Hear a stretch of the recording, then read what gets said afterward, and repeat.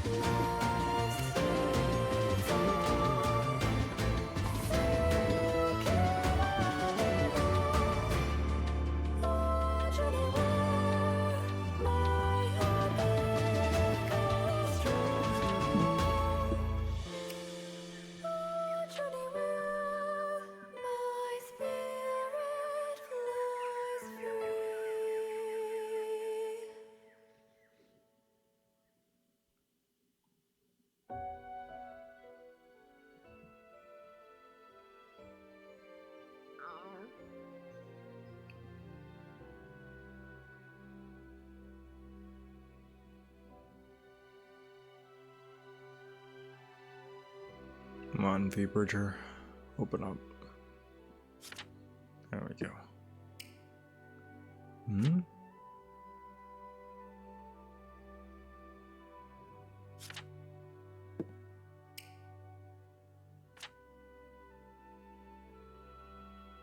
Pardon, V-Bridger's not working.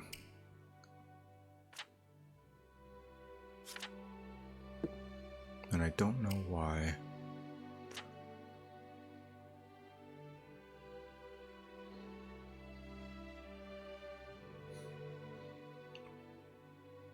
Look at that spin.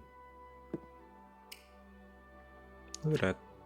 I like that Tom spin. It's very fast. Jeez. Am I gonna have to close theme?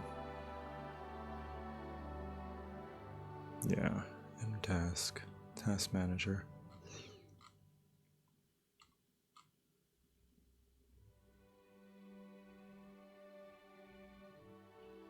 Steam.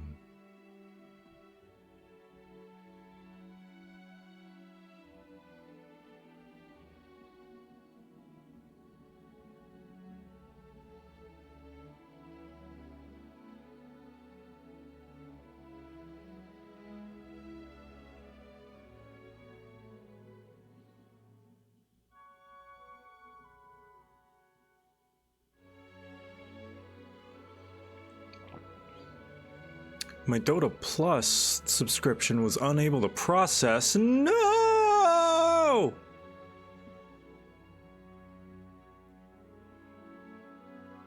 How am I supposed to see the timers on the respawn at the jungle camps now?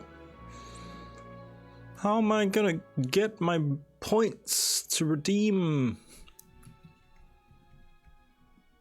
my shards? Here, maybe V-Bridger will work now.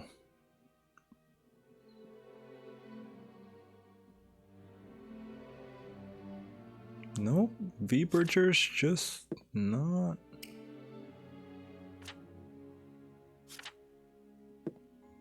Oh, there we go. Whew. Oh my gosh.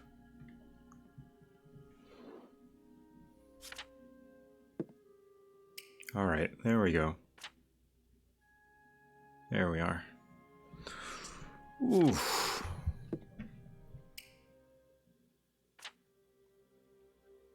Good morning, everybody. How's it going?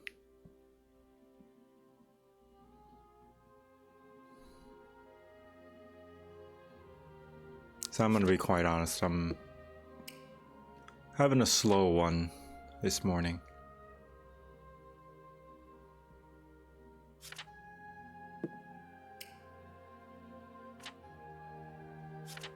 Hence why I was a few minutes late. Feeling okay? I think we're just gonna have a slow one this morning. I do feel a bit eepy, yeah. My back aches from shrimping during homework. Oh no.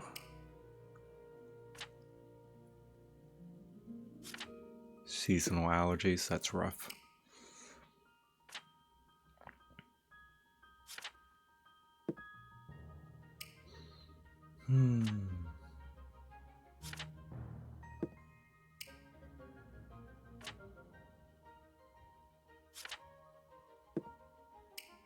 Can we get Gobble to flip slower? Maybe. I just worry if that'll mess with the animation.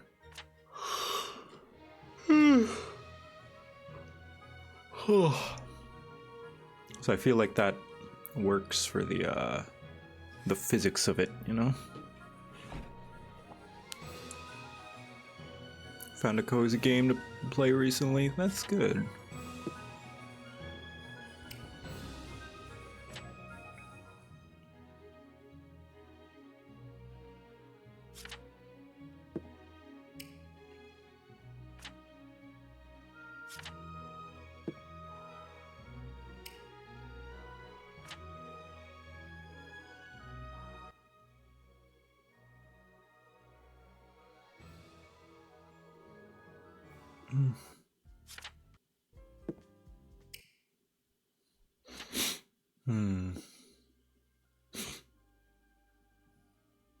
Gobbo has a very nibbleable snoot. Yeah. Hope you slept well. Mine sucked and woke up feeling sore all over. Oh, I'm sorry to hear that, man. Pain meds kicking in soon. That's good. Died in WoW Hardcore. 26 Orc Shaman. Ooh. Oh, that's rough. I only now am starting to have reference for like how far in levels are, because I'm level 22.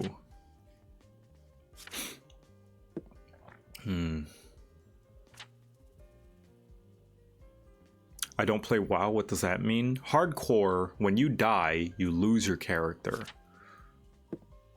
It's done. It's might as well be deleted.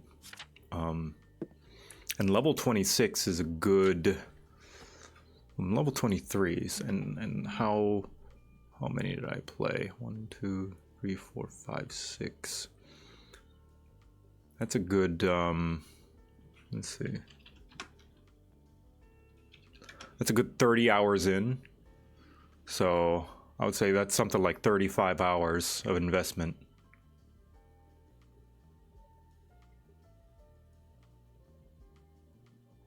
That's several days of playing, yeah.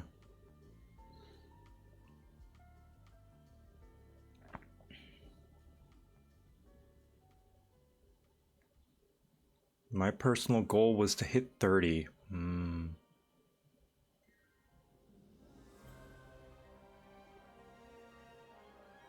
Hi, Atomic. Excited for our game later? Yeah, Red Dragon it is today. Exciting, exciting. So I was gonna do some work today, but I'm gonna be honest. Maybe not that much, cause I want to play some video games. I haven't played that many video games in the past couple of days, and I would like to. So, wee. I might do a little bit of work, and then play something.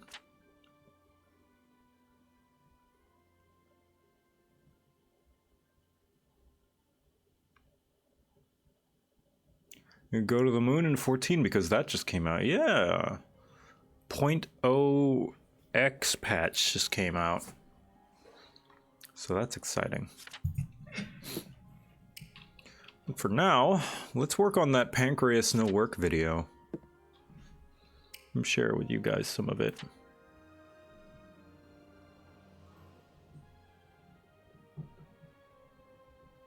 Wee. Morning. Good morning, Chronic Vice.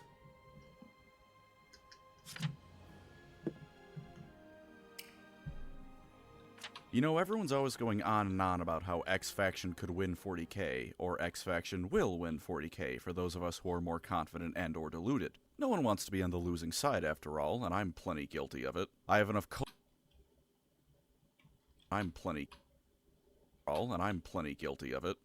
copium in my blood to resurrect the Eldar gods when it comes to how I view the craft worlders' chances in this setting. Even if they're probably not in the running for victory, and that sentence is poison coming out of my mouth, most people would probably go with the Tyranids, Chaos, or Orcs getting the gold medal at the end of time. But recently, a rather interesting idea was brought up to me.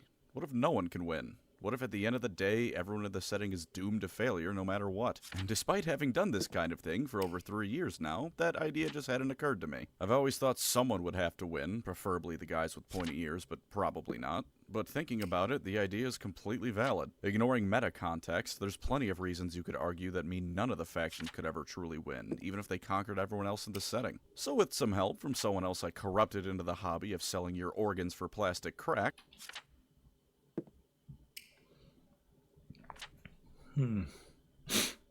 Identical twins don't have the same fingerprints. No, they do not.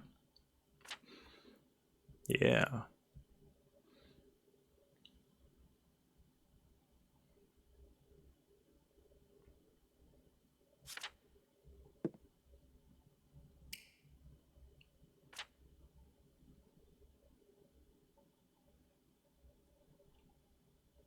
So with some help from someone else I corrupted into the hobby of selling your organs for plastic crack, here's a...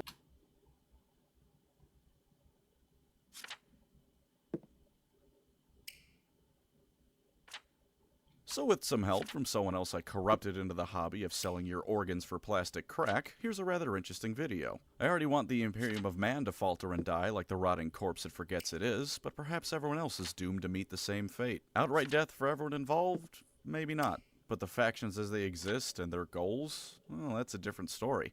Imperium. Usually giving GW... Let's start with the Imperium.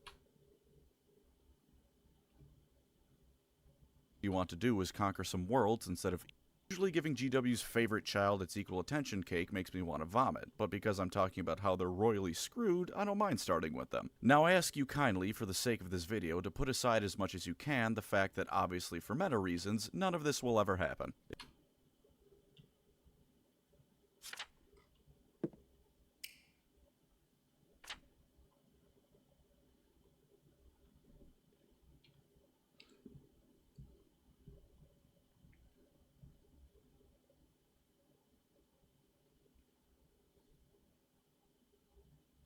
Oops.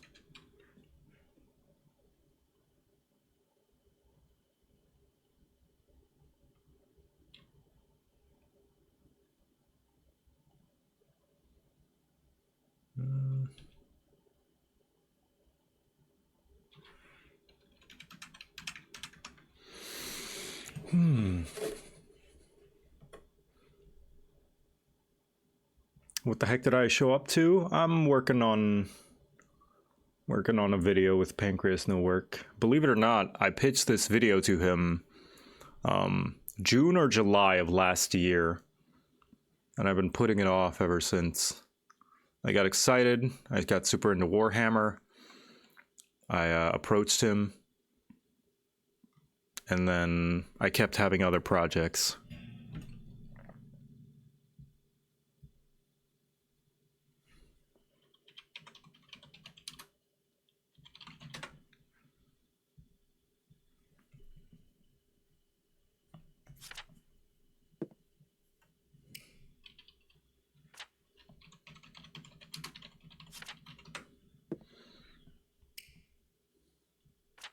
Thank you for continuing your gifted sub.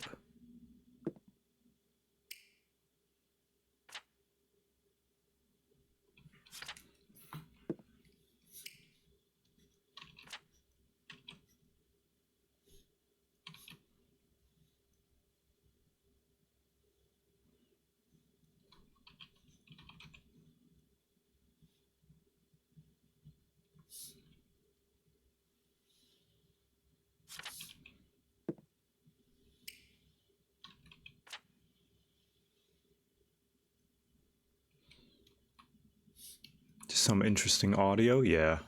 Probably don't expect to hear just a random commentator voice from somewhere else when you tune into a stream.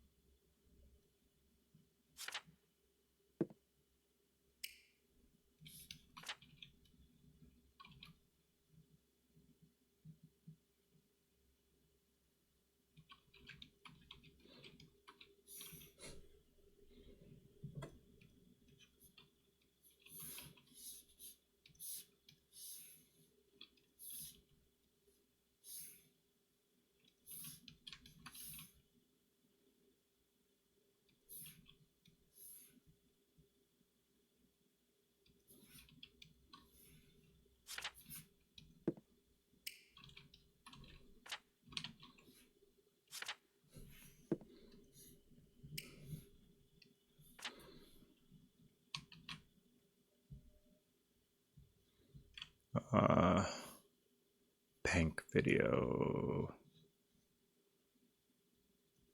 Hijack video projects. Pancreas collab. Pedestal.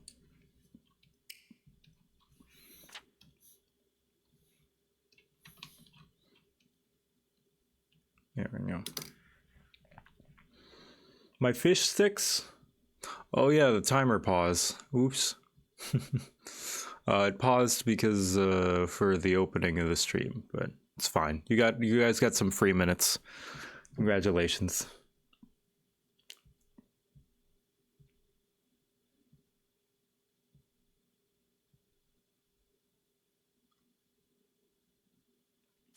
My fish sticks. My fish sticks are burning?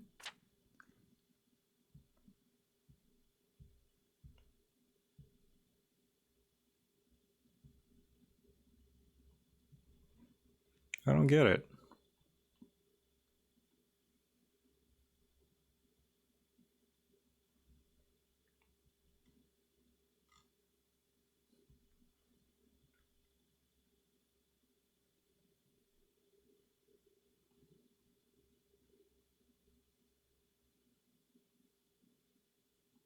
If all the factions in the war game lost, about how they're royally screwed, I don't mind starting with them. Now I ask you kindly, for the sake of this video, to put aside as much as you can the fact that obviously for meta,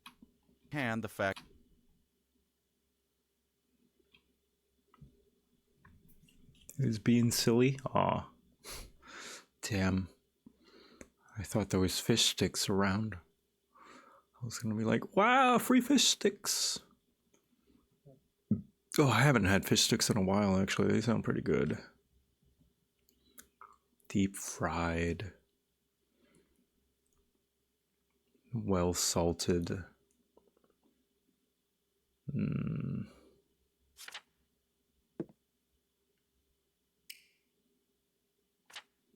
Pedestal.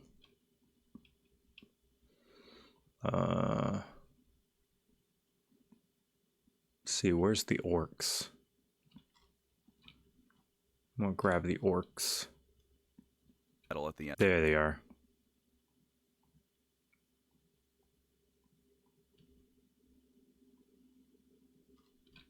And the fact that obviously for meta reasons, none of this will ever happen.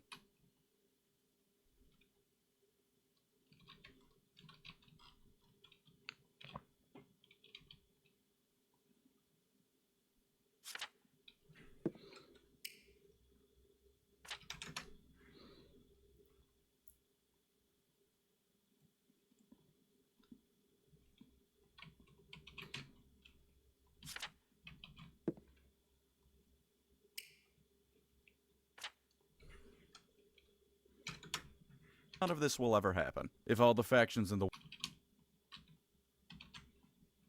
And let's see.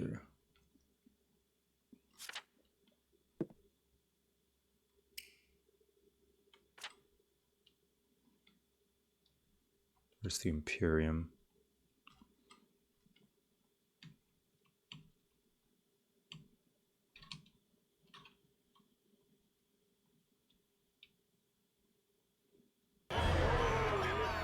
Whoa.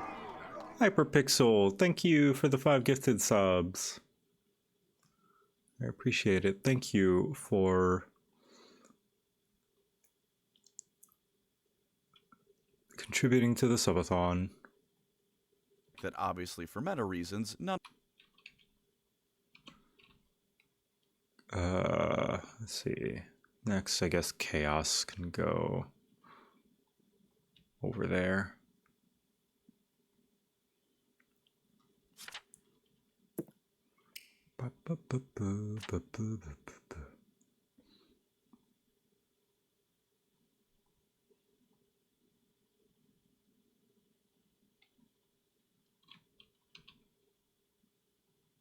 Actually, I'll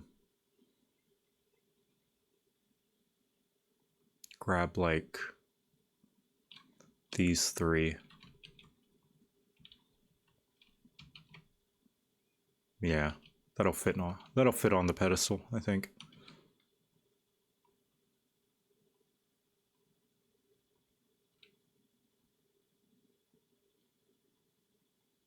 There we go. Big X. There it is.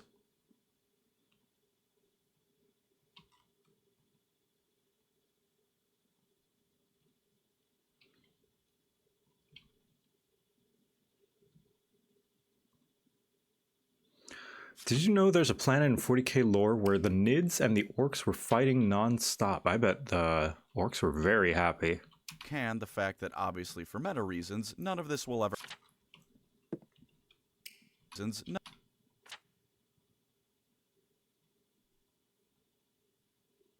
none of this will ever happen. If all the factions in the war game lost, we would no longer have a war game. Same for them winning, for that matter. And of course, same for them winning, for that matter. And of course, I will do my best to avoid just bringing up the heat death of the universe killing everyone off, although some factions make this especially difficult. Thank you, Necrons and Chaos, and your inability to just fade away. Anyways, Imperium. On a scale of 1 to 10 on how... Thank you, Necrons and Chaos, and your inability to just fade away. Anyways, Imperium. On a scale of 1 to 10 on how screwed they are, I'm giving them a solid 20. This is nothing new, we all know it has nothing but problems, but for the fun and sake of this video, how about I just really let you know how royally screwed the Imperium is, because Doom doesn't even begin to cover it. How about we just start with the outside threats, because unlike some of the other factions, the Imperium has to fight everyone. Every single faction for the Imperium's quote-unquote win condition needs to be wiped off the map, and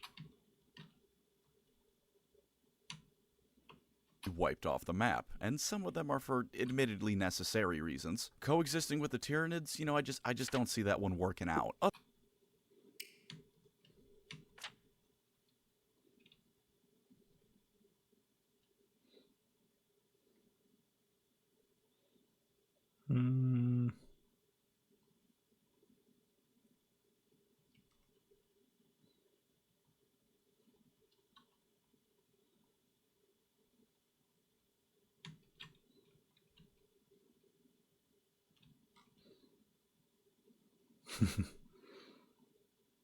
I have an idea.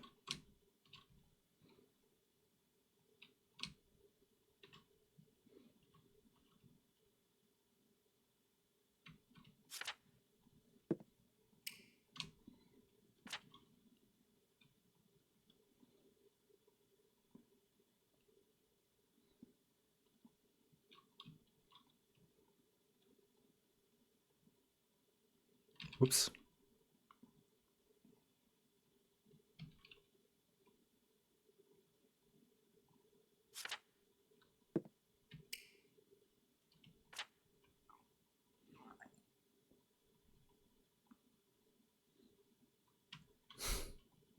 God, it's like a floor pattern.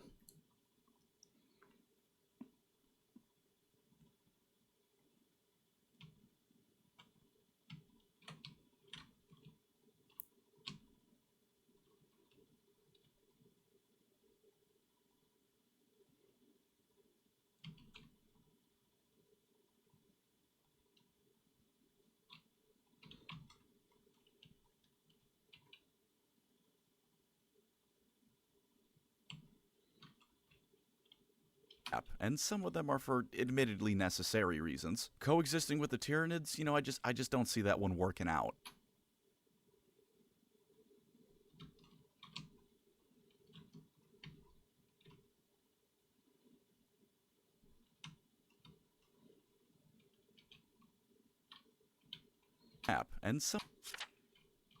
And some of them are for admittedly necessary reasons. Coexisting with the Tyranids, you know, I just don't see that one working out.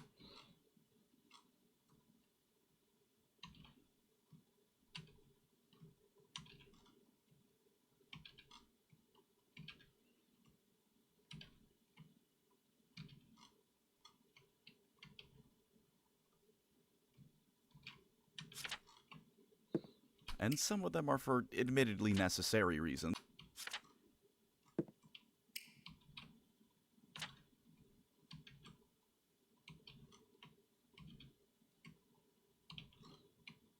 Coexist.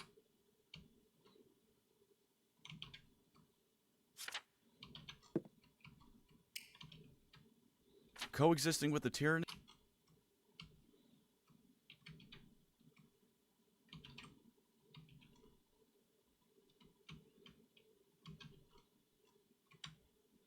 You know, I just don't see that one working out. Others, however, need Joe, what's your opinion on Takenobu Mitsuyoshi? I don't even know what that is.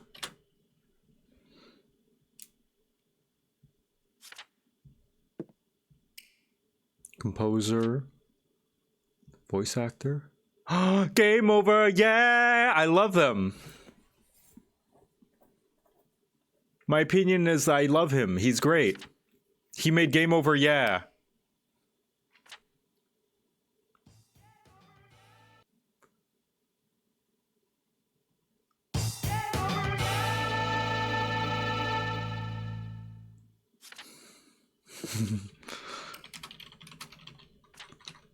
I know more the one from this other one. Hold on.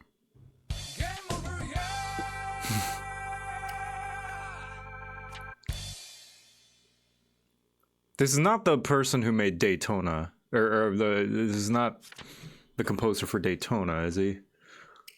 Is that someone different? He did. Okay. Yes. Okay. I thought Game Over, yeah, was from Daytona because it's the same voice.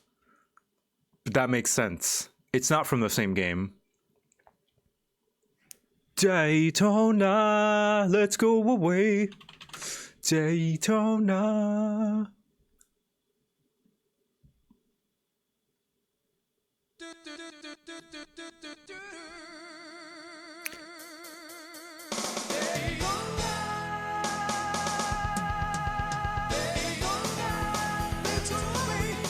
What's really cool about this song is he synthesized his voice.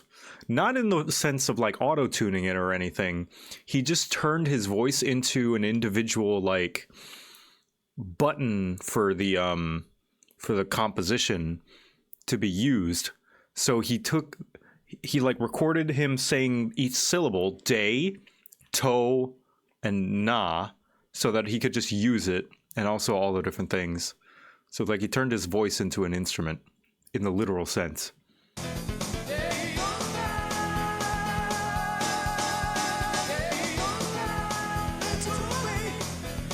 Like a sample, yeah. Yeah, for the audio chip.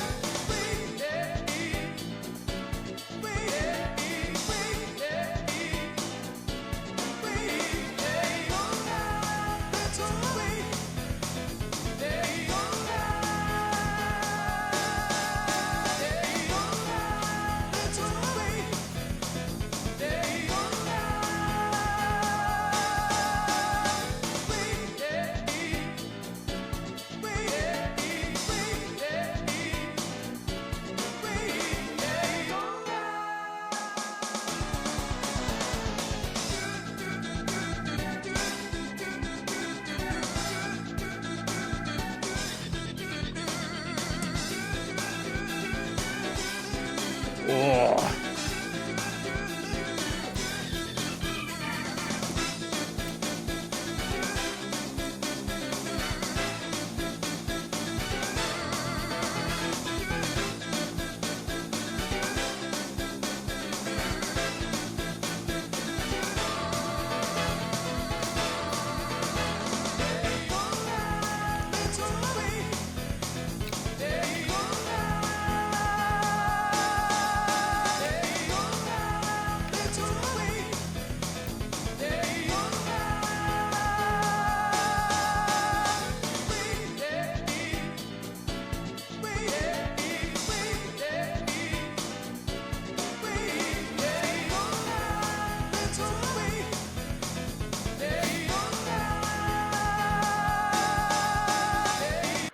Art B. Chozo, thank you for the raid. Yeah, this is a good way to wake myself up in the morning.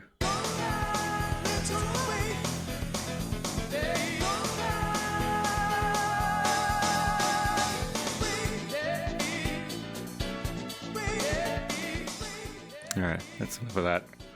That's lovely. I love that song. Song's great.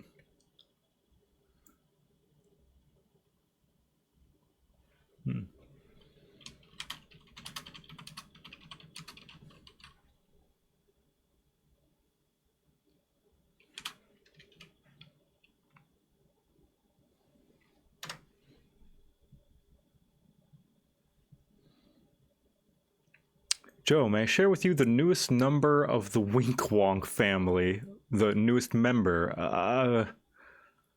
Yes, let's get it out the way. Let's see it. Oh gosh. That happened to be Voxer.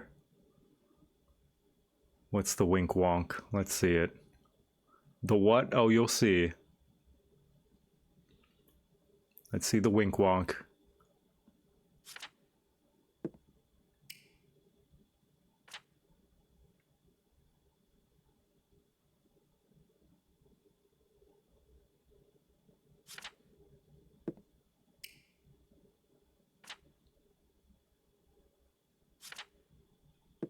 Wiped off the map, and some of them are for admittedly necessary reasons. Coexisting with the Tyranids, I just don't see that one working out. Others, however, need to be wiped out because the Imperium of Man is perhaps slightly intolerant of people who don't fall under the category of human. Sorry, Tau, I understand that the worst you want to do is conquer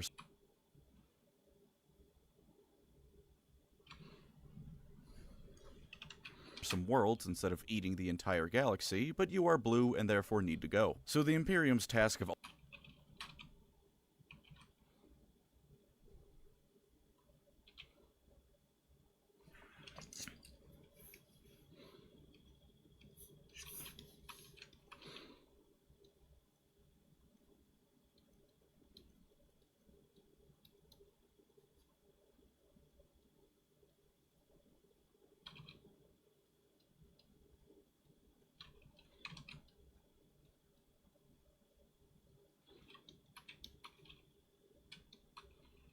Oh, hey Gaijin.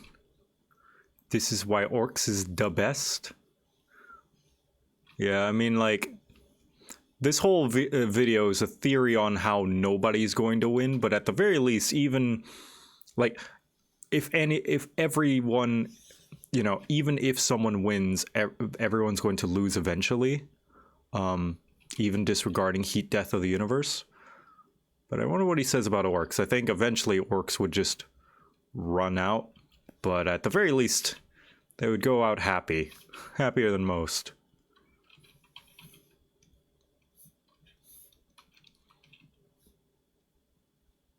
That's for sure. These gets to fights, that's for true. Oh, jeez. Oh my gosh. It's the girl. It's the Wanderous Tales girl. Ooh. Honestly, because it's faster than all the other wink wonks, not as horrifying, gotta say. That's not so bad compared to all the other ones. Her good.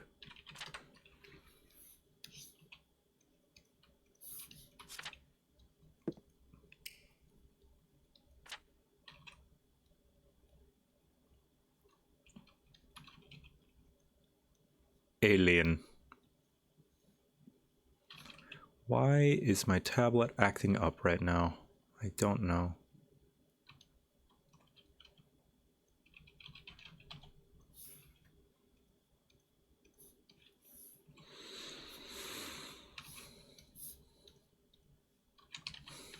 Alien.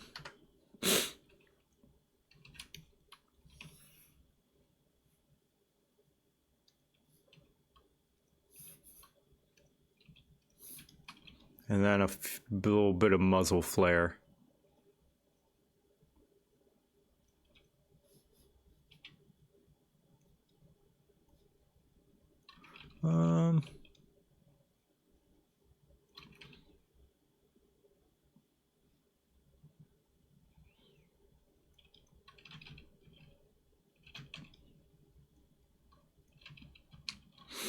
Let's see, muzzle flare.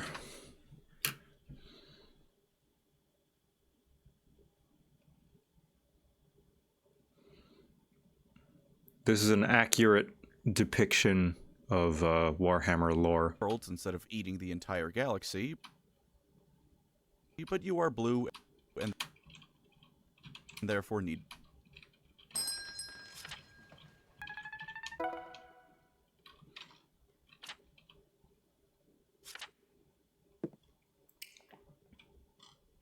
Look at Tau being small and cute.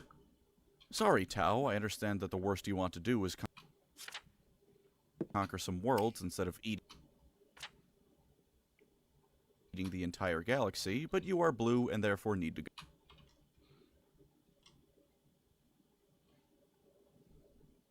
Conquer some worlds instead of eating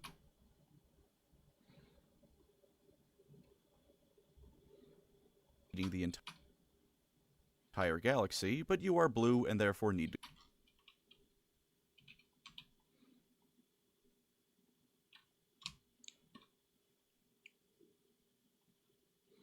Bang.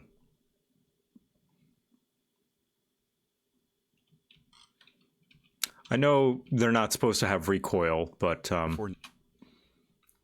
visually this looks sillier and therefore better.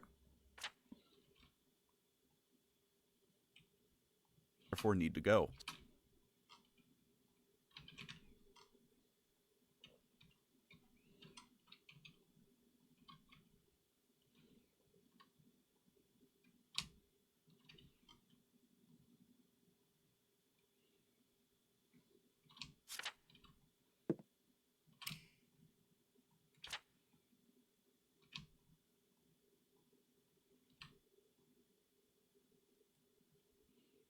Need to go.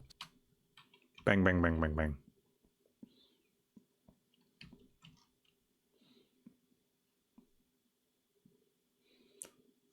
Rotation.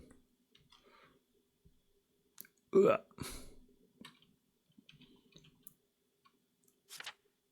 Ugh.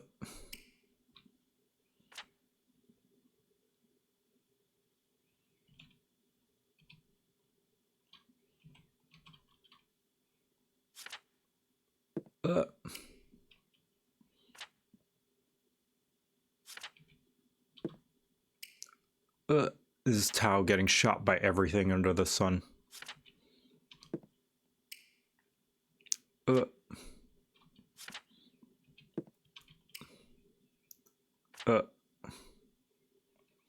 Just like need to go.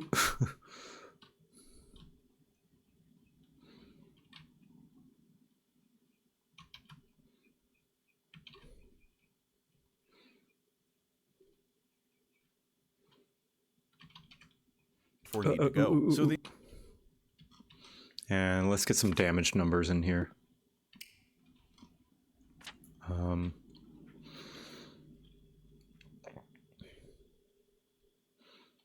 RuneScape damage numbers.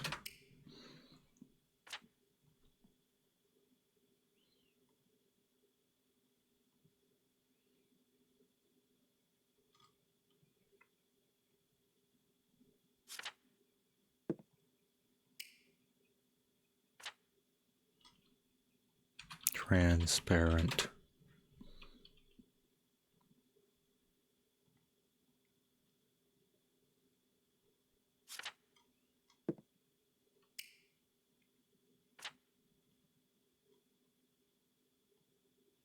Or maybe Final Fantasy 999. Damage.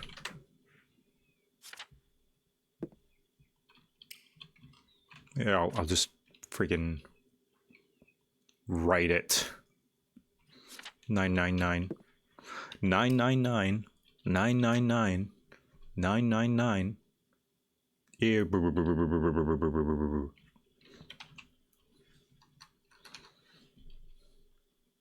Question mark, exclamation point, question mark, explanation point, explanation point, question mark, exclamation point. Hey, you.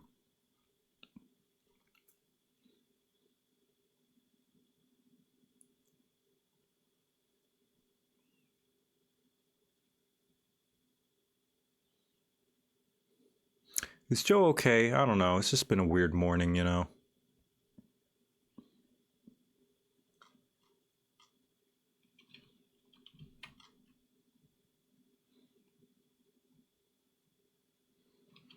I'll put it on for those without context.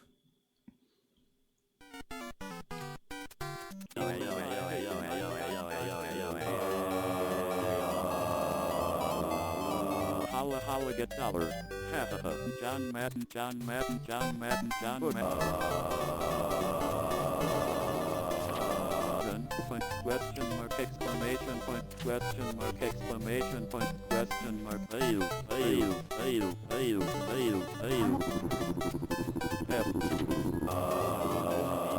999. I'm laughing for real right now. 999. John Madden. John Madden. John Madden. Football. John Mark.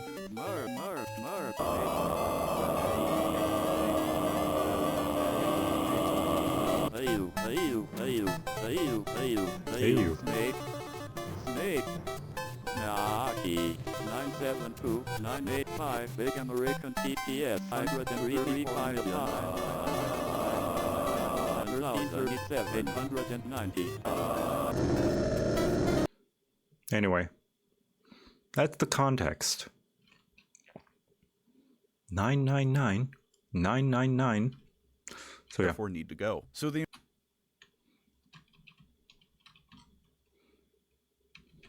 the Imperium and therefore need to go. So the Imperium's task of ultimately winning is completely exterminating everyone, which is a monumental job to get done.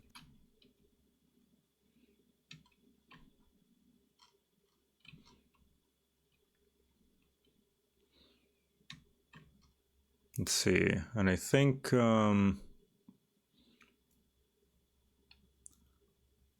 where.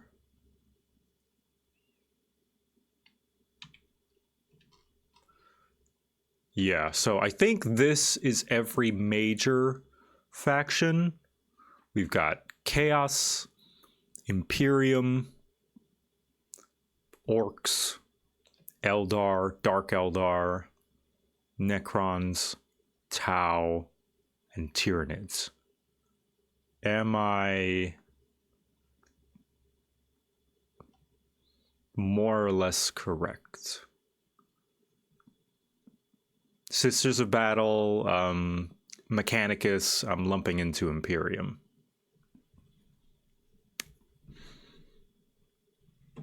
Votan? Well, maybe I could fit Votan in there somewhere. Like just as a little squat.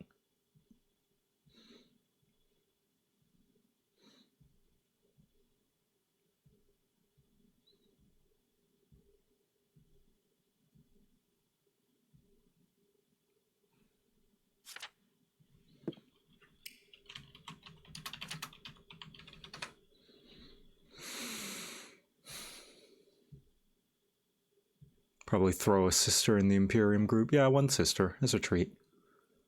I don't want to draw. Maybe I'll just put a.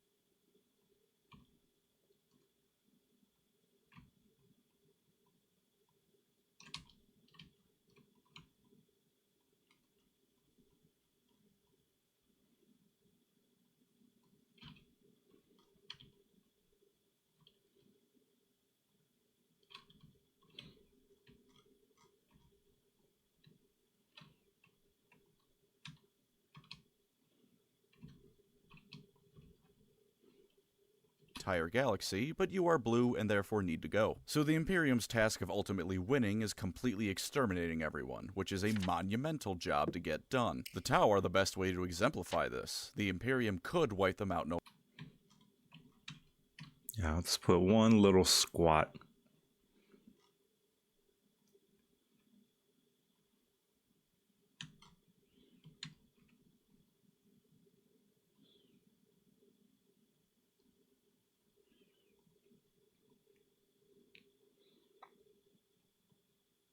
Right here.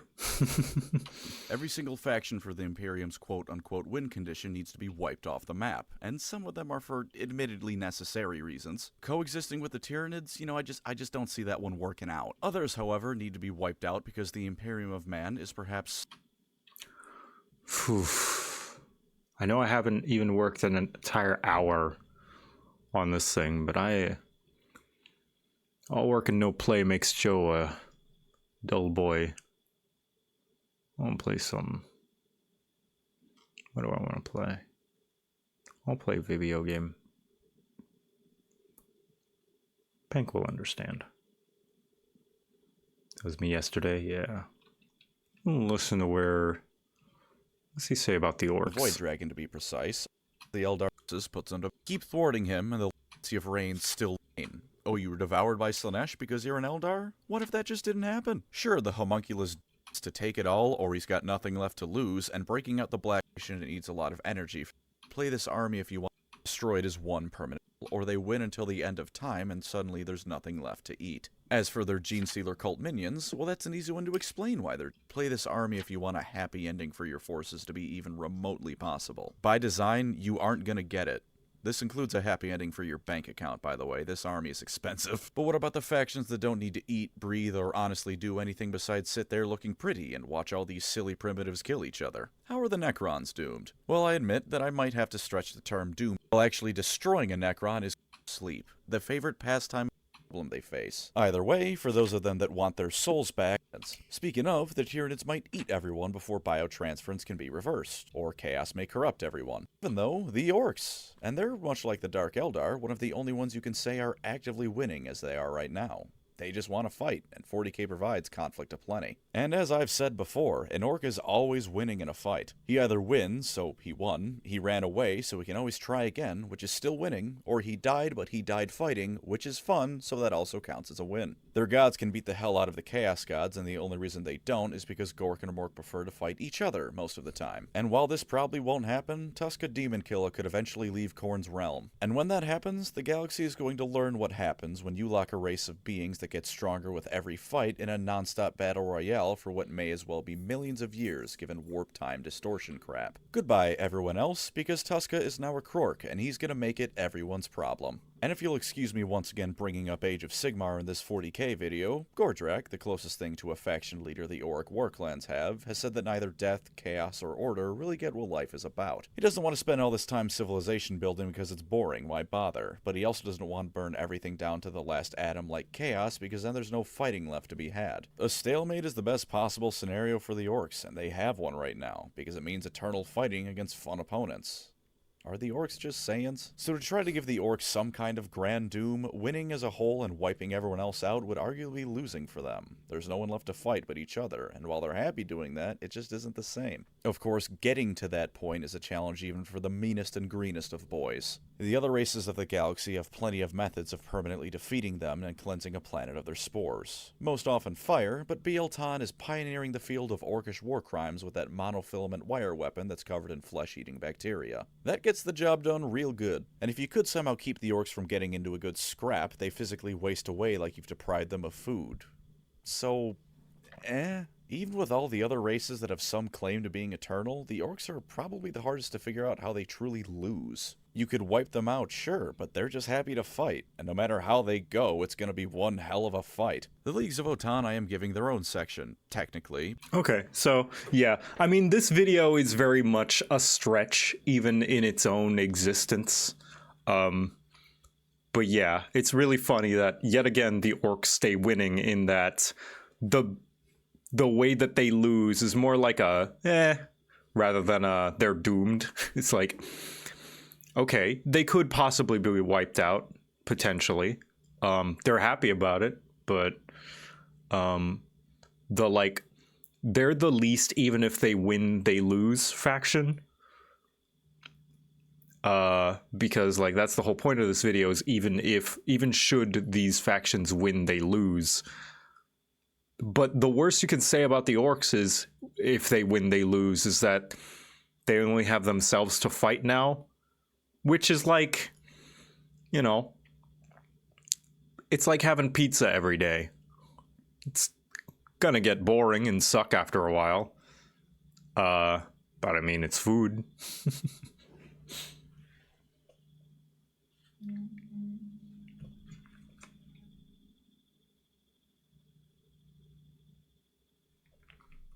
Time.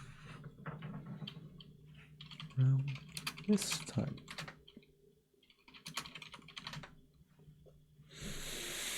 That was my phone. Don't worry. You didn't get anything. Your mom texted me. We're going on a date later. I'll treat her well. Don't worry. You guys want to see kind of like one of my sleeper favorite games? Slice and Dice. I'm going to swap on over to Slice and Dice. I'm going to have some fun. I'm going to play a video game.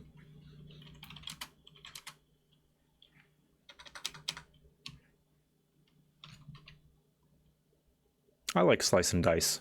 It's kind of a niche-ish indie game.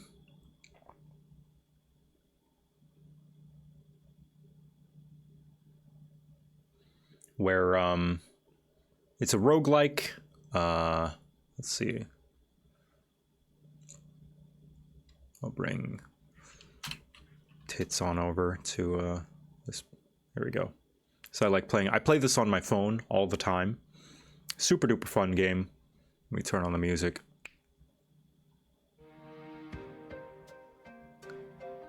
It's a roguelike game where you have an entire party of adventurers. I just like to go basic. And each of them has a die that they can roll with different sides. And you roll the die to get their kind of ability, whether it be getting mana or healing or attacking, and they all do different things.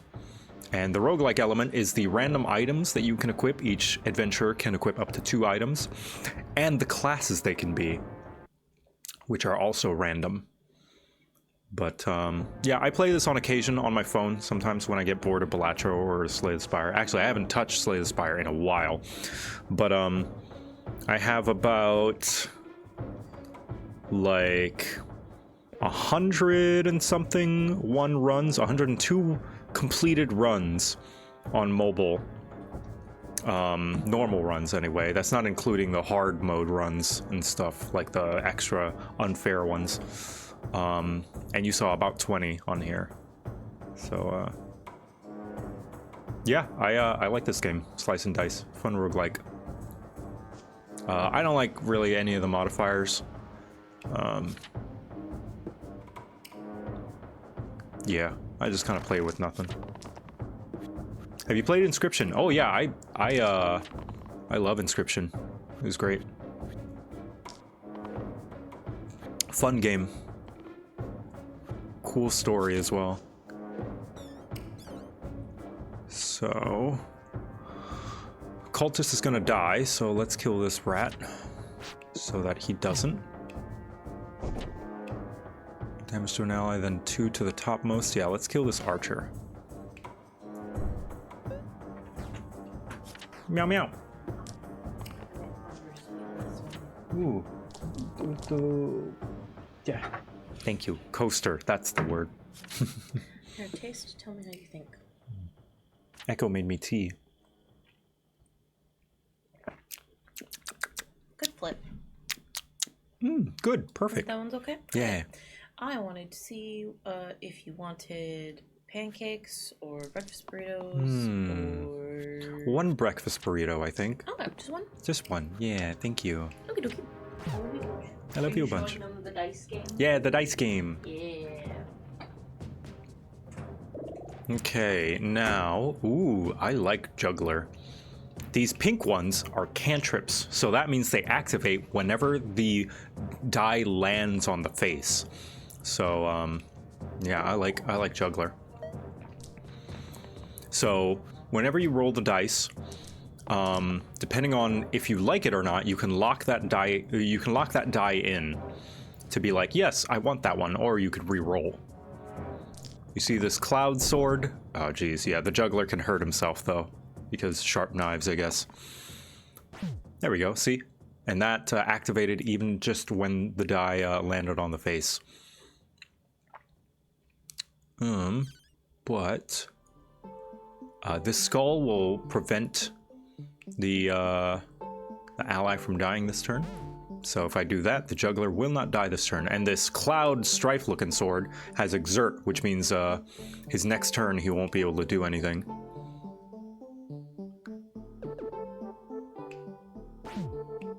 See, there we go. And I'm gonna heal the cultist. Whatever. This gray health bar on the boar needs to be removed individually. It's a pretty cool game. Here, let me move this over here so I can not cover any of the UI. There we go. So the juggler is somewhat at risk of killing himself because, but not if I do this. He won't die. There we go. Because the boar will kill him, but not anymore. Actually, we should just kill the boar. Doesn't Juggler's attacks also not proc thorns on enemies? No, it does. You're thinking of ranged attacks. If, like a bow, thorns still hurt you if you hit it with a cantrip.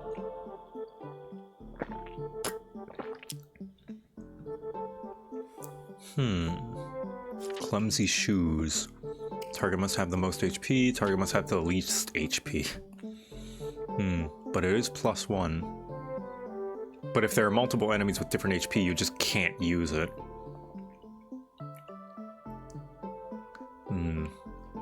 You can use abilities from defeated heroes. I don't like either of these. Sure, set HP to 6. We'll give that to the splint.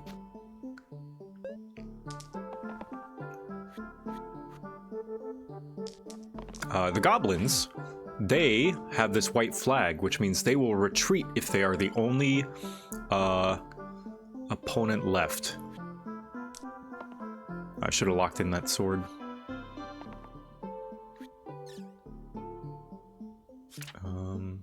Boop. Boop. So, all we need to do is kill this wolf and we'll be done. We'll be good. This goblin is going to retreat.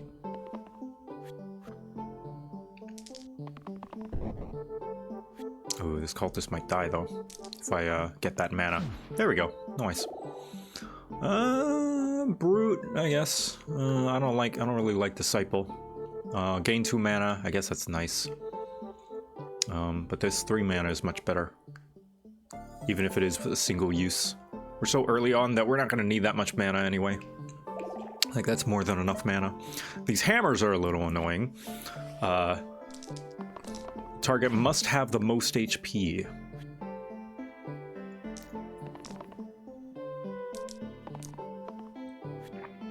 Get some mana. Start working on this alpha because the alpha can summon more wolves.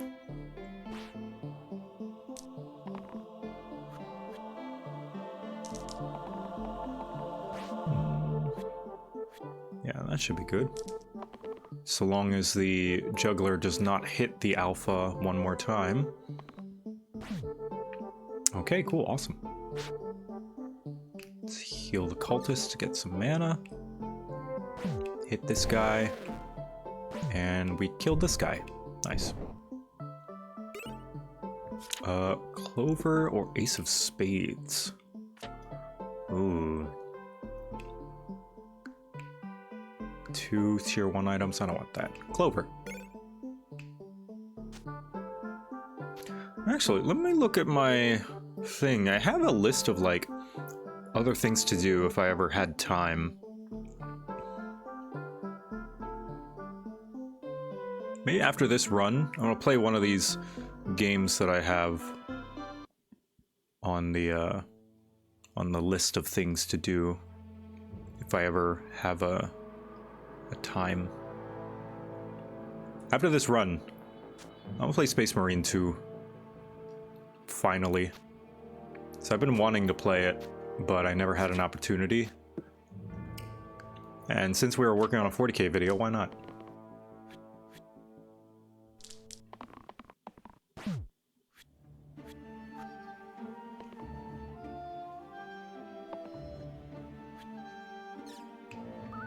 Let's see. Boop. Boop. Boop. Boop. Boop.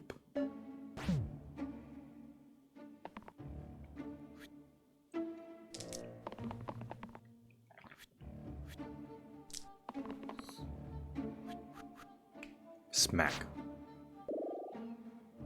Ooh, I do like Fae. Now, these all only have 1 pip, but these are from very useful abilities. Weaken, -1 to the enemy's pips. Mana gain, it's whatever. Boost, though, +1 to all pips, whoever I heal with it. Give this to the wallop. A wallop.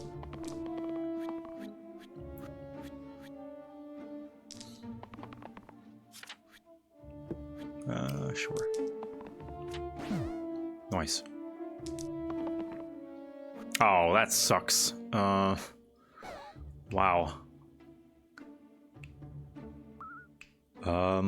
You, because you're gonna petrify. This weakens, so that kind of sucks, but at least it's not petrify. The militia. The militia will flee if its target has 5 shield or more.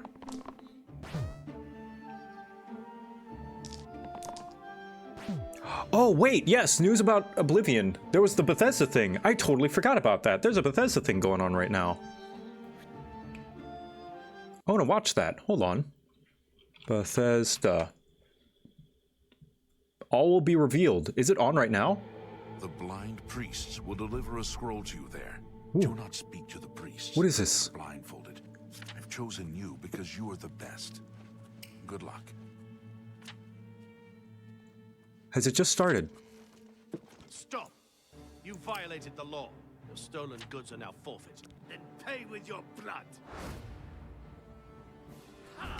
Oh my god, they did it!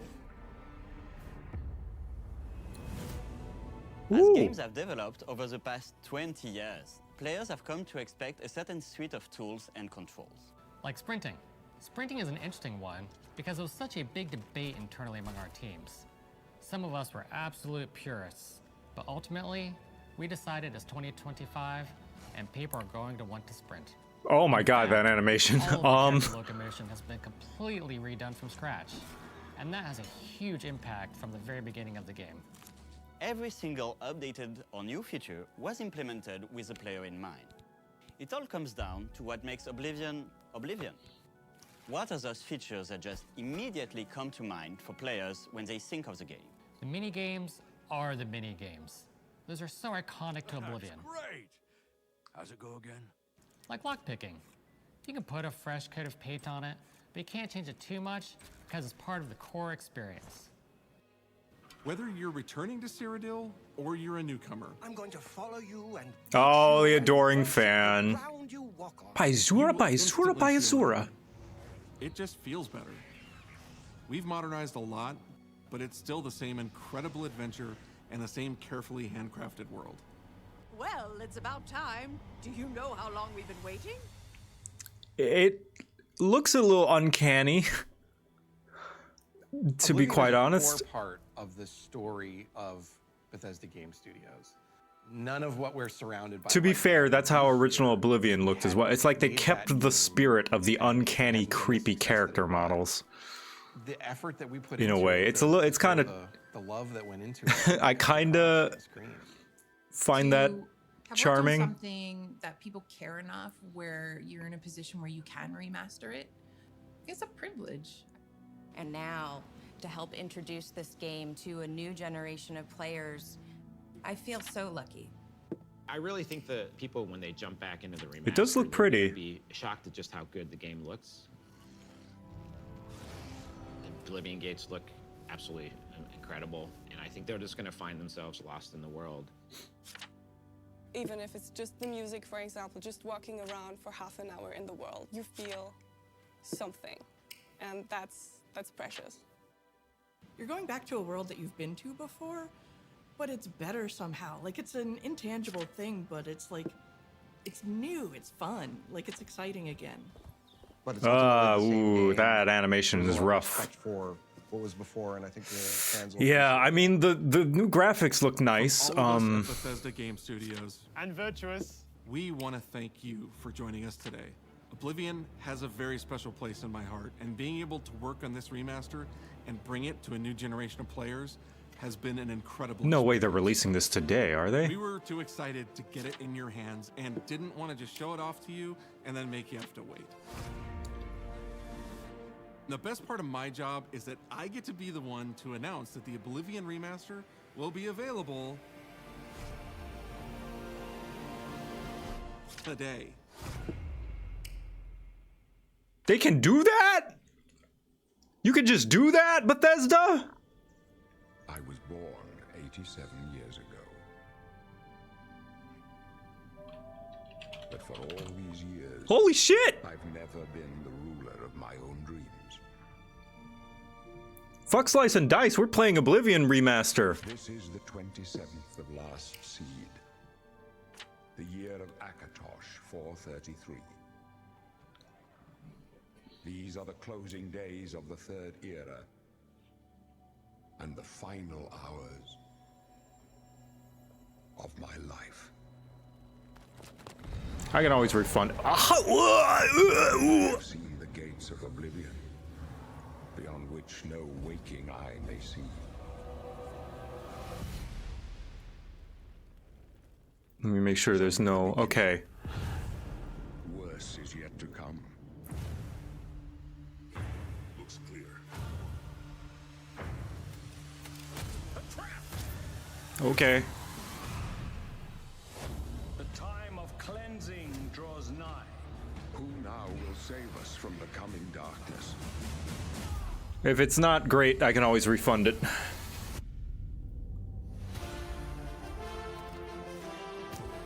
Yeah.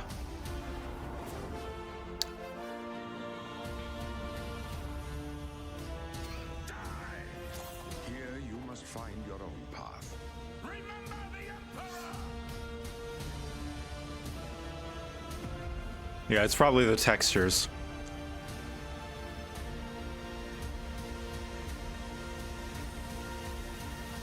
Hello, Spriggan. Find him. Why'd they show the Spriggan off like that? What did Bethesda mean by that?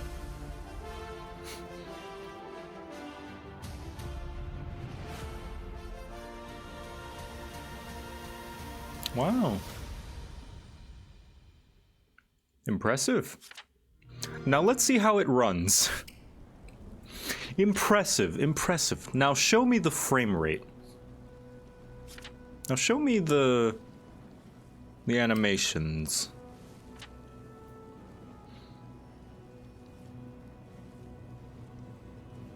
Special gameplay stream soon. Okay, interesting. It's on Steam for $50. Yeah, I just got it.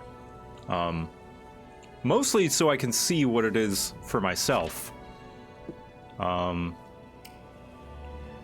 I admit, I did impulse buy for the content, but you guys be more responsible with your money. And I will see before I consider keeping it or potentially refunding it. I did it for the meme. Oblivion's the one where you can mix spells? I think that's Morrowind. Now, I gotta admit, I was not the biggest Oblivion fan when it first came out. I played it on the 360. Even back then, I thought it was kind of clunky. In many ways, kind of ugly. You can make your own in Oblivion? Okay, that's neat.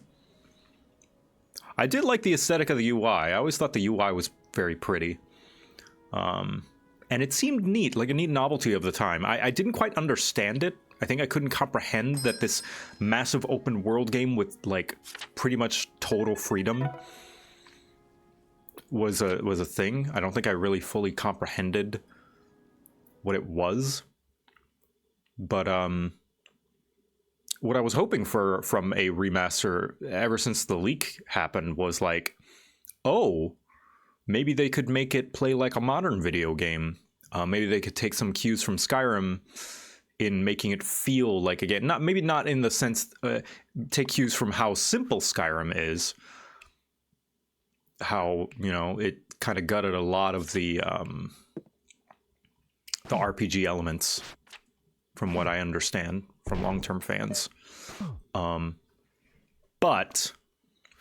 how Skyrim feels to play is feels a lot more tangible, if that makes sense.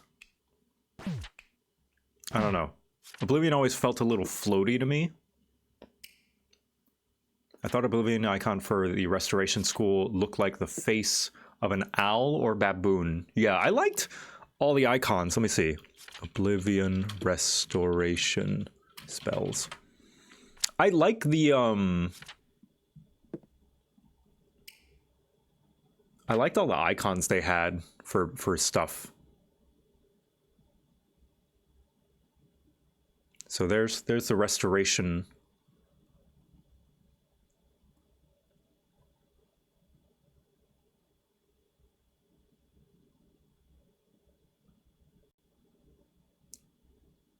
Yeah, I could see that. Kind of like a horned owl. Yeah. I could see that. Meow, meow, meow. It's a very full burrito. Nice. Oblivion's getting a remaster. Oh. And it, like, they announced and released it today. What is this? Oblivion. No, what are you doing? Someone said that the restoration icon in Oblivion they used to think looked like an owl. And I could see it. Oh. See? I see. You see it? Yeah. Yeah. It's like an owl with a worm poking out of its head. Yeah. Like a horned owl. Yeah. Yeah, I always like the Oblivion UI. It always looked very cool. I like this, like, kind of book parchment aesthetic. And I loved all the icons, like spell schools. Ooh. Don't they look cool? They look very cool. In fact, I took a lot of inspiration from the kind of this color scheme for like my tavern and UI and like overlays and stuff. I'm gonna go clean up the kitchen a little bit. Okay. I love you. Bye, chat. A horny owl? No, a horned owl. Anyway, we might not get a chance to play it today, depending on how much time we have, because I'm installing it right now. Let me finish up my run of Slice and Dice.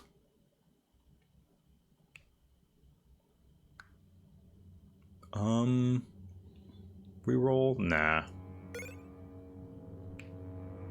Death Wish. ×2 if I'm dying this turn. Do I have anything? Could give it to the Fae. Yeah, why not? I do want to play the remaster as a big The Elder Scrolls fan. Yeah. I hope modding won't be too hard for people since it's Unreal Engine. Yeah, that is one thing that is exciting. It's Unreal, so it's like a normal game engine.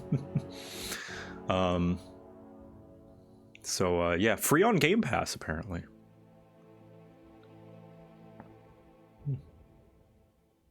Is Leah in here? Hi, Leah. How's it going?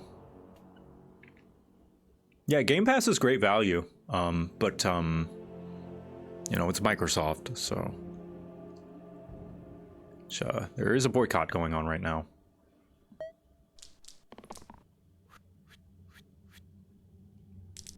Ah, shit, I just realized. Hold on. Hold on a minute. Hold on. Bethesda's owned by Microsoft, isn't it? I think. Hold on. Ah, no, never mind. Hold on. Yes.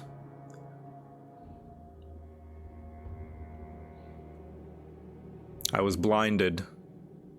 Hold on. I totally forgot. There was a boycott happening.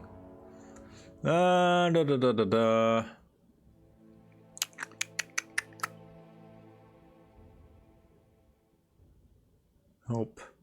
Steam support.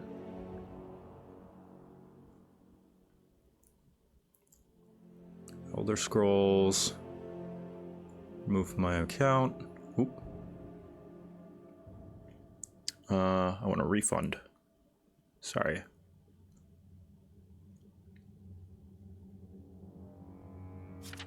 I would like to request a refund.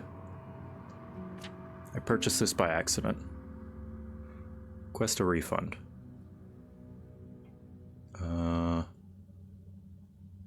Yes. Why boycott? They support Israel.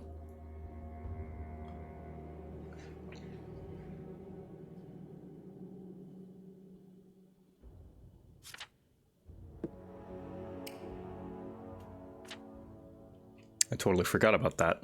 They got me. They got me for a sec.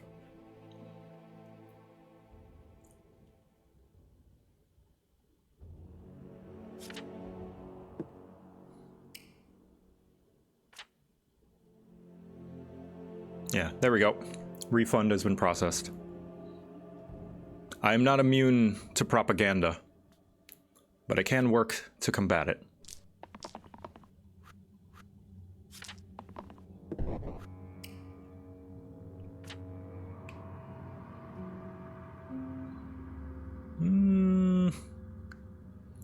Oh, damn. Well, Cultist is gonna die.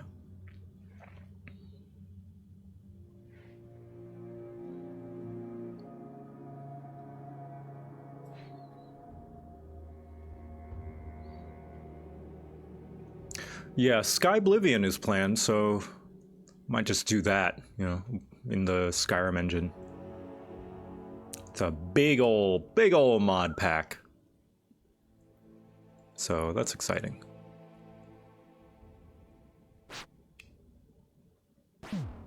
Oh, since Cultist is gonna die, I might as well just kill him myself.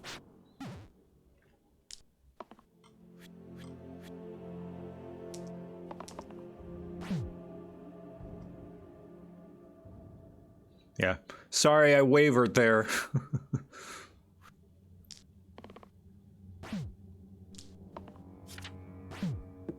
Shows that I am not immune to the propaganda.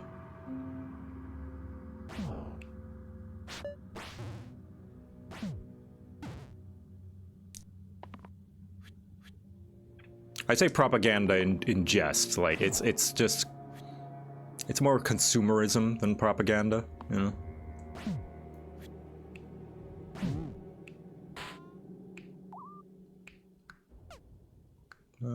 Whatever. JoCat seen tempted by the dark side 2025 colorized. Yeah.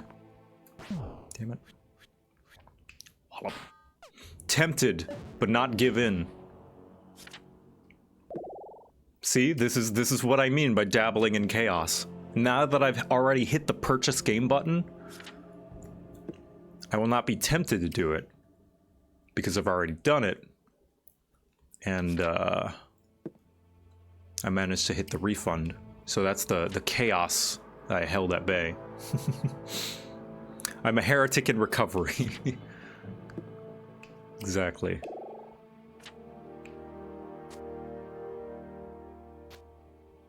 Do that.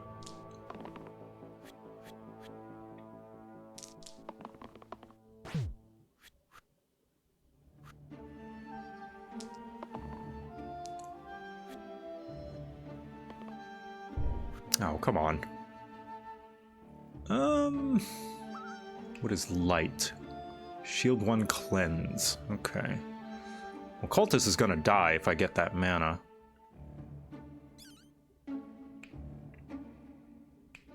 But I can do this to protect it. I'll hit this knoll. There you go.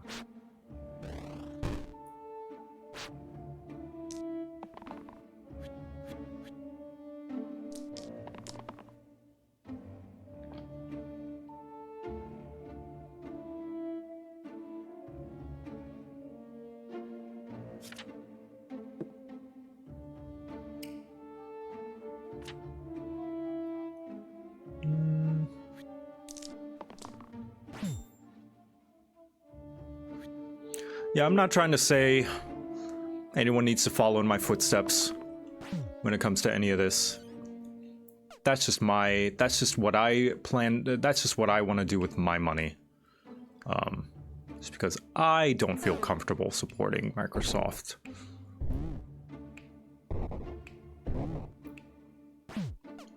Oh geez, 2 of them are gonna die.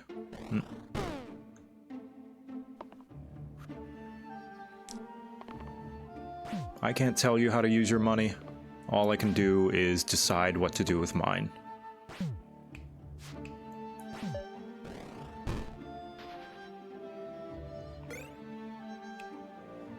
Ooh. Hissing ring. When can I get the pissing ring?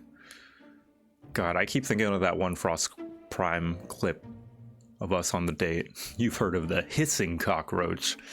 Get ready for the pissing cockroach. It might not actually be the one to go for here. I think the play might be the harpoon. Give it to the cleric.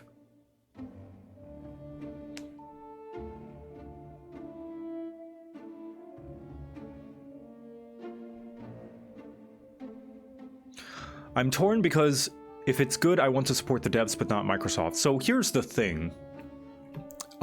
This might, if you need something to assuage you about supporting the devs have already been paid. You know, they get paid during development. It's very rare that the dev team gets bonuses based on bonus sales. Those usually all go to the producers and the managers and leads. Like, they should have been paid already, if that helps at all.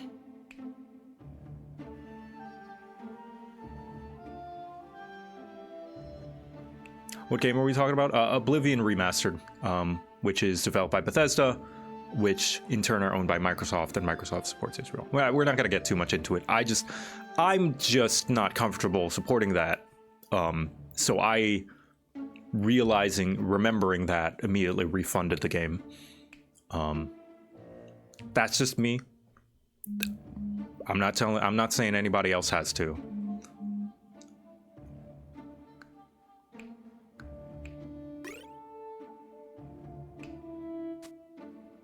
What do we do with this one?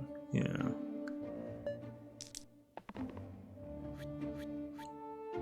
But yeah, no worries. Like, I will say, like, not really getting into whether or not you should buy it. If the concern is, I want to support the developers, I would say, firstly, no developer is owed your money. But secondly, they should have been paid during development. Like, a developer's livelihood, in a big studio anyway, like that, pretty sure does not depend on your purchase. And if it does, that's pretty bad. Which is to say, I don't believe it does. Now, I don't know. I don't see the checks they write for their developers. But I'm pretty sure that's how most big studios work, is they pay their developers first during development. You know, they're not just working for free. Yeah, a payment through purchase is more indie games, yeah. In fact, if you would like to spend, and I'm not saying that you have to, if you would like to spend that money elsewhere for some other games out there, you can spend it on this one. This is Slice and Dice. This is an indie game. Indie roguelike that I thoroughly enjoy. You can even play it on your phone. Play it on the toilet. That's what I do. Your $50 don't fully go to developers' pay anyway, and try to buy ethically. Doesn't work if you make compromises, yeah. Now, granted, it's very difficult, if not impossible, to make ethical consumption under capitalism, you know. The phone I use was probably made with problematic labor. That is to say, child labor. All we can do is do what we can, where we can, and thankfully, my livelihood and my job is not dependent on me purchasing Oblivion Remastered. My job does require me to purchase a phone that may have been made with child labor, which kind of sucks. but it does not depend on Oblivion. So that is a privilege that I have. And so I am going to use it. But that's just the example that I use. Like, that's what I mean by, like, no ethical consumption or capitalism, but in places that we can help it. But that's enough of that. I'm preaching to the choir. We can move on to a different topic. But like I said, after I'm done with this run, I might load up Warhammer Space Marine 2. Just to get through the opening, because I tried it out a little bit when it came out. And seeing as I was working on a Warhammer video, I think that's relevant. And I've been wanting to play it, you know. Space Marine 2 is Warhammer? Yeah. It is Warhammer. It is a hammer of war.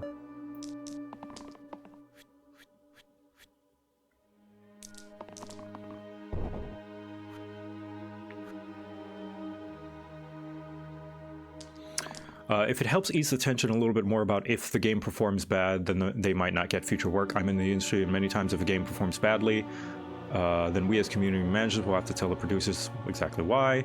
Here's the thing about that as well. I'm sorry, I just went back to the topic after I said we'd leave it, but like, this is more so about the games industry as a whole, and not even about Bethesda anymore, or like Microsoft or Israel or any of that stuff. But like, I think we've been shown, it's been proven that even when the game performs well, the studio might be shut down, like, very clearly. I think we've been shown time and time again that even when the game performs good, does gangbusters, the studio might still get shut down. Like, I know a lot of you guys, you know, are good folk, and you try to do good as best you can, and you want to help out these developers by supporting them however you can to save them, because save them from poverty and stuff like that, and like getting fired, keep their job. But like, it's out of our hands, man. You got to realize that it's the studio executives kind of at the top making all these big decisions, that it doesn't really matter what you do.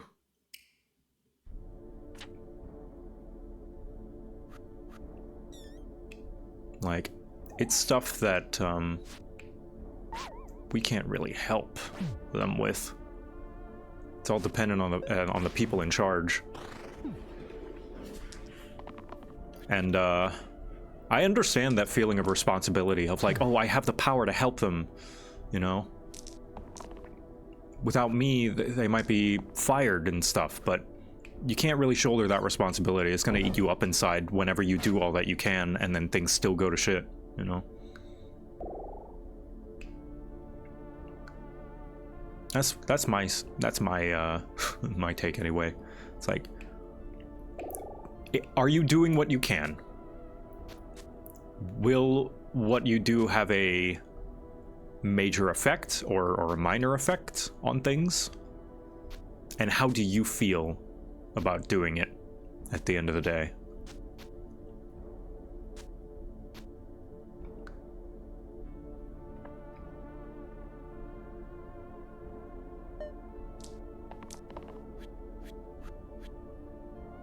Yeah. All this to say, support indie devs. They work hard. Oh, I gotta give you guys, okay, the doctor class is a Giga Chad. Let me show you guys what happened in a run that I had last night. I was playing this in bed as I was going to sleep. The doctor is a Giga Chad. That is a plague doctor, yes. Let me show you.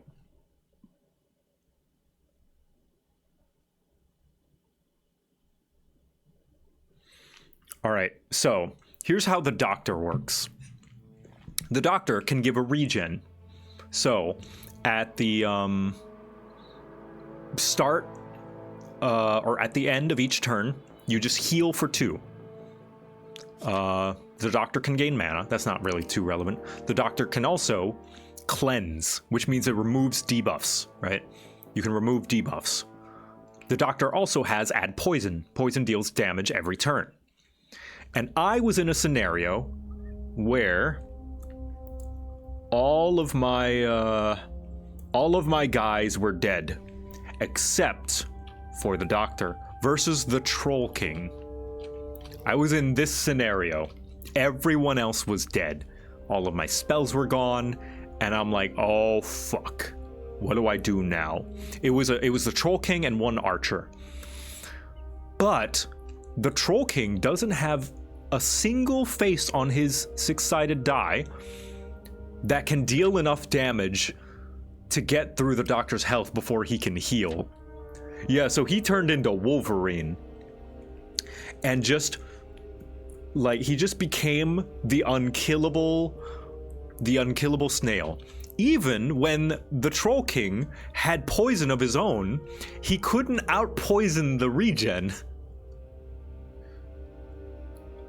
So the doctor just outlasted the Troll King until eventually I got poison of my own to out-poison his regen and just killed him single-handedly, and I proceeded to win that run. This was the coolest comeback that I think I've ever seen. Look, Doctor had 12 regen by the end of this. The poison could not reach. What's crazy is as well, this poison attack hits everyone, including allies. So just in my head, I had one of those things whenever you have like a music video going on in your head and like an animation of the doctor just throwing a poison on the floor, just like crashing and just not even caring that it's affecting him. By the end of it, he had 16 regen and 8 poison on himself. Didn't matter, didn't give a shit. Yeah, Troll King didn't stand a chance. Yeah, one of the coolest moments. And that's why you should buy this game. Boom. Let's cleanse you guys. And then, yeah, hit you. Like a true medic, yeah. Hit him with the indomitable human will. Oh, yeah.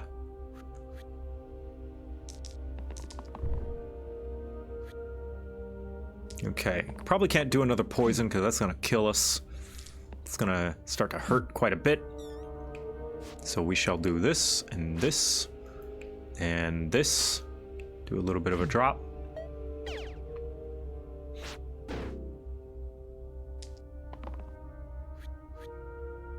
This is gonna hurt. Ooh.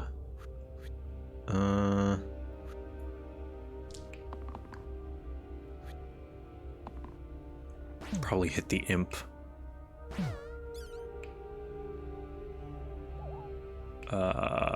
Cleanse that poison. Oh, you're dead. There you go. Sweet.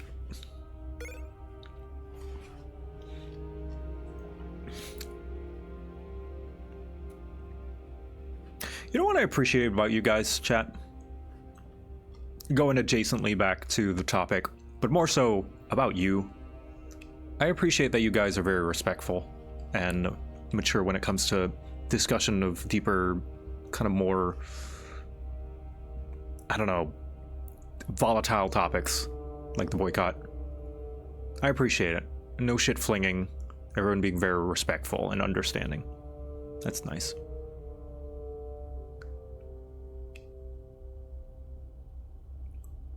Left side to the middle side. Ooh, that could be good to mitigate this. This 0 damage.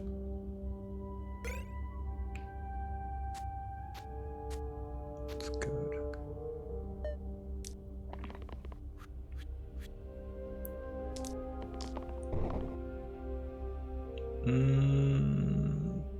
Regen.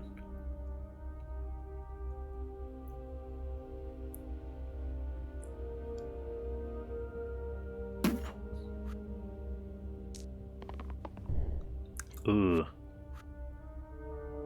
Come on, juggler. There we go. Community reflects the creator. I appreciate that. Although sometimes it's just kind of out of one's hands after a certain size, so I do have empathy for creators where it's like sometimes they're that hurts. Their audience is just too big to be in control sometimes. I do understand.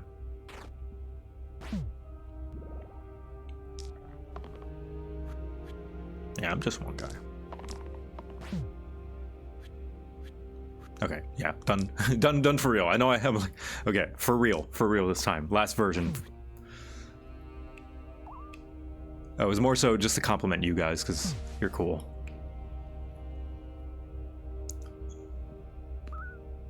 Drop. Nice.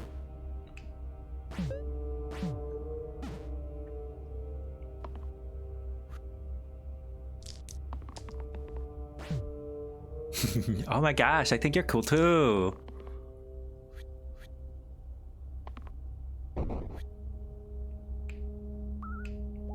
Yo, we should go to the mall together and like get on one of those like rocket ship rides. I think that would be cool. It only costs a quarter. And then you get on this crazy rocking ship, but not like a rocking ship like the colonial era, but like a rocking ship, like a spaceship.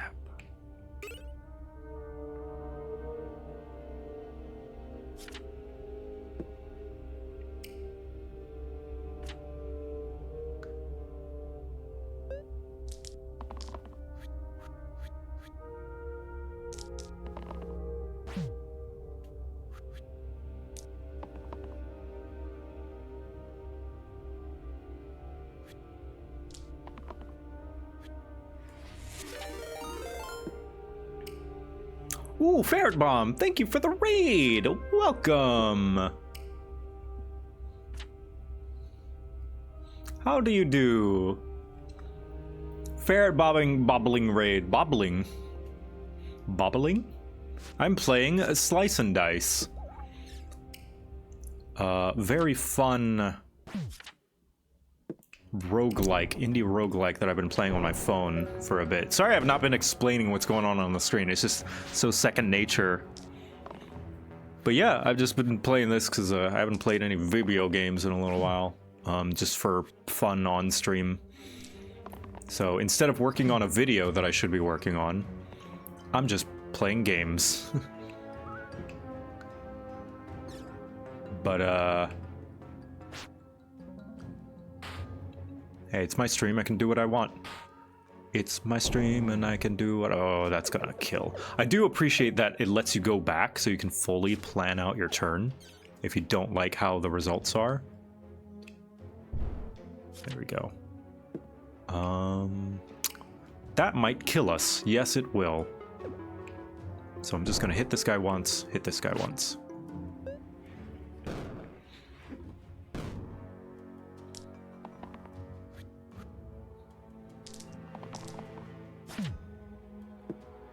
Running from Mulgore to Durotar at level 6. I don't know what that means. I don't know World of Warcraft. I know what Durotar is, but I don't know Worldy Warcrafty. Nice. Death is permanent, +1 pip to all sides. See, this item sounds cool, right?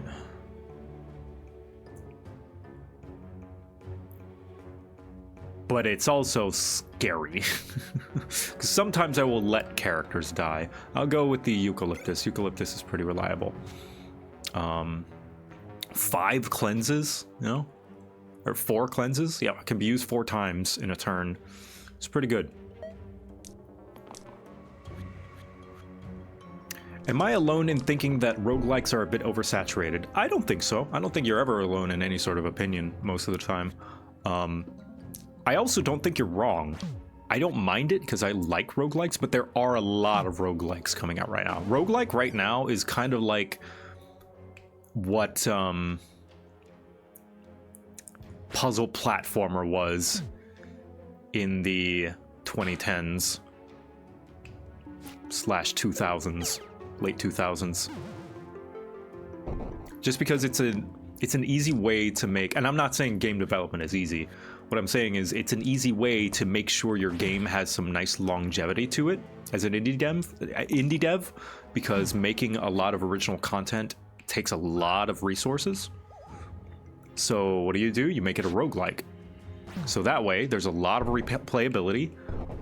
You get a lot of bang for your buck from the assets. Like, you make a few assets that are going to be reused, and they're going to feel fresh because of the random nature of it. So, yeah, I would say it is oversaturated, but I like it. Now this, Focus.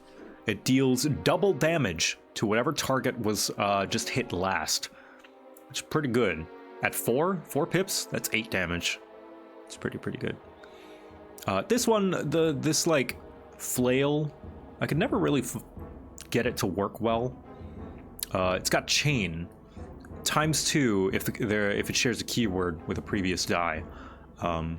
But really the only keyword it has is cleave, so you need something else that has cleave. And like when you deal double, it's just 2 damage, which is not a lot. It's not the best thing, but if you can buff it, it can be pretty strong.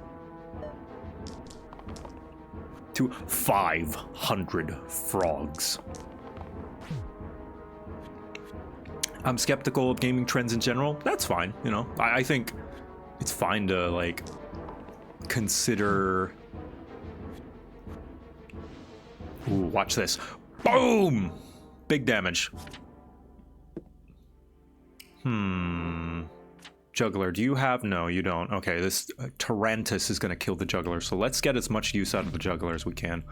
No, yeah, you're not wrong. To just approach certain trends with caution, because some of them might just be hopping on it and aren't being genuine, aren't wanting to make it for the love of the art, you know, and are just trying to do a cash grab and half-ass it.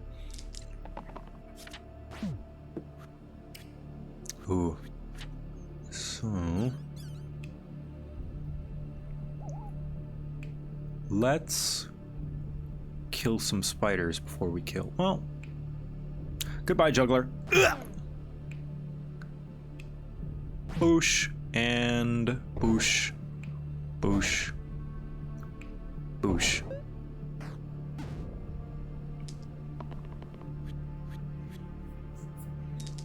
Gaming has worked off trends since its inception. Yeah, it's like on one hand, you don't have to like the trend that's going on, but on the other hand, that is just kind of how businesses work.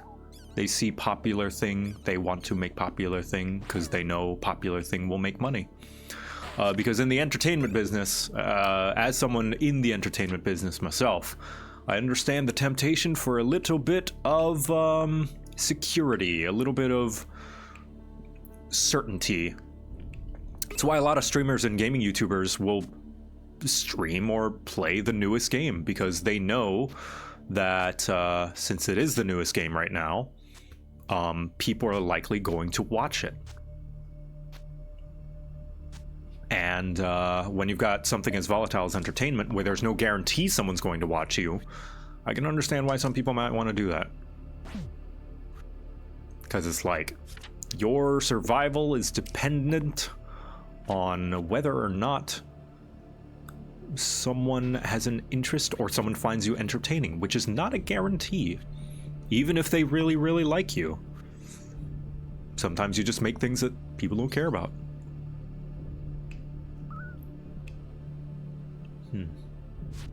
Let's do this guy. And I should have done the other guy. Take that out of context. Morning, Blaster Master guy. How you doing? So these fanatics, their attacks actually hurt themselves, so they will kill themselves. But I want to kill them first so they don't kill my guys. Like the doctor. What are those yellow HP? Yellow HP indicates the damage that they're going to take from the end of this turn, once all the things go through. So these fanatics are going to kill themselves because their swords hurt themselves. So I just need to outlast them. I don't necessarily need to attack them. Boosh. And boosh. Stun this guy. That little white pip means he's going to be stunned when he takes that damage. Seems counterproductive? Yeah, a little bit. Ooh, Ludus. Ludus is pretty good. I mean, it's all just basic attacks, but some pretty high numbers. Whenever you see a thick one like this, that means it's 5. So whenever there's 5 pips, they lump them together into like one big pip.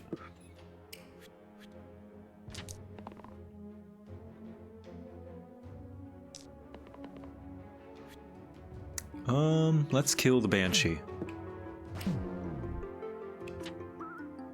Banshee kind of sucks. Hit those guys. Hit those guys. Ludus, don't die.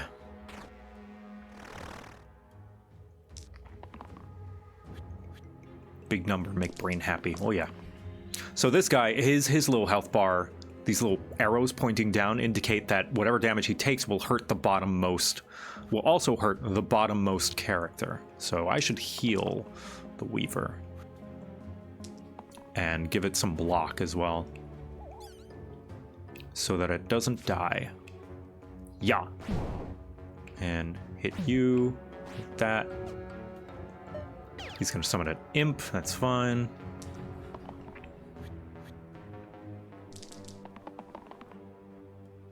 Yeah, and they're dead. They're all super dead. The humans are dead. Ah, fumble. Ooh, I could get charged hammer, which is heavy. I can only hit the highest HP target. And it gets +1 for each stored mana. Or I could get the spike stone, +3 and a chance to fumble. Fumble means it has 0. It's blank. It does nothing. Ooh, but that on the Ludus though could be cool. Or the Weaver. No, Ludus, because there's more. Because Weaver has 2 that don't benefit from that. Let's put it on the Ludus. Bam! Look at that. Now, if that thing doesn't fumble, that's 8 damage. 8 damage. Did it fumble? Yes, it did. Shit. That's okay. We're still 2/3 working. Let's heal that poison. Do I greed? I greeded. And I'm just gonna take it. No more greed. I risk having no damage. Now these guys, they have a green 4, which means if they take 4 more damage, they just die. So I'm gonna kill them. They just die outright.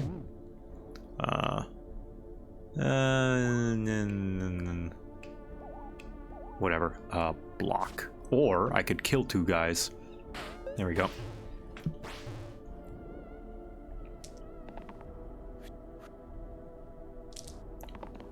What game is this? This is not Red Dragon Inn. This is Slice and Dice. It is a roguelike, dice-based, party-based game where you just build a party, give them items, roll dice, hit bad guys. Ooh, inevitable. Ooh, this is probably my least favorite boss to fight. This is the final boss. And this guy sucks. Every turn, his attacks and pips and things gain 1. His attacks gain 1 pip every turn. And these gray pips, whenever this gray health bar, the gray ones, whenever you reach past it, he becomes immune, which is annoying. He can debuff you to remove your pips. He can gain his health back.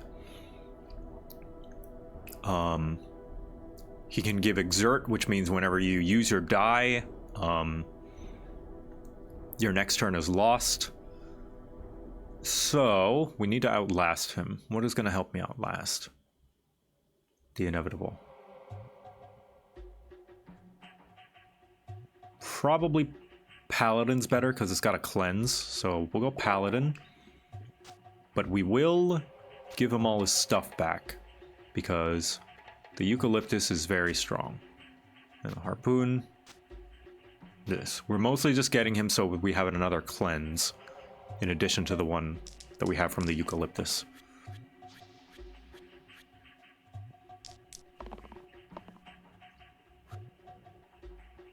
Now, poison is pretty good on the inevitable. We're gonna use these to just kill the wisps. We're not gonna worry about inevitable right now. We just want to kill his cronies because they are gonna be a problem later.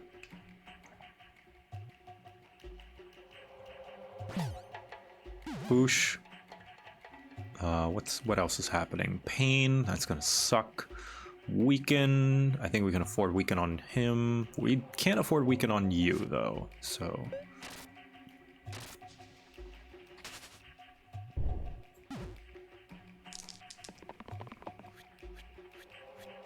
Is Gobbo okay? Yeah, Gobbo's fine. He's just hanging out. We'll do more poison. Ooh, Ludus is gonna die though. Maybe not more poison. Now, luckily we do have many cleanses. We've got a cleanse from the Paladin and the Eucalyptus. We've got a cleanse spell.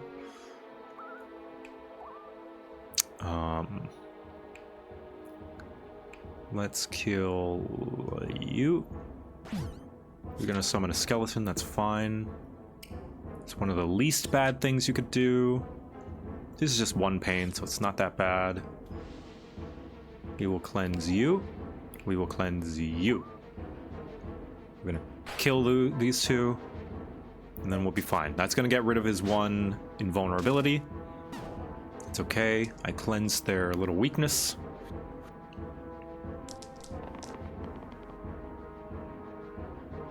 I stayed up till 3 a.m. trying to beat a silent run and slay the spire. Probably worth it, right? Okay, Doctor's gonna die. Lock in. Doctor's not gonna... Oh, no, that's the Weaver. Okay. Doctor's not gonna die? Maybe? Ludus is gonna die. No, it's not. Nobody dies. Nobody dies today. Ain't nobody gonna die today. Ain't nobody gonna cry today. 'Cause ain't nobody gonna die today. There's still a bit more cleansing. Okay. Wow, Ludus. Alright. Oh, whoops. Don't want to use that. I want to use it before I block. And then we want to cleanse you? Yes, and then we want to cleanse you. Hit you, so the poison gets rid of that other thing. No, never mind, you healed back, that's right.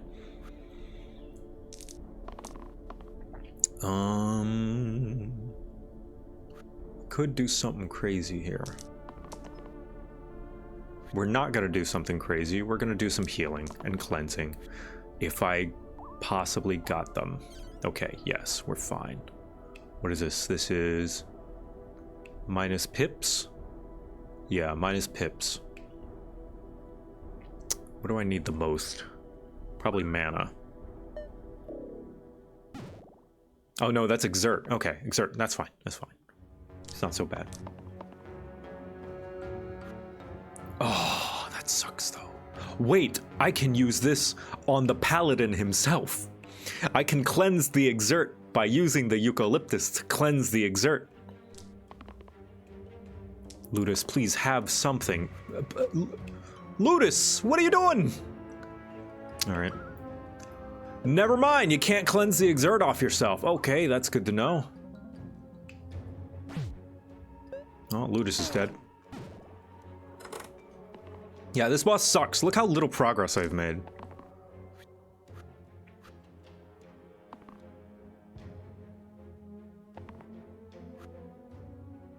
Well... Ooh, it's still alive! And then he's just gonna get his health back. Oh, God. Isn't eucalyptus in real life insanely toxic? It is a nice medicine for, Eucalyptus is good for burns, I think, right? No, eucalyptus is a leaf. I'm thinking of aloe vera.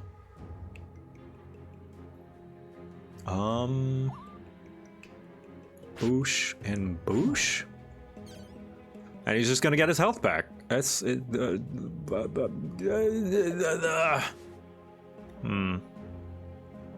Could I outblock this, potentially? I'm definitely gonna get these two. That was useless. That was pointless. Why'd I do that?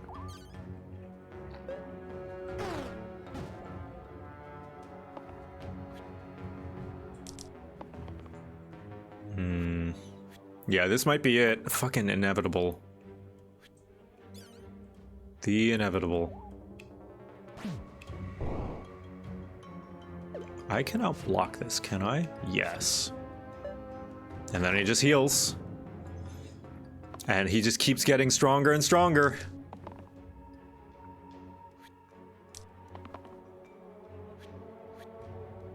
Let's do this and this.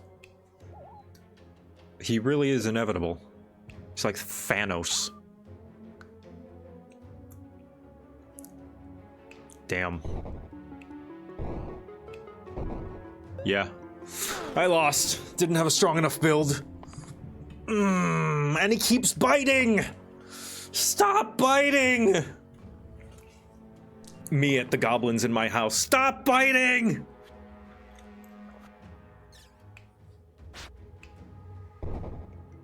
There, I got rid of his second immunity.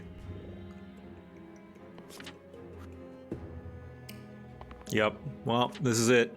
Rip. And that's slice and dice. Usually I perform a lot better, but it's because I'm nervous and I'm in front of you guys, so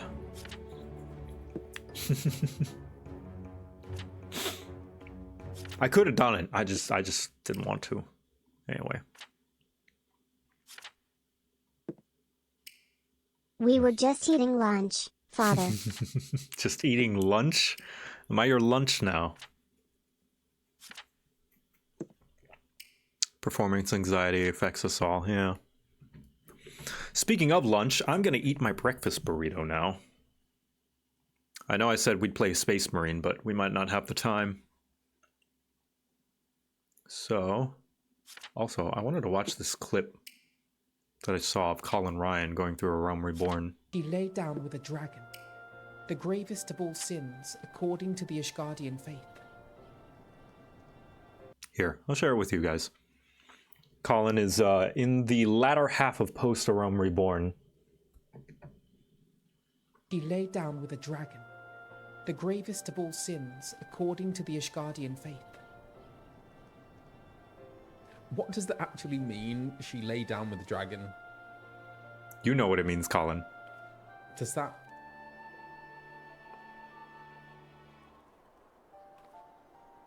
Is it exactly what I think it is? No. That's like... bestiality, right? No. All right.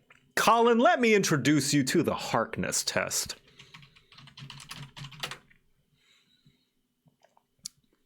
In Doctor Who, there's a character called what's his name?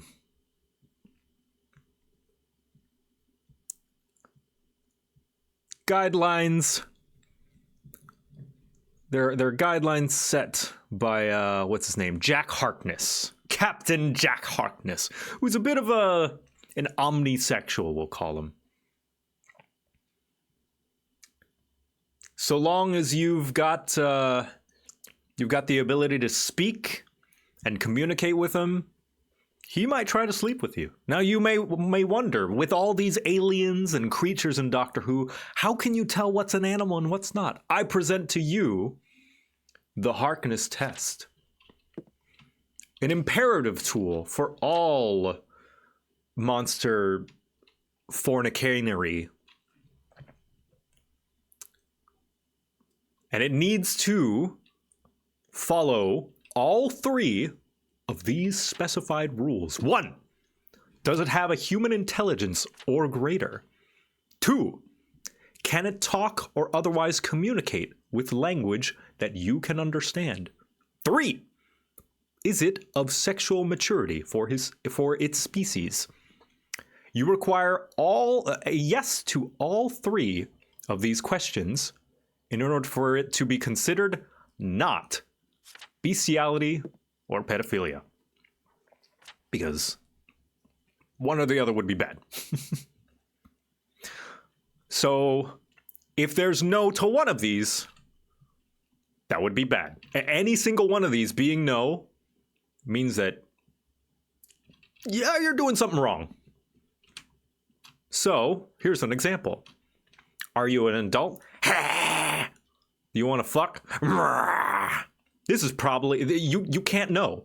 Maybe they understand you. Maybe they're communicating.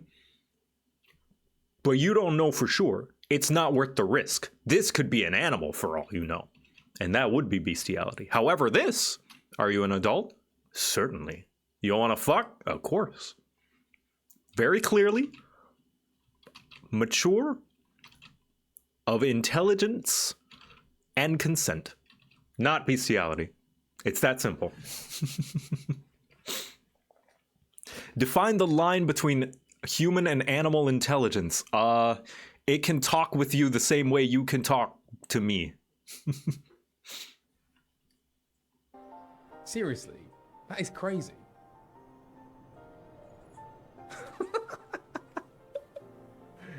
Oh my days. What about body language? Body language is not consent. Nothing is consent besides a clear and enthusiastic yes.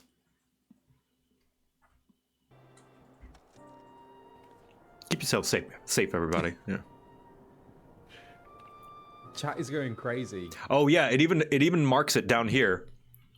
Body language is a dangerous road. Err on the side of caution.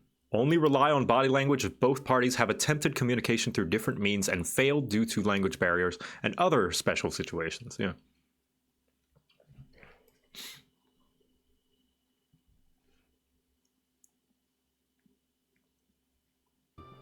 Like,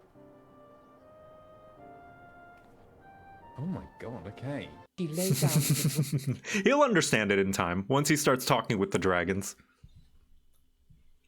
Yeah, he'll understand that they're people and not animals. I mean, did we learn nothing from Beauty and the Beast, you know? What matters what it looks like if it can talk and feel and think? Just because it walks on 4 legs.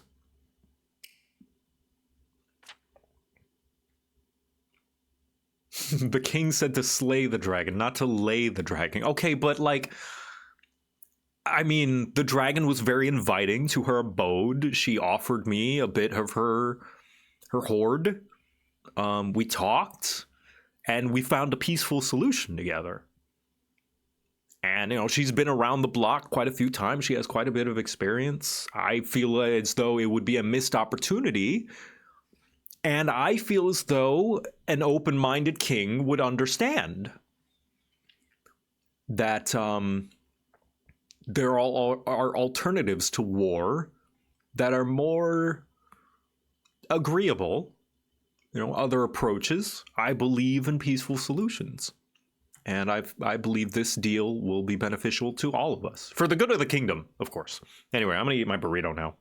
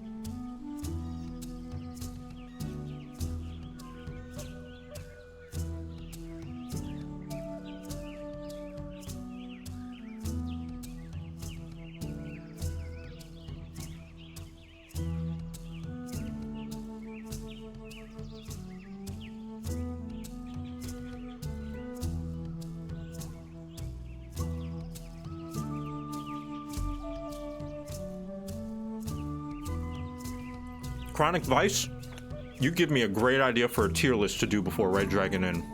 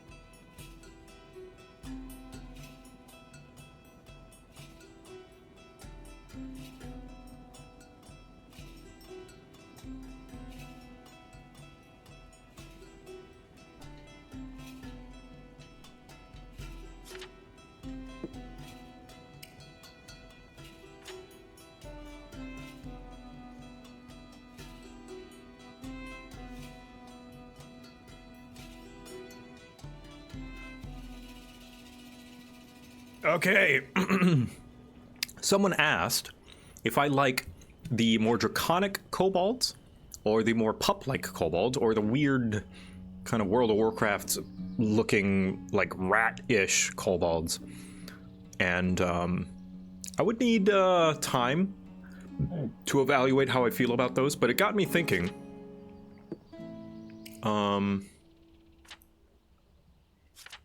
About doing a fun little tier list. We were talking about the Harkness test and talking about monsters, and you brought up D&D creatures.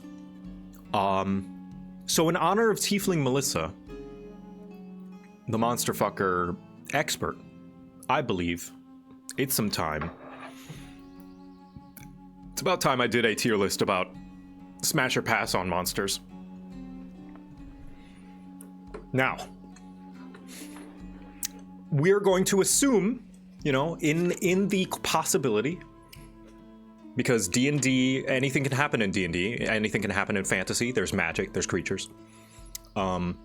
Assuming all these creatures are of adult maturity, both mentally and physically, and that they can communicate with us, and that they have consented, and that they are female. I'm just going to be using female pronouns for all of them, because just assuming they're female. I'm going to decide where they fall on my smash or pass tier list. Yeah, I can't get rid of it. Hold on, close ad. How do I close this ad? I don't know how to close this one. Jersey Mike's, go away. Can I just, like, crop this off?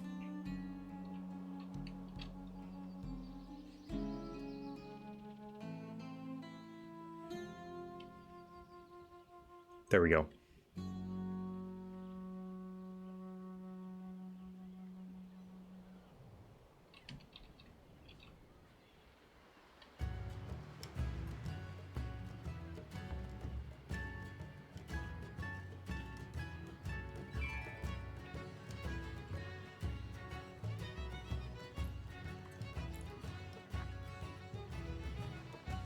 If you have ad block, you can right-click hide the ad.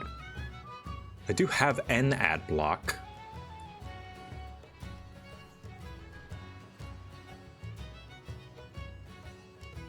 I'm not gonna worry about it. Okay, so first off, I don't know what, I forget the name of this thing. It's like an underwater creature, right? It's like a swimming, whatchamacallit? Aboleth, yes, Aboleth. They're kind of scary.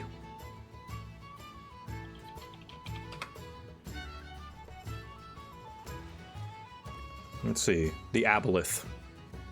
It is a sea monster of some kind, I think.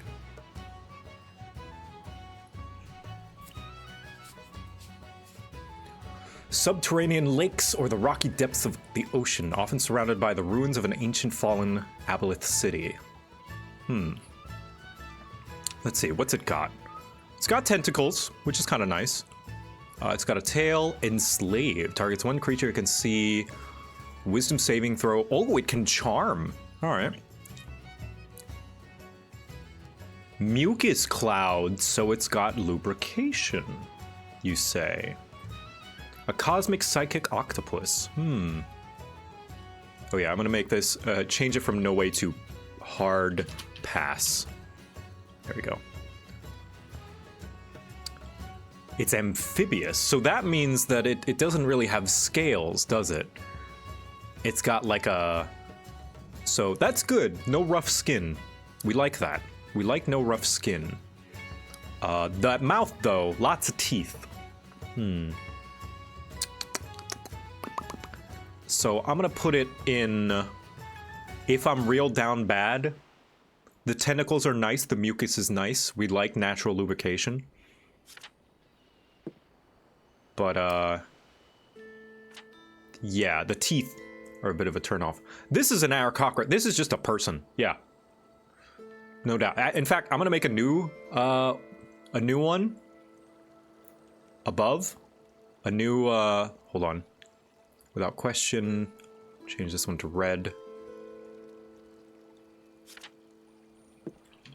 That's just a person. So, smash. And we'll make this, blue. Yeah. An Aarakocra, that's just a person. Like, sure, it's a bird person, but she's, you know, there's some hot avians out there. I've seen it. Yeah. If she's a bird person, you know, could do some cool things with those wings. Let's see, what the heck is this? Is this, this is not an observer, right? I've seen these before. This thing, beholder? That's not a beholder. I forget what it's called. Yeah, I'm presuming female of the species. Monitor? D&D monitor.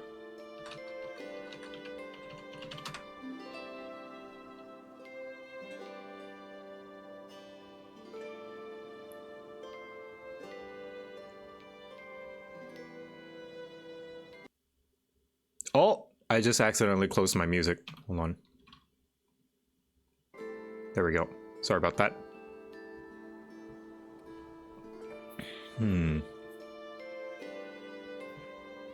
I believe it's called a Watcher. Let's see. D&D Watcher. No, let me see. Monitor. No, that... not the table. No, monitor is more of like a lizard. Regardless, it's like just like an orb with an eye. Pass. This is like a flower thingy with some tentacles. I'm gonna pass. Gazer, no. Gazer looks more like a beholder. This is a wind elemental, I believe.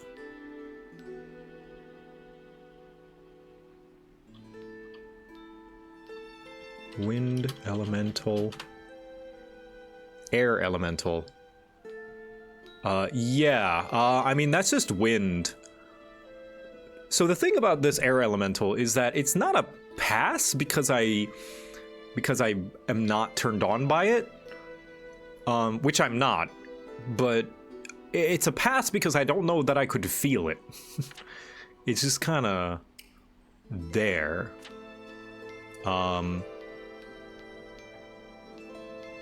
Think of the blow job it could do. You make a good point. But I mean, how tangible is it really? It seems tangible enough to deal damage. Okay, so it can deal bludgeoning damage, so it's physical enough. And it is made of wind, which means it can be any shape. Okay, yeah, you know what? Yeah. All right, yeah. The Suck 3000? All right, yeah. You know what? Yeah. It can be soft. Yeah. It's probably loud. I'm okay with noise. I like some noise. If she can make noise, all the better. Now what is this? Is this a black dragon? I can't tell what kind of dragon this is. Are all dragons just a yes? Well, it depends. Black dragons have acid. And if she's brave in the bedroom, which dragons are likely to be,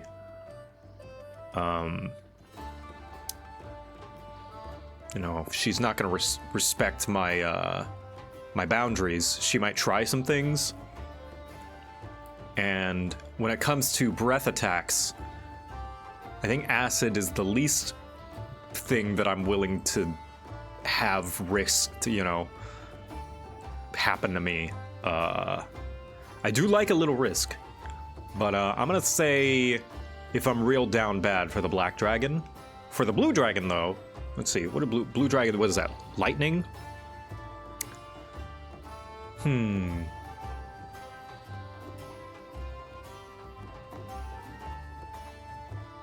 Blue dragon is lightning. I could see some... I've been in electroshock therapy, so definitely, you know, if it's toned down, little bit of zap play. If it's toned down, I think I can handle it for sure. You know, just a little bit of a buzz, a spark. I believe this is a bronze dragon. No, this is a copper dragon. You can see a little bit of the green. We'll just consider this bronze and this copper. Or brass? What metallic dragons are there? Hold on. Metallic dragons.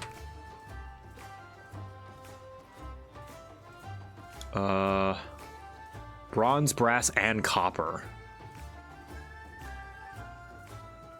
We're just gonna consider this one, fucking get out of here.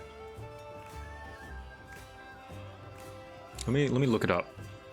Brass dragon. Ancient brass dragon. How do they look? That is a brass dragon. Okay. Look, you can see the art. Okay. Ancient brass dragon. Oh, this is fire. Ooh. Now, you may think, oh, fire breath, bad, but if it's a metallic dragon, first of all, it's gonna be a lot nicer. And fire can set the mood, you know, light some candles. And fire also means that this lady's gonna be warm. She's gonna be nice and warm and toasty. Sleep breath. That's pretty nice. You know, after you've done the deed, you can nap together, you know, have a little cuddle time. She can change shape, but we're not going to worry about change shape because then that means we just put her in the, that's just a person category. But so we're just going to assume dragon form, right? Yeah, all the usual stuff. So yeah, fire breath, nice and warm. Pleasant. Yeah, without question. Absolutely. What is this one? This is a red dragon. A red dragon is the evil version of the brass dragon, I believe. Fire breath. Same thing, but I think she's probably gonna brand me.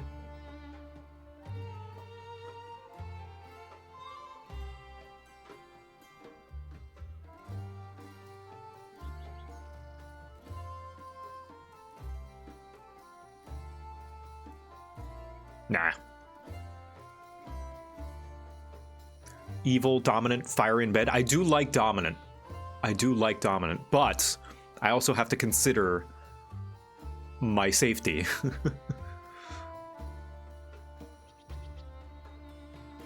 Next, I believe, is this the copper dragon? Let's see.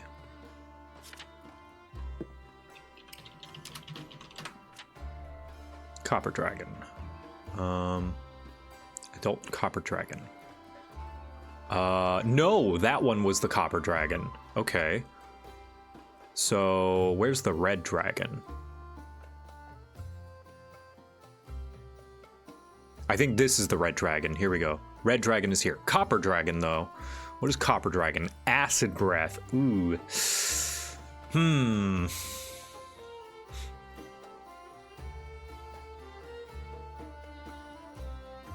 Slowing breath, though.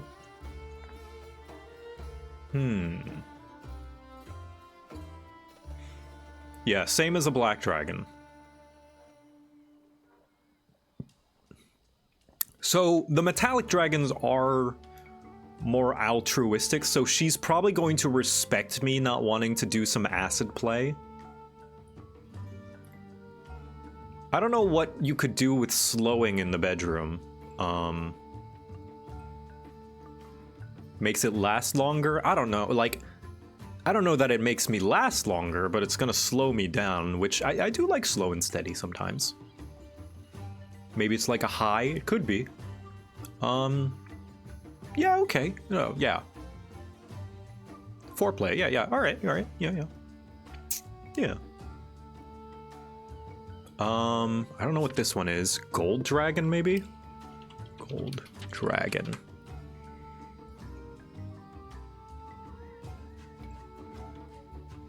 So gold dragon. No, gold looks different. Brass dragon.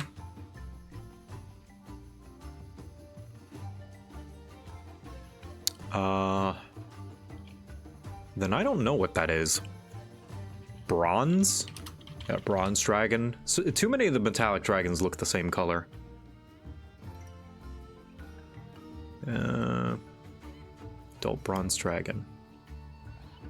Yes, that is a bronze dragon. Okay, bronze is lightning, so again, you know, maybe a little bit of shock, a little bit of a sizzle, a little bit of a buzz in the bedroom. Repulsion breath, though.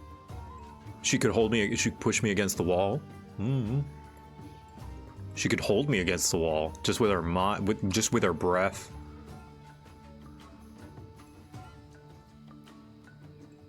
All right. Then what does a blue dragon have, actually? Blue dragon.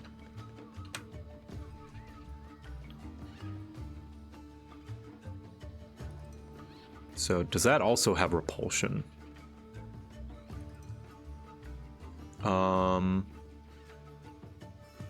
Whoa, no! It's just got lightning.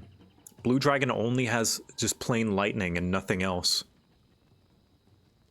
It doesn't have any additional breath. What about black dragon then?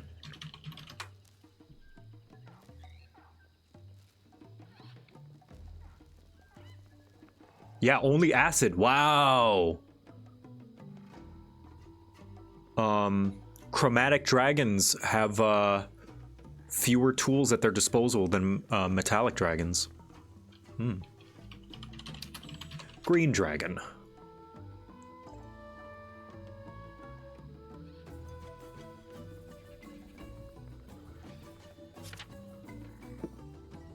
Is the lore being taken into account or just stat block? Both, a little bit of both. So another evil dragon, another one of Tiamat's babies. Poison breath. Ooh. So because it's a chromatic dragon, it's likely to use its breath attack whether I want it to or not. And I don't want to feel sick afterwards. That's the worst, especially if there's cuddle time. So if she's probably gonna do that. She is lawful, so she's gonna lie by omission. She's gonna use some sort of wordplay. And then, like, when I said, like, oh, I thought you wouldn't use your poison breath, she's gonna say something like, I said that I wouldn't make you feel sick. I didn't say that I wouldn't make you wretch or something like that. I don't know, something like that. Which is it's gonna sour the mood afterwards. So, poison is probably worse than acid, so... if I'm real down bad... I believe this is a silver dragon?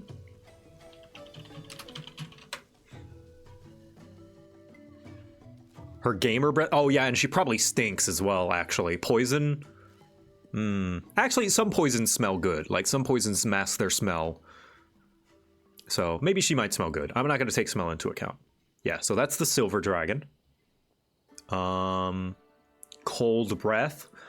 Not the best, but she could probably refrain.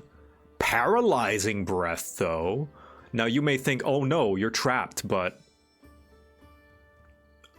I don't mind being tied up, and this is the equivalent of getting tied up, so I wouldn't mind that. Yeah, absolutely. For sure. Ice cream after, yeah! What is that? White dragon.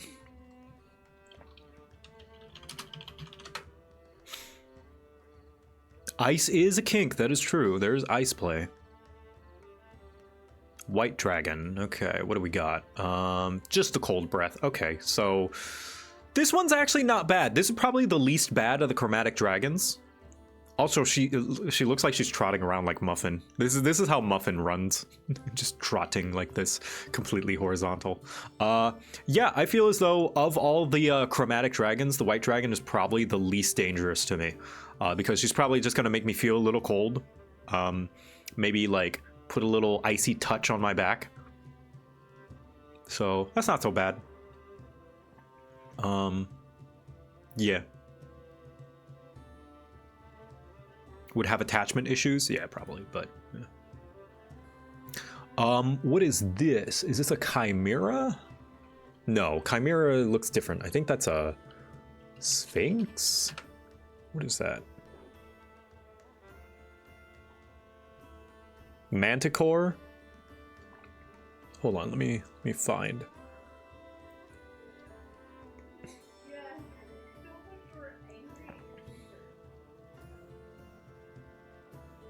Let me look up Manticore to see if, because I'm basing it off the art. Manticore. Because if it is the correct art. I don't think that is a Manticore. This is the Manticore right here. This is a Manticore. Well, since I have it up, let's evaluate the Manticore. Ooh, spikes. Ooh. Ooh. Hello. Hello. How go? Monster fucker tier list. Ooh. Without question, would need convincing. If I'm real down bad, and hard That's just pass. a person? That's just a person. Yeah. So Eric Cockroach. That's just a bird person. Can I still Q-tip? Yeah, absolutely. Yeah, most of the dragons, yes. Some of them, no, like the poison breath and the acid breath. Ooh. The fire breath and the lightning breath, maybe, could do some fun things with that if they tone it down. But I would need convincing for these two because they're the evil version. Okay. All of the good ones good, though, because they would probably respect my boundaries. Yeah. This is the only evil dragon in the without questions because it's got an ice breath, and I don't think it could really do anything bad besides maybe give me a chill, like a cold touch on my back, you know? So nothing bad could happen with this one other than maybe... What are your hard passes? So far, this weird thing that's like a heart eyeball. Can I see? I don't know what it's called. And then this that's just like a plant with tentacles, which I need a little bit more to go on than that. Forget what it's called. But the Manticore, we're looking at the Manticore right now. A true bard. Most dragons are in the without question category. Yeah. You know, size difference, power dynamics, and dragons are cool. Dragons are cool, and they got breath attacks that can spice up things in the bedroom. Manticore, it's got spikes. Yeah. That's rough. Manticores are vaguely humanoid head, body of a lion, and the wing of a dragon, long tail, and a cluster of deadly spikes. Deadly spikes.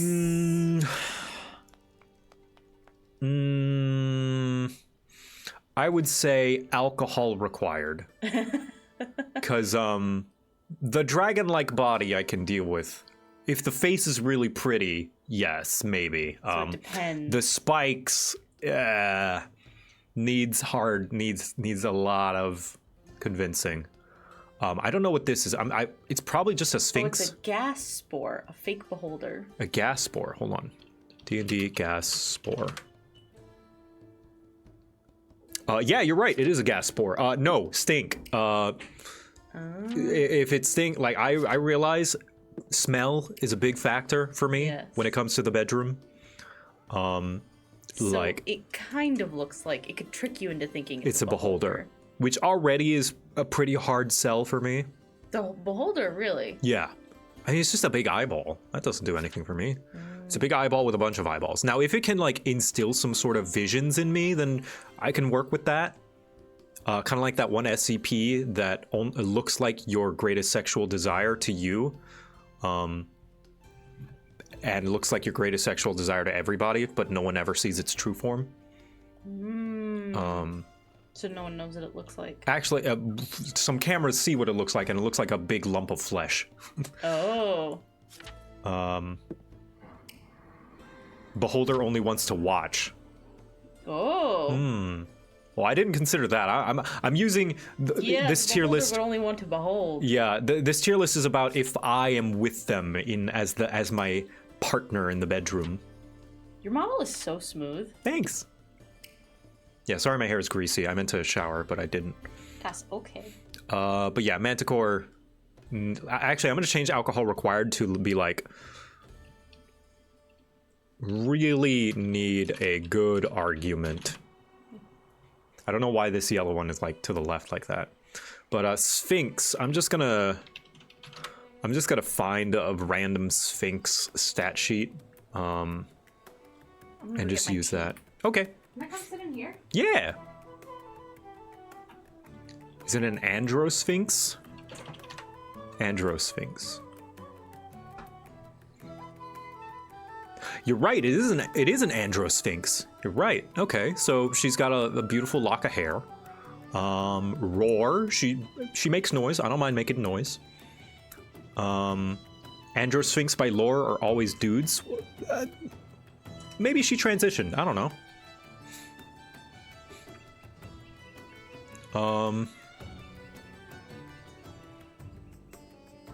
Second roar.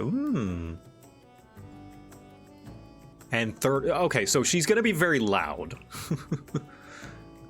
She's very loud. I can handle some shouting and screaming. I don't know if it's like I don't know about all the time though. Oh, she knows spells. Oh, all right. The Sphinx? The Sphinx, yeah, no spells.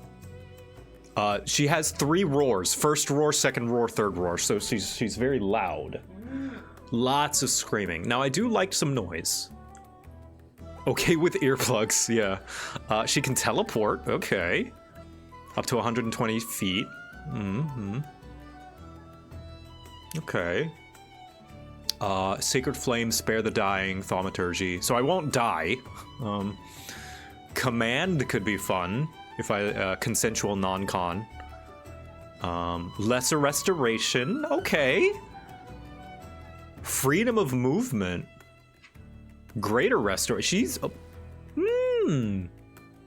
She's like a dom with aftercare. Yeah. I like that. Huh. All right. Dom with aftercare, yeah. It's pretty good. Refresh for round 2, yeah.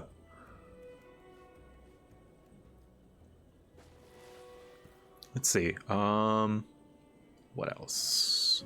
I think that's animated armor, I believe. It's gonna be a hard sell. Animated armor? Depending on what the armor is. Because I care a lot about feel as well. Yeah, if it's like plate armor like this, no. That's cold and hard. That's for me. Yeah, that's for you. That's for me. Like sexually? That's all me. Yeah. But I need something soft. If it's like animated armor of like cloth or like leather, I could do that. Steel? Look at him. He's very cool, I'll admit that, but He's so attractive. Look at him. it's gotta be if a woman's voice is coming out of it, or a feminine voice is coming out of it, and if it's like leather armor, yeah. Plate, This was literally on my Smasher Pass. yes, it was. Your hear me out cake. Yes. But you know, hard things work easier for you than it does for me. Yeah. For obvious reasons. Yeah. So animated plushies are not armor. I think it has. We're gonna arbitrarily say that it has to be armor. So I'm gonna say would need convincing. Yeah. What the heck is it? Is that a Tyrannid? What is this? What is this guy? Looks like a praying mantis.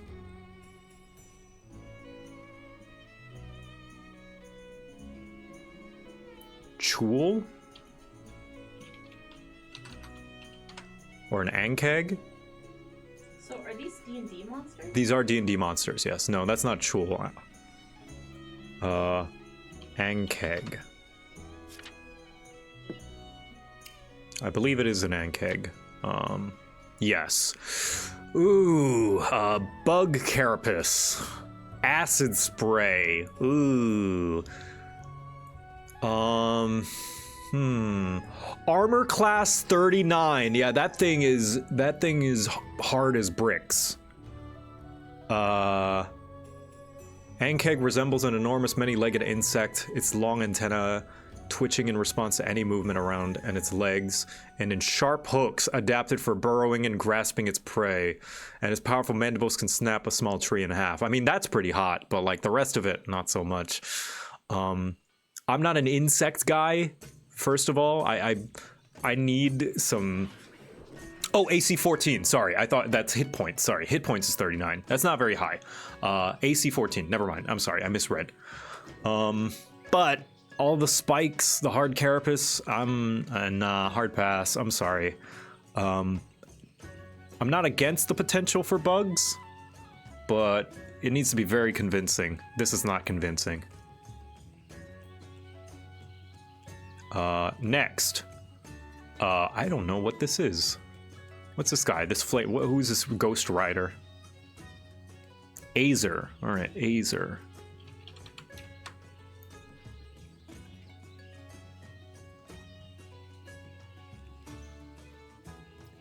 Once again, we're assuming female here. Heated body, that's pretty nice. You know, a creature that touches the Azer or hits it with a melee attack within 5 feet takes 5 fire damage. She could probably tone it down for me if I could convince her.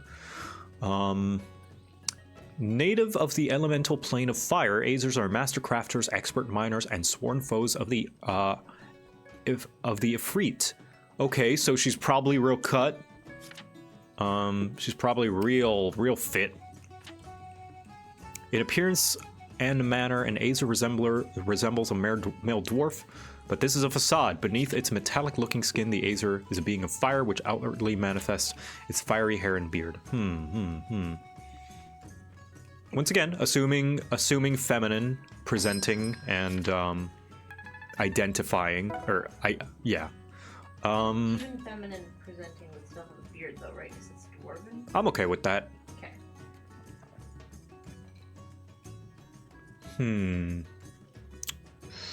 If she can tone down her fire, if she can't, needs convincing. I could get some fire resistance, but we're gonna assume just like raw dogging it. Made, not born. Azers don't reproduce. No risk? Okay, no risk of pregante. That's always nice. Not that I wouldn't wear protection always, but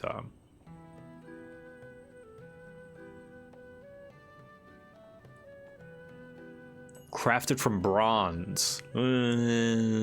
Hard skin.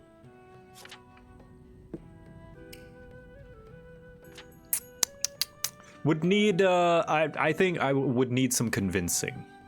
Is this a Balrog? Is the next the Balrog? I believe that is Balrog. No.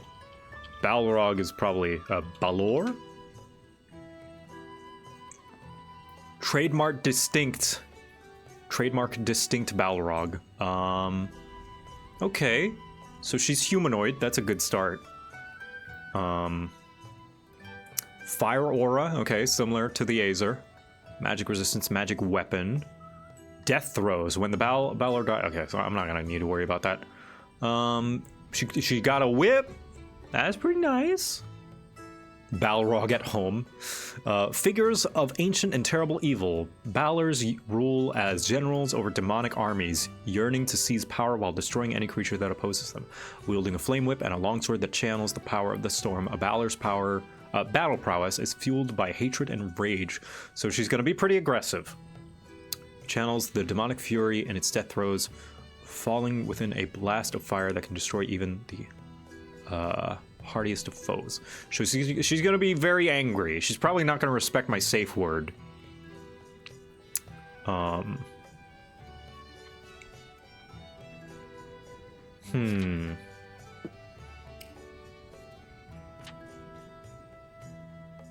26 strength, though. 26 strength, 22 con. She'd probably go long beyond my ability to keep up. Probably death by snoo. Too much? Might be a bit too much. I would need some convincing. But, she's humanoid looking, so that's a good start.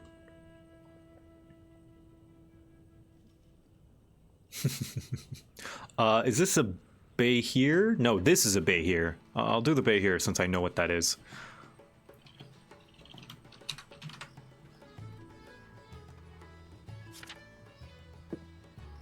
Next is Basilisk. Okay, we'll do the bay here and then we'll do the Basilisk. The bay here is long and snake-like and serpentine, can constrict. That's always a good start. Lightning breath. Okay. Swallow. Not in the vor. Personally, not a vor guy. I mean, I like being held all around, but I don't know about that one. I don't like. I have a fear of suffocation, just in general in life. So, deep throat without question. I don't know. She's she's pretty big. 50. Wait, no. What's her size? Size is huge. So there's no way she's not gonna accidentally swallow me whole.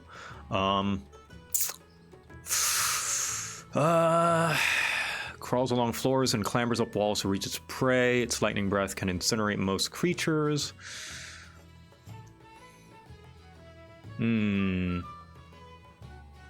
Probably if I'm real down bad.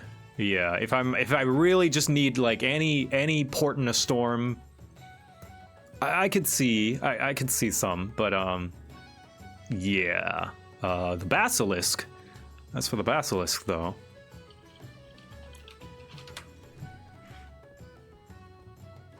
Let's see, basilisk. Spikes.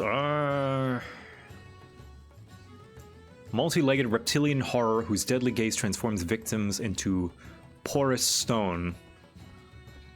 So, Medusa? Yeah, like a Medusa. So I wouldn't be able to close my... I wouldn't be able to look at her. Which helps, because she's not my aesthetic of creature.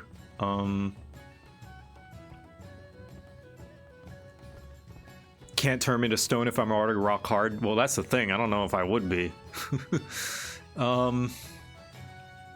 She also looks like she's got tough skin that is not nice to hold, and she's got spikes. You like soft. I do like soft. I like soft and squishy.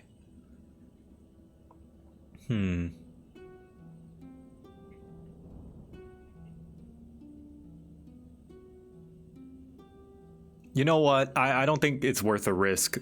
The stone gaze? Nah, hard pass. Nah, hard pass. It's not worth the risk. I'm not...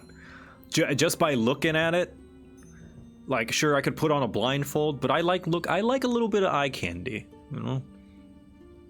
What good is the thing that I'm with if I can't look at her? I'm sorry I called these creatures a thing when evaluating. That's very objectifying of me. I say as I treat them as objects for my gratification. Now, what's this next one? What is this? Triton?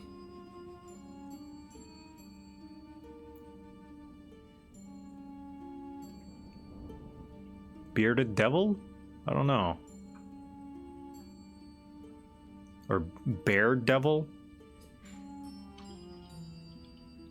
Bearded devil. Bearded devil. Yep, that's it. Okay. Let's see. What's it got? Devil's Sight. A magical darkness doesn't impede. Okay, whatever. Beard. Piercing damage. Can poison.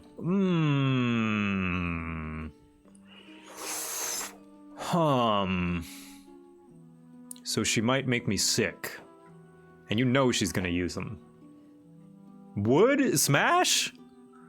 I mean, yeah, it's humanoid looking, but you gotta consider the aftermath of it all. Can't regain hit points.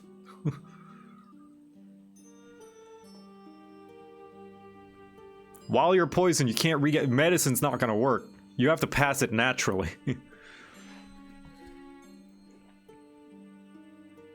Yeah, you'd be a mess. I don't think any of that's worth.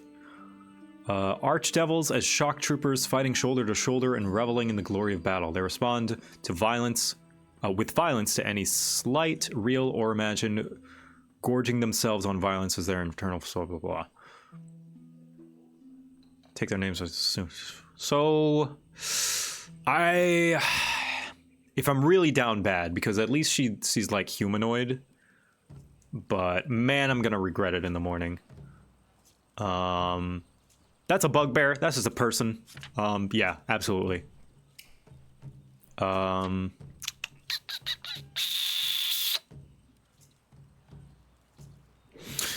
Big stretchies. Good stretch.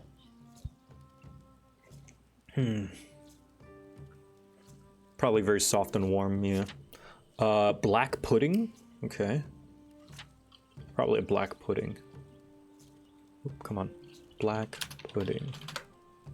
It's an ooze, so I know that at the very least, so that's nice. It is not this ogre, it is the goop underneath. It's basically venom. I guess. I don't know how much control the ooze has over its form. Hell nah. Nah, that's food. Quote unquote food. So oozes are slimes. I do like slimes. Slimes are nice. Corrosive form. So it's gonna burn a bit. So I gotta be fast.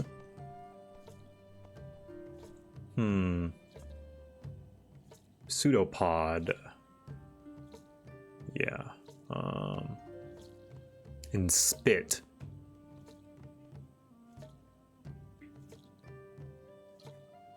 It can make more of itself. Could be a party. Could be a party. One int that's barely even alive. Well, we're assuming higher int. We're assuming it passes the Harkness test. Like, let's say there is some magical, weird other type of black pudding that somehow has an intelligence and self-awareness and sentience to be able to be to consent and be of whatever counts as adult age for an ooze. Yeah, that goes for all of these creatures. We are assuming they pass the Harkness test. We're assuming sentience. We're assuming sentience, maturity, and consent. The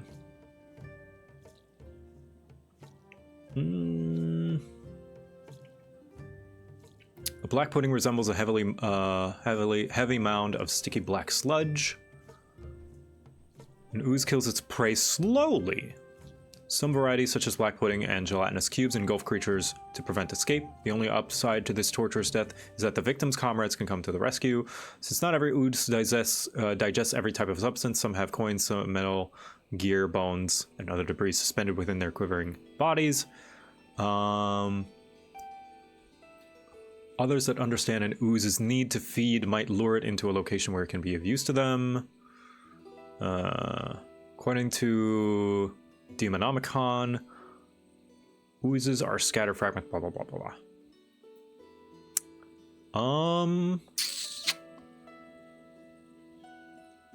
It's gonna burn, but it's gonna burn slowly. I believe it's gonna sizzle. So I think if I can get the deed done in time, I think it'll be okay. Sadly, no cuddle time, which kind of sucks, because it puts me at risk. But you know what? Yeah, I'm gonna say without question. Yeah.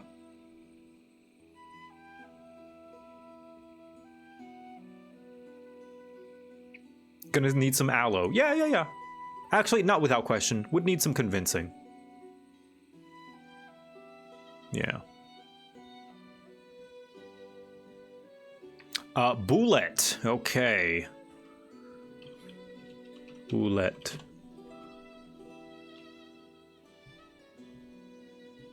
Or Bullet.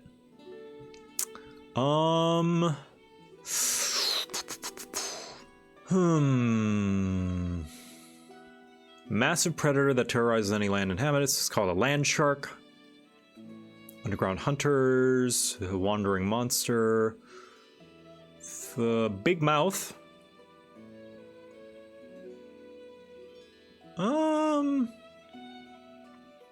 Looks like it might have like some tough skin. 17 AC, 17 natural armor. It's not that soft. I'm gonna assume. And it's not a shape that I find attractive.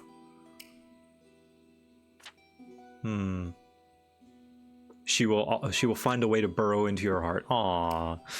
Needs convincing. Or if I'm real down bad.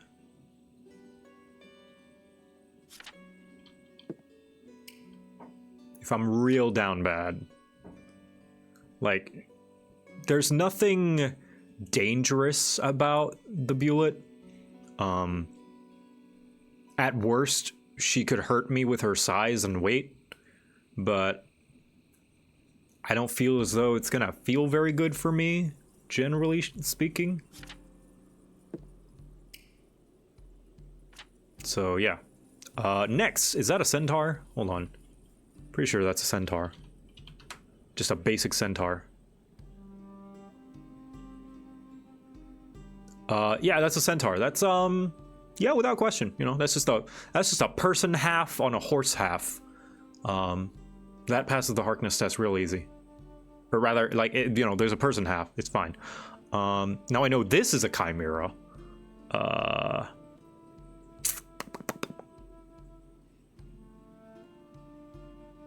What can a chimera do?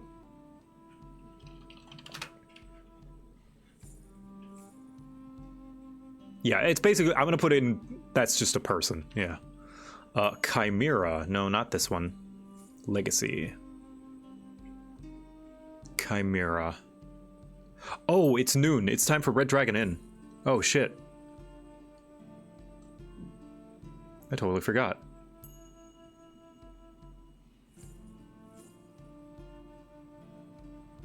It's noon, it's time for Red Dragon Inn. Well, we're gonna continue this tier list some other time. Sorry. If a centaur and a horse minotaur had a child, would they look like a normal horse human? Yeah, it would either just be a human or horse bull, because a minotaur is a bull. Half bull, half man. So I'm gonna join. And that's my Discord join sound. And let's see.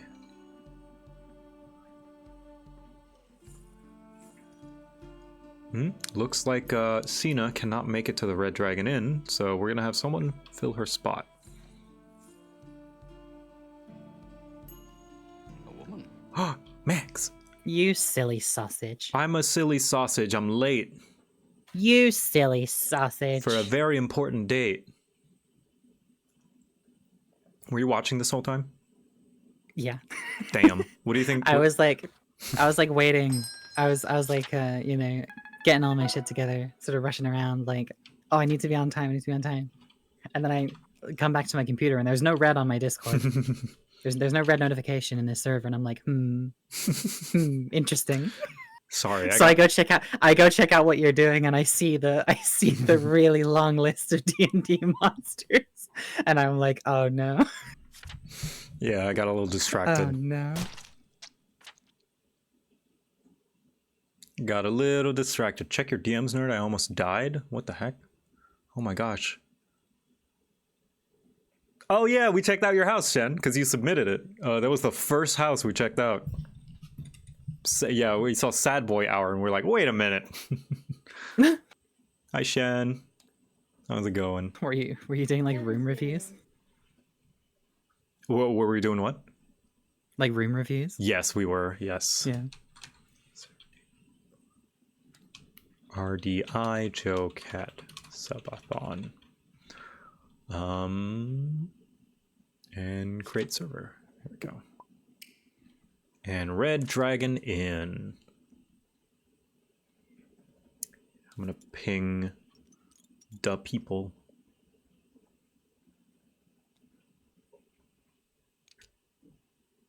The people. Hello. Hello, Saren. So let's see, we got Saren, Max, Gam, Cena's not gonna make it, and Atomic. All right, awesome. So yeah, we got one slot open. Is it Saren the Moth or Saren the Robot? Saren, their VTuber is a moth, but they draw robots. Yes. Oh, yes. Okay. Yes. Let's see. Is backup still needed? Yes. Free for all.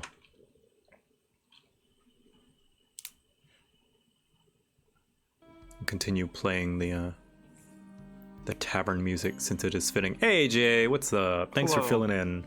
Yeah, I'm not doing much, so. Yeah. Hey. So I'm gonna need Hey. to add all of y'all on Steam so that I can Yes. invite you to the Tabletop Simulator. You should have me already. Yes, you already are, but in case anyone in here Let me get is you. not, I'll give you my code. I'm gonna put in guest lobby. There it is. Oh god, I gotta remember. There we go. And in the meantime, Max, an invite. Oh, send. How do I? I don't break this. Oh, Here here we we go. go. Tabletop Simulator. Gam. Atomic.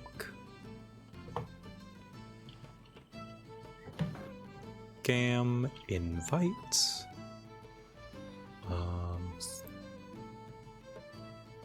I cannot invite. Why? Whoop, whoop, whoop, whoop, whoop. Whoop, whoop, whoop. Hang on. Whoop, whoop, whoop, whoop, whoop. I can join. Oh, sweet. God. Tabletop is so loud. Please. the jovial music. Shush. Dun, dun, dun, dun, dun, dun, dun, dun, dun, dun, dun. The jovial accordion. It's very nice, but Da, da, da, da, da. I can't hear myself think. Okay, so I clicked I know, your I need to invite. turn it down. I clicked your invite and it said no, so that's Oh. pretty good. Okay. I'll just join on you. Yeah, you should be able to just join. Yeah, in I the just meantime, crashed in. I'll change OBS capture to Tabletop Simulator. Join game.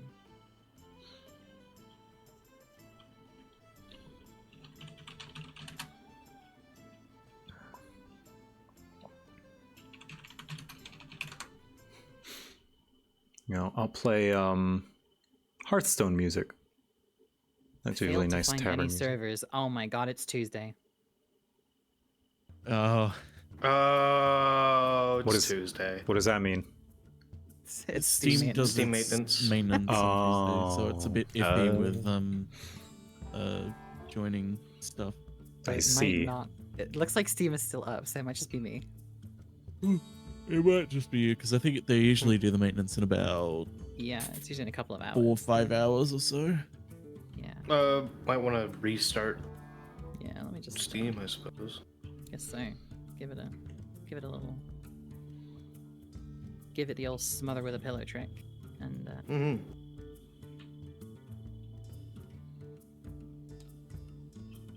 I don't know what I did that it's now showing boxes around. metal. Oh yeah. Oh. Oh, I see. I just selected that. Okay, I'm good.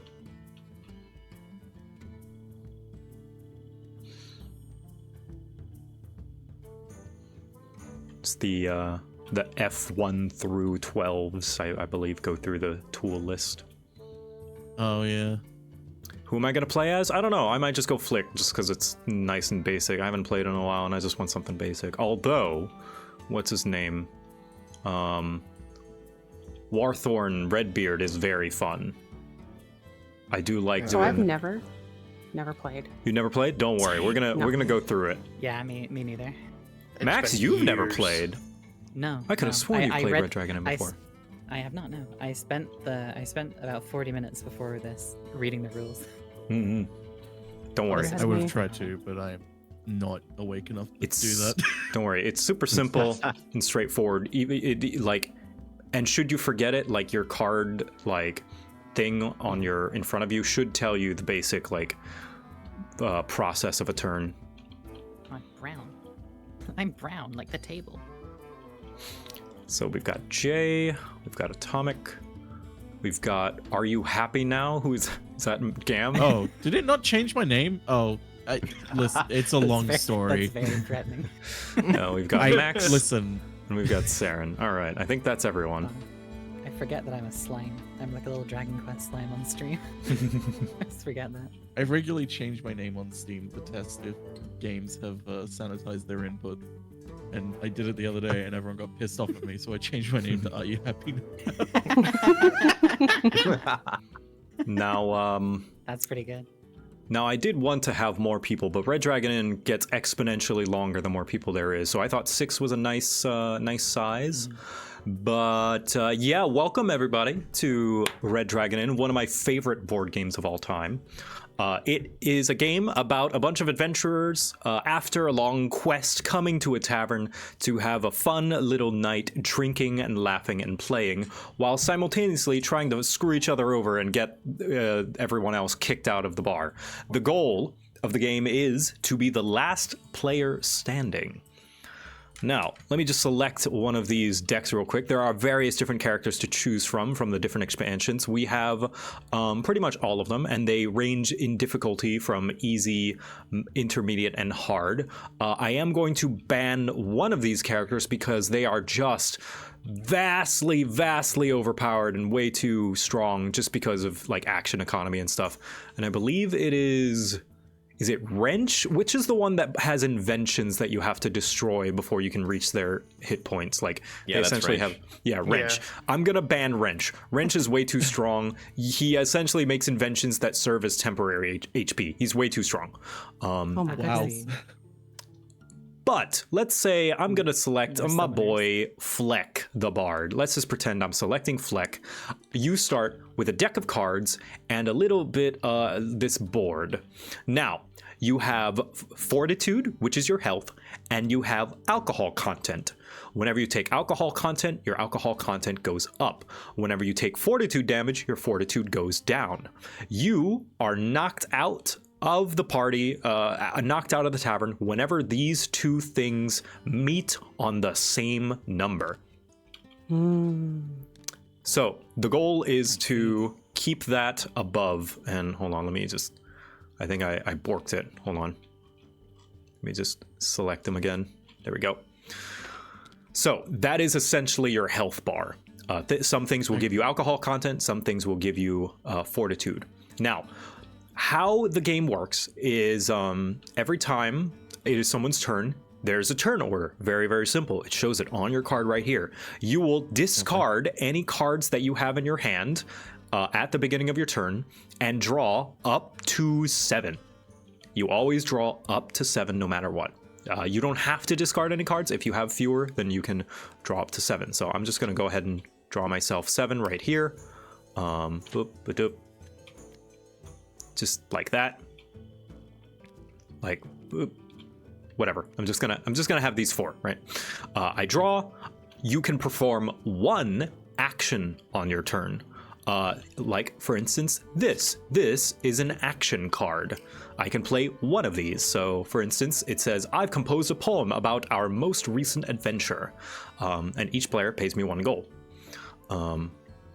Gold is used to buy drinks and stuff. We're going to go over that. Now, action cards can be performed during your action phase.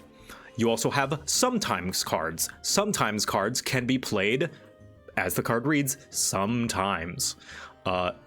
What situation it can be played, it will be read on the card. There are also gambling cards. Gambling cards are usually you have to start a round of gambling. You play Gambling I'm In. We're not going to worry about that until we start gambling. But yeah, usually Gambling I'm In is an action card and it starts the gambling minigame. But yeah, that's what gambling is for. But then once you've played your action and the other player may have played any counter action or whatever, you can throw it into your discard pile and then you buy a drink. Buying a drink is free. There's going to be a drink pile, say over here. So I'm just gonna select one of the drinks. Let's do drink deck 4.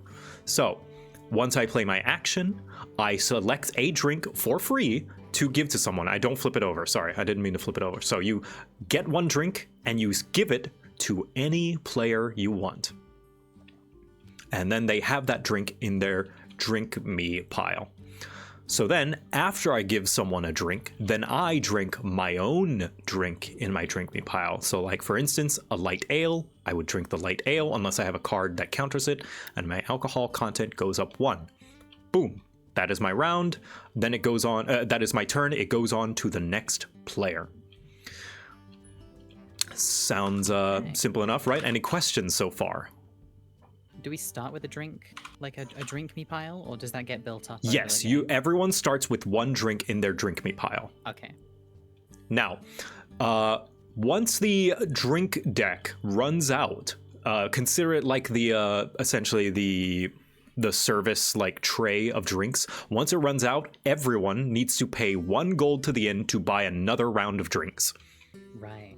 Now, speaking of gold, whenever you run out of gold, you are not kicked out of the tavern immediately until the next time you have to pay gold, and you have none left. If you have no gold and something forces you to pay one, then you're kicked out of the tavern. It doesn't matter how much fortitude you still have left. It doesn't matter how much alcohol content you have. You're kicked out. That's it. So that's why these give me gold cards are actually pretty powerful kill moves. So yeah. Any questions yet? No? It's coming back to me. It's coming back? Yeah. All right. But that's the basic. Oh, also, there are anytime cards as well. If I could find an anytime card real quick. And there we go. There's action gambling. But you could probably guess when an anytime card can be played. Come on, let me find it. I don't know. Only sometimes. Only sometimes, that's right. There was one there. No, Was it? gone. Oh. You had one, yeah. It had a Sometimes. nice lady on the front. Oh yeah, there we go. Tip the wench. Yeah, I love the wench. Yeah. But yeah, anytime cards can be played anytime. I see. So yeah, and that is the basics of Red Dragon Inn. Over here, of course, we have various different characters that fit the typical archetypes of fantasy and D&D and tabletop RPGs and stuff like that. So just find one that seems interesting to you and take your pick. Some of them will have gimmicks and additional decks to them. They're pretty straightforward and explanatory. But if you need any assistance or help, I'm happy to, whether it be before or during the game. But yeah, everybody go ahead and pick your character. Okay. And the ones I keep looking at are all hard. Yeah, right. It's a good idea for now, my hard, first time. Hard isn't necessarily hard. Sometimes hard just means they have a second deck that comes along with them. So it's totally fine if you want to take a moment to kind of look it over to see how the character works, if it might be your thing, before you decide. How would I take a look? Just select Just character select character, yeah. Okay, you look around. They all come with like a little rules book. Yeah. So some characters might have additional gimmicks to them, which they will put on their turn order. I like how this girl looks.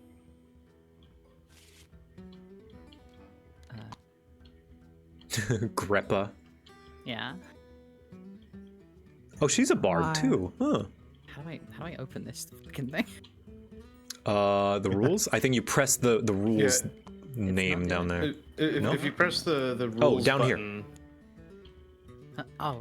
Down below. Oh, you. okay. Yeah. That's what I get for being too zoomed in. Mm-hmm. Yeah, let's see. I'm gonna try something different. I might want to do Pookie the Vicious.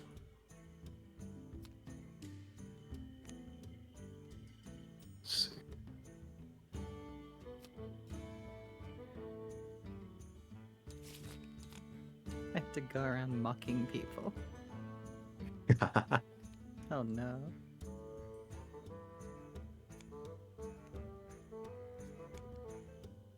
I don't know how I get rid of all these cards, but I'm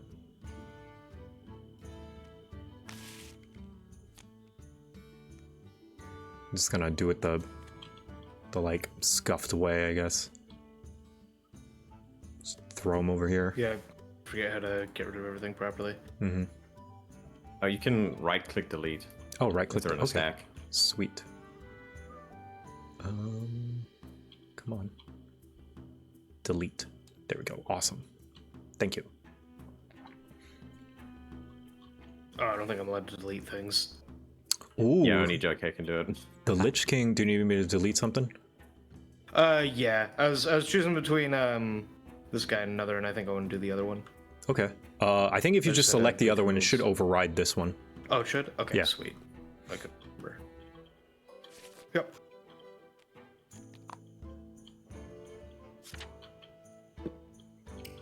Now, let me check the rules just to make sure I know how we start. Turn order. I believe it's the youngest player and then clockwise.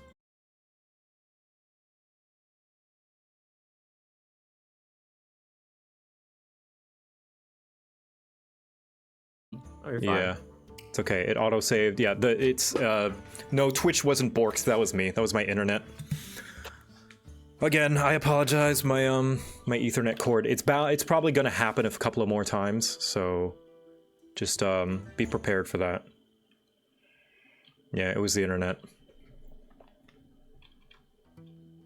So, all right, I started the lobby back up again. Trying to find you.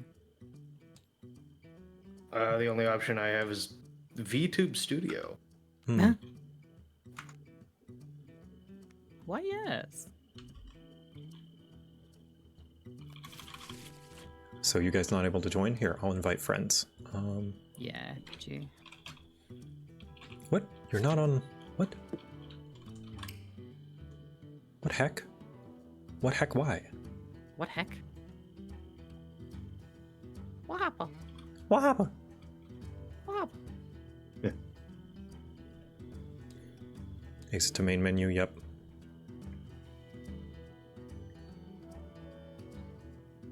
Yeah, be sure to reload the stream.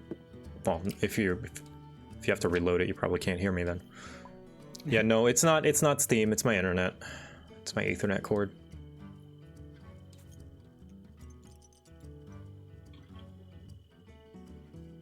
Okay, try now.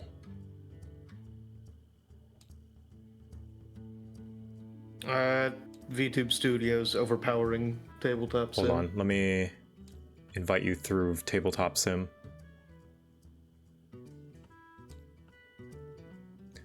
Yeah. Well, you should be able to join in the Tabletop Sim, like, game.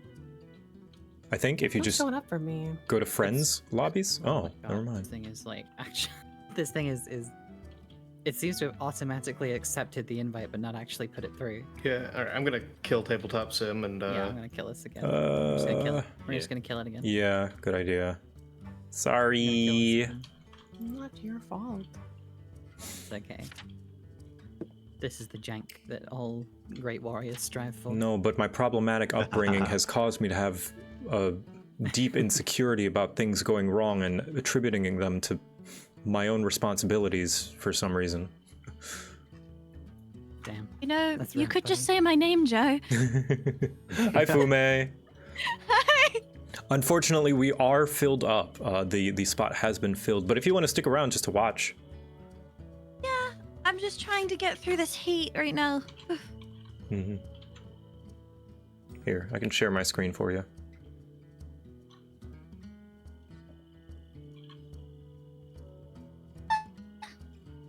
There we are. Any luck from anybody?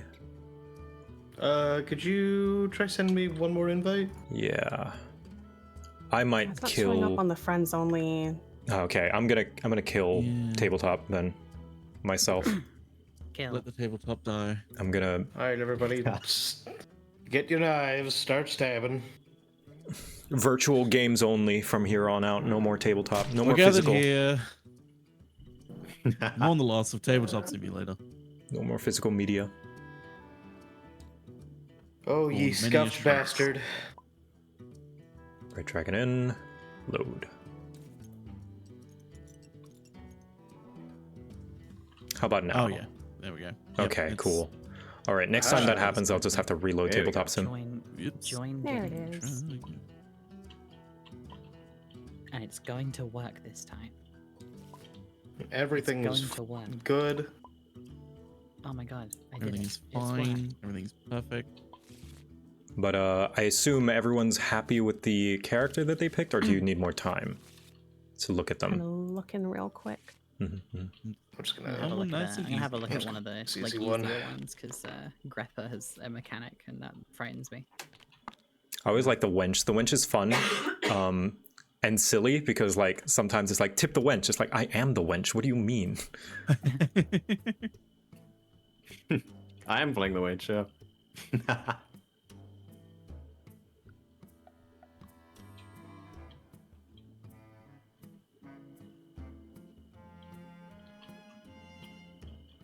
Where did my girl go? There she is. I'm playing Pookie in honor of my wife. Yay! I love her. My goodness. Because he's basically like Chewie unleashed.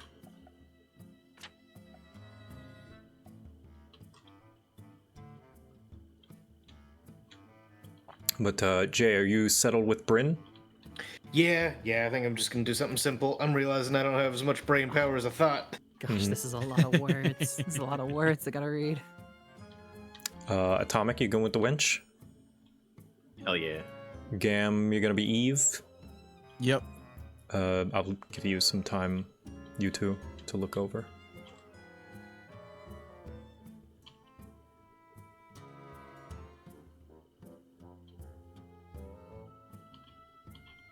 Oh damn, you've got like your own songs and shit. It's got a lot. This girl's got a lot going on. And you are going to sing them, right? It seems as though that some of these are sure. They will have these descriptions on the cards. Like I feel like the card specific notes is unnecessary. Like I'm pretty sure it will be on the cards. Mm-hmm. Yeah, it's more the left hand side I'm looking at, which just seems to be providing me like example scenarios. Mm-hmm. Gareth, thank you. Gareth the OK, thank you for the raid. But a lot of these are situational, so if we run into a situation where we don't know what to do with something, I can just turn the page. It's fine. Oh, I gotta go. I'm being asked to play something. Yeah, go do your thing. Good luck.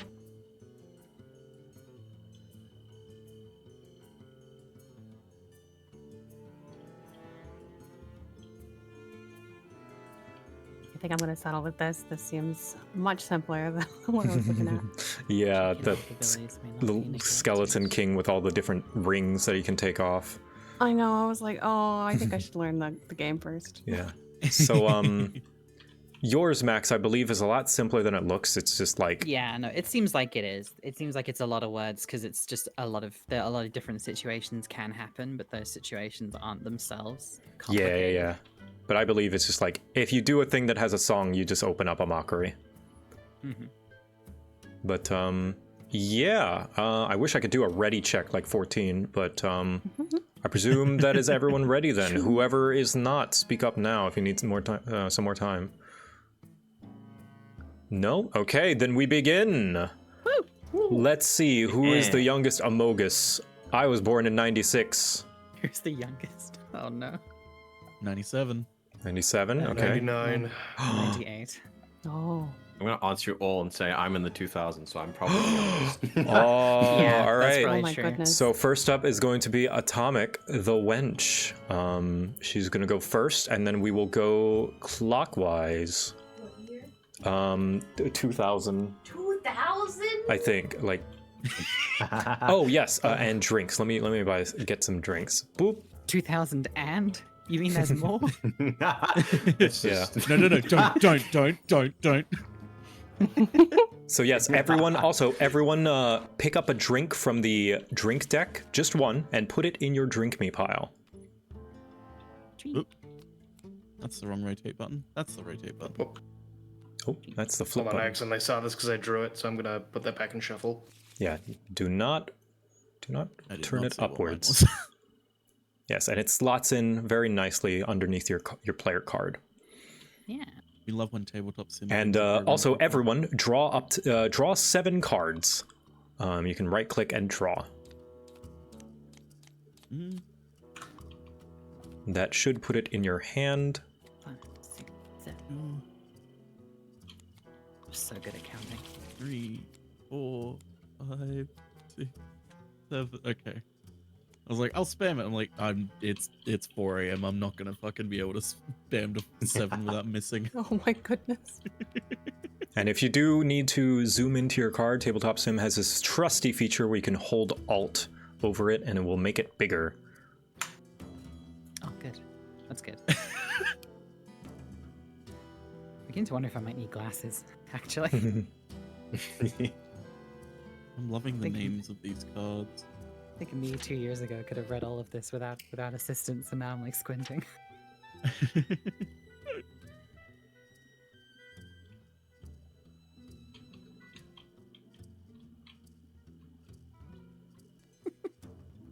This is really funny.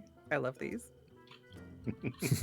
Yeah. I personally, like, this is not required, but I personally like to do silly voices in character whenever I play the cards, because they are oftentimes quotes from the character. In this case, I'm playing Pookie, who is a rabbit and cannot speak, but I will be making appropriate noises. Grandpa used to be prim. She used to be prim, proper, and ladylike. Ah, okay, that gives me an idea. Gives me an idea for a voice. Yeah, if we're ready to go. Yeah, all right. Go ahead, Atomic. It's on you. I forget if I can discard round 1. Or if I just have to use the 7. Yes, I would say round 1 you can discard. You can throw them into your discard pile. So any amount of cards and then draw back up to 7. You can keep them flipped up. Yeah. So that there's a difference between it and yeah.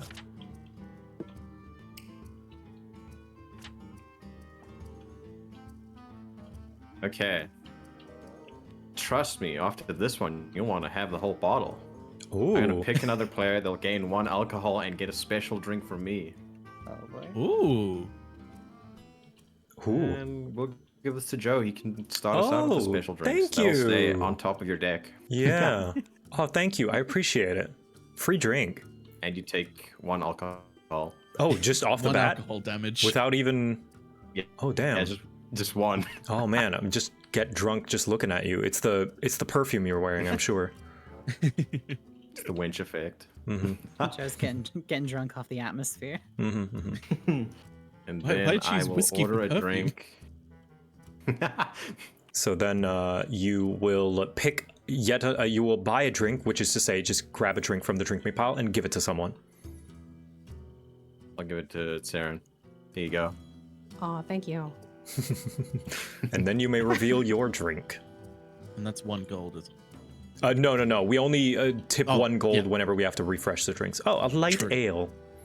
Light ale? Oh. Hell yeah, I'll drink that. You got to start off the night small. Mm-hmm. Yeah. You don't want to You go work your too way hard. up. Yeah. Wonderful.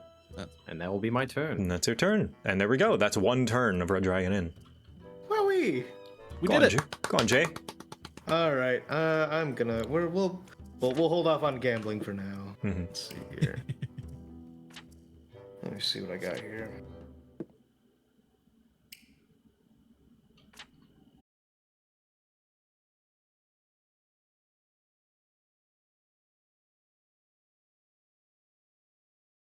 I'm gonna restart Tabletop Sim. It should resolve eventually. Sometimes there's aftershocks like this. He was too scared of that drink. I get it. Well, I am just a little rabbit. Accidentally spilled the whiskey on the internet port. Well, it's Ethernet, so I assumed it would be okay to put some in there. Yeah. Oh God, Bless sorry. you. I couldn't Bless reach you. the mute in time. Gesundheit. Oh, unfortunately, I feel as though you may... Well, it depends on if they shuffle the cards. I was going to say, you may Depends on not how have well the same... programmed it is. Yeah. Oh, I can join you from Red the- Dragon in, but with a the randomizer. serverless thing. Mm-hmm. So I'm just Oh. going There we to... go. Put that in archipelago. I'm going to grab 1 drink to put in my drink me pile, and then drag one drink from the wench, and then 1 drink from... There we go. And just... Oh. How do we redraw?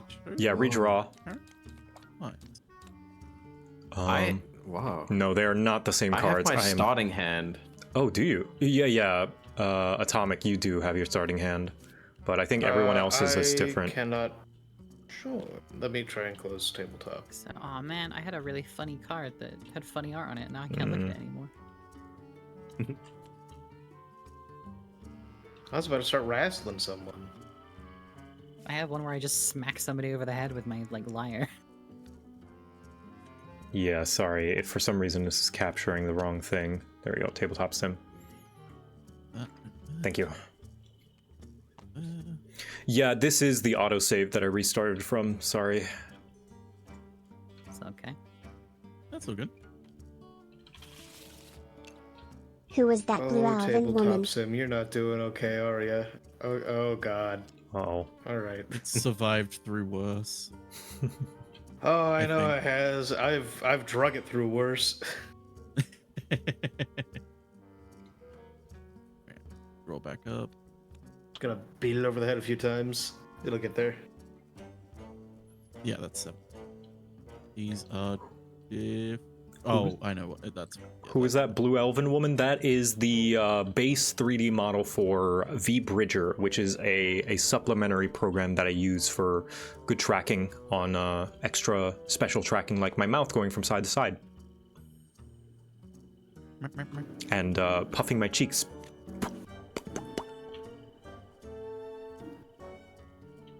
And other fine-tune rigging such as that. Okay, are we all back? Yeah. I am here. So.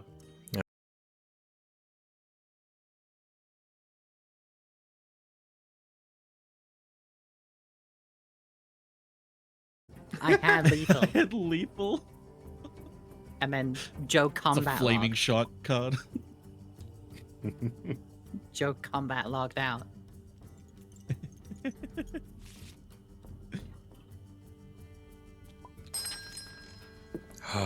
Just about to get you with the quick scope. And I'm back. I'm back. I'm I'm back. There we are. I'm in. 7. Oh, also, so you guys don't have to count all the time when getting cards. If you just press a number on your keyboard while you're hovering over, True. I always forget that. it'll draw that many cards into your hand. Oh, that's nice. Oh. You don't want to do that for things like drinks. Entire deck.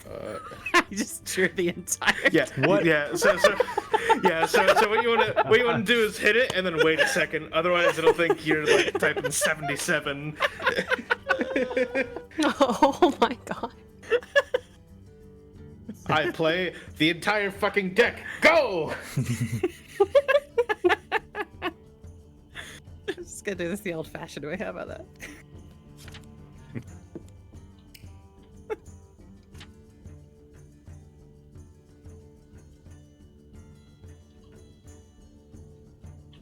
Okay, and then I have 1 alcohol content. Hoi hoi hoi hoi hoi hoi hoi. Jay! You had 1 Okay. alcohol content? You've just gone down from We're- 19. What? We're going. Oh, you sobered up by 19. Okay, interesting. Oh yeah, I gotta move my counter. Okay. Oh, did you get one? Oh, yeah, from your ale. That's right.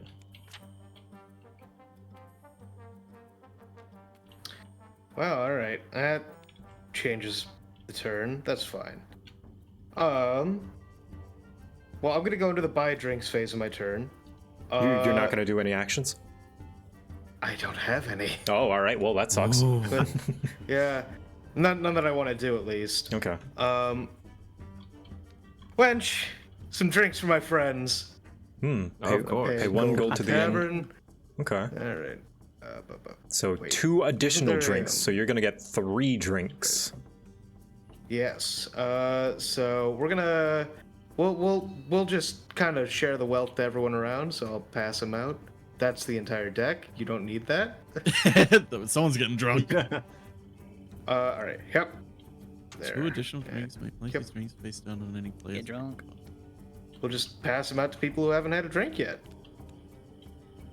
And then what I'm gonna do is, well, and then I'll check out my drink. Ooh.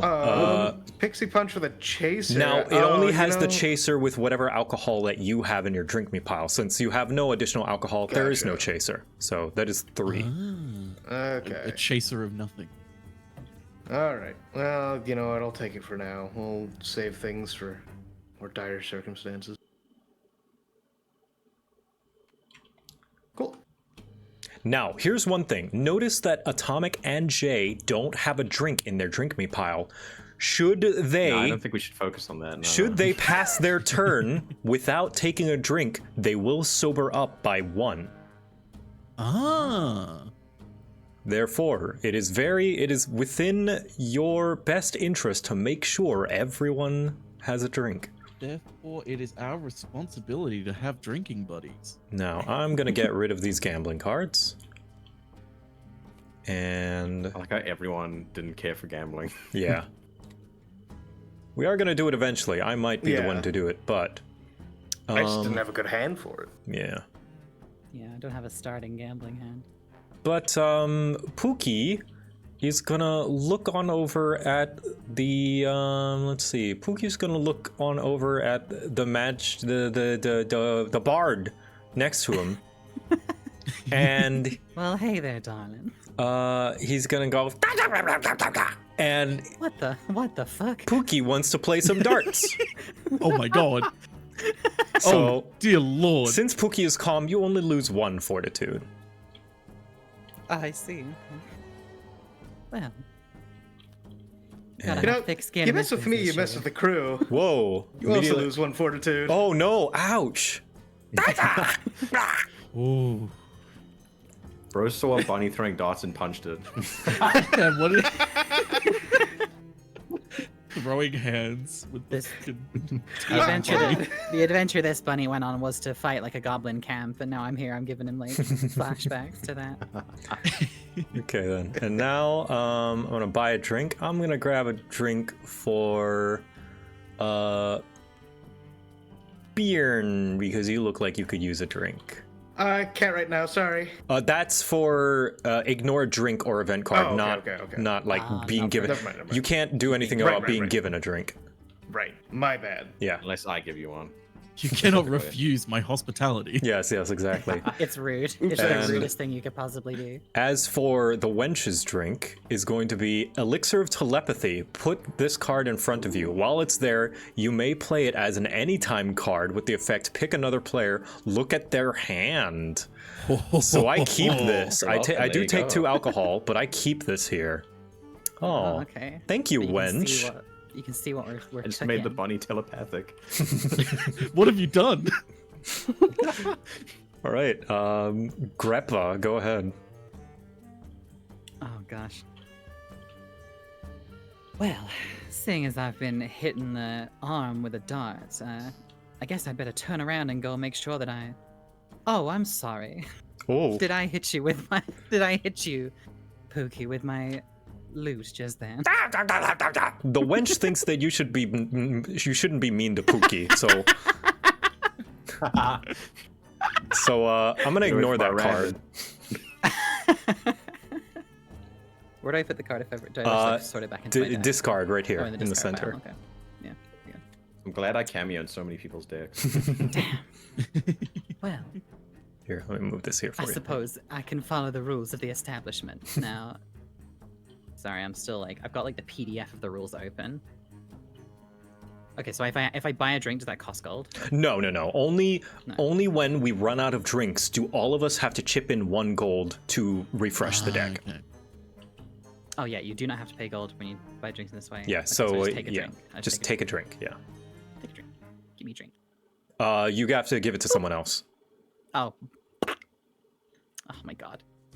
Hold on. How do I do this? Here. There we go. Oh, thank you. Quick drag. Give a drink to Jay. Here you go, buddy. Enjoy. And then you just reveal your top drink. Drink. Draw. Oh shit. Ooh, 1 and a chaser. Light ale with a chaser. So then you reveal your next drink in your drink me pile as well. Enemy chaser. Okay, you take 2. A shot of. I thought that said block of rum. it's just like an ice cube. I just crunch on it. Okay, so I drink 2, so I go up 2. There you go. Alrighty. Next is Dareka. I don't know, the Mind Flayer. Yeah.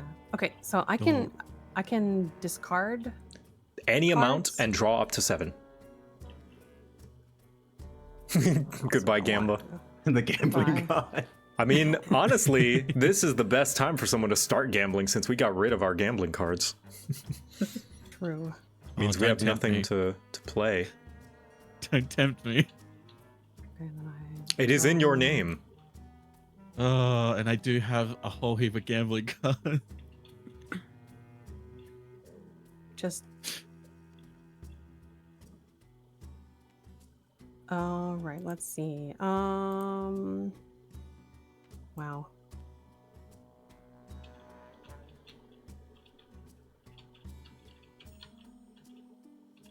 All right, I got 1 action card, so I think that's it. How do I play it? Yeah, just drag it out. Play it? Okay. Oh. Stop thinking so loudly. Oh my. Pick another player. You lose 2 fortitude, and I get to look at your hand. Oh. Whoa. I believe.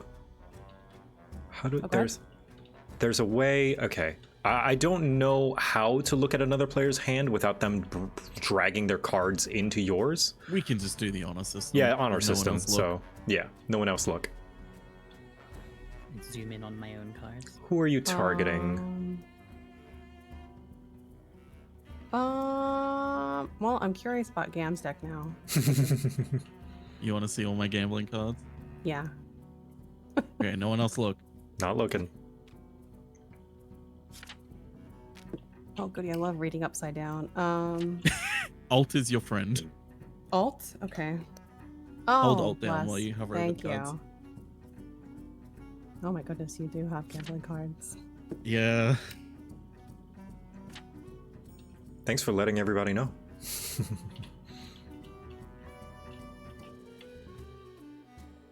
Okay. All right. And you lose 2 fortitude, I think. Yes. That's fair. When I'm done with this card, do I put it in my discard? Yep. Yes. Okay. And then now what do I do? Then you pick up a drink from the drink me pile to give to somebody, anybody. Oh. Not yours, but the I drink see. pile over here.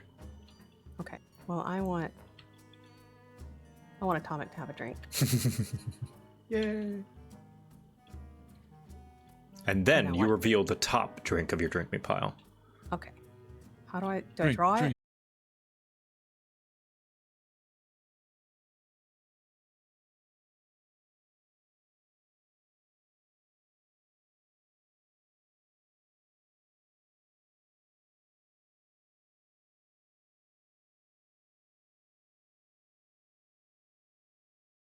No!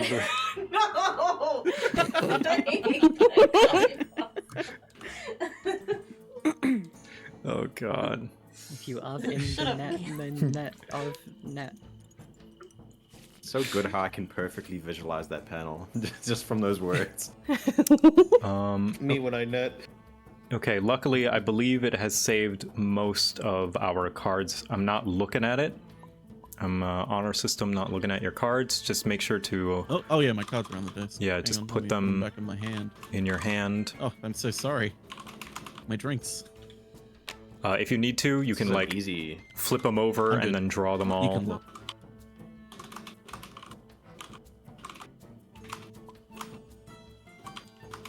There we go. Okay, everyone still got their cards? Yeah. Yes. I'm still trying to join Tabletop Sims. Oh, Being okay. Yeah. Being a weirdo. Good.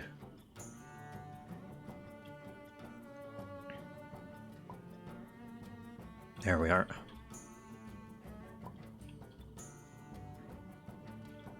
Cool. Yeah, my hand looks the same. So if I were a betting, if I were a betting man, I would believe that that's probably going to be the last DC. Hopefully, based on my hunch.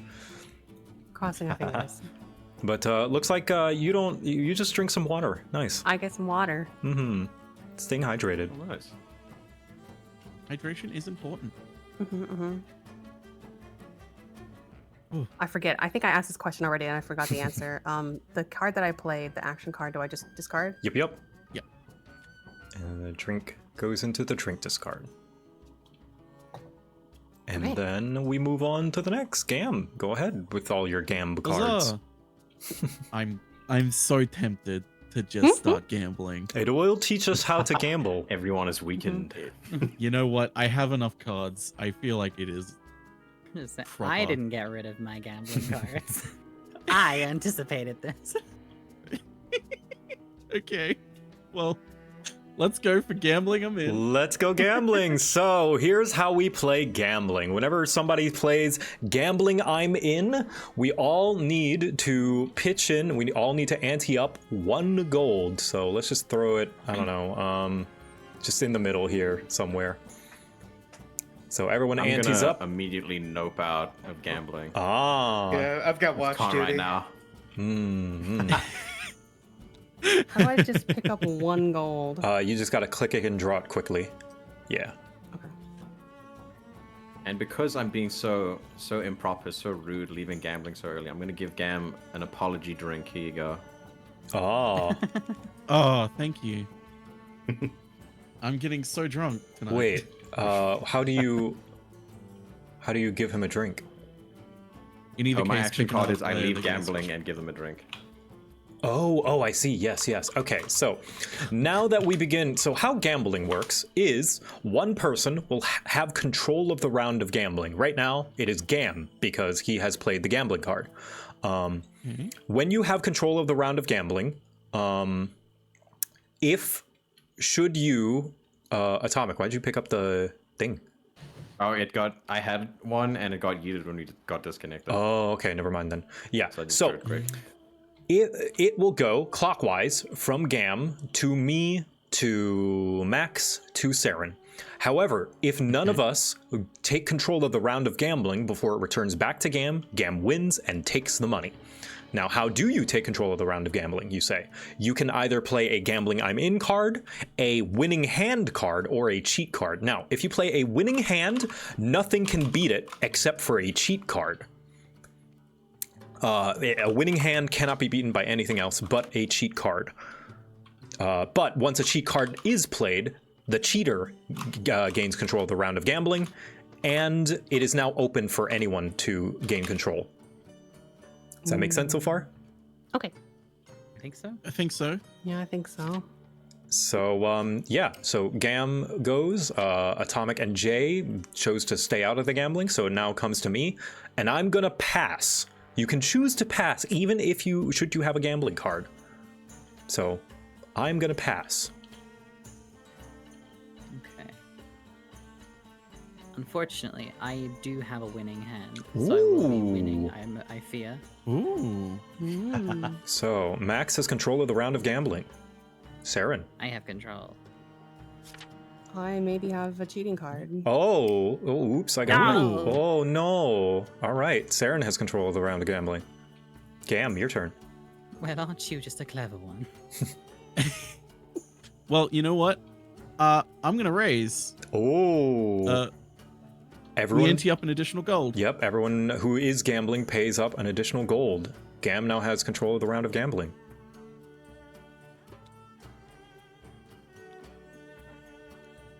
Nice. I'm gonna pass. Max? I'm also gonna pass. Saren? Can A winning this work hand. after the cheating?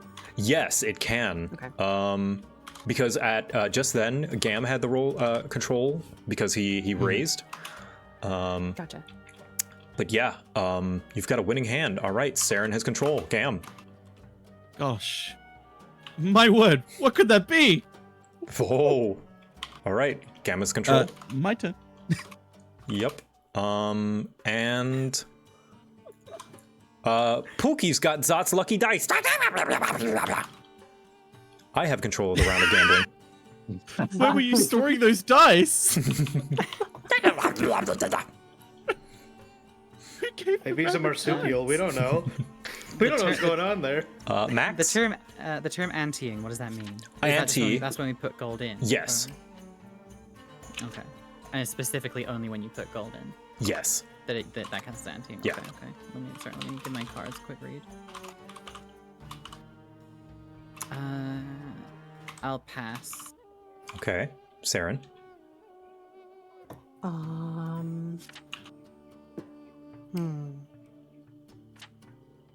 Does this? Oh. Gambling I'm in? Yes. Yes, that is just your basic take control of the My god, you guys have been saving these. So yes, now Saren has control of the round of gambling. Oh, I could be such a dick right now. Do it. Well, you know what? I guess the wench thought that was her tip. Oh no! All anti-gold goes to the inn. Oh shit. Yoink. And you may not play this card, and I think the gambling's over. Yep. Yep, that's it. Incredible. Everyone loses. She came and took all of our money off the table. Wow. Great. Thanks, Cam. Holy shit. Wonderful. I left gambling round 1, came back round 3, and went, oh, money, and then just took it off. That's amazing. All right. Okay. Now that was Gam's action. Yeah, that was just my action. So in that case, I think in the spirit of the game, I think it's only fair to give the rabbit a drink. Thanks. And I shall take a sip of my special drink. Ooh, Elixir of Charisma. Well, let's say you may play an action card with the effect each other player pays you 1 gold. Oh. Pays dividends. So yeah, you can just put this right here. Yeah. Dos. Alcoholes. Alcoholes. Well done. Lovely. You're giving out some good drinks here. Mm-hmm. Yeah, you are. And that is 1 round over. Congratulations. Way. Wow. We did it. We did it. All right, Atomic, up to you. Okay.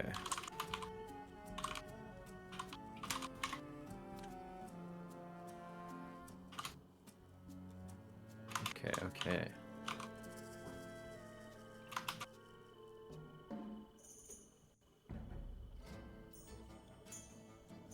Okay, I finally found you, Bottle, but you owe me.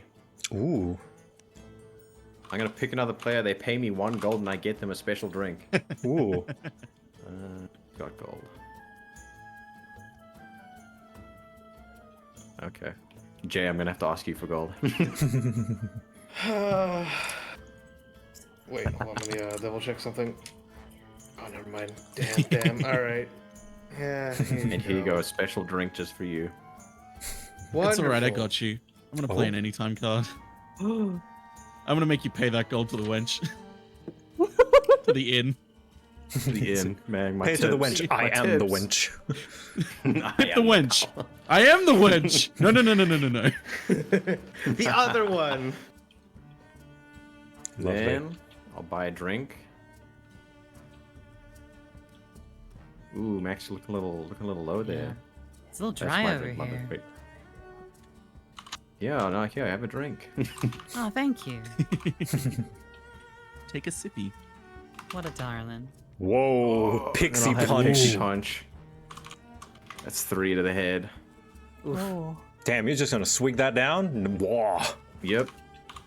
It's like, you're supposed to sip up. Oh. Oh no. And it's That gone. wasn't a shot. How did you drink it like that? You learn a lot of skills in this profession. And that's my turn. Alrighty. Let's see. Gonna discard a few.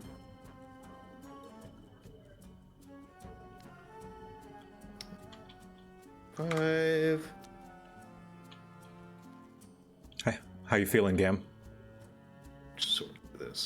Sobering up. I feel like I shouldn't have played all my cards. But now I was gonna say, refreshed when I get more cards. It's like, oh boy, you are lacking in options right now.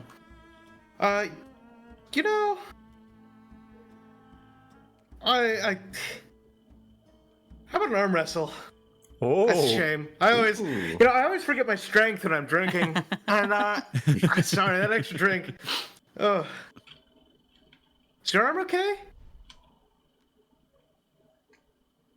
So yeah, Gam, you have fun. Ooh. That'll Is be this for the for gambling? 2 fortitude. No, this is for the fact I have 3 drinks all of a sudden.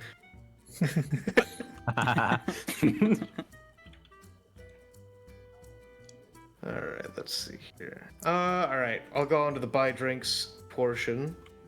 I'm gonna spend a gold because some drinks for my friends. My friends. Let's yet see. another. You didn't get one from me last time.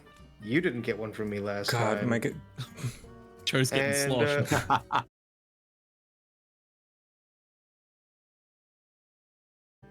Copium. Faint little space out forever.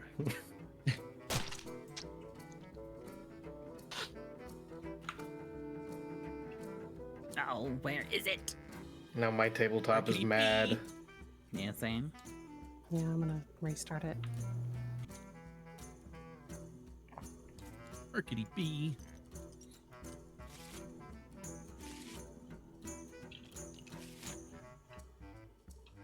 Oh, 3PO. Rackety B. 3PO. Back to 3PO. drinking. Workity B. 3PO. Ah, there we go. Okay, so this was just at the end of Atomic's turn.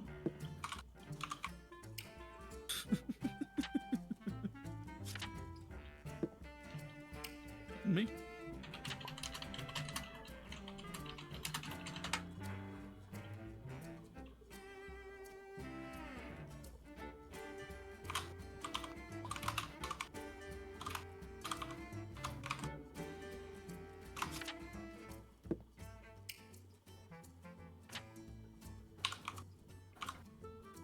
Okay. Wait on Jay. Oh, looks like I finally loaded in. Huzzah! Okay, so Atomic, if you could just like, I don't know, whatever it is, I think you did on your turn. It was, yeah, 3. Drink this. Drink that. Yep. 3. Is there anything else I'm missing? I think. They got the special drink. Yeah, I think that was it. Jay, you did the Fortitude thing on Gam. Yep. I'll go back down. So it would be that was one that I drew on my turn. So, Hopefully it draws the same. Yeah, just yeah, hopefully it draws the same. Yeah, if it doesn't, just like get rid of one of your cards and consider it one of those. Okay. There is a search feature. You could like look for the card. Oh yeah, you could look for it, and just remove it from your deck. It was one of these. There it is. Yeah. We'll just put that there, and then I'll. Yeah. And then draw your 2 more. I think that'll bring you to 6. Yes, I discarded these 2. So yeah, then I'll draw 4, so I'm at 6. Perfect. Okay, and then we're close to wherever we were. Then you bought a drink. Oh wait, and then I was buying drinks for people. Yeah, so you bought 3 drinks. Yeah. Yeah, I'll get rid of this one. I didn't have much like it in mine. In my current hand, the rest is pretty similar, so I'll just get rid of the odd one out. So we'll say it's the drink 1 one. gold. I'll toss this gold out. And then 3 drinks. And then I tossed out drinks to you. Oh wait. Me. Gamb. And That's I think I was Atomic. gonna do. What was that? That was Atomic. That was my bad. And then I was gonna toss him a Gamb. Yay! There we go. Okay. Then your drink. I think that's exactly. Yeah, I think that's so. exactly Yeah. where we were. Awesome. We've restored the timeline. Stitched it together. Ooh. All right.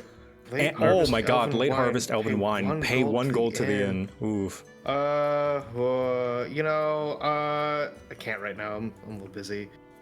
Fair enough. Pookie doesn't think so. Well then, you know, I would love to split the drink with you. Oh, jeez. Oh, rounded up.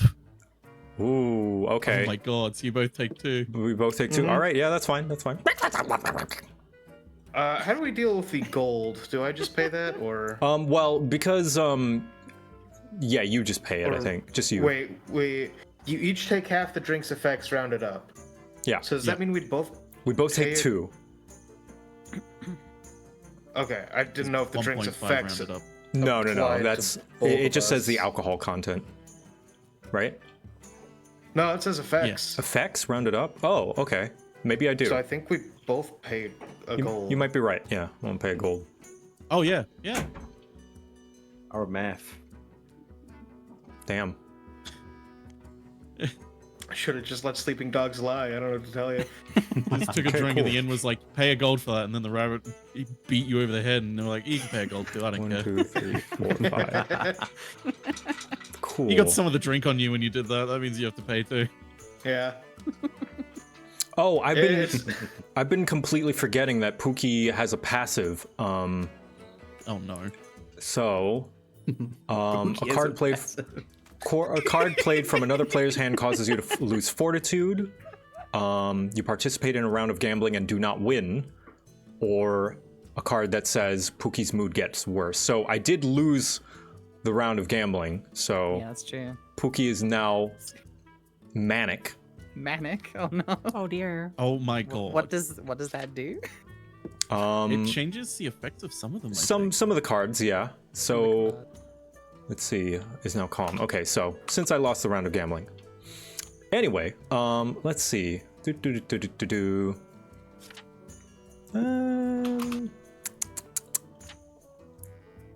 I'm gonna say, Wench, you were supposed to protect Pookie, but you didn't. Pookie is in a foul mood.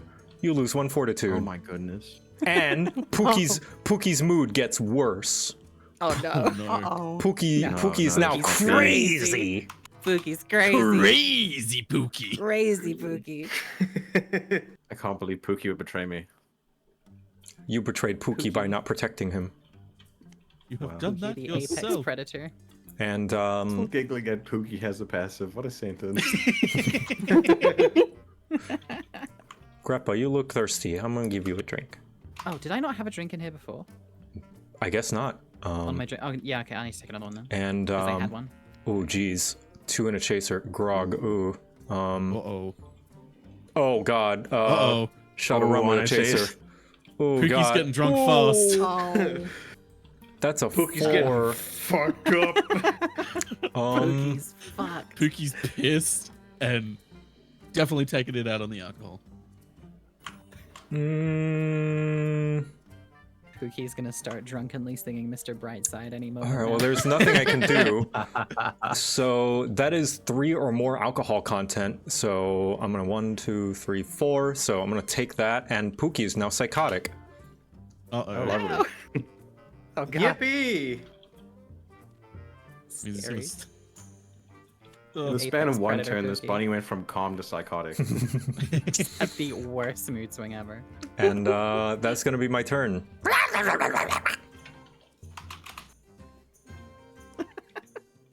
Awesome. All right, I'm gonna. And everyone's gonna be okay after this. Yep. We're all gonna be fine. Everything's gonna Welcome be to fine. the tavern. Ignore the psychotic bunny in the corner drinking a million shots. Just shut up and have your drink. It'll be He okay. pays his bills. It's fine. Mm-hmm. 1 second. I just gotta... Somehow he's able to pay his bills. We don't Who's ask where he doing- gets it. Who's doing like too well? Not me.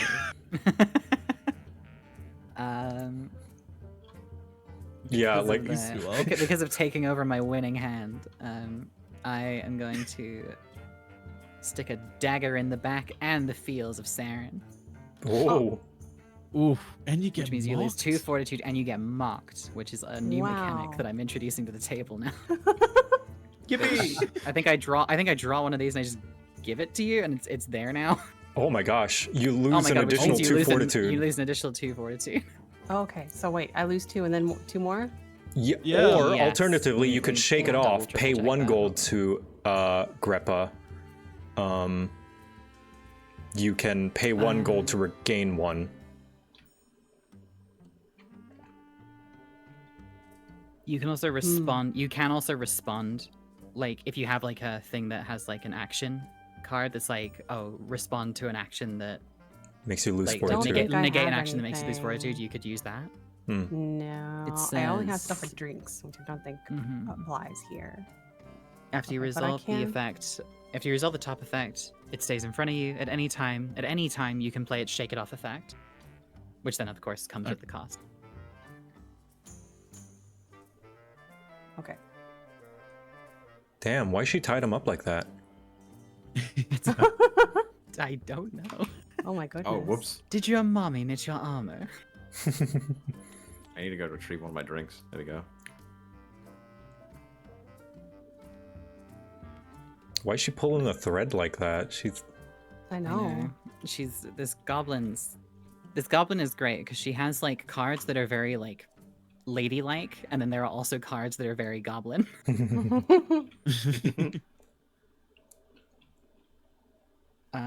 And then yeah, that's my action. So I take a drink. I buy a drink. Drink. Joe, you're looking a little a little dry there, buddy. Here you go. Careful handing the bunny your drink. Yeah, it's like bunny. I'm handing him the bottle like by 2 fingers at like the thinnest point of the neck, and I just drop it into his. Jesus Christ. The god of cussing. And then I drink. Yummy, Who yummy. wants to drive the bunny home? It ain't gonna be me because this thing's made me fucking sick. I'm drinking the dirty dishwater. Yummy, yum. Gross. I thought it was just a really foamy beer. The wench is playing a trick on you. That's my turn.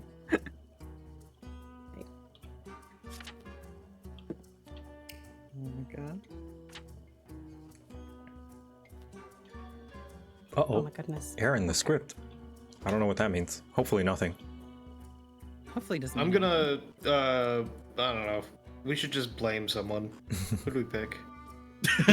Blame someone. Chat, how could you? Yeah. Chat, what the fuck? I don't like you saying we should blame someone while your cursor is over my area. Oh, Uh-oh. if it Oh, helps, no. if it helps, I wasn't clicked onto the game. Saren, are we gambling. gambling? All right, we're We're gambling. gambling. Everybody, ante up. Not now. Okay. Vicious digs don't write themselves. Sorry. Not now. Zot needs Pookie. Yeah. Uh, I'm ignoring the event. Goodbye.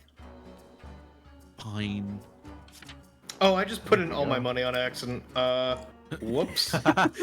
How much did you have? All Do you remember? in. I put 1 gold in there, so. Okay. Yeah, I there you put go. one One in as gold well. Okay, Putting all so- in Yeah, on me 2s too. and 8s. There we go, This ain't- and this ain't then- right. Okay. There, I grabbed your gold for you, Jay. Okay. Thank you. Not Excellent. the all in on the 2s and 8s. Yeah, there we go. All right. So, Saren has control. Cam? You know what? It's a lovely day. I'm gonna do nothing and just watch. Atomic? Okay. I'm also gonna pass. Jay, should you pass, Saren will win the pot. Well, that's why I have a winning hand. Whoa! Wow. All right, that can only be beaten by a cheating card.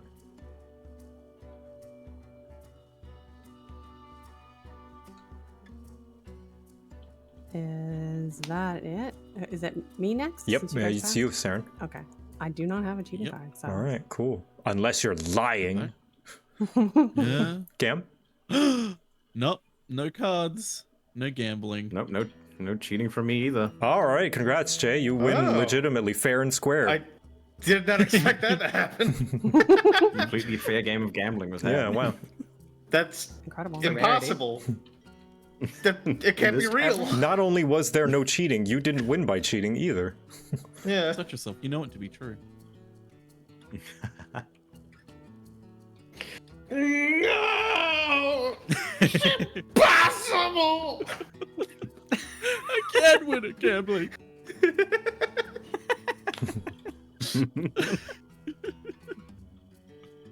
Okay. That was my action, right? That was your action, yes. So I Okay. order a drink. Mm-hmm. Okay, wait, hold on.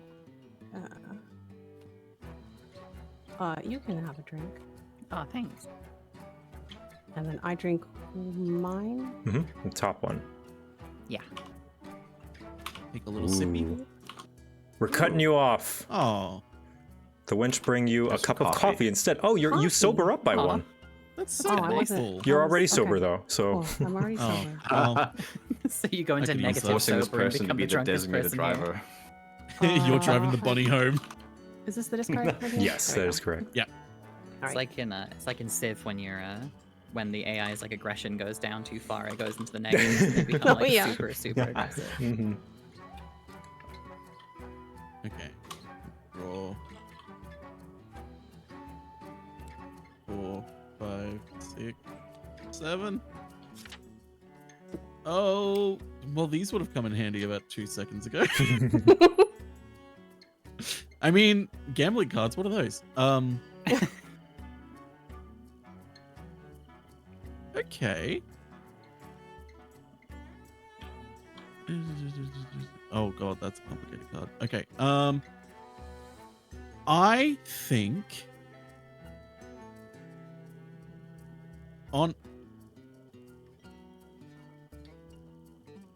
I don't think Me neither, buddy. the boatswain is drunk enough. Oh. So I'm going to look. You're getting drunker. Look into my eyes. Oh. Oh my You're gosh. getting drunker. Hypnotism going I mean, on. if you say so. And you I gain mean, you know. 2 alcohol content. Okay. I've seen this RP before. And then you know what? Wait, we're gonna buy the wench a drink. Nice of you to join us, wench. And then take a sip and hope to God this does not end poorly. Ooh. Oh God, it's That's gonna a end chaser.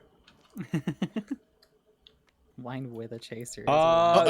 Okay, so hello. that if the chaser is a drinking contest, we ignore it. Oh, thank God. So it's just the 2. Is- Also, we avoid the okay. drinking contest. This is So, lucky you. oh, okay. Time to get a little bit drunker. Okay. All right. Good to go. Show us your best, wench. I'm sorry I called you that. That felt very. I know that's your title, but it. Yo, you know what? You know what? I'm not that kind of wench. Whoa. Take 2 fortitude. Ow! Oops. People got mad at me for hitting the bunny. I think the wench is probably the bravest person in the tavern. too. Probably. She has Like, to deal out with of all this the manner of bullshit. Yeah. Exactly. Yeah, So well, she- out of anyone who would hit the bunny, it would be the wench. I had to play that card after that comment. It was too good. And then I guess I'll order a drink. I think the bunny's had enough, so not there. Cheers, sir, and you can have another. Oh boy, thank you. And with that, I'll drink mine. Oh, drinking Oh. contest. Okay, Ah, each shit. so how this works is each player reveals a card from their drink deck, from the not your the drink deck, like one at a time. So everyone pick one from the drink deck. Just have it at the ready. And whoever has the highest alcohol content wins 1 gold from each other player. Okay. If there's a tie, then the players who tied will reveal and drink again until there's a winner. So it looks like Jay has a 2. Yep, 2. Oh, fuck me. 1 and plus 4. I got a My- 4. So I got a round on the house winner. My drink is also a drink event. So you just draw another one until you get a Just drink. draw another one? Okay. Okay, I got a wine, which is a 2. There are no drinks. We're out of No more drinks. drinks. All right, we're out of drinks. Everyone pay one gold to the inn. We're gonna order another round of drinks. The inn. All right, and there we go. And if you need to draw another card, Yes. 1, 2, 3, 4. Mine is a Event 2. count Do I need to zero. draw? huh? If you It's, no, it's no. only people squaring off right now. Yeah. So let's see. Everyone else. So let's see. We've got. Mine was 1. Yours was 1. I think Gam, you win the drinking contest, Yeah. right? Yours is a 4. Okay, everyone gain your alcohol content and pay Gam 1 gold. Congratulations, Gam. Yippee!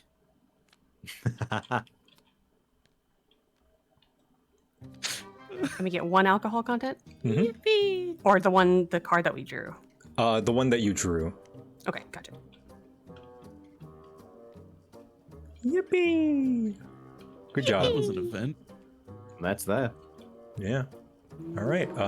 Jay, up to you now.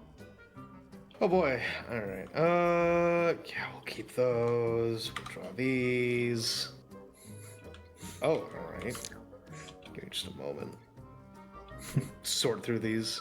Pookie's hops are feeling a little shorter, if you know what I mean.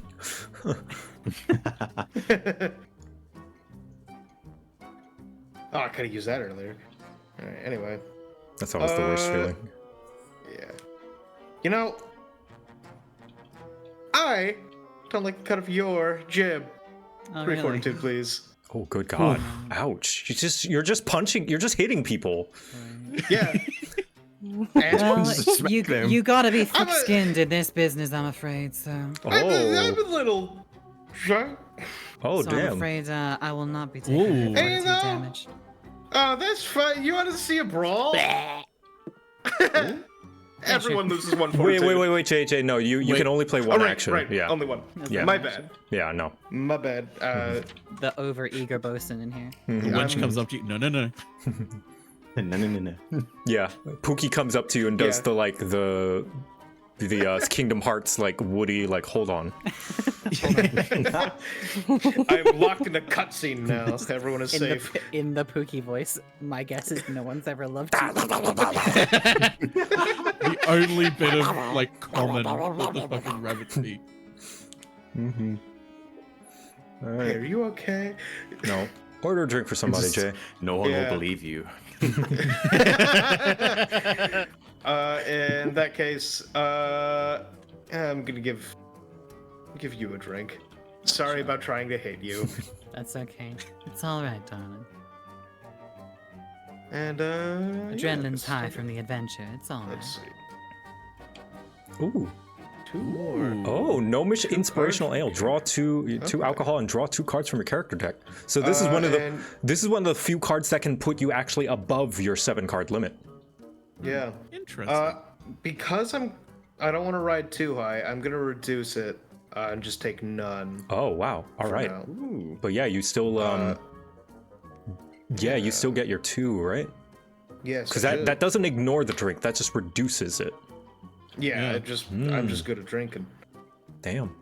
Nice. Cool. All right. I'm gonna get rid of this. And well, that's a nice kill card, but I don't know if I'll get the chance to use it. Kill. Your So- wench walks by, just hears the bunny whispering to itself, "Kill." Ooh. Okay.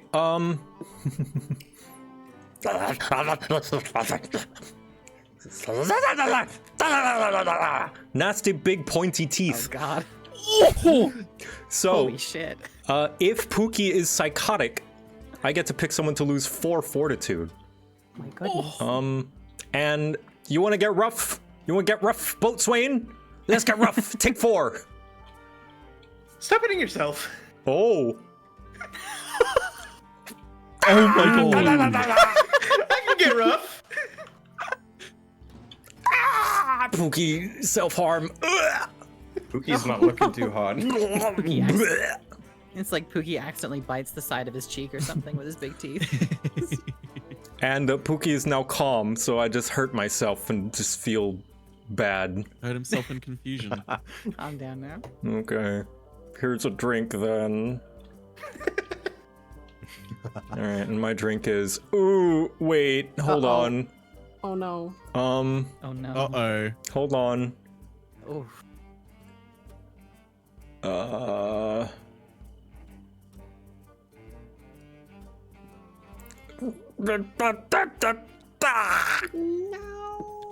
No. Rip And- Pookie.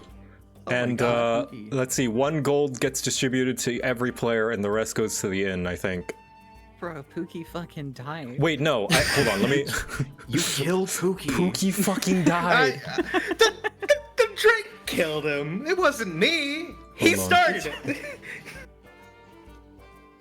I You're gonna blame think... an innocent little rabbit? Absolutely. And after all we've been through together. You know, like that time he bit me, and that time that he called the wench on me. And the time he threw darts at someone. Yeah, I'm pretty sure 1 gold goes to each player and the rest goes to the inn, but I'm not so sure, but whatever. Enjoy your free gold either way. Damn. Gold. Yeah, Pookie's dead. All right, congratulations, you knocked out a player. Pookie's dead. Pookie's fucking dead. And now He's taking a little nap. and everything's suddenly serious. It's never serious until Yeah, the someone's stakes. gone. The stakes have gone up Someone's now. dead. The stakes The are up rabbit now, was yeah. the first to fall. There's all of a sudden been like a major character death in the movie, and now now nobody is safe. Yeah. How many cards are I need to draw 3. 1, 2, 3. 1, 2, 3. 2, 2, 3. Well, that was pretty awful. Anyone want to go gambling? Oh my god. To take our minds off it? Yeah. Sure. Okay. Thank you, WRX Killer. We're gambling. We're gambling with Pookie's will money. Yeah. I won this gold in the I won this one in an arm wrestling contest. Oh, you So I'm gonna use yeah, from gold the from the inn. inn. Huh. Interesting. Okay. Are you joining in on this gambling, Saren? Yes, I put 1 gold in. Ah. Okay, Max has control. Saren. I will pass. You know what I will do? I will also join. Well, that's Yeah. not together. I will take control. Mm-hmm. Damn. I'm the gambling winner. You are the gambler. I'm gonna pass. You are the one who wins. I am the one who wins. Let's see. Let's ante up. Ooh. Oh my goodness. Raise.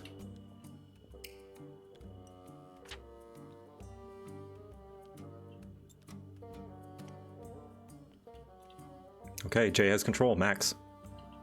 I'm gonna pass. I actually don't have anything for this. I just did this for the bit. We love the bit. We do it for the funny. Ooh. I will play a winning hand. Oh. Ooh. Ooh. Ooh.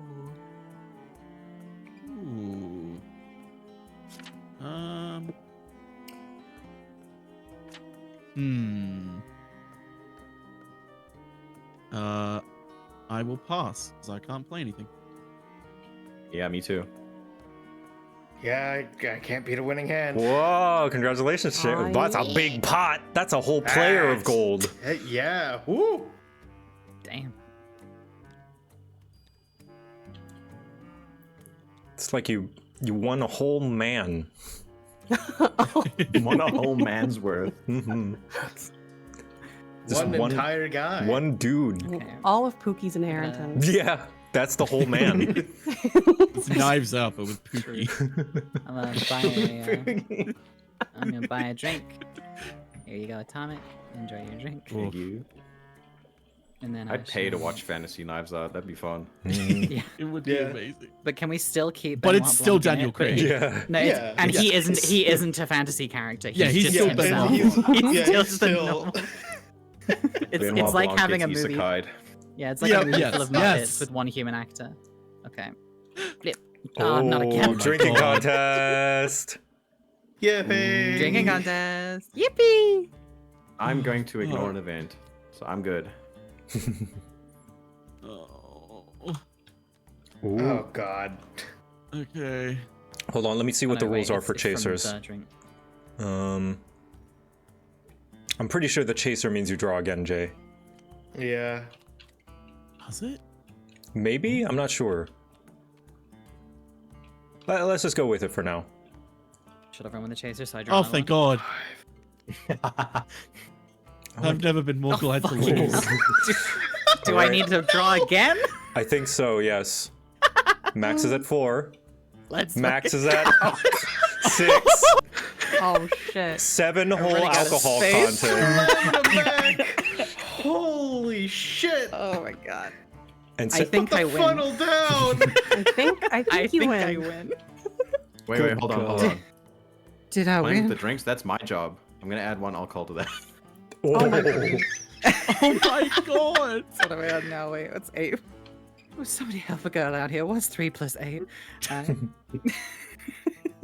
11. 11. It is 11. Good God. Do I win? Okay. Well, you get a coin from all of us. Oh, Yeah. that's nice. That's Except for me, because I'm handing you an illusionary coin. fucking shit. 7, Except for me too, because I didn't even participate in the event. Take my coin. Put the funnel down. It's okay. God. Oh, well.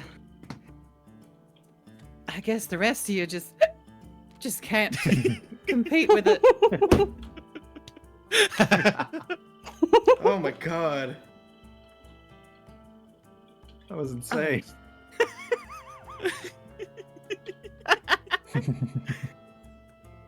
This game's awesome. Oh, anyway. God. It is. I don't need to drink in addition to that, do I? No, because that was my drink. No, card. that Okay, was your never mind. drink. I yes. think you've drunk Anyway. enough. Anyway, enjoy you had enjoy your enough. turns. Thank you, Killer GM, for helping specify the rules for me. It's very helpful, genuinely. Okay. Okay. What if I have no action cards? Then I guess you play no actions.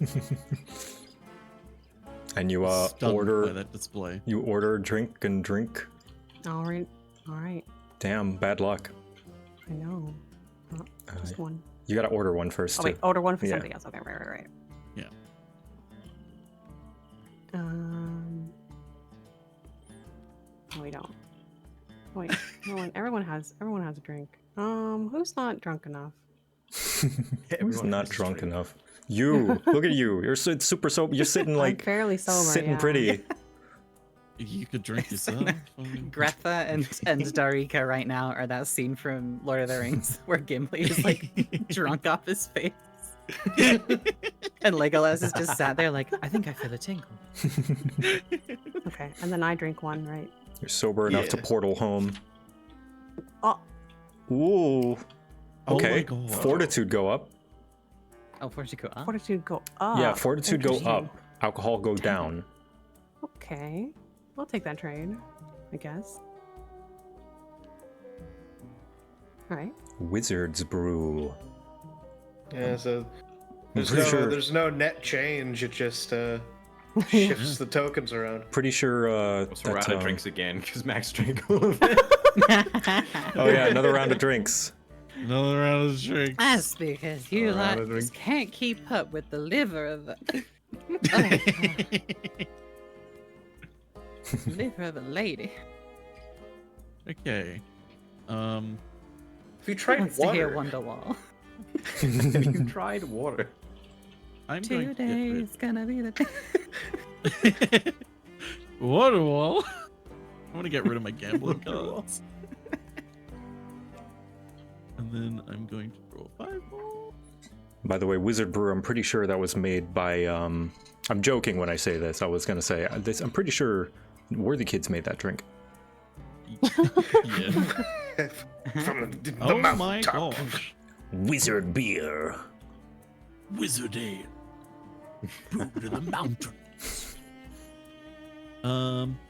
Well then, I am nearly in the same predicament you are, but I do have one action card. Who do I want to inflict it upon? You know what? I think the wench is looking a little bit too healthy. Wow. I'm sorry. Illusions aren't supposed to actually hurt, but I guess this one has. Oh, damn. You're losing a fortitude. Okay, well, in retaliation, I'm going to summon someone who's been long forgotten and lost to us. Oh my god! Who thinks he should stop being mean to the wench. Whoa! You lose 2 also. Ouch. Actually, no, I don't. I don't think so.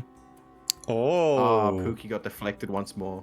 Yeah, it's because you threw his like dead body. Like, of course that wasn't gonna do anything. You just picked up Pookie's corpse and threw him at me. I like to imagine it shattered a window. Just and played that default like glass break sound. And the Wilhelm scream. Yeah. Ow! Okay, drinking. Time to drink. everyone loves it. Did you order a drink Drinking, yet? that is. Okay, Yeah. order a drink for someone else. Who do I want to get drunk? You know what? I feel like the Mindbreaker is not drunk enough. Yeah. So we're gonna do that, and then I'm gonna take a little sip of this. Gambler's grog, 4 alcohol or pay 2 gold to the inn to pass the gambler's grog to another player. I mean, it's only 2 gold. I feel like the wench is looking pretty thirsty. Wow. Now I'm pretty sure. Yeah, if you run out of gold, that's bad. I'm pretty sure you also have the option to pay the gambler's grog tax if you wish not to drink it. I'm good. This tankard's filthy. I'm gonna replace this drink. Ew, gross. Ugh. Oh. Hmm. I'm gonna draw a drink. But I'm definitely getting rid of that one. Oh, the wench thinks you should stop playing with the drinks. She's having an argument with herself. Mixing with the drinks, actually. Damn. I should learn some responsibility and just take 4. Ouch. You know what? I don't want to. Maybe a Actually, you mental know what? I breakdown. should stop playing and just drink it. You just pulled a Jedi mind trick on her. Just like, no, you think you should stop playing with the drinks.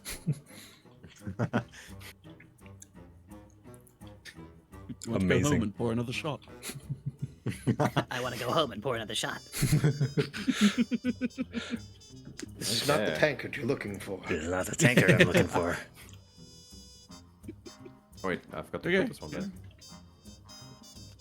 So that's me then. What a turn! Right. Mm-hmm. 1, 2, 5. This is also a fantastic real life drinking game, like to drink when you get alcohol content. Oh god. Yeah. I think I would have passed. I think I would have died. I would be getting so drunk so fast if that was the case. Yeah. If you want to play really dangerously, consider each alcohol content to be 1 shot. Yeah, that's what I was Jesus sort of Christ, doing. yeah, It was like, You better have a couch to crash on. Mhm. yeah. It's like I need to drink 4 drinks all at once. Okay. Like I'm telling you right now, I'd have to space. Like I have a good, like I can put it back, but 14 shots, man. I cannot. I can't need put to it back space at all. those out a bit. Yeah. I'm gonna play. I finally found you a bottle, but you owe me. Ooh.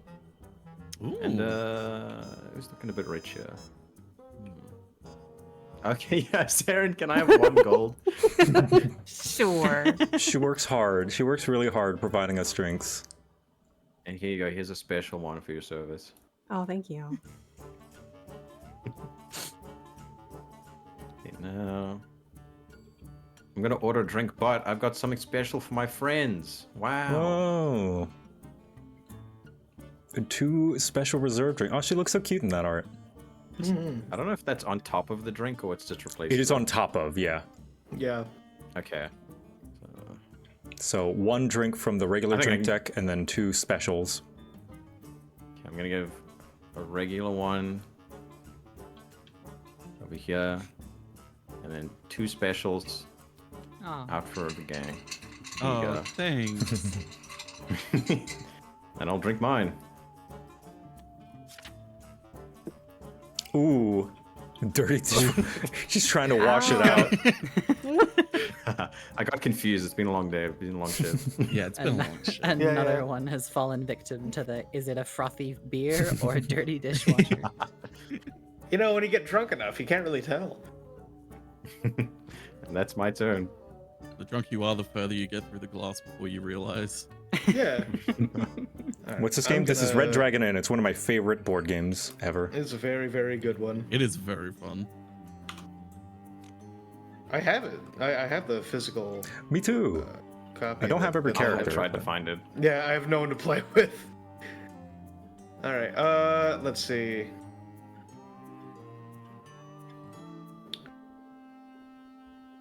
Let me. Sorry, I'm just checking.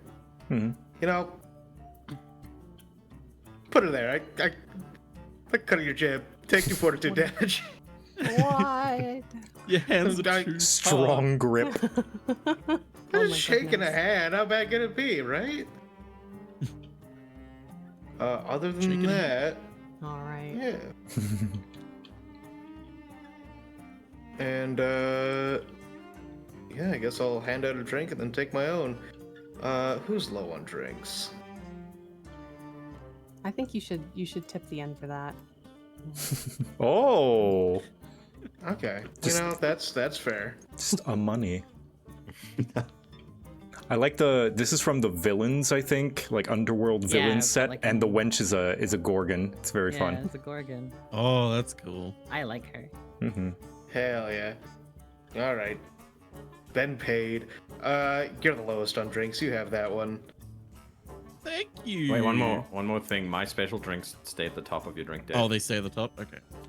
Oh, I can't save you. Can't save you. Thank you for trying. Oh, shot of rum. Yeah, it's fine. Okay. A little shot of rum. Just a little shot of rum. Shot of rum. That is either the tiniest, like, shot glass or a really thick, like, shot glass. Yeah. Meh. Maybe it's really potent. Anyways, 90% alcohol. I pass my Meow, meow. turn. Can you get me a It Beppis doesn't and a look water? comfortable to drink Thank out, you. I will say. Yeah, everyone's got their own little special drink. Yeah. Well, almost. No. How generous of the wench. Okay. Yeah, that is my turn. Once again, it goes to Grappa. Oh, is it my turn? Yeah. Oh, sorry. Yeah. I think we. Losing track. It's all the drinks I'm losing track.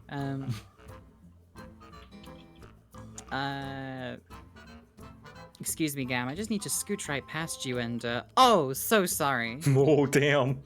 Oh. Oopsie daisy. That's so mean. Do you see what I mean by some of them are really goblin? Instead, you know what? I've been working on a new spell. It's called Shared Pain. Well, you see, it's the funniest thing, because I don't think so. Oh. Okay. Can I have a piece of gold then? You know what? Compensation? You know what? Sure, why not? Imagine getting hit with like a psychic spell and being like, nah. My Pathfinder character can actually do that. she has a feat called like Skeptic's Defense or something. And it's literally just the magic isn't real, you idiot ring from Skyrim. She's just built different. Pathfinder's so good. Pathfinder's awesome. That's amazing. And then who's looking dry? Who's looking dry? None of us, really, to be honest. Come on, Jay. There you go. Yeah, you guys' drinks You're are piling up. You're a big lady. You can take it. Like having a wench in the game really makes your drink me piles like tall. I know, yeah. Oh yeah. So fun. I love it. And then I'm gonna drink from my drink. Well, Drink. somehow Drink. this entire time I've avoided damage. Everything I've taken is drinks. Ooh, discard. 3 cards from your card to deck. Discard 3. Ooh, and then draw This is 3. Red Bull. It's Red Bull. Oh yeah, it's Red Bull. It is Red Bull. With a chaser as well. I take a chaser from my. Yes, from your this, don't I? Yeah. Yeah. That's cool. And ooh, mead. Can we split it with another player? Oh. If it's not the result of a drink event or a chaser. Oh, chaser. Pfft, I only read up to drink event and then got excited. Mm-hmm. Mead cannot. Well, you know what? Here, hold my beer. Mm. Wow.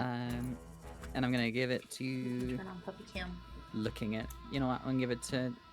You're looking a little drunk there. Why not finish yourself off? Great.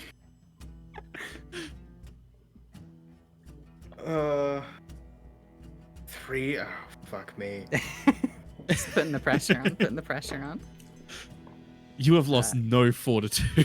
I've put a lot of. Well, that's why I'm doing this. You're a little too comfortable there with your 20 fortitude. When they cross each other, it's bad either way. Oh, and they get mocked too, didn't it? Didn't it say? What does mocking do? Yeah. Oh yeah, Mocking, yeah. give a you do, mockery. sorry. I almost forgot. Well, Finally, it's the funniest thing. We mockery. don't know until I draw the card. Oh, we both each lose 1 fortitude. Okay, you want to play, huh? You also lose another fortitude. Ah, damn. We also lose 2 fortitude, so I lose 3 total. Ah, shit. Damn. Okay.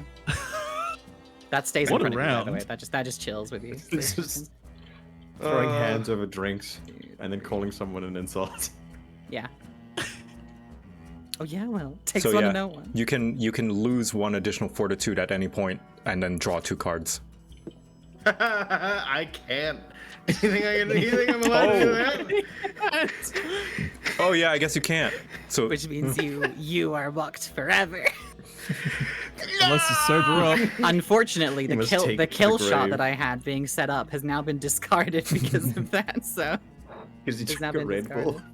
Yeah, because of the Red Bull. So guess I'm gonna have to think of another way to do this. Oh wait, dang it! I need to get that Red Bull. Anyway, yeah, that's my turn.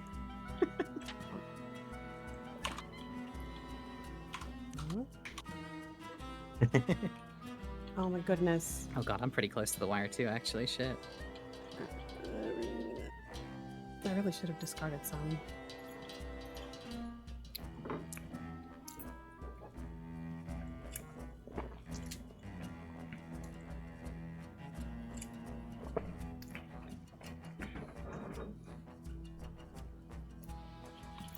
I still have no freaking action cards, so. Damn. Rough.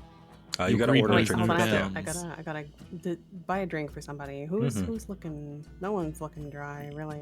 No.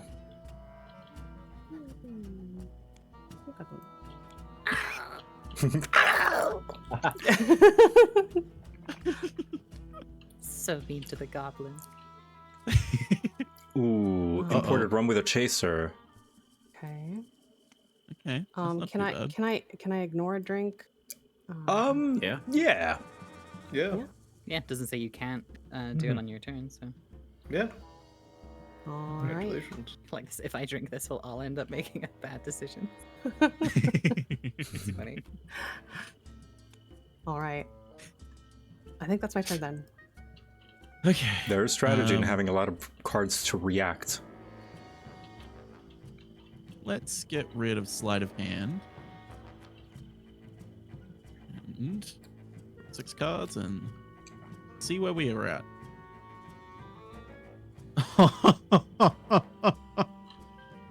Uh-oh. Uh-oh. I'm scared. Okay. Tried to peek, but I couldn't. Okay. Okay. Well, I think you should be really careful because that's a real fire right there. Whoa. Oh. Whoa. That's real fire. That's a real fire. Real, genuine fire. That's not me. That's a real fire. So you're gonna lose 3 fortitude. My goodness. Hold on. Is that It's a, not is me. that I a- didn't mean to. It's an action card. Okay. Yeah. All right. I get Jeez. burned. Oh, it's because you're the illusionist, right? Yeah. I understand. It's like that's not me. That's not me, I was guys. just- That's real. I was just like, It's what fire. character are you playing? Where it's just like, there's just a real fire over there. And then since It's real as I'm hell. going to be buying drinks, I am going to, wench. I'm going to buy some drinks for some more people. Oh my gosh. Hell You guys are never running out. Oh, no, they are not. So, you know what? I feel like you need one. You need one. Hooray. You need one. Oh, thank you. Everyone's up to 3 now, except me, because now I get to drink my special little drink. Very Elixir special. of protection. Oh. This is sometimes ignore and that's really tempting. Oh, but that would mean I'm really. You could get pissed drunk like me. Sorry, wait, what? This glass is empty. Oh. There's nothing there. Boo. No gamba. No risk. No gambling. Boo. No gambling. And yeah, I'll Don't like my drink, I see how it is. Hey, you're the one who said here's an elixir of protection. There was nothing in the drink. Yeah, protection. It's cool. Oh my god. I guess. Is it my turn? Yeah. That it is. Okay. Dang it. I've only got one action card. All right. It's not gambling, is it? Another player, they lose 1 fortitude, discard the top card from their drink pile, and I'll give them a special one instead. Sorry about the mess. This one's on the house. Oh. Is that from You're the looking a fire? little low. Yeah, Gam, you're looking a little low here. I don't want you to have your final drink be a stinky one. No. I'm gonna give you a special one. Since you didn't like the last one, I'll replace it. Yeah, what was my final drink? Oh. And Gam will also lose 1 fortitude. I lose 1 fortitude. Yeah, I'll lose the fortitude. I'll accept your special little drink. Thank goodness, because I'm gonna get you another one. Here you go. Special Oh, one's on thanks. top though. I miss Pookie. I'll Oh, I drink miss mine. Pookie too, Joe. It's on in our hearts. Oh, Yeah, I'll drink some wine. Lovely glass of wine. That's my turn. Wow. From Pookie's Vineyard. Well, Pookie's Vineyard. Oh my gosh, you are on the knife's edge. yeah. So here's what I'm gonna do. I'm gonna be discarding pretty much everything, and we're just gonna see what Hail Mary. happens. Yeah, we're just gonna 6.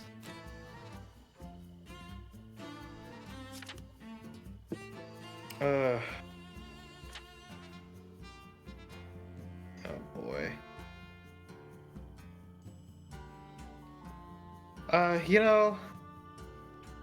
You should really tip the wench.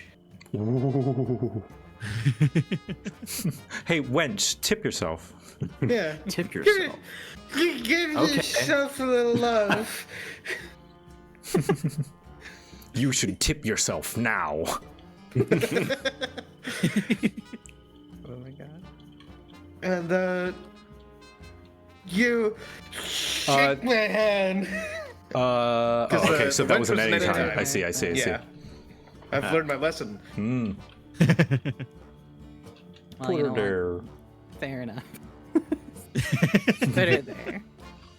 Forgive each other. Forgive each other. Yeah. For And whatever's then I happened gotta today. give someone a card. Who's the lowest? We'll give it to the wench. And Wench, you should tip yourself else and take a Get yourself drink. something nice. Out of your own pocket. My final message. Goodbye.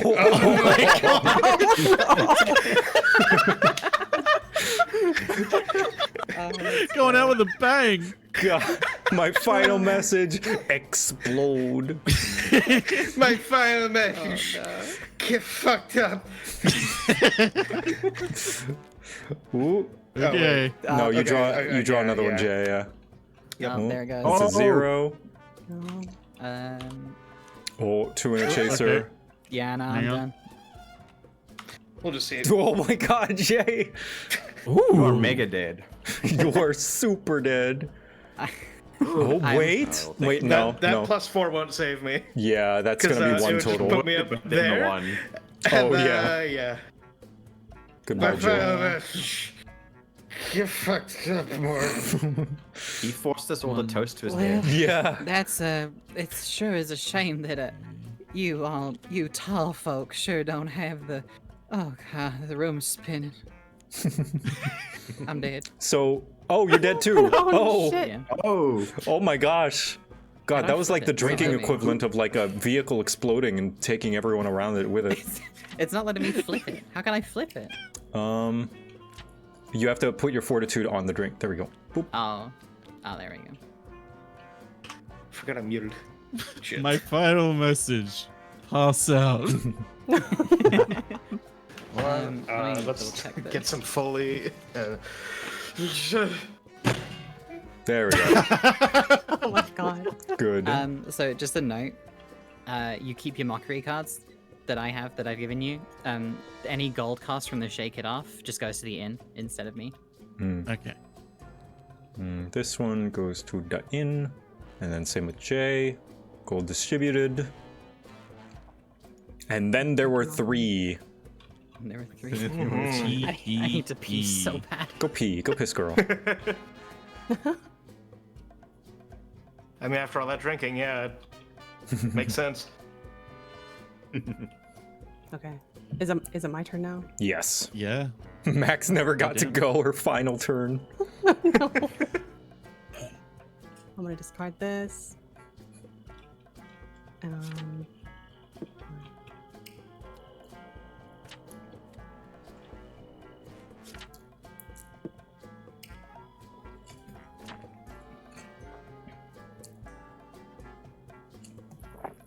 Okay, I drew an action card finally. Yay! Huzzah! Damage 2. Look at that player's hand. Who wants to lose 2 fortitude? Not me. Not me either. I think Atomic could use a little fortitude. Fair enough. So. And honor system. I'm looking away. I'm looking away. You can also hit B Tell to me when. blindfold yourself. Oh yeah, I forgot you can do that. Ooh. How do I get those back? Hold on. Aha. I'm gonna put it over here. I can watch because I'm a spectator. Wahoo!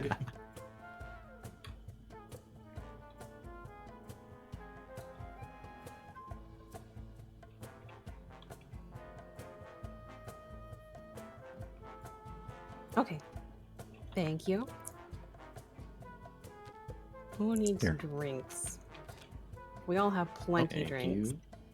Am I allowed to look again? Yes. Yes. Huzzah! I buy Sorry, I you fucked up your cards. It looks cool. Looks like I'm actually holding them. Oh, thank you. Take More the drink. alcohol. Oof.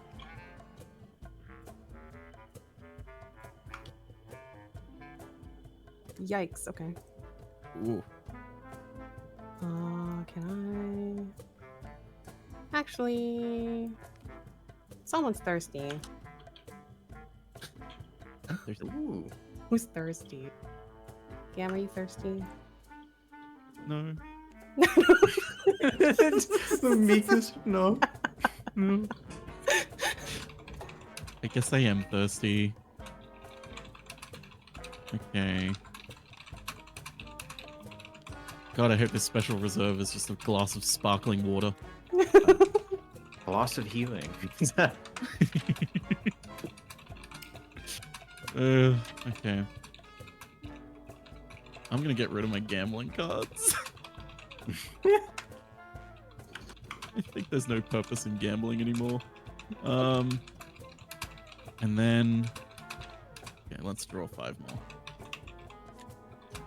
That's how you get to 7. Oh, that would have been useful.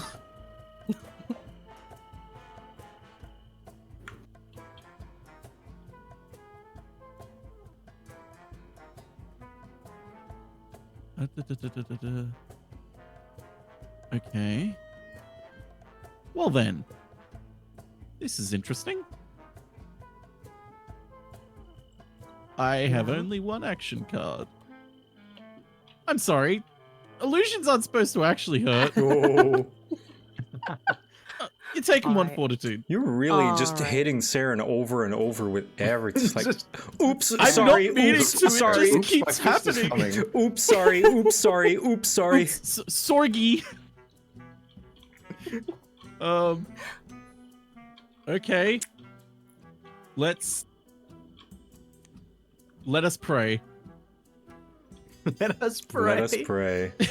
We pray. Wait, I should probably buy someone else drinks first. Yeah, get someone else a drink. You know what? I'm sorry for hitting you. Have a drink. That's my final action because this is. Oh no. Chaser.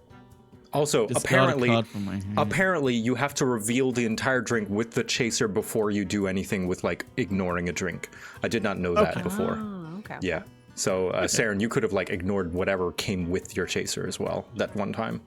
Gotcha. Okay. Well, if I have to discard a card, that's easy. Hey, all my cheating cards are at the bottom of the deck, it seems. Okay, let's chaser. Okay. Oh, the lovely, right on lovely, the cusp. delicious light ale. I'm fine. Wait, that's your. This is right on fine. the cusp. Merrick, goodbye. Oh yeah. Oh yeah. All All right, yours then. now.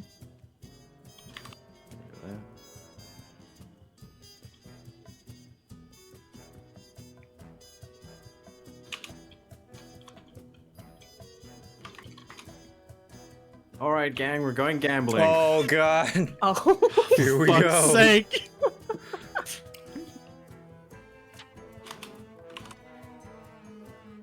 Do I want to go gambling?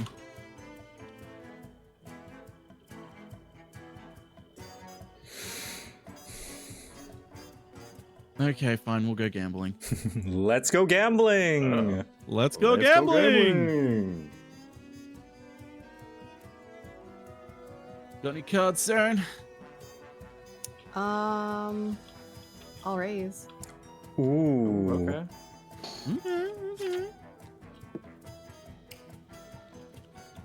Okay. Did we skip Atomic?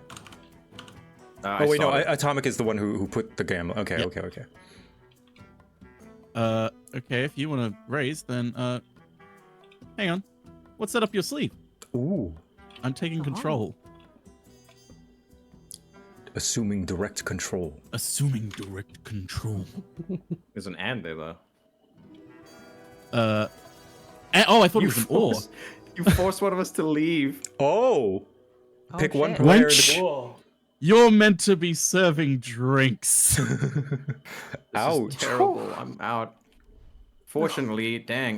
You're gambling? No, I thought that was my tip. I'm just gonna... Oh, wow. Even if you've left the round, you just take the money. That's it? Gambling's over? Thanks for the tip, gang. Incredible. That's amazing. Beautiful. Genius move. Oh, I'm out? Oh, sorry. I just thought that was my money. You know what? Okay, well, oh, that's a tip. Oh, my bad. Bye. Oh, if I have to get back to work, here, let me clean this up then. That's awesome. Yes, this has a lot of the expansions. I think every single character on the board right now is an expansion character, including the drinks. Actually, no. Gam's character Eve is not. She's a base game character, I believe.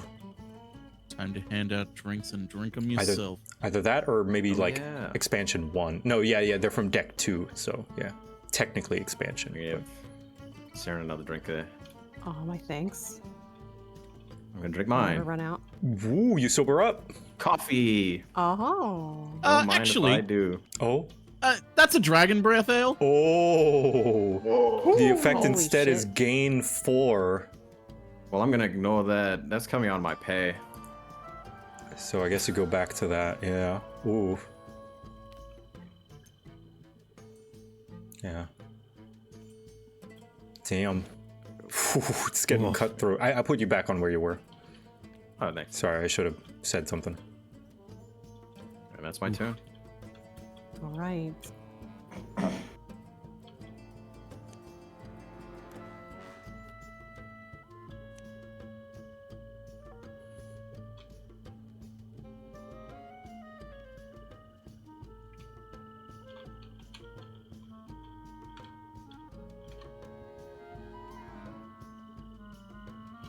Okay.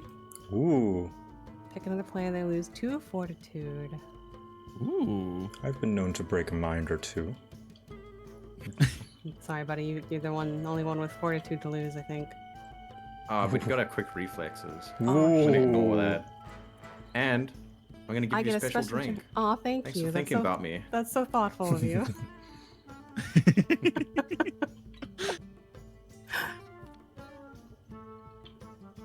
All right. And then I gotta give out drinks. Again, don't want to run out. Oh, thanks. And then I drink mine. Shot. Special little drink.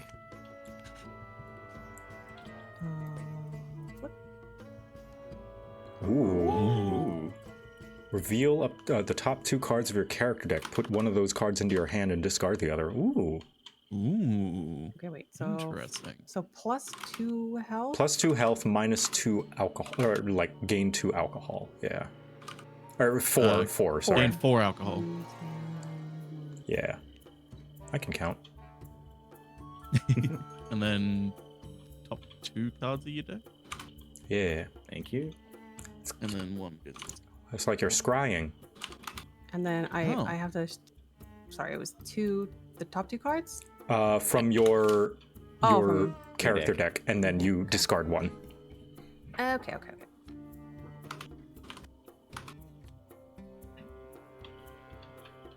I don't know that you reveal it. Oh yeah. Okay. Well. Oh wait, reveal.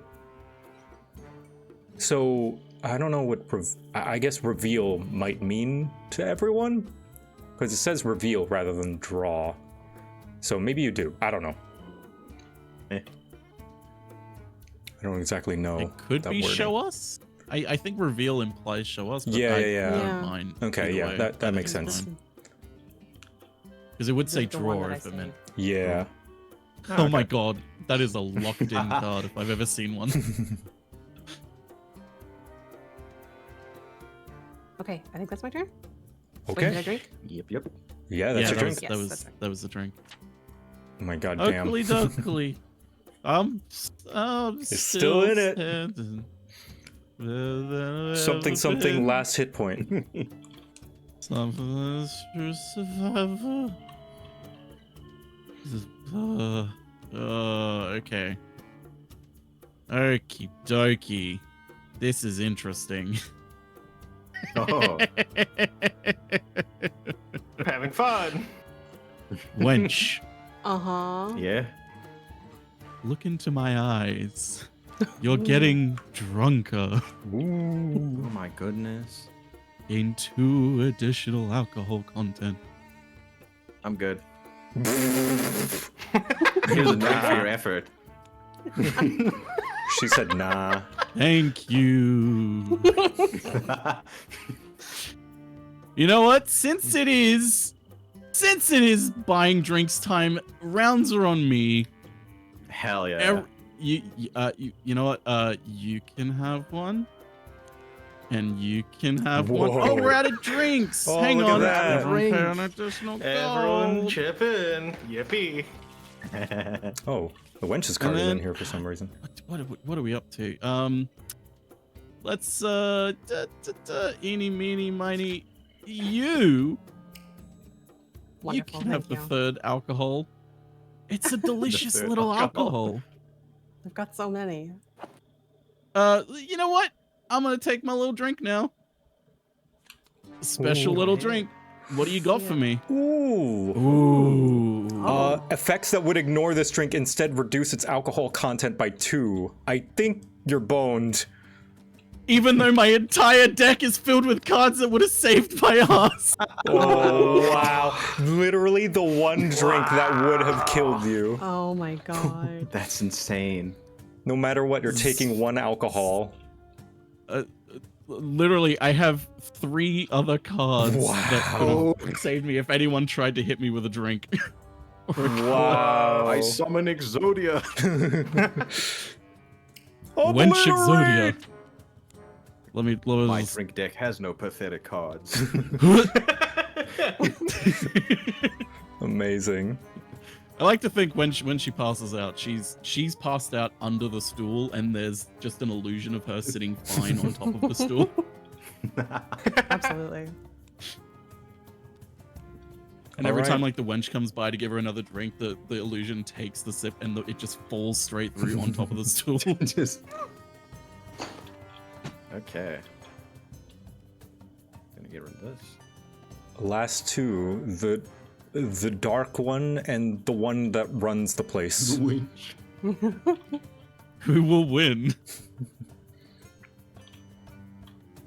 Vote now. You know what? I think. Actually, yeah, I'm gonna do a little bit of betting prediction? in the chat. Yeah, Oh my goodness. let's do some Hell betting. Let's go gambling. Don't gamble for me. I have Let's no go idea what I'm gamble. doing. Remember, Toast everybody, to the red dragon in. Oh the boy. best thing you can do is go all in. Let's see. Prediction. Hold on. Don't do anything Oh my yet. god. I'm gonna start a prediction. What happens if you... It's gonna be a tie if you both fucking drink too Who much. will win? Saren for like a Hail Mary, slash we both die. Mindbreaker, That would be the way. Ratomica Alcoholic content of the slash drink that Wench. you reveal is reduced by 1. Ooh. So this could save you. There we go. Because you both need 5 alcohol, but... Who win? Ooh. Why is Good this luck. name okay? Winner. Winner? This name is not compliant with our content guidelines. All it says is winner question mark. Is it Winner question. Huh. RDI Yeah, what about- Victor. Victor? Is it one of our names? Yeah. Maybe. Is Mindbreaker. Brad banned? It might be... Oh, Wench. It might be Wench. Yeah, Yeah. it'll be Wench. I don't know. Waitress. Wait. RDI winner. Yeah, apparently. Yeah, I think it's No. Wench. Wench is a banned word. Okay. All right, Well, continue. Go a toast to the red dragon in. A toast. Each player So we each reveals a get a drink? drink from the drink deck and drinks it. From our own drink deck or No, the no, main no. drink? Including chasers. yeah. This drink deck, including chasers. If Okay, it's card number 1. Ooh, 3 minus 1. Ooh, Oh. ooh, equal. Okay. I'm gonna lose 2 alcohol content, so basically negate that. Wait, lose to. I see. Anytime, I see. yeah. Just sober up. Of course I can hold my liquor. I'm the wench. The wench, baby. I'm the wench.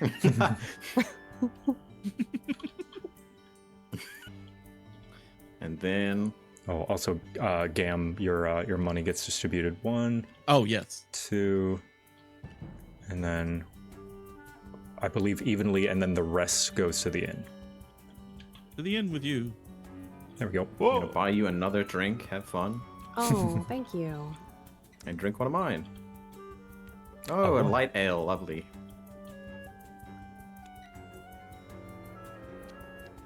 Lovely, lovely. And that's my turn. All right. I want to play this card to lose 2 alcohol content. Oh, wait. I don't think so. Ooh. All right. Wait. Was it, It says negate a sometimes It's card. a sometimes card, not an anytime Not card. an anytime card. Oh, I thought that was a sometimes. My bad. No. Oh, okay. Okay. So you can play it. So I can do it. Okay. Mm-hmm. Cool. Good to know.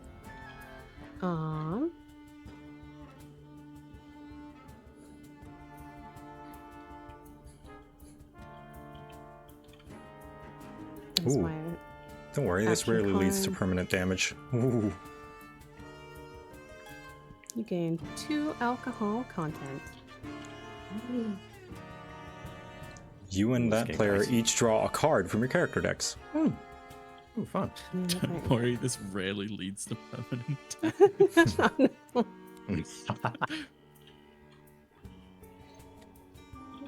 It's only a little bit of brain bleed. What could go wrong? Barely got any Alright. brain damage. Jam. Where are we at? What's happened? You buy a drink and then drink. Gam has been knocked out. He was given a drink from the wench that could not be ignored. Instead, ignoring reduces the alcohol content, which means he still had to drink it, which was just enough to knock him out. Oh no. Ooh.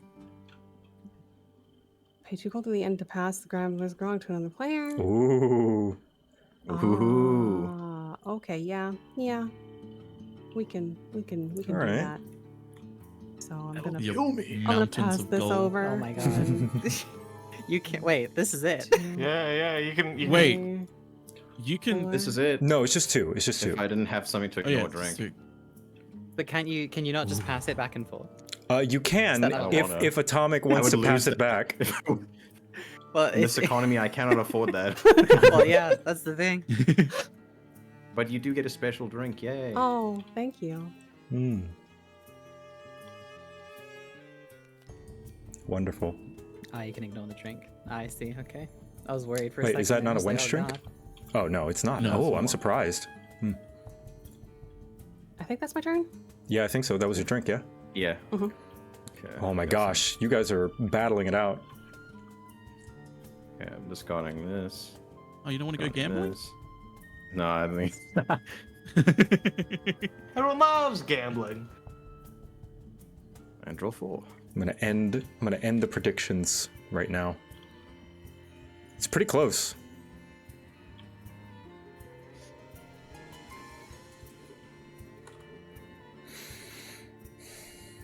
Wow, I didn't get any action cards. Oh, damn. No. Oh shit. Oh, dang. Oh, wait, no, I did. Never mind. Oh. Ooh. Mind game. You lose 1 fortitude, but you get to discard the top card from your drink me pile. And I'll replace it with a special one. Oh, what if it's a special one already? Then it gets replaced I'm with another just special replacing one, it. I guess. With Okay, another there special you go. one. I lose I one wanna see what fortitude, this you one said? I wonder is. what it was. Yeah, -1 fortitude. Ooh. I was an elixir too.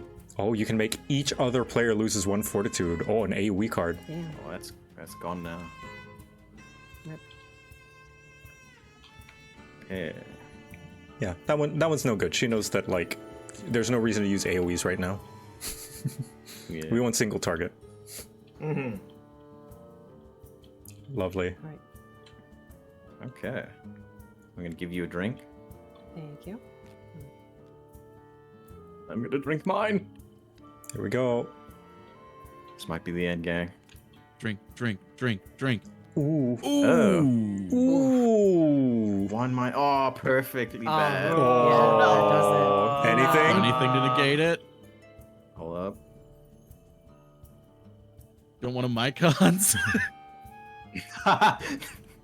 No, I think we're cooked. Oh. Oh, that's it. No. Unlucky. Saren, you Oh, win. so Congrats. perfectly Yay. Saren, the winner. What was this though? I want to know.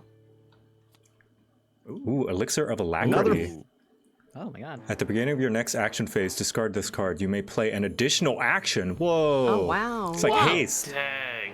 You get That extra would have been attack. amazing. Congratulations. I lost all my points. Yay! And that's Red Dragon Inn. Yep. That was shorter than I Red Dragon. anticipated, but Yeah. yeah, wow. That was great. Well, sometimes that game will just go. Mm-hmm. Yeah. So With the amount of like love it. negating and like ignore cards and like counters that other players could do to your cards, I feels like it could just go around for so long. Yeah, that's why I Yeah. sectioned Right. out Decks and stuff. the entire 5 hours potentially, just at the risk. So but yeah, did everybody have fun? Yeah. Oh, this is so good. This is so good. Yeah. nice to play this game I'm again. glad. Oh, this is awesome. There is another Red Dragon Inn game happening next week. Yeah. We're not going to start another one because, I wouldn't want to ask you guys to do that again because that was very draining for some, I'm sure. But let's see, JoCat.net. Like even with the delays of the disconnects, Yeah, that was only the like an hour and a disconnects, half, Yeah. or like 2 hours and a half. It But was 2.5 hours. 2.5 hours, yeah. But the next one, Without the distance, probably like 2 hours 15. Mm-hmm. The next one, this one might be outdated. The next Red Dragon Inn is the Harkness test. I can tell you guys about that. Tis next week. I think it's in next regards- Tuesday. Isn't it? Next Tuesday, yes. Next Tuesday's Red Dragon Inn is going to be with, kinda, sorta, maybe, game. Kinda, sorta, maybe. She's a game dev. Dan Jones, Tiefling Melissa, Max again. Oh, Max, you here for another one, and me. Podge. But yeah, I think that's gonna be it for now. Thank you all, my wonderful adventurers, for joining me in this drinking party. Thank you. Yeah, This fun times. this was super fun. I'm Yeah. really excited to do it again. Like, Mhm. I'm really excited Yeah. for next week. Mhm. That's really fun. This is really, really And thank you fun. for being troopers about the scuff. And Yeah, of course, man. No worries. yeah, I think I'm gonna bow out, and we're gonna start Pathfinder 2 early, I believe. Hell yeah. Have fun. Is it still you learning? Yeah, have fun. Still learning Still, Pathfinder? still learning. Yeah, just Oh, hell yeah. learning the rules and stuff. So Hell yeah. Hell yeah. Bye guys. Bye bye. Goodbye. Take care, Joe. Wonderful. But before I do, I'm gonna walk the muffin, and then also eat lunch. So I'm gonna put on the little countdown, and I will be back. Muffin wants attention. Let's see. Let's put on some Louis Zong, huh? Louis, not Louis' life. Louis Zong.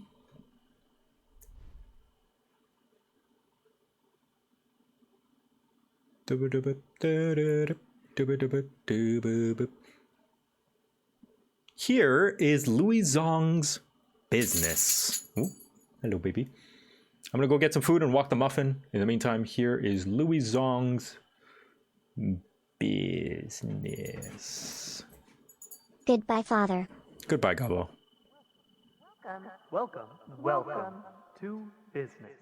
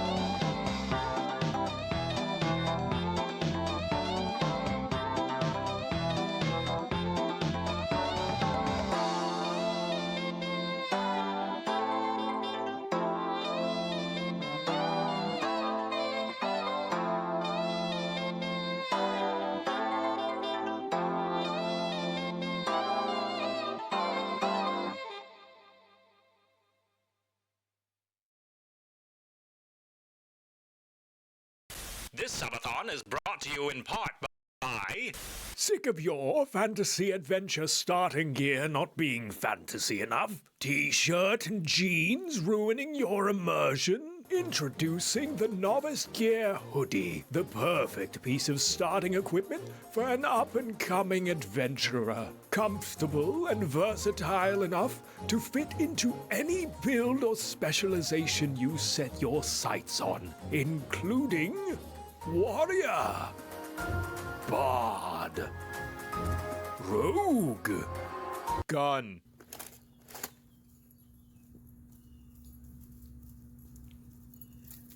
Baby. Featuring cute little ears, a cute little bow, a cute little button, cute little beans, and comes in one color, Nublit white and brown. Pre-order your makeshift Novice Gear hoodie today.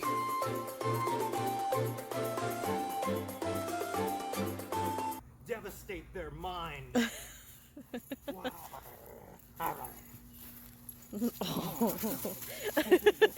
Whoa, there she goes. Whoa!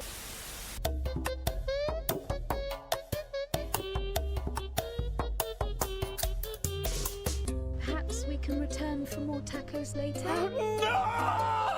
How are you? Why are you still? What are you eating? This is great with garlic. Are you? There we go.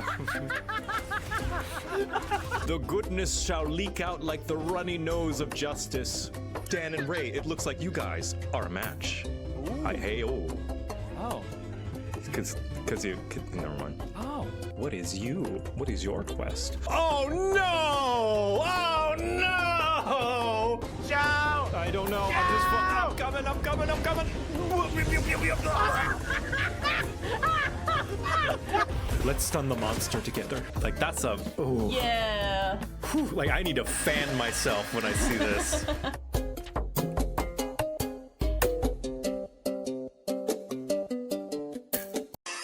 Who's that Pokemon? It's Pikachu! It's JoCat. Guns. Explosives. Artillery. 2 thin coats. In the grim darkness of the 41st millennium, there is only war. And it's never looked sexier. JoCat paints minis on A regular website for adults. Don't forget to bring the primer.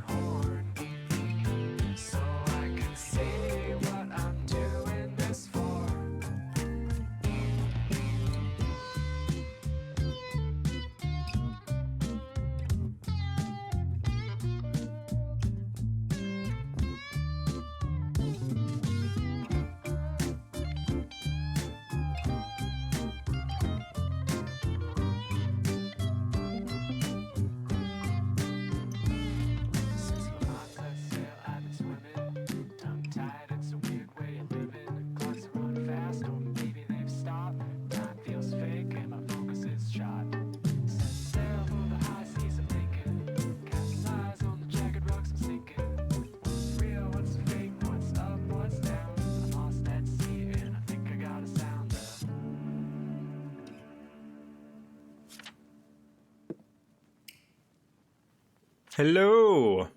I return. How goes? I'm back. So, some of you may have seen in the chat that me and Echo, we went to go walk Muffin, and then halfway through the walk, it started raining real quick, real heavy. Yeah, so we ran back in. Partly because we didn't have an umbrella, but also because Muffin hates the rain. Muffin hates being wet. Muffin hates being moist and damp, and understandably so. But it also means that she hates baths, and she won't go out in the rain to go pee, which understandable, you know. But she ran inside, like we started running, and she started, one of the few times Muffin will get zoomies with the rain. But, we're going to continue learning more about Pathfinder. Let's see. I think on the Paizo website, I've got the player handbook, but I think I also have, do they have a GM's guide?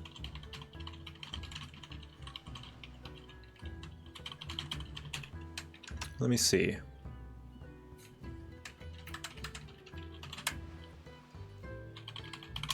GM Core, yeah. Because I've read a little bit of that. Rather, I've read the 2 player handbook cores, but I've yet to read the GM's guide. And I think that could be useful to look over. I have a confession to make. I'm a fraud. I have never read through the 5e GM's guide. Yeah. I've just been winging it this whole time. I really should at some point. It's not really helpful? Really?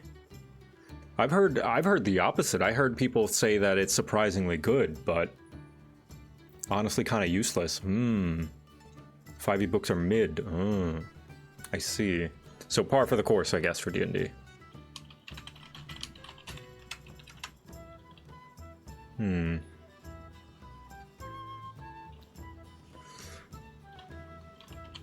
Gmail. I think I forgot. It's not bad, but it's not essential in the same way the older ones were. I see.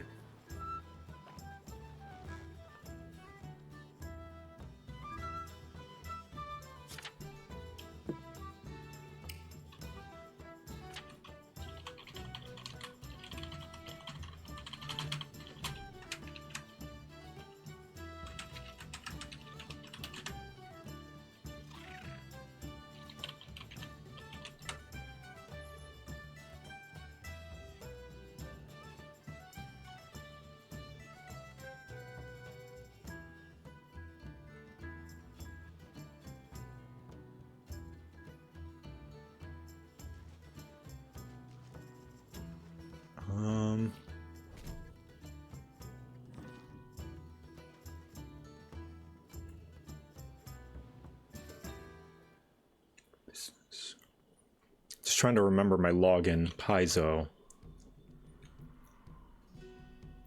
There you go.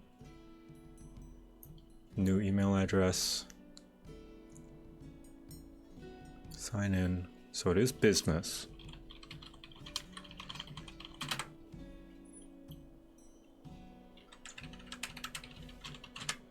There we go. I remembered. I remembered. Account settings. Let me change my password to a different one.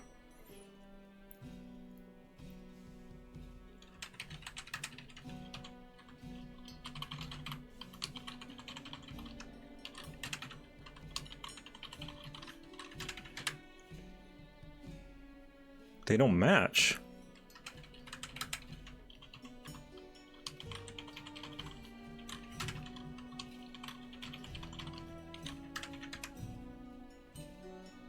Okay, password's been changed. Good.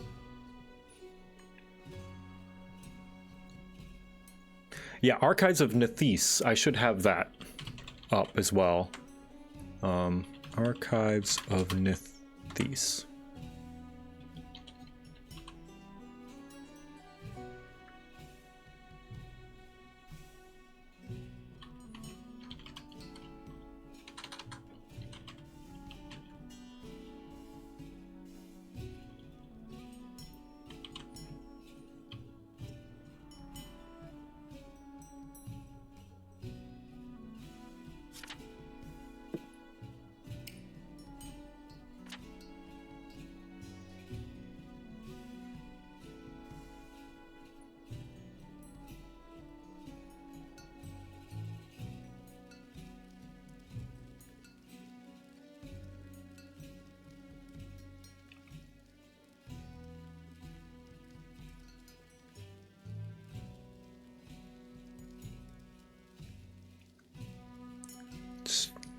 Doing some folder cleanup.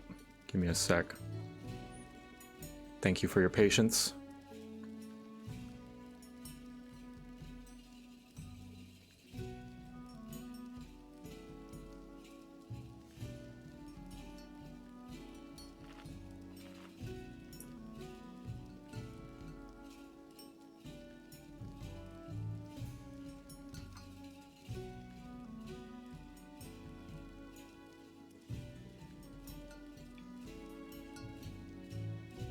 Okay.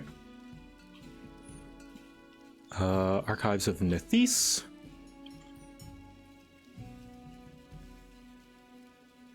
Oh, PF Too Easy. That's another one. PF Too Easy. Yeah, that's the one where I can just search. Yeah. Okay. So, order history, digital content. Nethys. Okay. Monster Core. Player. Ooh.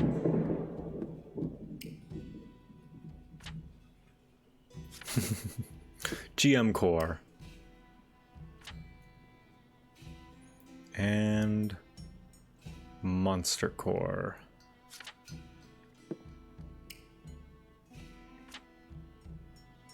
Downloading now. Thunder. Nethys doesn't like your pronunciation of his name? Sorry. I mean no disrespect.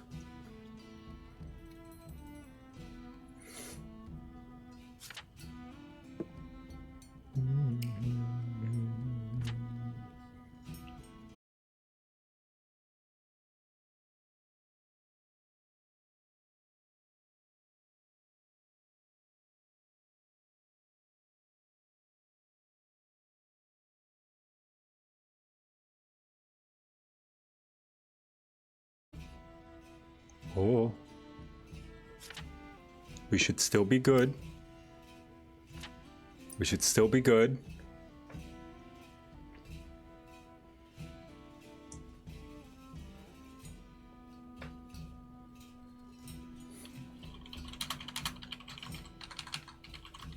Not good, apparently. That thunder is, really upsetty. I'm gonna see when my new Ethernet cord is coming in. It should have come in by now. Did that order my orders? Delivered April 9th, but what about Ethernet? Buy again? Did I never order the Ethernet cord?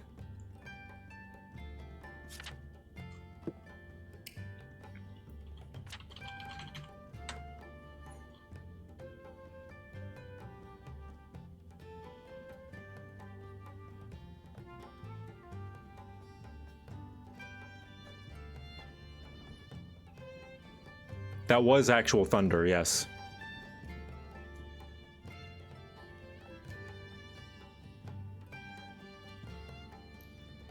Okay, it is a situation. I guess I never ordered that Ethernet cord. Alright, time to order it when I thought that I ordered it last time.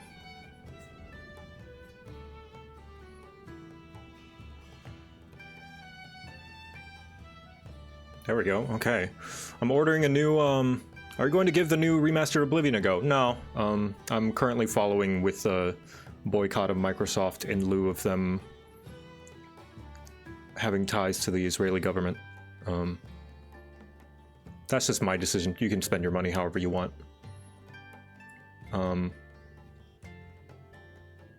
But right now, we're figuring out Pathfinder stuff.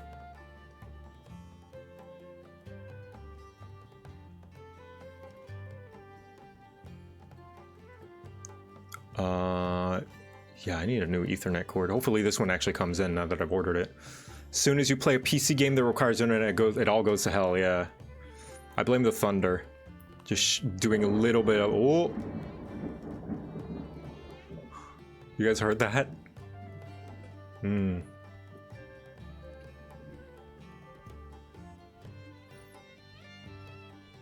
Damn, Zeus. Zeus is upset. I traveled across the country and competed at a national debate championship, and there's still days left of the subathon. Yeah, I mean, it's a whole month, you know. The subathon's the whole month. Yeah, they're very close. There was one early in the morning that was like right next to the house. Startled Echo and I.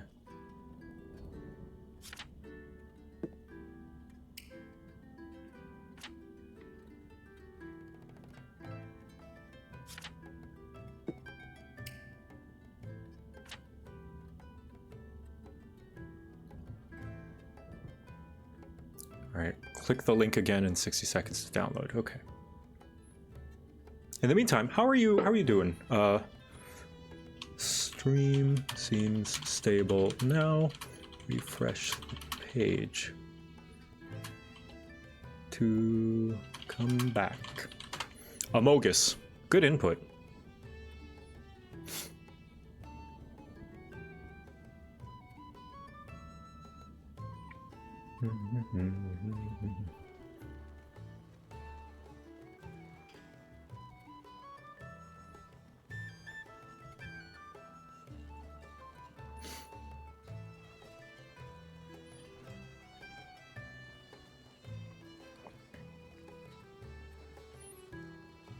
Yeah, right. Or take a break.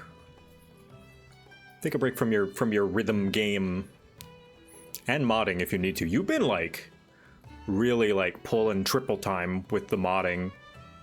Like, thank you so much. You've been such a trooper during this whole subathon. Ooh, probably a shameless request, but today is my birthday, and I was wondering if I could get a happy birthday. Absolutely, Volshock, happy birthday! Heck yeah! Volshock, everybody, VTuber. I think you're a shopkeeper VTuber, right? Shout out. You know what? Absolutely. Shout out to Volshock. He runs a shop. Yeah. There he is. Look at him.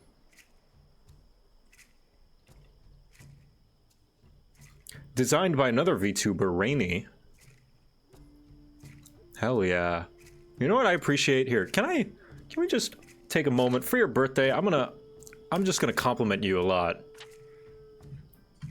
Can we appreciate for a sec? I always appreciate, like, this should be the bare minimum, right? This should be the bare minimum. But can we just appreciate when people make credit links just easy and straightforward, like just right here, just clickable. Like I can just see, oh, PNG model, rigging, emotes, panel, overlays, everything's here. This is nice. Hell yeah. Thank you. So many times, like I feel as though there's, I mean, it's not like it's a new problem, and it's definitely not exclusive to VTubers, but sometimes I see like art or things or assets being used, and there's just no, I can't find out who did it. So this is good. You got a character sheet? Let me look at that. Whoa! Full-on 5e character sheet. What level are you? Level 12? That's pretty high. You're a warlock?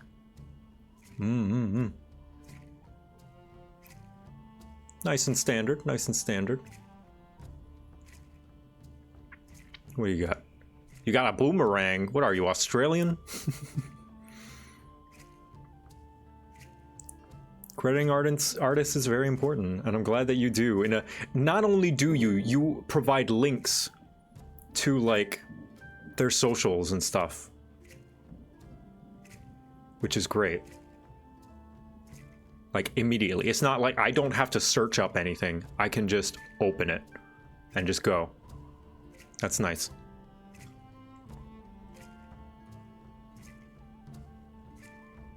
Yeah. Happy birthday, man. I think I made you a shop, a little store in my, what's it called? My Tiny Glade world. I should go back to Tiny Glade sometime on stream. I've dabbled in it a little bit more since that last stream that I did with it. But yeah, happy birthday. Click link again. Ready. Click link again to download. Is it gonna download? There it is. Paizo. If there's any Paizo developers in the audience, either or on the Paizo team, please make your download page more straightforward. This is, I love your game so far. I'm excited to play it. I'm gonna be playing it with a few people next month.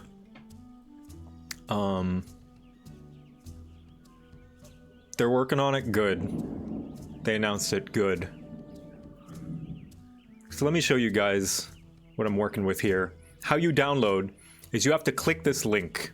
And I'm sorry that I'm probably just hitting you while you're down, while a lot of any Paizo developers who may hear this are probably like, we know, we've heard this, but I'm more explaining to you guys. You click on a thing, right? You click on there, let's say I want to download, Core Rulebook 2, I'm going to download that. You have to click it, and you have to wait. It says personalizing. Click it again in 60 seconds. So let's wait a minute. Just give it a little time.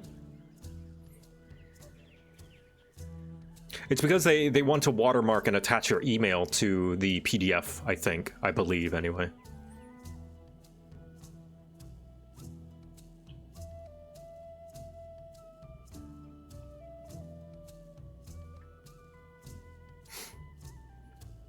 So just waiting a little bit while I admire you, chat, and look at you and blow you a kiss. Mwah.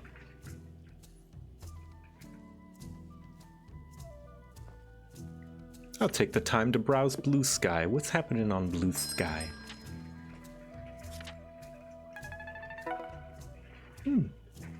Lovestruck, thank you for the resub. Software engineering is an eternal labyrinth of damnation. Oh yeah, come in. Hello. What's going on? Nothing major. Did you or Echo get something on Amazon with my card? Oh shit, that was on your card. Oh crap. Okay. I'll send you some money. It's okay. I just it's not a big deal. I just it Yeah, wasn't something I ordered, so I was like, what the fuck? I didn't realize that it had defaulted to your card. Ah, crap. It's cool. Let me see how much it was and I'll send you the money. It was like $11. No, thanks for letting me know. Yeah, oops. Thanks for letting me know. It's cool. Yeah, I just wanted to make sure it was one of you. Yes, you have not been hacked, except you've been hacked by me. Well, how is Pathfinder learning going? Not going yet because I'm downloading the GM's guide. Oh. Of which I admitted to chat. I confessed I've never read the 5e Dungeon Master's guide, which is fine because according to them it's mid anyway. It's helpful if you need it. It's not like required reading, I would say. But a lot of them say that the Pathfinder GM's guide is a lot better. Is that you? No, I think it's... I don't know what the heck is... I need to get myself a profile. I think it should be like my name dash last name, and then 2 at the end. Alright, give me a second. Do you have any tips for a new VTuber? That's kind of a broad question. Oh, before I forget, so after we've waited about a minute, then you click the link again, and then it says ready. Click again to download. That's awesome, you have to click the same link 3 times. First, you have to click it once, wait a minute, click it again, and then click it a 3rd time. But apparently they're revamping it, so that's good. They're gonna fix it. But yes. So could you be more specific, Starship Dog? What tips for a VTuber? Because there's a lot of tips that also overlap with content creation as a whole generally. So that's a pretty broad question.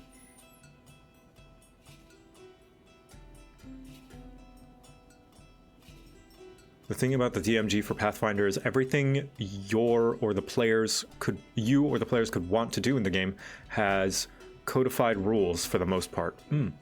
Yeah, it isn't me. I get myself a picture now. Okay. At Kate in dash 2. Hi, dash 2. Oh, dash 2. Yeah. Dash 2. What? Stupid bitch. Like, Do you have a QR code? I think so. Yeah. Technology is dreadful. We can only scan PayPal QR What? codes. Oh, that's Venmo. Oh. Oh, you're doing PayPal. Yeah. No. I can send you a Venmo. Oh. Oopsie. Let's see. Yeah, $11. I am not sending you the 4 cents. Oh. You have to make that up yourself. But my gambling debt of 4 cents. Pay. All right, yeah, that makes a lot more sense. There it is. Damn. 11. I used your card to buy more internet. Sorry. Damn, I hope it works out. I downloaded more RAM. That's awesome, man. There we go. Yay. You may be like, wouldn't it be cool to have a prequel for level 1 characters? Boom, rules for level 0. Oh, neat. But yeah, Starship Dog, you can totally send me a DM, a whisper on Twitch, and I'll, with any specific questions, if you don't want to add them in the chat for any reason. Here we go. Is this? Yeah, GM Core. All right. Let's look at this then. I'm gonna move myself to the side.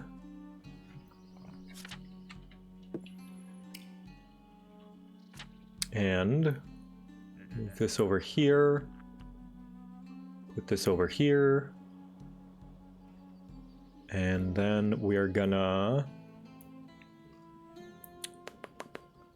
Where's it? Parchment Present. There we go. Move myself over Nya.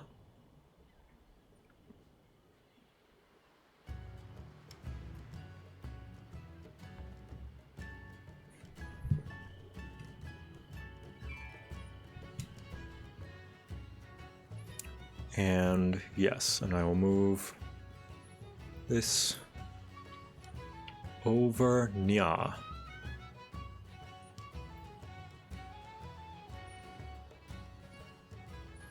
Parchment Present. Window Capture. There we go.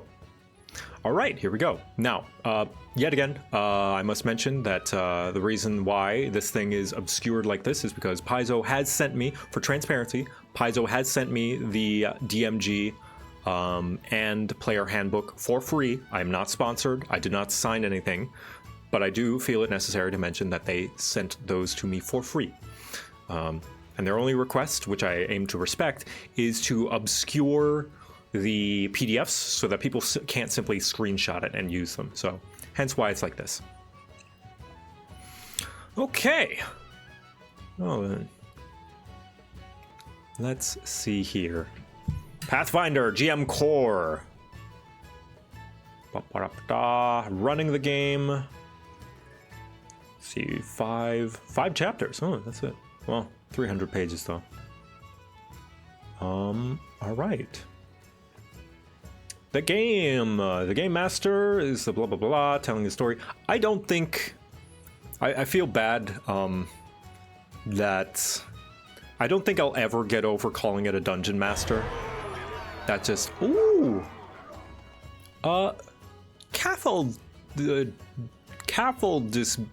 Byler, thank you for the 10 gifted subs. Thank you for contributing to the subathon. I appreciate it. Thank you so much, and congrats to those getting the subs. I see Pathfinder learning stream. I gift subs. Thank you.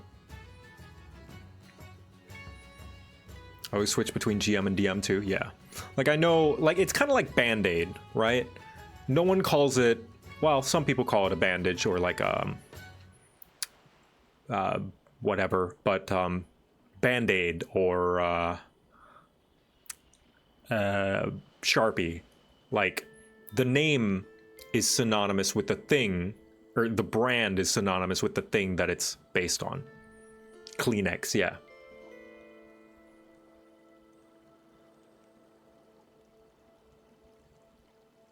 JoCat, you're live. I am alive. It's because encounters have... Yeah. Anyway, the Game Master, blah, blah, blah, blah. How to use this book. GM Core is one of the central rule books for Pathfinder. Let me zoom in a bit. And it provides guidance on building and running whatever fantastic stories you wish to tell. The book also gives information on the Lost Omens. Yeah, it's getting hot in here. Hold on. There we go, much better. Nice. Sleeves. Shall I take off the sweater as well? Oh. Sweaterless JoCat. My neck looks kind of long. It's my fault. I should have changed the asset. I'll put the scarf back on. It's getting hot in here, so. Sweaterless JoCat. Scandalous. Yeah, I'll put the sweater back on. Come on. Where is it? There it is. There you go. No scarf. You get the turtleneck today. I don't know if anyone has pointed out to you yet, but the archives of Oh, yeah, I've heard. Yeah, many people have mentioned it. And I am also using Pathfinder 2 Easy to search up key terms and phrases and stuff.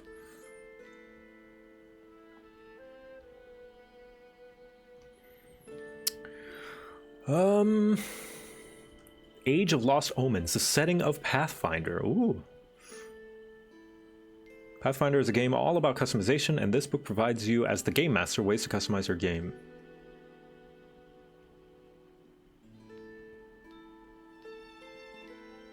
The first rule of Pathfinder is that this game is yours. The rest of the rules exist for you to use to tell the stories you want to tell and share the exciting adventures with your friends. There are plenty of rules in this book, but none of them override that first rule. Take the rules that help you make the game you want, change those that don't do quite what you need them to, and leave the ones that aren't helping. It's your game. There's no right or wrong way to GM, so long as everyone is having fun, and that includes you. Good, good. Rule 0, yeah. Campaigns, adventures, and encounters. The rules and advice in this book frequently refer to 3 main structures of the game.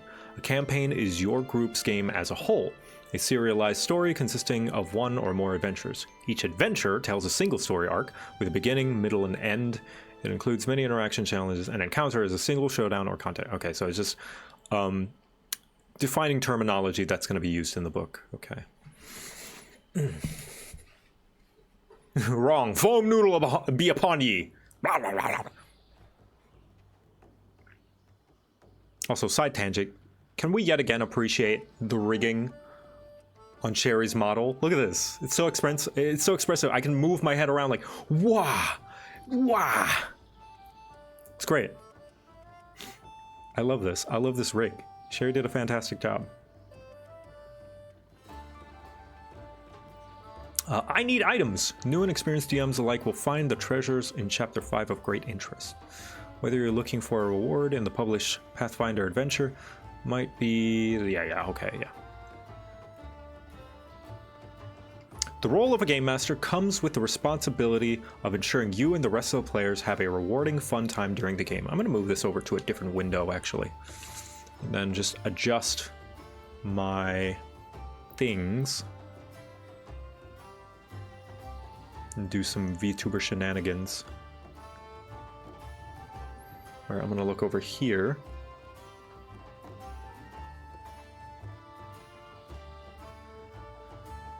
So that when I look at the Pathfinder thing, it looks like I'm looking to the left by default.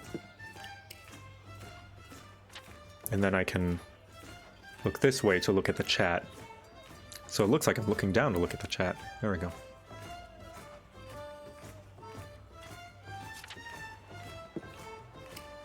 You can see your cheeks moving when you eat. The rigging is insane, yeah. The rigging is pretty good. And what's great is, what I just did just now is I just, like... what did I do? How do I explain this? I just... What's the phrase? When you have to... What's that thing that you do on the DS where you have to touch the buttons to realign your stylus? Calibrate. I recalibrated my face while my face is facing the other direction so that when I look straight forward, it looks like I'm looking left. So I look at the paper. A little tip for some VTubers. Right now, my face is facing straight forward, but it looks like I'm looking left because I calibrated my default look to go to the right. Now, granted, it works better with a VTuber model that is rigged to look to the sides as much as this, you know? But 3/4 angle, yeah. All the more that to give Sherry their praise for the fantastic work on this model. You can do that in VBridger? Oh yeah, you can. Yeah. But of course, again, it has to be rigged up to function that way. So right now, my face is facing straight forward. I'm gonna recalibrate my model. You saw that jolt? So now it's calibrated to face like left and right the same as I normally do. But what I'm gonna do now is I'm gonna turn my face a little bit to this side and then calibrate so that it is going to look more left. It's gonna consider my looking to the right the default of looking straight forward.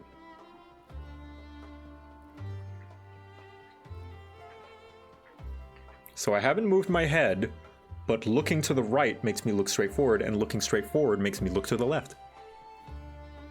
Pro tip. Hacks. Anyway, back to the Pathfinder. I'm gonna kidnap JoCat during a lunch break and get him to spill secrets for my model. Neat, right?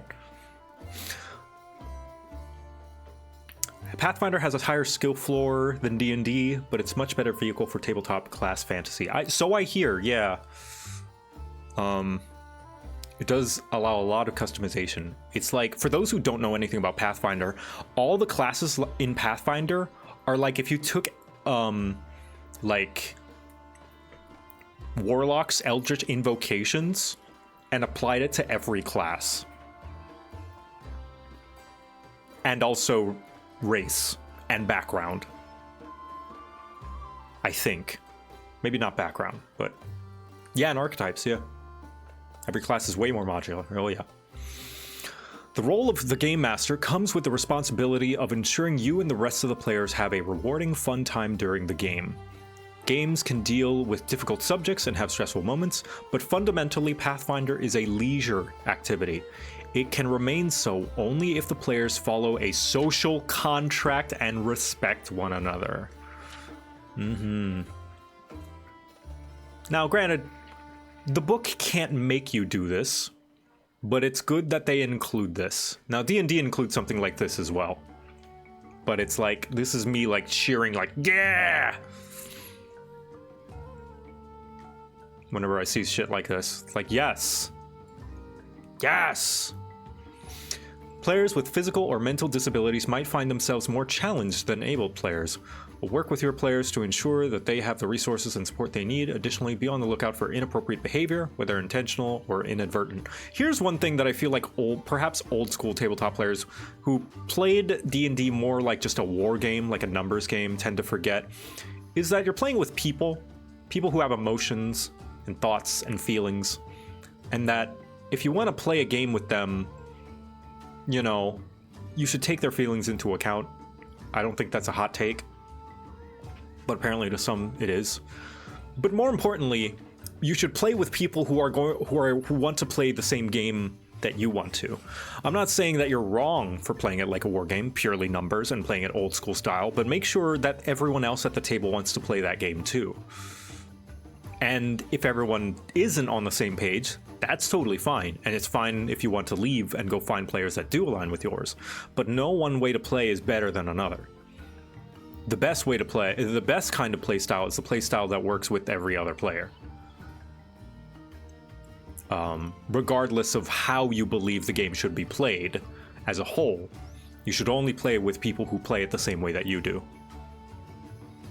If you notice a player becoming uncomfortable, you are empowered to pause the game, take it in a new direction, privately check in with your players during or after the session, or take any other action you think is appropriate. This is for the rules lawyers, I think. So any rules lawyers are like, well, you have to do this. The counter to them could be like, oh yeah, well, in the rules it says this. If a player tells you, blah, blah, blah, yeah, this is all usual stuff that you should know if you're a mature adult, and this is for people that it applies to. Gaming's for everyone. Never let those acting in bad faith undermine your game or exclude other players. Your efforts are part of the long-term process, making games and game culture welcome to all. Working together, we can build a community where players of all identities and experiences feel safe. That's good. Objectionable content. Yeah, this is about session 0. Yeah, pick a rating, you know. Is this going to be a rated R? Is this going to be a PG-13? Make sure everyone is okay, you know, check their boundaries. It's good. You might find that your players don't have much to say on the topic of objectionable content and just assume the general societal mores will keep the most uncomfortable topics out of the game. That's not always enough, as that approach relies on shared assumptions that aren't always accurate. So this is just guidelines for like how to deal with that stuff, which is good for people who aren't that experienced with this kind of social contract and setting them up. That's good.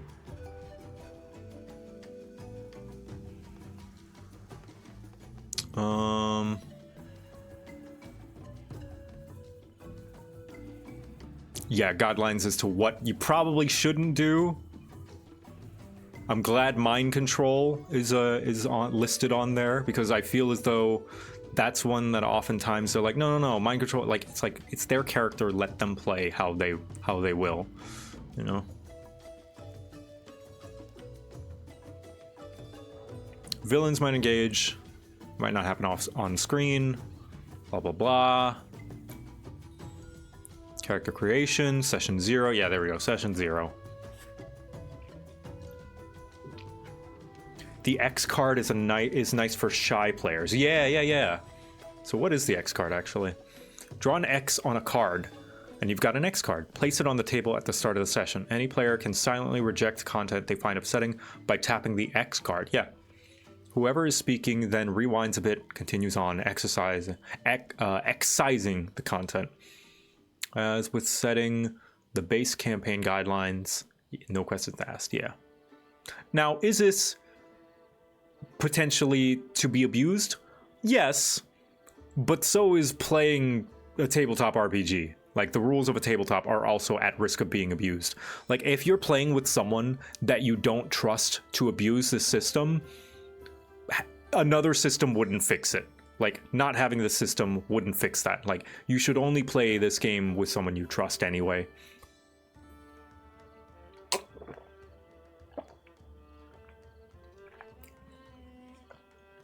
I feel as though anyone arguing against this just, like, wants a reason to not have boundaries.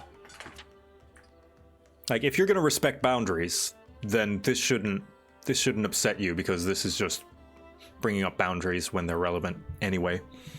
It's like, if you've got nothing to fear, you've got nothing to fear.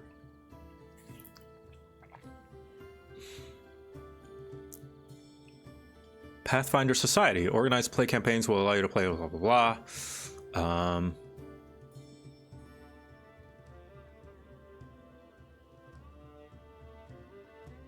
So is this like Adventurers League, where it's like, it has to follow like the rules of Pathfinder, like as written, so that they can be transferred between games? And like signed by a GM with a license or something? Okay. Yeah, it's nice for that kind of thing, for like a kind of a party finder sort of deal.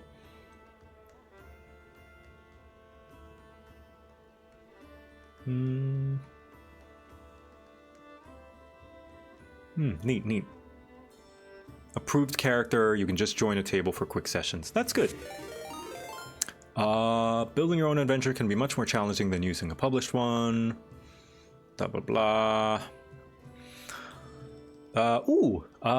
Slashgate. Thank you for the raid. Welcome. We're learning about Pathfinder. We're reading the GM's guide. In fact, I'm going to do a little screenshot to post on Blue Sky. There we go. A little thinky. Actually, if anyone wants to like put a little silly something in the chat down there while I take the screenshot to put on Blue Sky, this has a little Easter egg.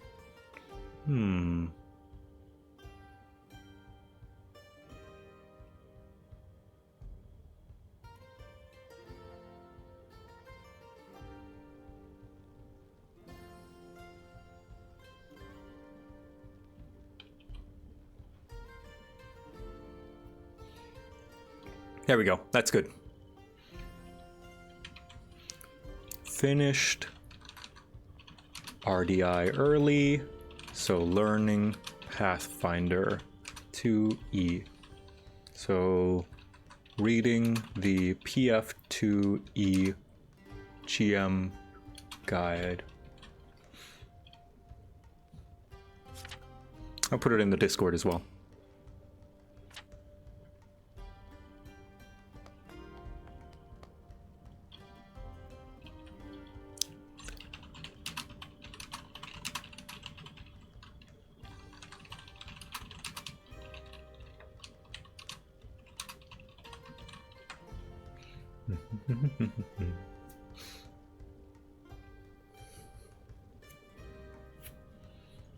Okay, each session is usually, so this is just like terminology. It's like, this is a session, which is, I mean, like, I'm not saying that this is bad. It's just like, it's like funny to see as someone who already plays, but this is for anyone who this might be their first ever tabletop RPG. Like, it's good to have this for anyone who, unlikely but still possibly, may pick this up having never known what tabletop RPGs are, or D&D, or how it's run, or anything. Your session can be compared to an episode of a TV show. Yeah, I've used that comparison. Fun story. Last time I raided, I had a friend ping me and hearing my name be mentioned. Wonder if it'll happen again once you go through the bot. Yeah. Love your content? Oh, thanks. During a session, you're in charge of blah, blah, blah. Pacing game sessions.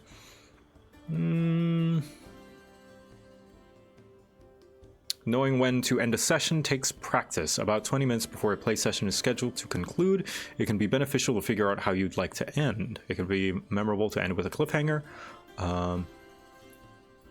Examples include ending play before combat when PCs find a vital information or as they discover treasure.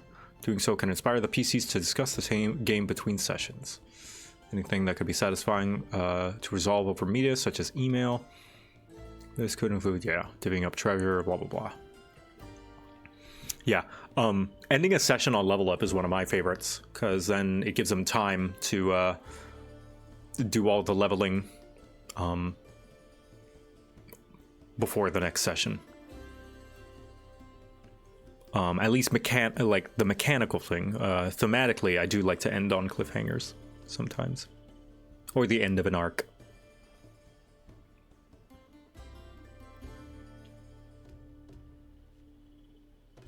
They should be called Session Finder and Schedules and Conflicts. Yes, they should. Just because you're the GM and ostensibly in charge doesn't mean you do all the extra work to make the campaign run. Players. Why is the GM the only one that schedules? I don't know. Just assumed, I guess. You might also have someone track initiative or hit points of PC.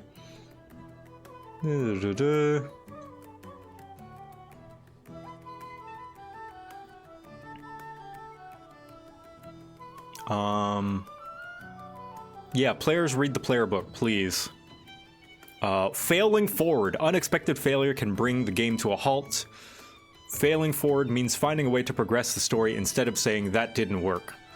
This doesn't mean the group can't fail or that the PCs should get what they wanted despite failing. Rather, it means that a failure might still impart more information, reveal a way to improve their chances next time, or even cause unforeseen difficulties. Yes. Yeah. I like this. I try to do this as best I can in my games, but even I fail sometimes. Like, if something is important to the progression, it shouldn't have a chance to fail. Instead, progress should happen in like a branching thing, depending on whether they fail or not. So progress should happen whether they succeed or they fail. Failure should not halt progress.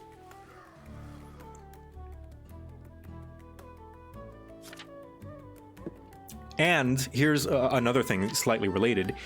If, this is for you game masters and dungeon masters out there, if there is information that is important to the plot or the puzzle, the player should not have a chance to miss it.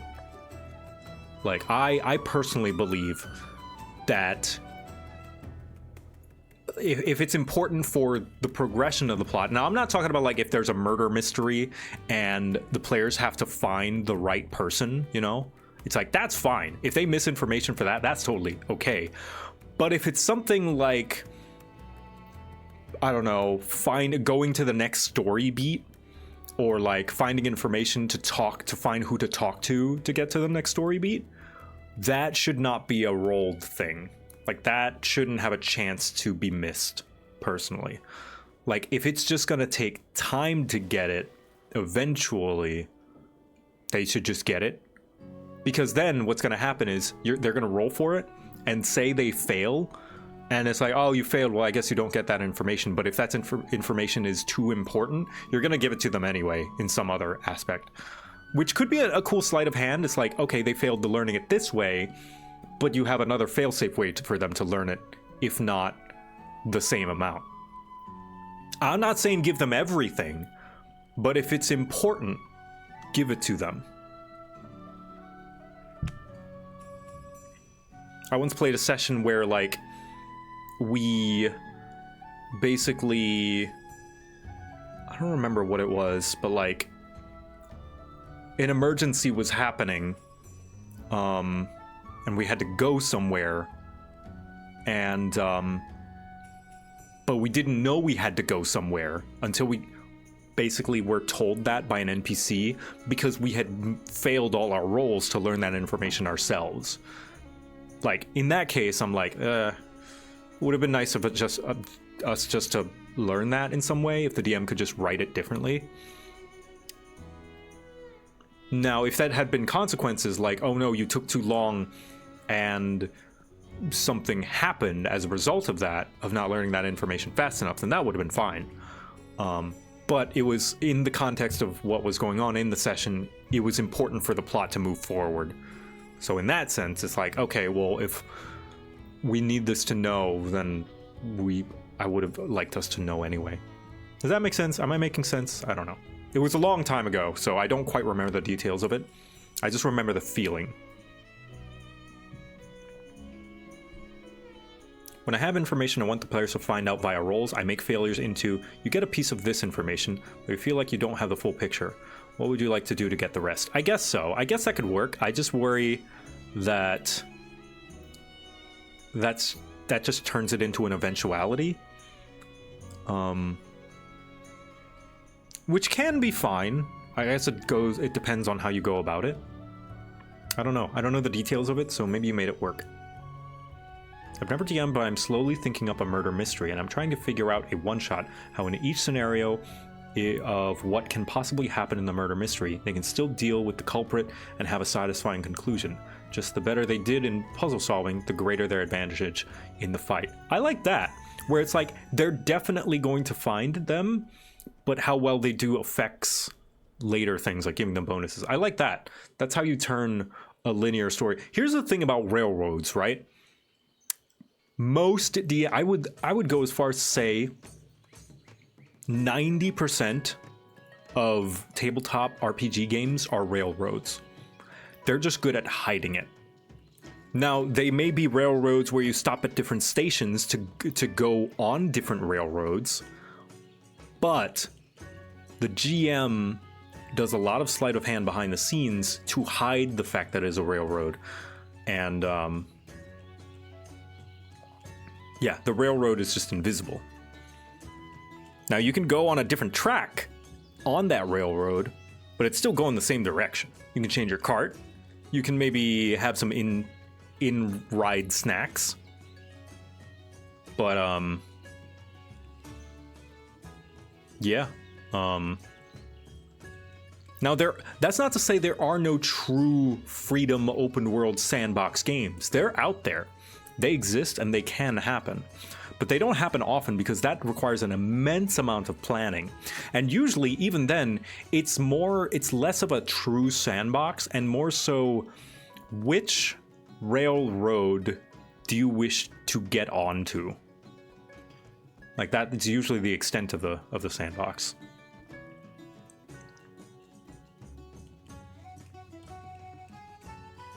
The My Way or the Highway Railroad, that's bad. Yeah, so like for instance, that example that chatter gave of the murder mystery, like the railroad is, you are in a murder mystery case and you are going to find the killer. That is a railroad. That is a type of railroad. Now, the aspects of it that make it an RPG is how you get to the end and what you do when you get there, the decisions you make up to there, and kind of the, what do you call it? The like,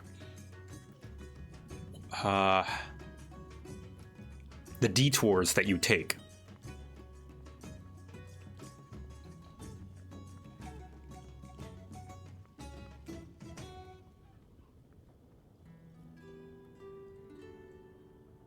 But yeah, I feel like railroad has become a buzzword for like no choices, which you know, I think most of these stories are pretty linear. Well, maybe not linear. There are multiple, because it's an RPG, we have the ability to make them extremely non-linear. But you are still following at the whims of the GM laying the tracks. But that's more of a semantics thing of like, well, that's not a railroad, that's technically a branching narrative. You know, it's getting into the semantics argument. But anyway, improv, yep, false information. As critical failure, a critical failure to recall knowledge can result in you needing to convey false information, requiring some improvisation. If you aren't careful, this information can be perceived by the PCs as too silly or could derail the game. For example, if a PC misinterprets text about the god of commerce, Abadar, telling them that they now believe the god is incompetent, chaotic, speedthrift. Gobbo wants chicken nuggets. You can have chicken nuggets, Gobbo. They now believe the god is an incompetent, chaotic spendthrift who's bad with money might be too far-fetched. Similarly, if they incorrectly believe Abadar will reward them with great wealth if they ring bells in 4 different temple corners, this could send them on a tangent. Providing false information. Yeah, this is always like a difficult thing that I try to do in my games is that players don't always catch on is unreliable NPCs and unreliable information. I try my best to present information from characters within the world who all have their own agendas, all have their own perspectives, because the player's first instinct, especially from a very sincere NPC, is not going to be, well, they don't know the whole picture. Whenever there's exposition or opinions given, usually people are like, oh, but players will be like, oh, that's what this is happening. But I think a good way to do that is just quickly have them meet 2 different NPCs, like have a conversation with one, give their take on the world and what's going on, and then quickly have them meet another that is completely unrelated to the first one, doesn't even know they exist, it's just a stranger doing a different thing, and it has a different opinion or like a different take. That's a good way to make. That's also a good way to make the world feel alive as well. Is everyone has a different opinion of a thing.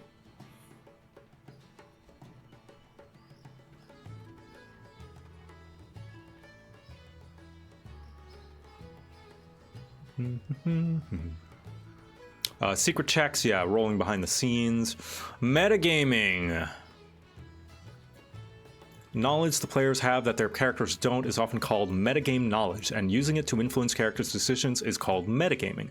Some metagaming results naturally from play and is wise to disregard. The wizard aiming a fireball precisely enough to include 3 enemies in the very edge of the spell's area is probably unrealistic, but isn't that disruptive to play.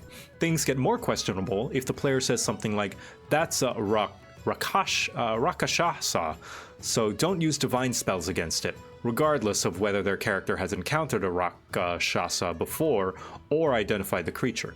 Each group is different, and the assumption of what the character knows varies. If metagaming starts to get out of hand, you might use some gentle reminders like, "I'm not sure your character is aware of that," or "Can you explain your character's thinking when they do that?" If the problem persists, see the guidelines mentioned. Yeah, problematic players on page 18.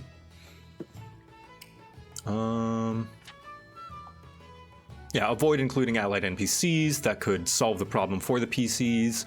There was a game I played, it was a public game, if you know, you know, where I played with a bunch of other creators where we basically had no effect on the story, and it didn't feel good. That basically it consisted 50% of the NPCs talking to each other, set in their ways. We couldn't convince them of anything, and then at the end the GM tried to say, "Oh no, but you changed them." It's like, we didn't change shit. But yeah, this was in a D&D game, not in Pathfinder. But yeah, I'm glad they mentioned this in here. Yeah, just write a book. Yeah. Betrayal. NPCs, even allies, can shift allegiances. They might betray, fail, or sell out their companions, which can make a meaningful story event. If an NPC is being set up to betray the party in some way, lay groundwork early on so the players don't feel ambushed by the twist. If the players can look back and see a clear path to this result, it's likely they'll feel the decision makes sense in the context of the story. Try to give NPCs a tell or paper trail that can be found, especially one where the players have chances to pick up on the tell with smart use of their abilities and skills. What I like to do is, if they haven't, I like to just straight up tell the players, "Hey, so you remember when that NPC did this thing? They were doing that," and the players will go, "Oh." Mindhack, thank you for the gifted sub. Yeah, sometimes, like, sometimes telling the players things behind the scenes is good.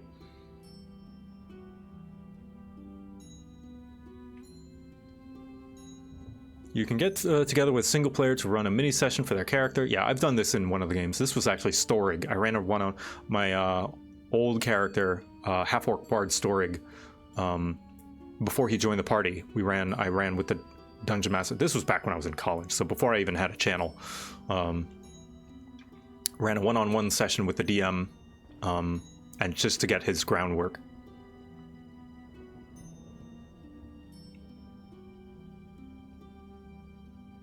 Adjudicating rules. Yeah, you make judgment calls. This is all stuff that yeah. Listen to the players. Take time for review. Saying yes, but. You can say yes, but. You allow players creative ideas, but tie it to the world and the game rules. Yeah. Blah, blah, blah. Yeah, this is all. It's good information to include in the book, but this is all stuff that I know. I'm interested in what they say about problematic players, though. Unintentionally, you shouldn't immediately jump to every instance of problematic play. Everyone has a bad night on occasion. However, if someone disrupts the game on an ongoing basis, you owe it to all the players to deal with the problem. Obsessing over the letter of the rules, constantly helping other players make optimal choices on their turn. This is one that often goes over a lot of people's heads, constantly helping. And not just in D&D, but one of the most difficult things for helpers, the helper kind of person, to understand is sometimes your help is not wanted nor useful. Which is really hard to come to grips with. It's like it's by all, we understand you want to help, and it's for our benefit, but sometimes either you shouldn't assume that it is helpful, or alternatively understand that we might not want it. I say, like, people who you're helping. I say this because I'm someone who is heavily against backseating, and I get very tilted whenever someone gives unsolicited advice with a lot of things. In this case, it's totally fine. Like, I'm learning a new system, and I am like, there's not a no backseating rule for this, but like, that's why I have that rule on when I play games a lot of the time. It's because I like to discover it on my own. Always preface with, if you're open to suggestions. Yeah, exactly. Ask them first of like, hey, would you mind a suggestion or a tip? And then they can be like, no, I think I'm okay. And then boom, you can end it there. It's that easy. Yeah, they can be like, I think I want to figure it out on my own. And it's gonna hurt. I understand. The helpers are gonna be like, ooh, but if only you could do this. I get it. But trust me, if you want to help them, the best thing you can do is let them fail. Because in helping them, it might make you feel better, but it might make them feel worse, like they've lost their agency. It can make them feel like they're not playing the game. It can make them feel like you're playing the game for them.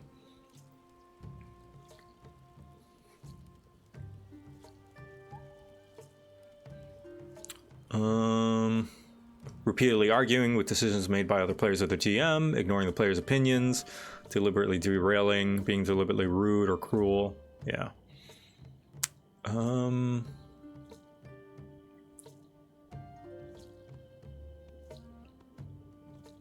Yeah, this is all good stuff. Oh yeah, power imbalances. Yeah, having a... Yeah. Yep. Story points. Oh, we're getting into the mechanics now. Unless it just means story points like, we want to do this and that and this. If you prefer, you can give players a number of story points at the start of each session. They can cash these in to determine what happens. Oh, this is for the collaborative storytelling. Like, right. So if you want them to just have like almost an omnipotent, a time where they can be omnipotent and just be like, this happens to, it's like, okay, so we're trying to search for this guy. Does anyone want to suggest how you search for them in any way? Not even make a roll. They could be like, oh, let's say that we know like a guy deep underground, like a thief that's on the inside, like a mole. So things like that don't require any rolls. Just making a suggestion on where the story goes. That's cool. Yeah, I like those. Or like, oh, can I have like a long disowned family member that's actually in high society that maybe can get us into this party? Something like that. It's I know a guy, yeah, stapled, yeah, a staple trope, yeah. Or alternatively, ooh, what if like an earthquake happens and that like causes an opening in the ground that helps us find like a secret entrance that was below us the whole time? Stuff like that.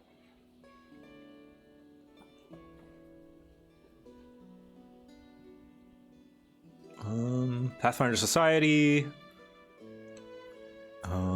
Small group games.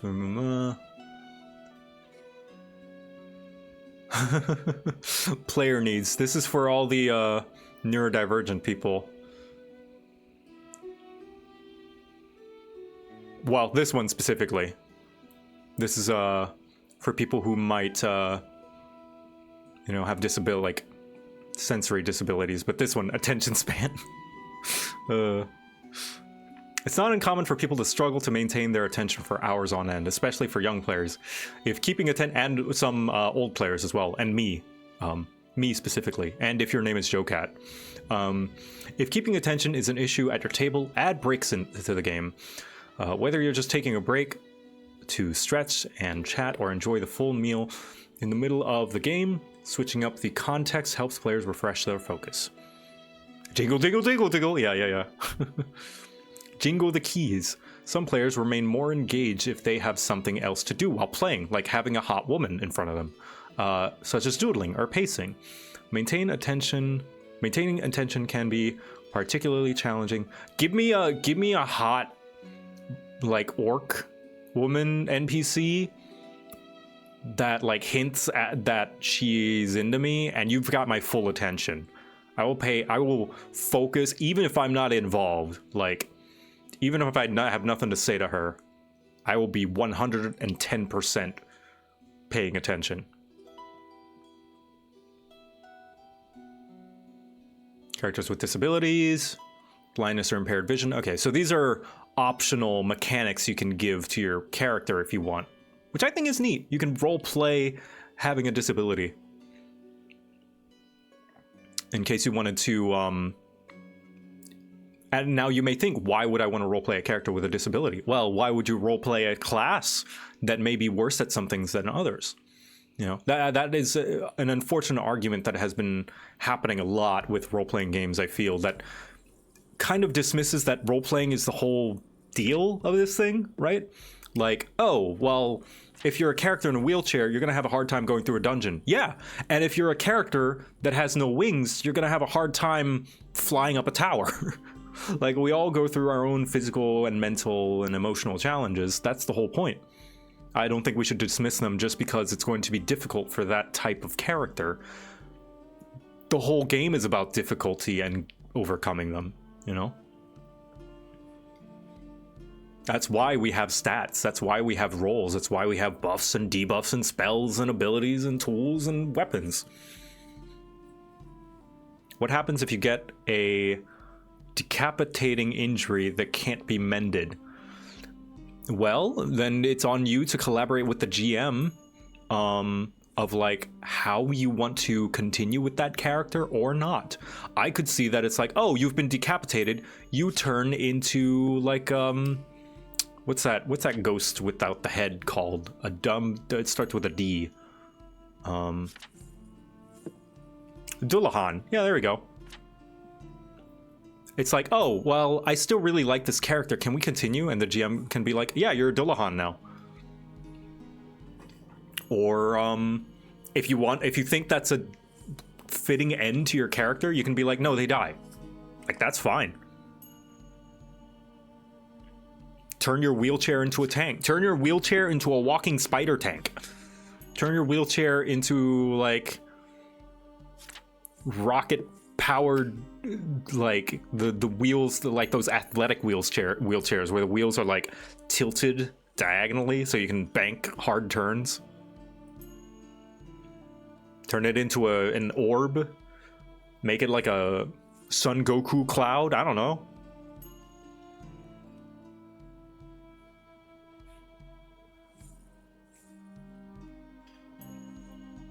Work with the player to find ways to respectfully represent There's their an ancestry called Flash Warp. They are headless and was once human, I think.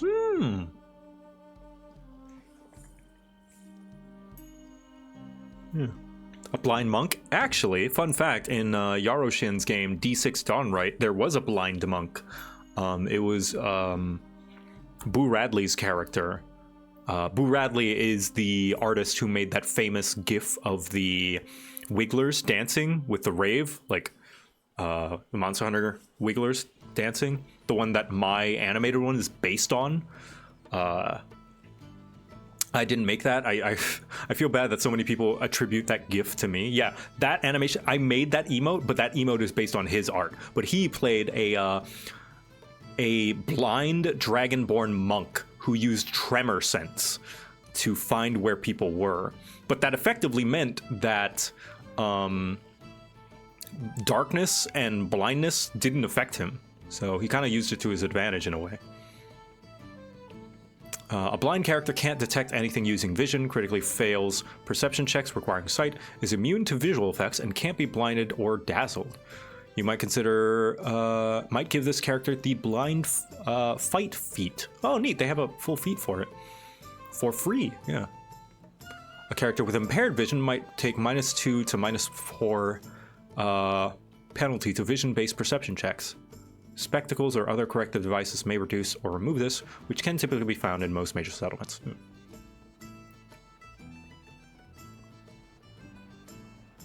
But yeah, lots of cool things. Like Toph, yeah, very Toph Beifong coded, yeah. But a lot cheerier. Rarity. Starting elements. Whenever the topic of disability in these games comes up, like wheelchair, I have to ask, but low-level healing magic magically heals that in this world? Well, let's say me. I wear glasses, right?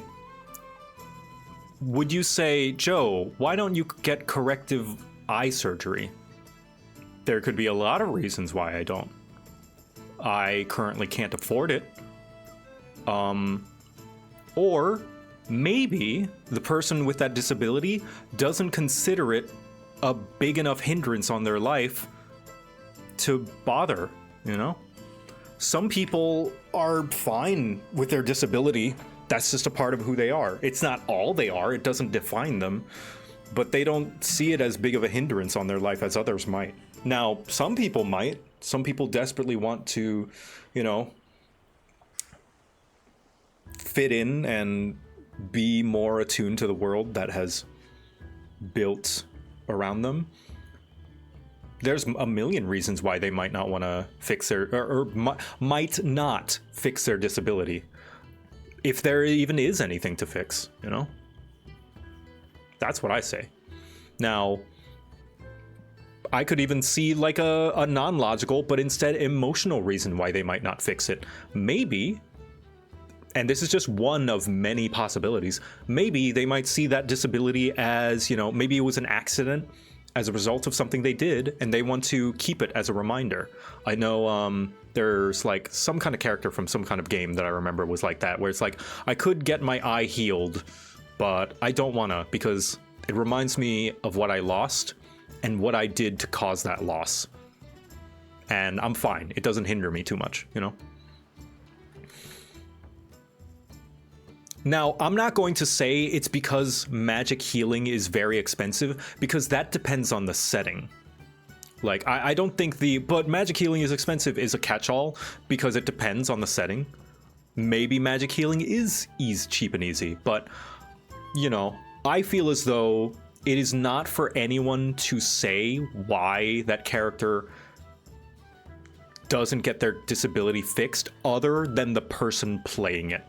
If the person playing the character says, my character has a disability, you should respect that, I feel. It's their character. Like, you wouldn't say, oh, why is your character a wizard when in this world that hates magic? Or why is your character a warrior when magic is so much more useful? They have their own reasons.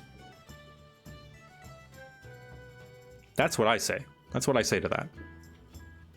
If you believe that a character that would either willingly or unwillingly have, or if you find it hard to believe that a character would have a disability in the setting that you play, to the point where you can't, you know, get immersed, or it would bother you too much, perhaps you should not play in that game. But I do not believe you should tell that player how they should write their character.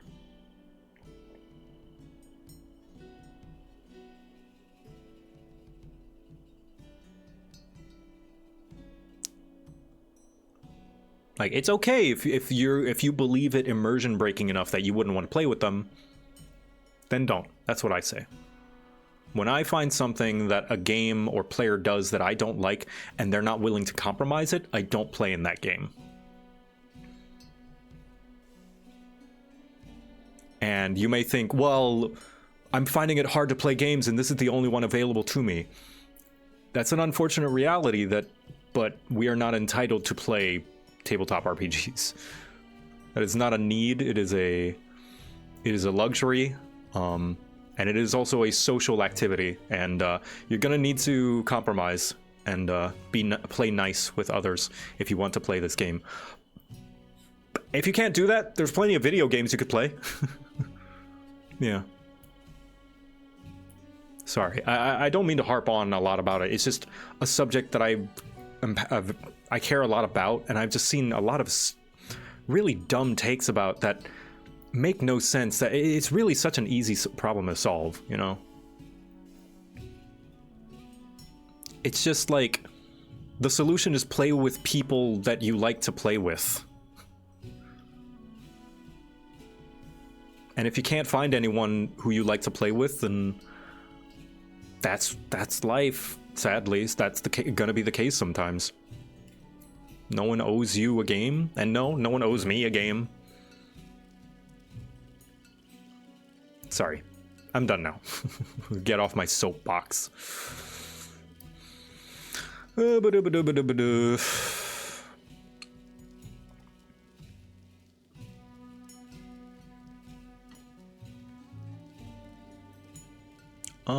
Starting the encounter. Encounters typically begin when you ask your players to roll initiative. There is an atheist nation in the published campaign setting.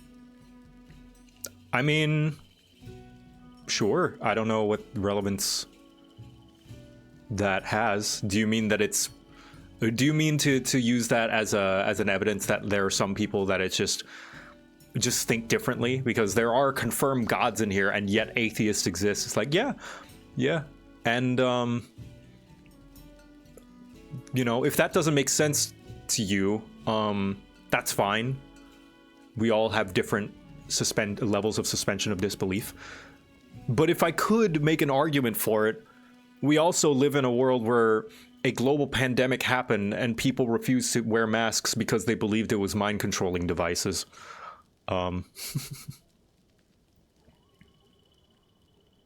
Atheism in Pathfinder is more so doesn't think the gods are worthy of worship. I think that's cool. I think that makes sense.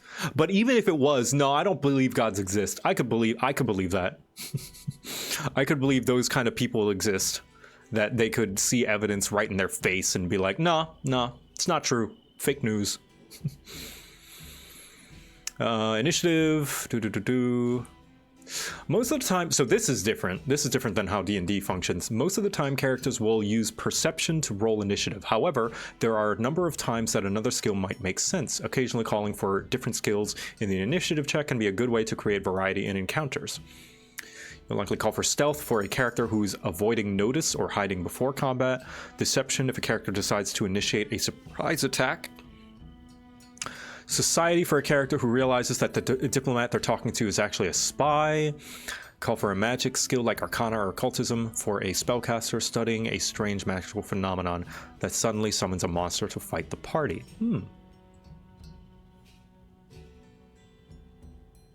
That's cool. I like that you can use different stats to roll for initiative.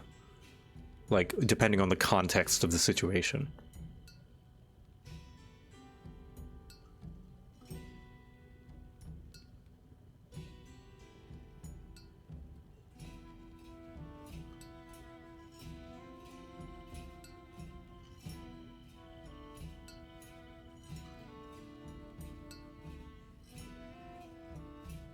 Somebody mentioned read rarity, it's important. The 4 rarities. Common elements are prevalent enough, at least among adventurers, that a player is assumed to be able to access them provided they meet the prerequisites. Uncommon elements are difficult to access or regional specific.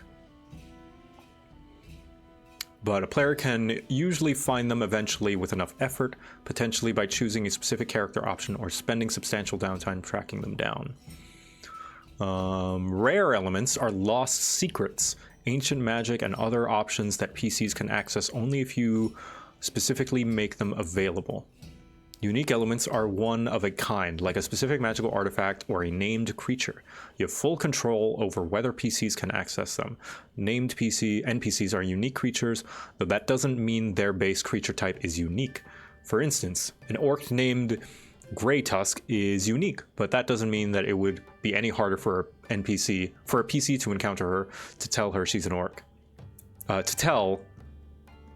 countering her to tell she's an orc, just to discern specific information about her. Options of higher rarities aren't necessarily more powerful than common ones, but they might have unusual capabilities with large ramifications. Yeah, I mean, this is... For instance, the Raise the Dead spell is uncommon since Pathfinder's default setting assumes that the death of an important character, like the leader of nations and powerful villains, shouldn't be easily reversed by any common priest or spellcaster. Only those who have specialized knowledge in these secret arts. Okay, this gives context that it's like something that is called uncommon is like I don't know, like even a specialized plumber. Like plumbers are pretty rare in our world if you really take into account how many plumbers there are in the world, but they would be under common. Now a plumber that, say, can build, I don't know, a house as well, and like do construction, or I don't know, is like the CEO of a plumbing company, that would be uncommon, I believe. Maybe, like as an example, right? Rare would be like the blueprints of the first toilet.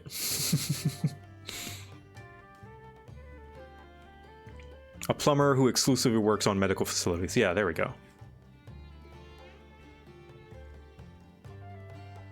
By the gods, the first throne. Or like, I don't know. The remnants of the first toilet in whatever place, Greece, I guess. I don't know.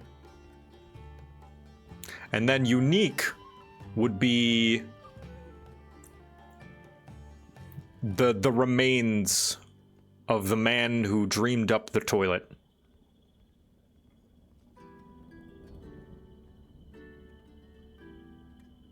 Like, it's useless. It's just bones. But it's one of a kind.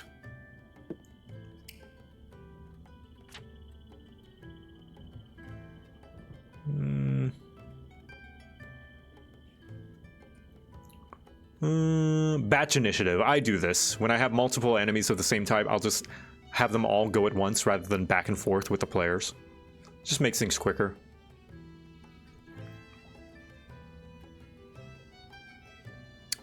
Speed of play. Yeah. This is all, I mean, this is all good stuff, but it's like stuff that I kind of do. That I would expect. It's good that it's in here, like I said. This is still chapter 1, jeez. So, running the game, mounted combat, ad hoc bonuses and penalties. Yeah, I do this as well. Whenever people describe a cool thing that they do, I'll give them bonuses or penalties.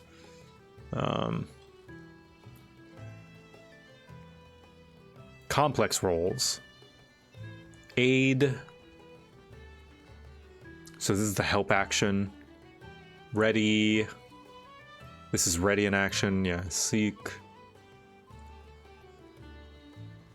Read the aid rules? Okay. It's up to you whether someone's preparation is enough to let them aid an ally. The preparation should be specific to the task at hand. Helping someone hold a lockpick steady might be enough preparation to aid an attempt to pick a lock, but just saying you're going to encourage them likely wouldn't. Second, the character who's attempting to aid needs to be in a proper position. Right, you can't help someone lockpick from a mile away. You need to be up next to them. Helping a character climb a wall is pretty tough if the character a PC wishes to aid is nowhere near them. Similarly, a character usually needs to be next to their ally or a foe to aid the ally in attacking the foe. Typically, a single action is sufficient to help with a task that's completed in a single round, but to help someone perform a long-term task like research, the character has to help until the task is finished. Yeah, that makes sense. It's about what I would expect. Search. Sense motive. So this is insight. someone tries to sense motive of an NPC, you'll need to figure out how they convey the information they receive. It's best to try to convey this indirectly, such as by describing a lying target's body language, odd word choice, sweating, or other details, rather than saying they aren't behaving normally. Yeah, I have this problem a lot where I'll just say something's off. You know, I'll tell instead of show. You need to constantly be aware of this thing as a DM. It takes a lot of practice. Sometimes dropping a punchy, oh, she is 100% lying about this on a critical success can be satisfying. Yeah, so it really depends. You also might need to determine when the situation changes enough for someone to try to sense motive again. Usually this means either the behavior of the subject needs to change or the person attempting the check needs to receive new evidence. Yeah, so they can't just keep rolling.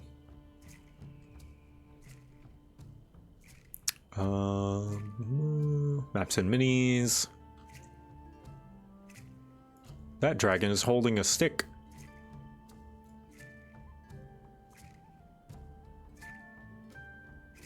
Hex grids, aquatic combat, yada yada yada.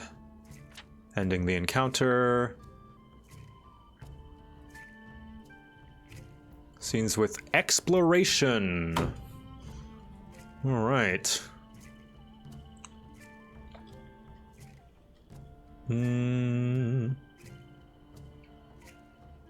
It can help you to think of exploration as a series of scenes where encounters break up exploration and function as subsections within it. Many of these are based on geography, for example, with exploring a series of dungeon corridors as one scene and entering the dungeon's great hall kicking off another. Other times, you'll break out of a scene at a point of interest. If the PCs decide to stop their travel and investigate a statue, think of that as a new scene. Yeah, makes sense. And this gives you blah, blah, blah. Your initial description should set the expectations. Yeah. Just before setting out to explore, or after the night's rest, the PCs spend time to prepare for the adventuring day. This typically happens over the span of 30 minutes to an hour in the morning, but only after 8 full hours of rest. Spellcasters prepare spells, focus points, and other abilities that rest during the day. Refresh. Abilities that can be used a certain number of times. Each player equips their gear. Characters invest up to 10 worn magic items to gain the benefits for their day. Beyond taking the mechanical decisions, daily preparations can be a good time to check in to see how players might think their characters are feeling. The 20th morning of a long voyage might see the characters warily strapping on their boots and armor as listlessness sets in, but the sun rising over a hill as the invading skeleton army finally arrives to lay siege to their city could have a tense air of fear, or might taste of the rush before a glorious last stand. Use this time. Yeah.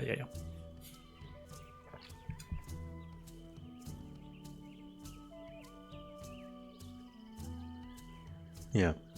Good on the good on you guys having a discussion and helping players asking questions in the chat. Much appreciate it. Hazards, yeah. This sounds about par for the course, right? Yeah. This is things that I should refer to, like while I'm planning a game. So all of this, makes a lot of sense. It does give me a lot of ideas, though. Like, this is a good way, like, quickly getting a rundown on the mechanics reminds you that certain mechanics exist. Not that a lot of these are mechanical, of course. A lot of these are flavor and suggestion. But getting back to the basics and just reading over it, some ideas are swimming in my head. Yeah, it's a good resource.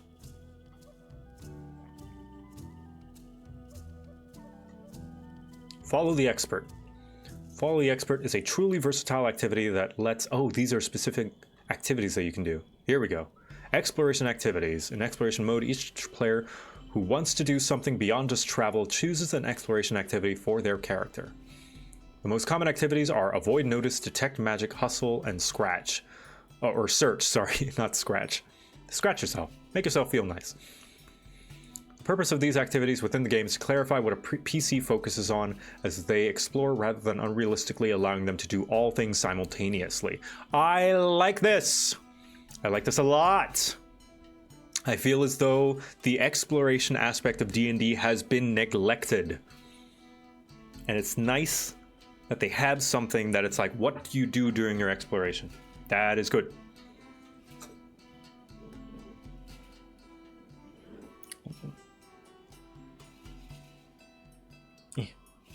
Hold on, I've got a hangnail. There we go.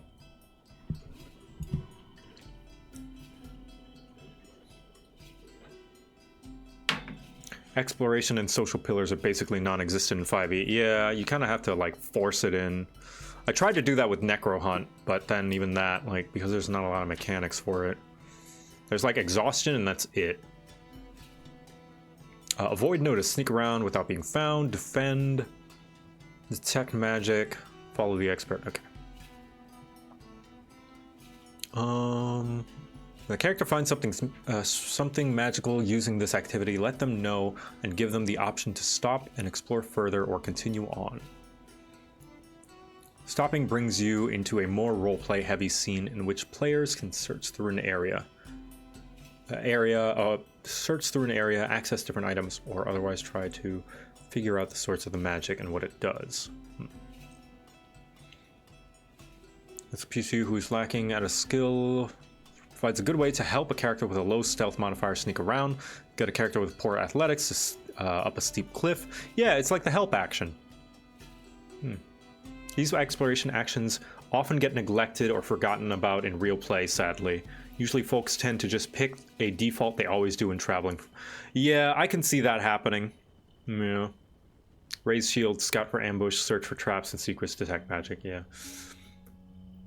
It does put a little bit more weight on the DM to develop scenarios that would incentivize other options, but that's hard. Like, I feel as though... Now, when I say failing here, that's just, for lack of a better term, failing is a pretty strong word. But what I mean by failing is like something that I wish the book improved on. I feel as though if there are aspects of the game that require the GM to do heavy lifting in terms of coming up with something, then the book has failed to provide those elements and provide rules for that. You know, it's like, if it's like, oh, you can just come up with it, well then what do I need a book for, right? I could come up with anything. And that's where the book comes in, is to give rules and options and tools for that. And it is unfortunate to hear that in this aspect, the exploration can fall into that.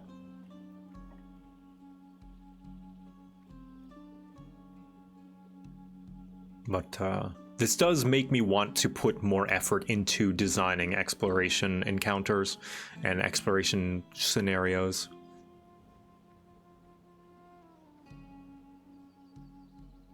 Improvising new activities. Yeah, like here. Like, more appear in special, blah, blah, blah. When you make your own, it's usually fine to just consider whether the amount of effort the PC has to put in is comparable to other exploration activities. Yeah. Character regains hit points equal to their constitution modifier multiplied by their level. They rest without any shelter or comfort. You might reduce this healing by half. Character loses the fatigue condition. What is fatigued? Freckled Sketches, thank you for the raid. I'm learning about Pathfinder. I'm reading the Game Master's Guide. Starvation and Thirst.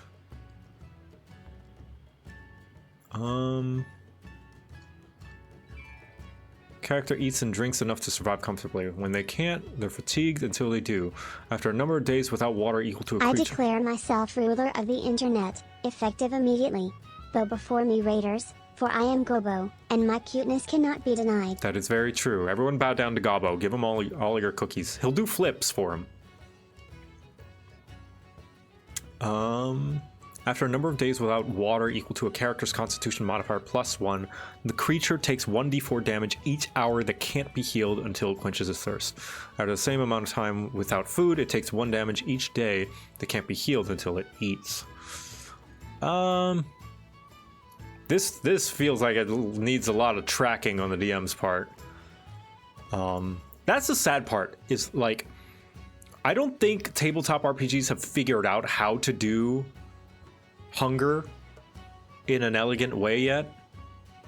So the best we got is like, write it down. But maybe one day. Like, this is a solution, this is a way to do it, and it's something. But I could see lots of DMs just being like, that sounds like too much tracking, I'm not gonna do that.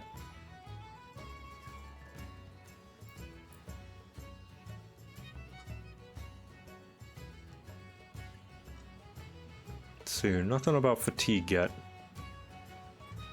Somebody mentioned that fatigue is -1, so it's probably just that. It's very simple. Downtime, blah blah blah, yeah. General lore, food or drink lore, herbalism lore, guild lore, mercantile lore.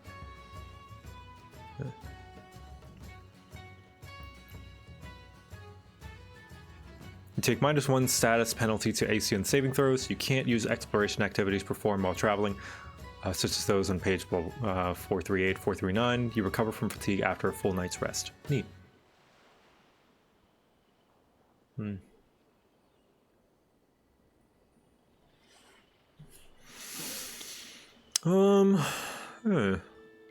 Still chapter 1. Oh boy. Cost of living. This is all pretty standard. Yep. DCs. Oh, good lord. The difficulty class goes up to 50. Holy shit. Yeah, apparently numbers in Pathfinder are a lot bigger than D&D, so I hear.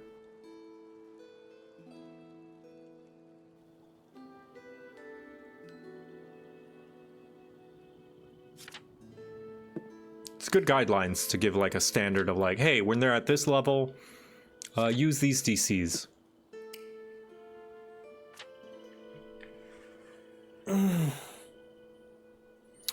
I think the tabletop RPGs haven't figured out how to do X is inaccurate. The truth is, usually more like D&D derived tabletop RPGs. That's true, yeah. I'm sure if there was a tabletop focused on hunger and survival and exploration, it would probably do it better. And I probably already found the solution. And maybe just inherently conflicts with the way D&D based, D&D derived RPGs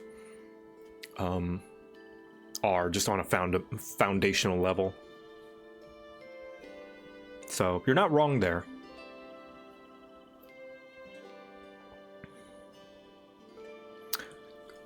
Controversial opinion. If a group is consistently disinterested with an aspect of the game, like exploration or travel, it's often better to just skip that part with a short sentence. I don't think that's controversial at all. That's basically, if the group doesn't like this, don't add it in. I don't think that's wrong at all. Yeah, that just boils down, yeah, to don't do the thing that the group isn't interested in. Yeah, that's a rule. That's a session 0 thing to establish. And even then, even beyond session 0, like if they're somehow, like sometime throughout the game, the campaign, and eventually they're like, I kind of don't like this, and everyone else is like, yeah, I don't like it either, then yeah, chuck it. It could be exploration. It could even be combat. Like, I know that sounds blasphemous, but like, if all the players, like, all agree that it's like, we don't like doing combat as much, it'd be well within your rights as a group to agree and be like, yeah, let's stop doing combat. Let's just make this a talkie game. Let's make it a slice of life.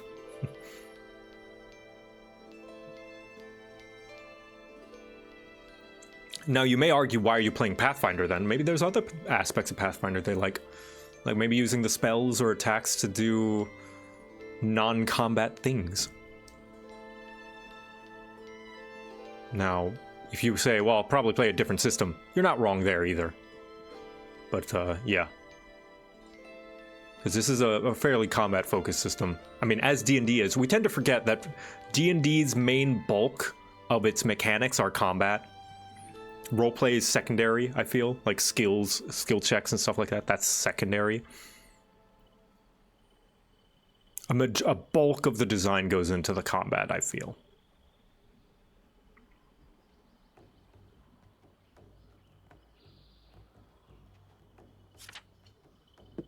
Social skills, XP rewards, party size.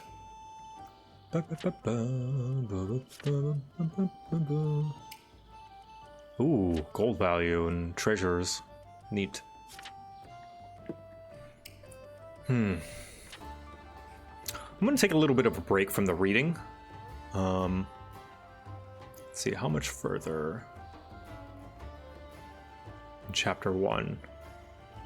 Let's see, Chapter 1 starts on page 5. Chapter 2 starts on page 63. So I was pretty close to it. Chapter 3 is page 143. Oh my gosh. Building the games is a pretty big, hefty chapter. Yeah. I'm going to take a little bit of a break just to answer some DMs and stuff.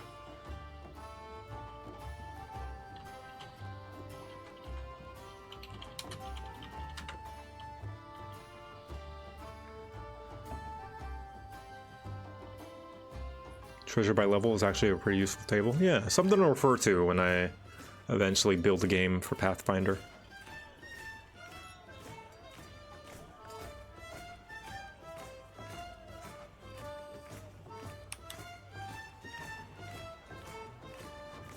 Try talking to them? Yeah, I mean, that's all any of this comes down to. If you have a problem in your D&D game that involves other people, bring it up. Talk with them. Or if that's too much, leave silently. Just be like, this game's not for me, guys. If you're worried about rocking the boat, just be like, I think this game's not for me, and just leave it at that. You don't owe anybody an explanation. If the game's not for you, the game's not for you. No shame in that. Whoa, RNGesus VTuber! Thank you for the 10 gifted subs. Praise RNGesus. Happy respawn day the other day, RNGesus.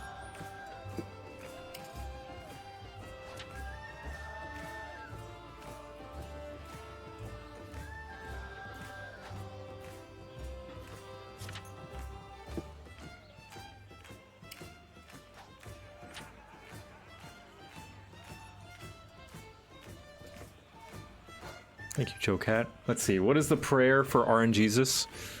RNGesus prayer. Hold on. Hold on, let me put on some church music. Church.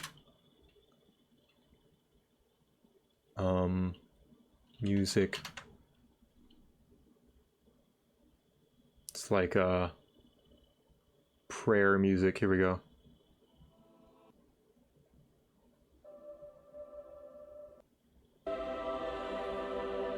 For you, RNGesus, as thanks for your blessing.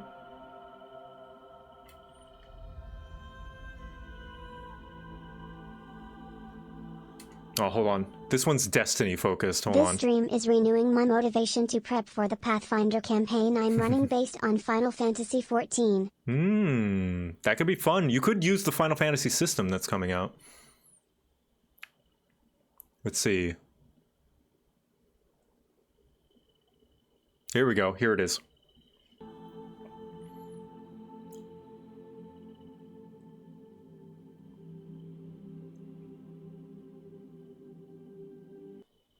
Never mind, this one is Hearthstone based as well. Hold on, hold on, hold on. Come on, let's see.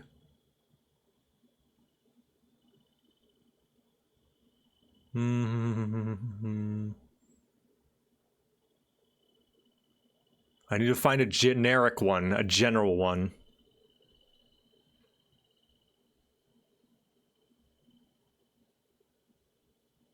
Destiny, Heaven's Word, Matchmaking, Ogre, Valve. God, no one made a... That's it. We're stopping. We're pausing to make a generic RNG prayer.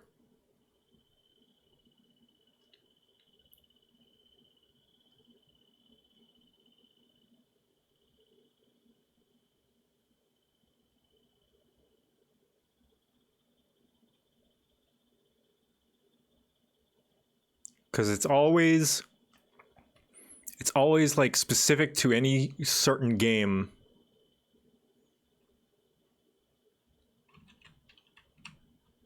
Let's see.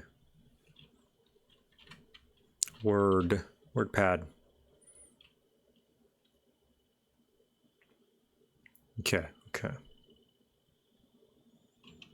R Jesus, who art in the dice, hallowed be thy name. Thy rolls will come.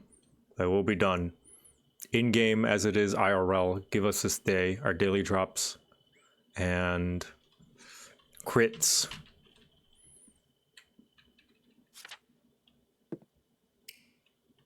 Our desired drops and crits, and forgive our rage enhancing. Forgive us our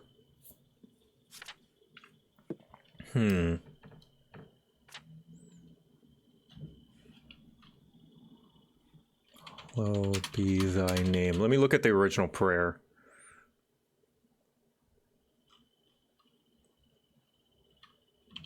Jesus, who art in heaven, prayer. Forgive us our tilts, yes. Tilts. Or crash outs, if I wanted to make it modern. Forgive us our crash outs.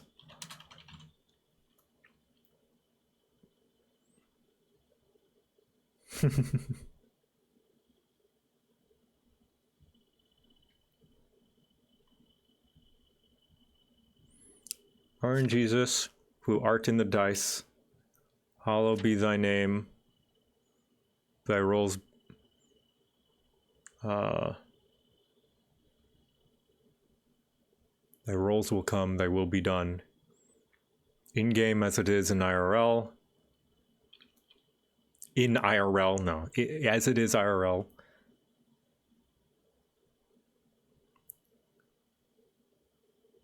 Give us this day our desired drops and crits, and forgive us our crash outs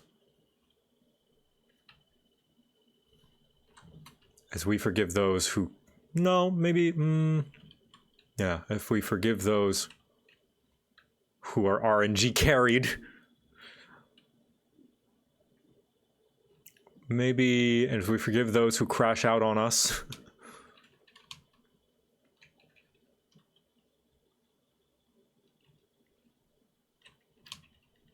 Or maybe forgive us our no skill. Our no skill. As we forgive those who no skill us. No skill us.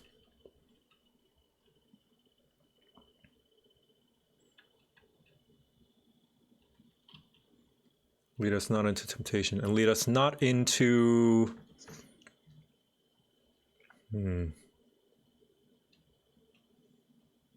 Lead us not into...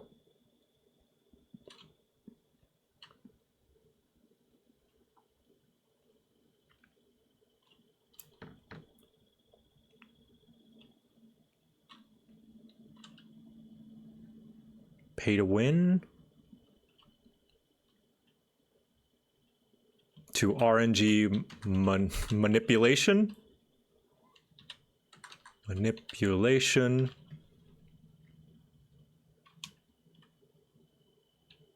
But deliver us from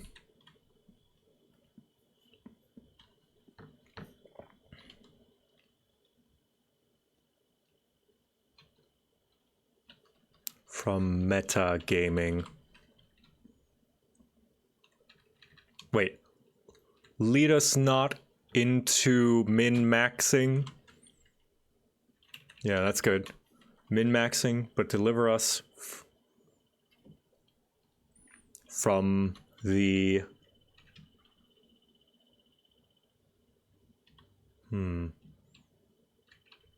So the original prayer is to deliver us from the evil one.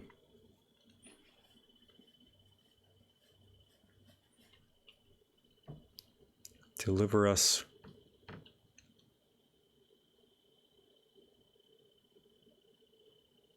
from the evil one.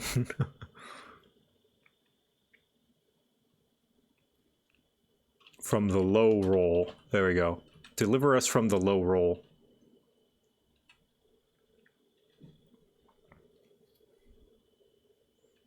For thine is the kingdom. For thine is the...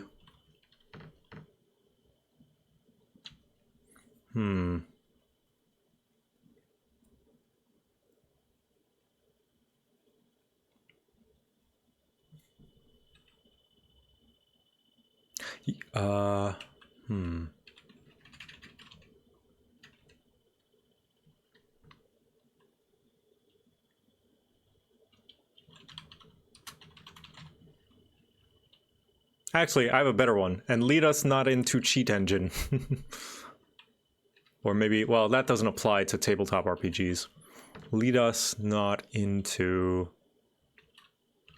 weighted chances. For thine is the pity, the pity pull, and the streamer luck.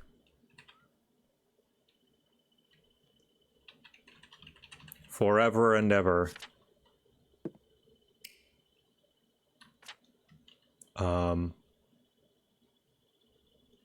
Let's go.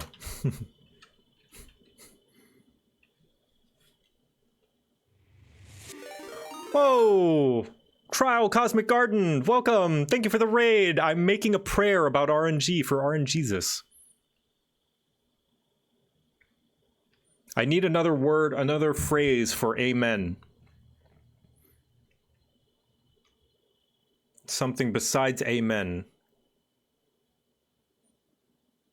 So far, I've got let's go. Roll initiative. I wanted to make it generic. GG. GG could work. Roll them bones. Hello, hello! We ball.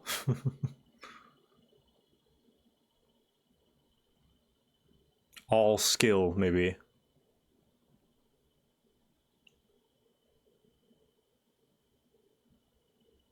Or like... PogChamp. First try, GG easy. I like GG easy. Alright, alright, alright. I've made the prayer. Hold on, let me put my arms down.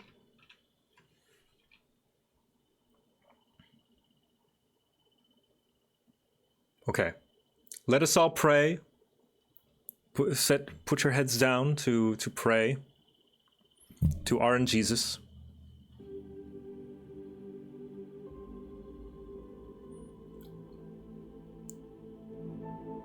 RNGesus, hold on.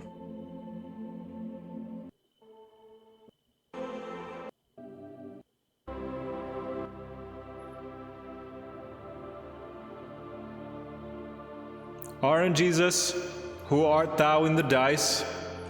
Hallowed be thy name. Thy roll will come, thy will be done. In-game, as it is IRL. Give us this day our desired drops and crits, and forgive us our no-skill as we forgive those who no-skill us. And lead us not into weighted chances, but deliver us from the low roll. For thine is the pity pull and the streamer luck. forever and ever. GG easy.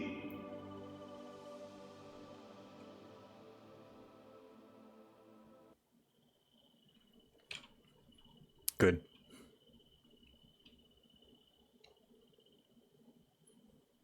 Good. I gotta save this somewhere. I'll put it in I made this in the Discord. The RNG prayer meme post.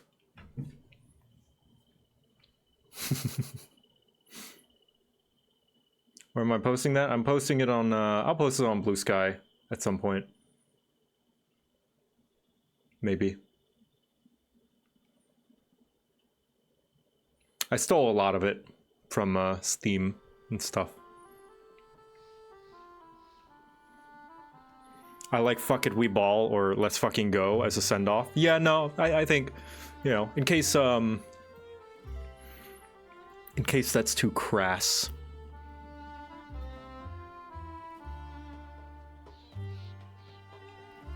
By all means, modify it as you wish.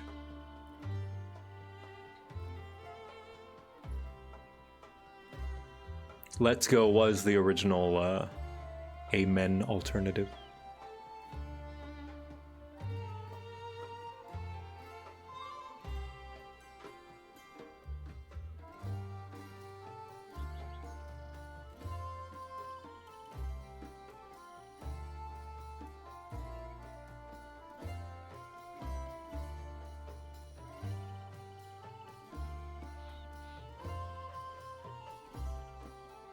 By my own order, we ball.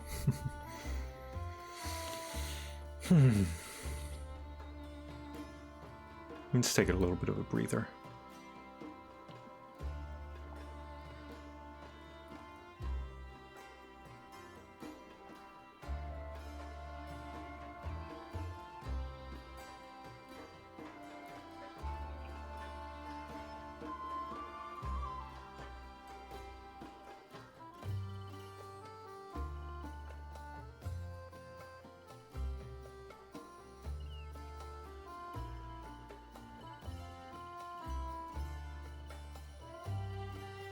I'm gonna eat some cookies of my own, actually. I've been feeling left out. Oh no! Did Echo eat all of my cookies? Are they all gone?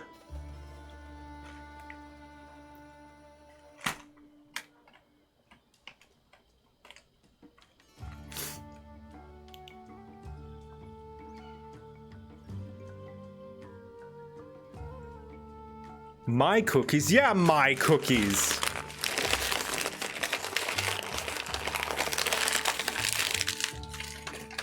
I'm gonna message her. I'm gonna expose her in public. Meow. Come in here.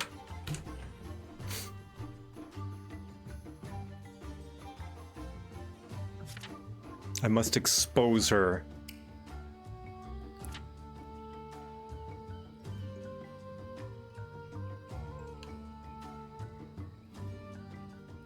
Fine, I'm gonna go get her. I'm gonna go get her. Me when I get her.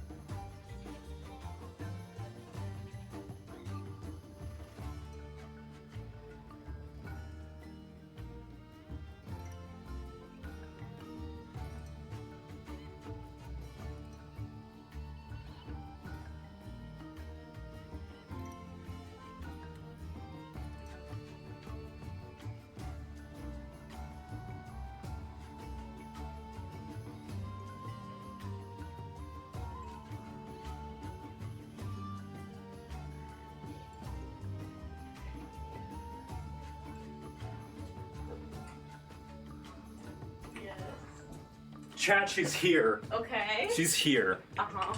She's What here. did I do? You. What do you think? Do you know why I pulled you in here, you little miss? I'm not sure. No. Is it snack related? I want you to tell me. What is this? I asked you if I could eat the last of your cookies, and you said I could. Did you forget that this happened?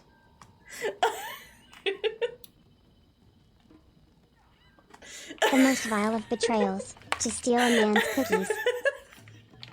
Do you not remember this conversation? Well, I've been busy.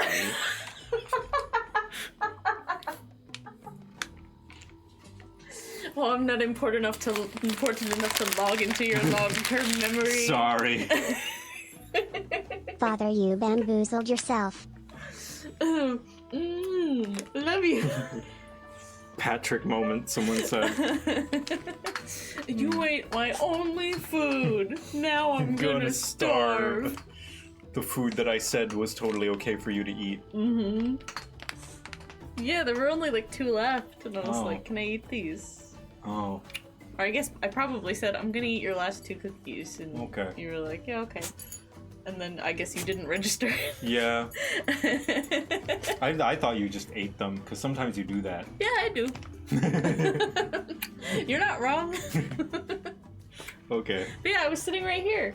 I gave her my whole angry walk. Yep, it was adorable. It was a great little gremlin walk. Yeah. But no, you can go back to playing Minecraft with girls now. Sorry. Oh my gosh, baby. She is clearly a warlock, and the Ow. Cookie Monster Muffin is is here forbidden. too. And she's whipping me with her tail. Divorce before the marriage. I'll get you more cookies.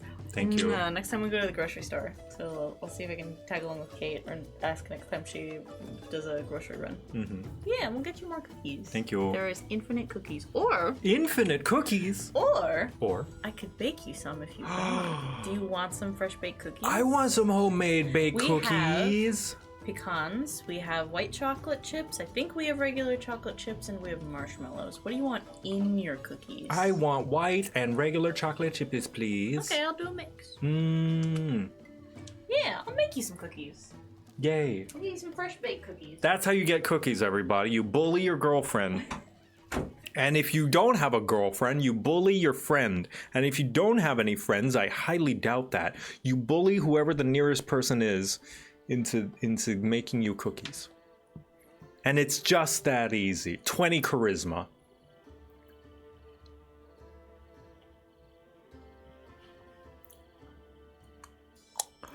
Can I bully myself? Yeah.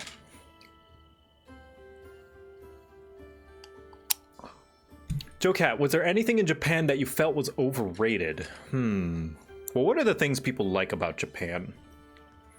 The public transportation, I wouldn't say that's overrated. The food, I would say that's rated pretty correctly.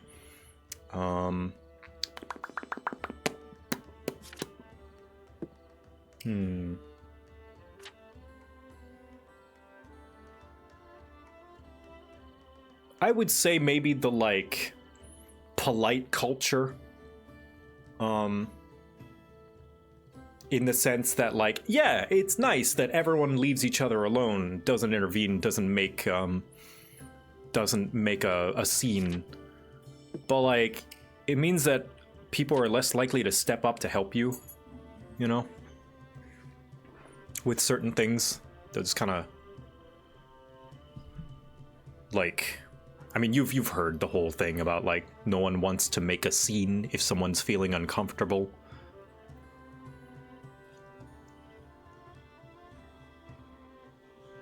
Akihabara? Maybe? I don't know. I would have to explore it. I've definitely tempered my expectations with it after being in Akihabara, like, so often now. I still like it a lot. There's no random events, yeah. The rarity thing before, while I think of it, it's a good way to give new or inexperienced GMs the courage to say no to character options that might be too disruptive. Like the Exemplar class is basically a nascent demigod, or at least someone with a spark of divinity, and that has a potential to induce some real main character syndrome. I see, I see.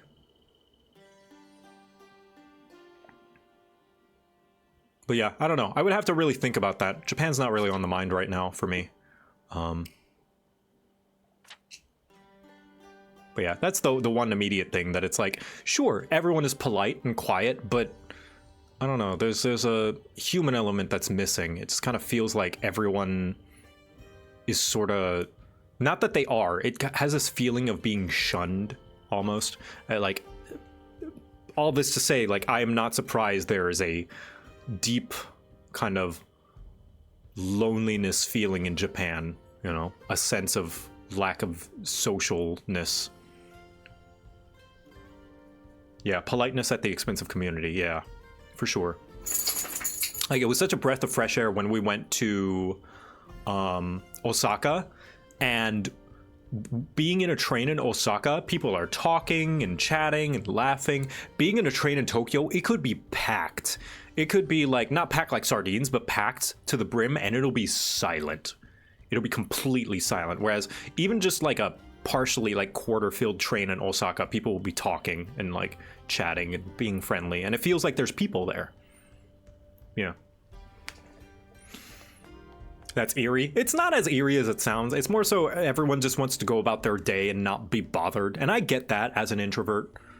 But, you know, as a observer, sometimes it's like, man, I don't want to be rude to anybody in here, you know? Not that I would be rude anyway, but you know what I mean. Scope of changes. Is that city versus country culture? I think probably city then. Yeah, that's more so city. I don't know. What's overrated about Japan? I would definitely have to think about that, and I wouldn't even consider myself all that experienced with Japan to be able to answer that question. A local would probably be a better person to answer you.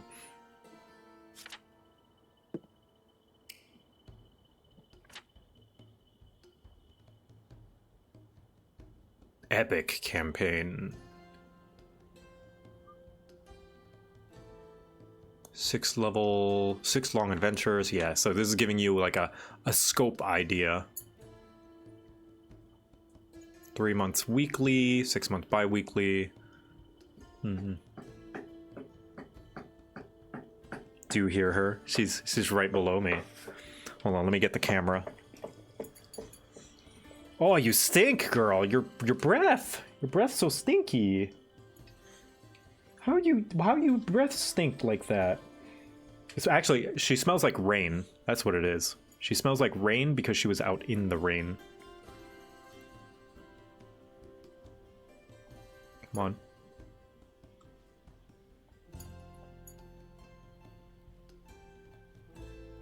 Oop. There she is. You can see her tail, her waggy butt tail. She's just right next to my chair. Baby, no, don't go for the wires. I don't know why she goes for the wires. I think, this is my guess, I think what she might be seeing is the lights coming from my PC and being like, ooh, what's that?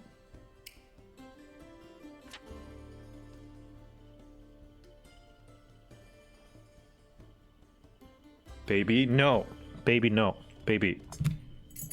Stop. You're getting caught in the wires. I don't want to push you, but like, you're not listening to anything else. You keep walking forward. Baby, no. Baby, no. No.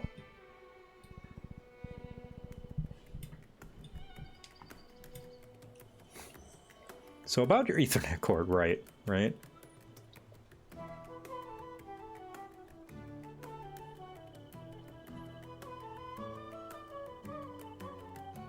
There she is.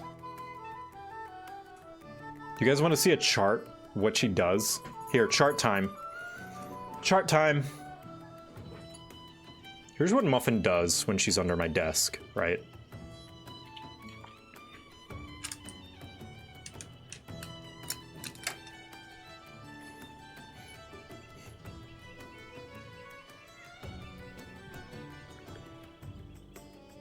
Let me hide this.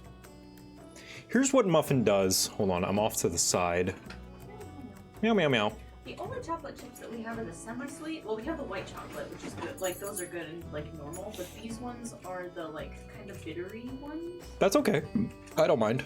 I'm gonna make half of them with marshmallows. Because that makes them that, like, chewy toffee thing. I like that. Those ones that I did. Or should I do it with all of them? Sure. Yeah, do it with all. Okay, Yeah. I'll put a lot of marshmallows. So here's what Muffin does. Here's me at my desk with my stuff. Here's my desk here. And here's my chair. And me.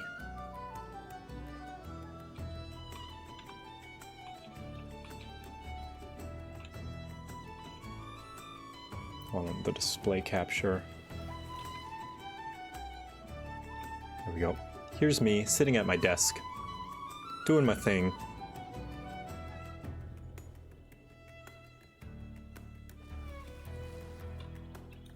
And Muffin will, let's see. Muffin will just come over here.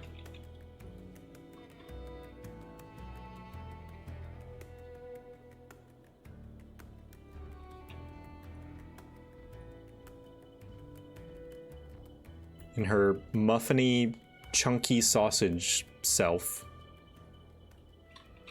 She'll just come over here. Let me color her.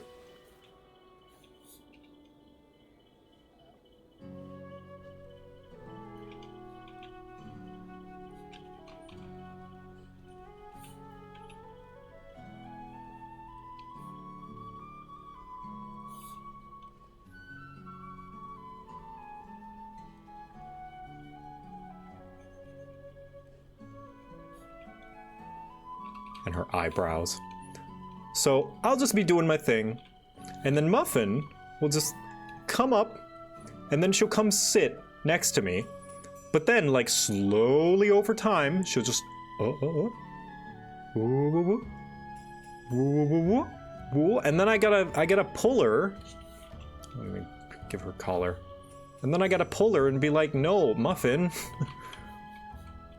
Stop, you're getting close to all of the wires. And I have to pull her back, and then she'll be like, oh, well, that was weird. Anyway, doop-a-doop-a-doop-a-doo. Doop-boo. Doop-boo. She's not even going for the wires. She's just stepping forward. Dogs have no concept of where they're not allowed to be. No, not without, like, serious discipline. She'll just be, and then I'll pull her back, and then she'll be like, oh, that was fun. Anyway, boop. Boop. Ooh. She'll just be like, here I come for the wires. Here, actually, I have the perfect sound effect.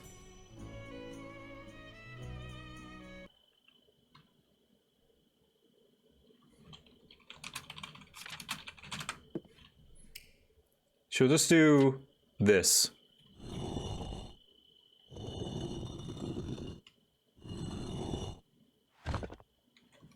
Yeah, that sound.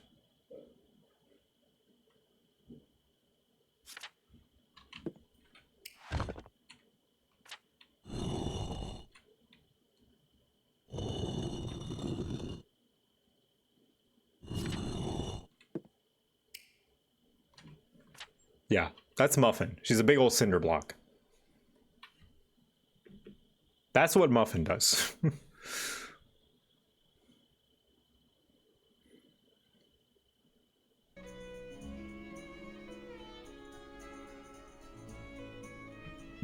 Absolute unit. Dog-proof the wires by stapling the wires to the ceiling.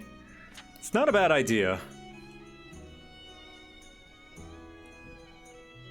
Alright. Villain goals. Yep, recurring villains. Don't be like Marvel. Reuse your villains, please. Gives people a chance to get attached to them. Flesh out their motivation.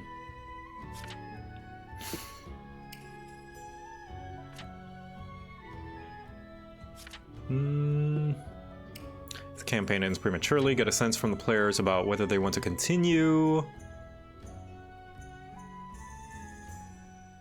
Starting at a higher level, blah, blah, blah. Dungeon crawl. Ah, the styles of adventures. Dungeon crawl.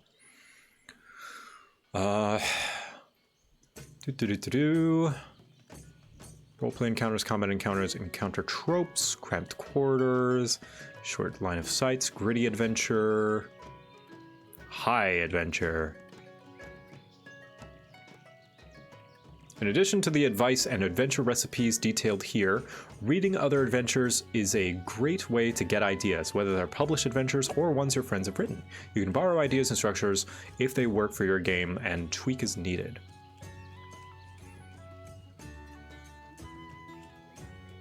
It's often easier to run an adventure you made yourself, but that's not true for everybody. If you notice as you run your adventure that your notes don't have enough for you to go on, you can be more thorough next time. And if something ended up inconsistent, there's nothing wrong with telling your players you want to revise something you previously said. That's nice. I mean, again, it's just a suggestion, which is good to like let people know. But like, yeah, that's a default. It's closer to your heart. If the adventure doesn't go well, it can sting. Sometimes this is because of a random chance, sometimes due to unforeseen decisions, and occasionally because you made a mistake. Those are all normal parts of the game. One of the things you'll internalize the more you run games is that you're part of a creative process and don't need to be perfect. Yeah. In a sandbox game, Hero, building a sandbox, you give the players a sizable location to explore and let them decide how to go about it. A sandbox doesn't have as many time-sensitive events as a directed adventure, and the flow of the game is driven more by the players than the opposition. You can put self-contained dungeons or other locations within the sandbox, but it's up to the players when and how they visit them or deal with them. To make a sandbox, create about triple the number of encounters and spread them out amongst the locations. Yeah, here's the crux of a sandbox. You need to make way more content. You can expect the PCs won't deal with all of them. In most cases, you'll want to determine where the PCs are headed next before the end of the session, so you can prepare the next session. Depending on the size, yeah. Extremism. So what is this? Threats, corruption, devastation, extremism, massive change, mayhem, subjugation. Yeah. XP. Yeah, this is all pretty standard stuff. For 2e pre-written, I would recommend Beginner's Box Troubles in Otari for early level play, and Certain Call for late level play. Or Cartane Call.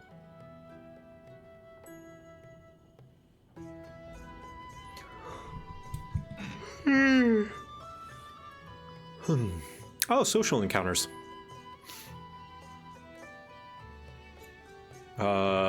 Besting a rival bar in a battle of wits, convincing a monarch to defend against an invasion, swaying a fallen priest to return to the faith. Yeah. Yeah, I mean, this is also like how to write a story in a way, if you think about it.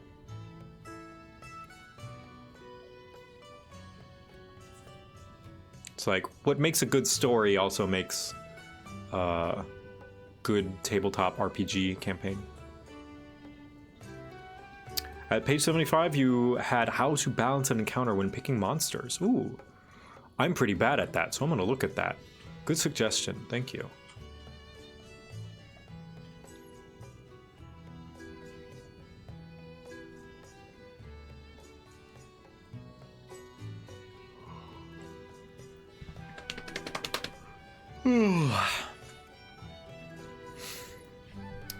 The most common type of encounter is a combat encounter, where PCs face other creatures. Combat encounters are strictly governed by rules.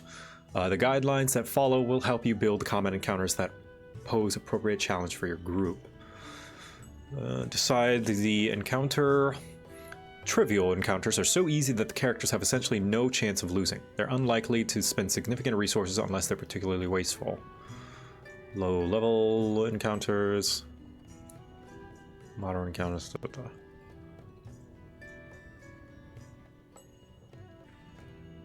Oh, XP budget. Oh, once you've selected a threat level, it's time to build the encounter. You have an XP budget based on the threat, and each creature costs some of that budget. Oh, so this is where you would refer to like the monster manual, see how much XP each thing gives, and like divvy it up, right? Of like this many things.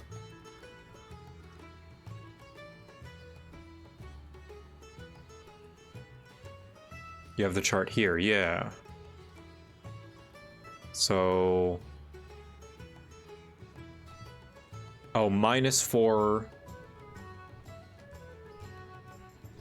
So if the creature is 4 below, there would only be 10 XP.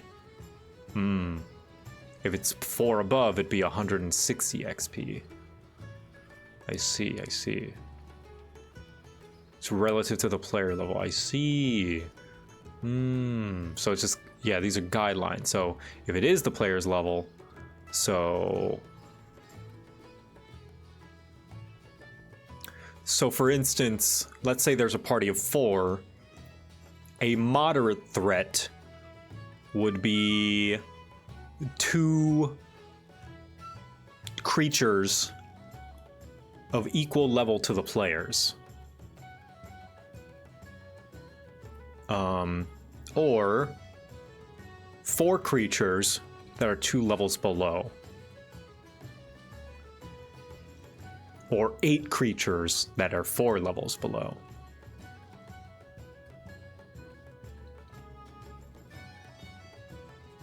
Did you just say creatures? Yes, creatures, yes. Or other threats like hazards, I see. Now, character adjustment.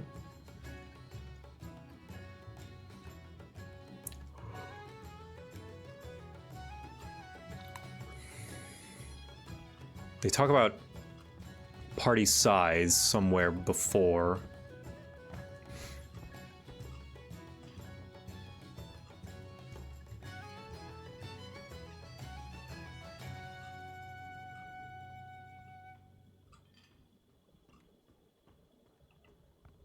Because it says a size of large or smaller. Default size is 4. Okay, okay, that makes sense. Character adjustment. So...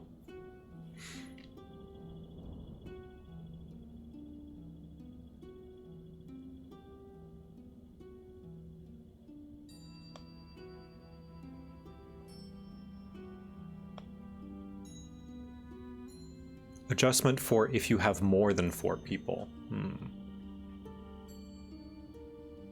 extreme encounters very much that and has a high chance of PC death. I see.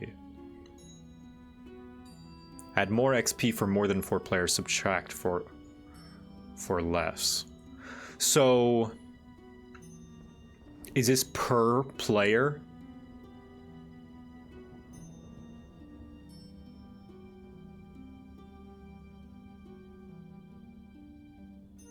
Per PC, okay. So if it is a party of 5, a trivial encounter would have a total XP budget of 50. So maybe like one character that's above the player's levels. Whoa! Yomi Quinley! Hey, what's up? Hi, Yomi. Thank you for the raid. Welcome. I'm learning about Pathfinder. Rolling for initiative. This tiefling rolled a nat 1. That's okay. No, it's okay. We have a prayer for that. Everyone get ready for your RNGesus prayer. Don't worry. Yomi, we have a prayer for that. RNGesus gifted some subs earlier. And I put together a little prayer. So I'm going to need everyone to bow their heads down in prayer. All right, get ready. Okay. And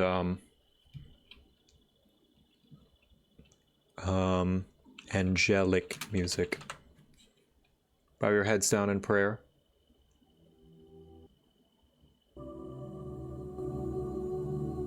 And And we shall pray, we shall all pray to RN Jesus. RN Jesus, who art in the dice, hallowed be thy name, thy rolls will come, thy will be done. In-game as it is IRL, give us this day our desired drops and crits, and forgive us our no skill, as we forgive those who no skill us. And lead us not into weighted chances, but deliver us from the low roll. For thine is the pity pull and the streamer luck, forever and ever. GG easy.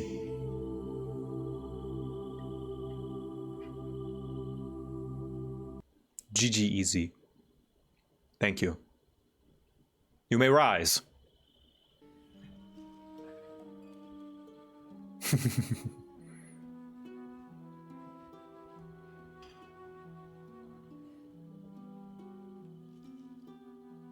Thank you, Yomi, so much for the raid. Yeah. And oh, did I... Tria Cosmic Garden raided a half an hour ago. I didn't even see. I'm so sorry. So the character adjustment column means for every additional player above 4, add this much to your budget for that threat level. I see. Makes sense. My life is complete after that. Bless. No problem. I'm gonna make dinner and mingle. Really hyped to see you enter Pathfinder. Yeah! Enjoy your dinner. Thanks for stopping by. Thanks for letting me take care of your folks. So now, yeah, this is cool. This is good. This is a good, like, thing. And I'm gonna start using this to balance my encounters in Pathfinder. Instead of just winging it.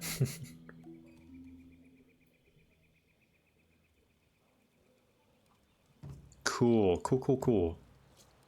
So what else is there? Campaign structure, variant rules, automatic progression. Yeah, I much prefer this.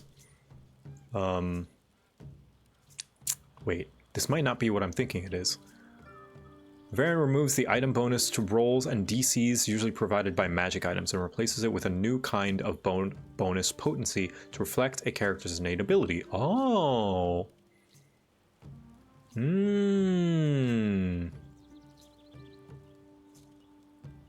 Every character automatically gains the class features on the automatic bonus progression table.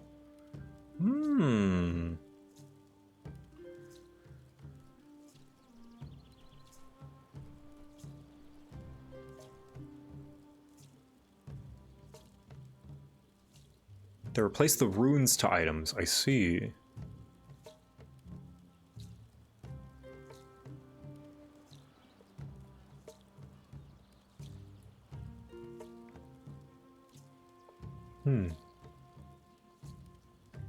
Save the GM to give that out as a treasure. I see. So... building the game. Adventure design.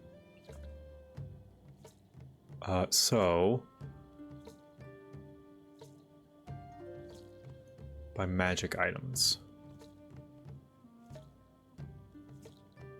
Getting certain rune level by certain levels, this automates it. I see.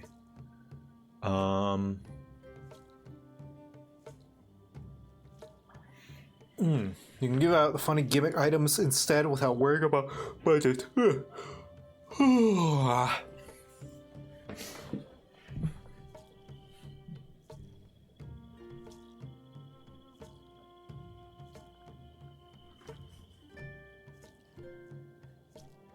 Yeah, I can see how some people might not be a fan of this because it's pretty like basic. But what other variant rules are there?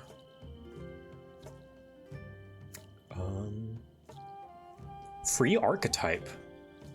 Sometimes the story of your game calls for a group where everyone is a pirate on an apprentice or an apprentice at a magic school. The free archetype variant introduces a shared aspect to every character without taking away any of the character's existing choices. The only difference between a normal character and a free archetype character is that the character receives an extra class feat at 2nd level, and every even level thereafter they can use only for archetype feats.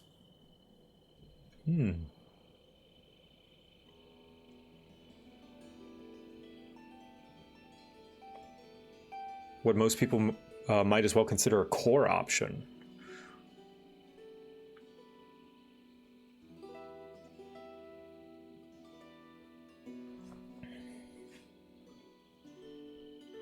Free archetype characters are a bit more versatile and powerful than normal, but usually not so much that they unbalance your game. However, due to the character's increased access to archetype feats, you should place a limit on the number of feats that scale based on a character's number of archetype feats.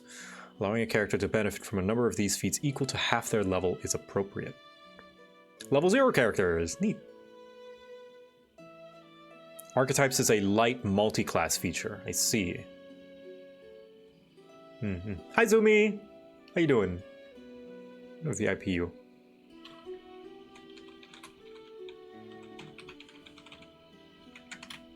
There we go. Is the correct Zumi, yes? Yes, okay.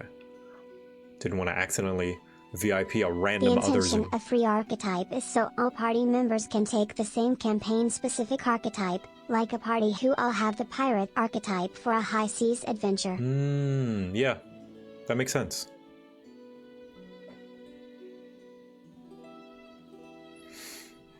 Yeah, that sounds really fun for themed campaigns. I might have to try that.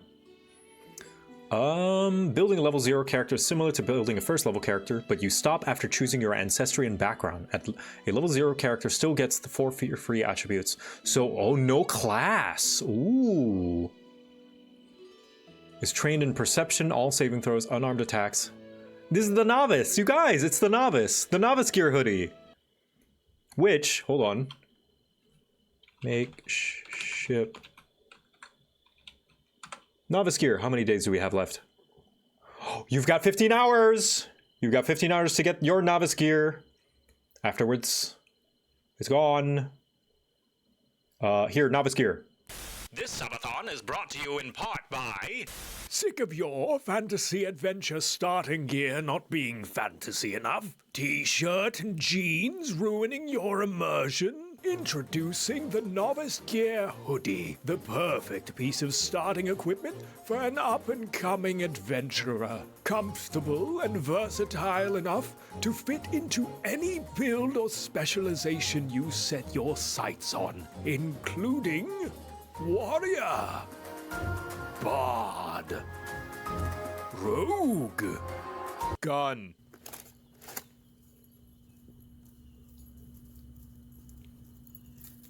Baby.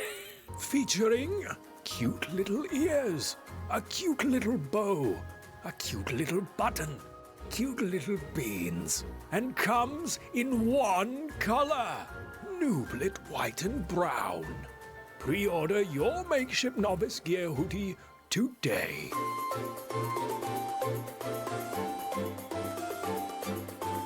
Devastate their mind.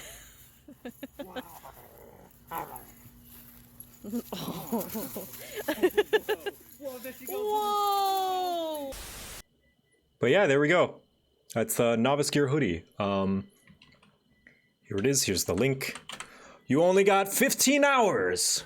The price says $60. It says $59.99 US at least. But I was able to talk Makeshift into dropping it down to $50 rather than $60. There should apply an automatic discount at the end. I would go broke. Don't worry. Only if you can afford it and want it, that is. But yeah, it should apply a discount Your at outfit checkout. is so heckin' cute, I'm going to scream. Aw, thanks. Free archetype feels like the intention is for the GM to give the players a short list thematic archetypes, but a lot of people just use unlimited free archetypes as a boost to general character customization. Yeah, I think I would only ever use this for people who want a little bit more extra customization. For like a base starting game, for new players and as a new GM, I probably wouldn't use this. Unless it was themed.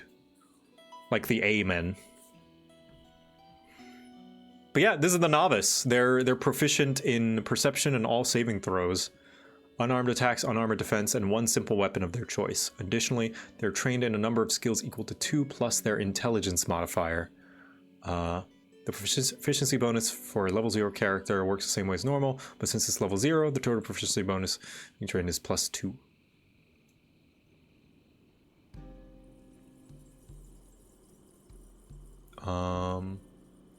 Want to tell story you want to tell the character who has started training to become a particular class and grant them a small number of additional abilities. Ooh. Alchemist. An apprentice alchemist gains advanced alchemy portion of the alchemy class feature. Apprentice monk gains powerful fist class feature. An apprentice of another martial class feature, fighter, ranger, rogue, is trained in light armor, all simple weapons, and 1 martial weapon listed. Spellcaster is trained in the appropriate magic tradition. All right, cool.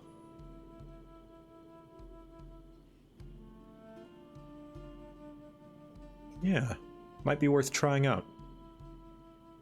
Hope you're having an amazing day. You too. I hope you're also having an amazing day.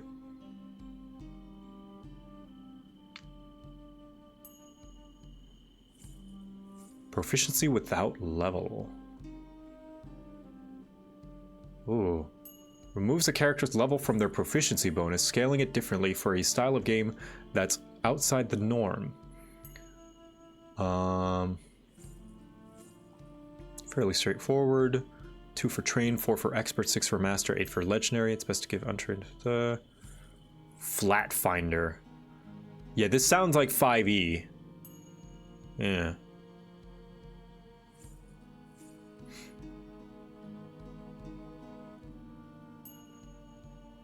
Yeah, because that was the big thing that I think I'm gonna have a hard time getting used to, is the new terminology for levels of proficiency. Trained, expert, master, legendary. Or like trained, yeah. So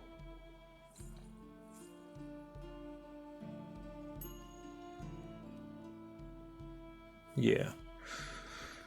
Curses! Curses!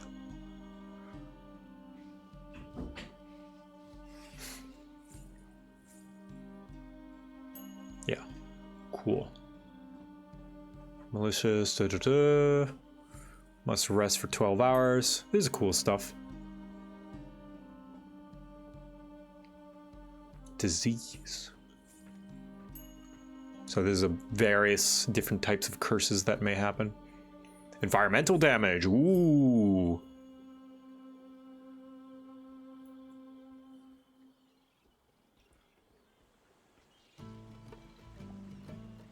Mm-hmm.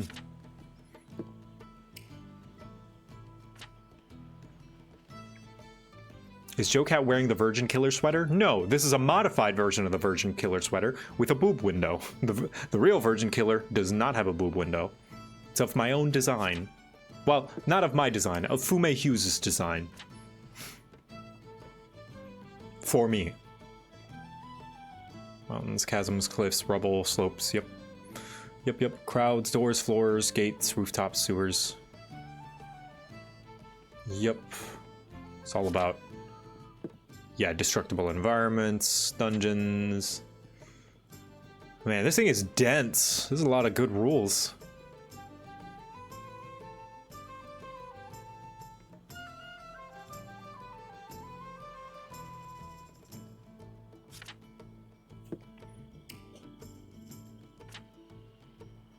Building creatures, building hazards. Concept. Papa, look.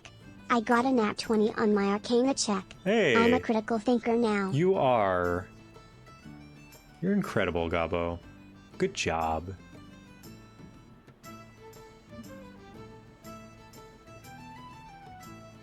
So, I'm not gonna get into this. I'm sure this is also all very well thought out.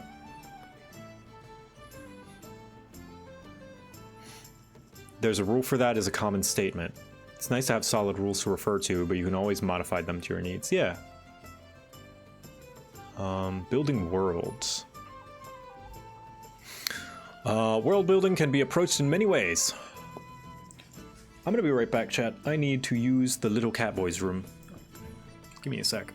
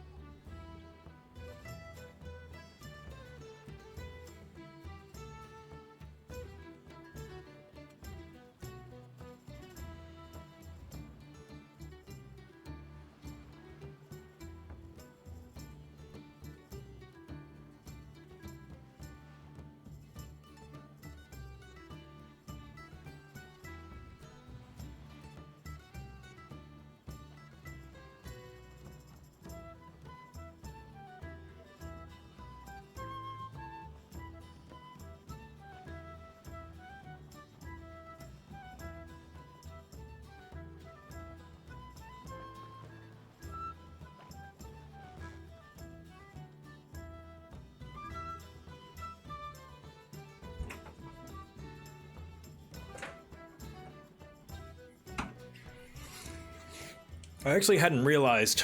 I'm feeling pretty hungry, so I might go eat. I know I just put on that eat thing before I came to do Pathfinder, but I think all this talking has been eating up my energy. Haha, eating.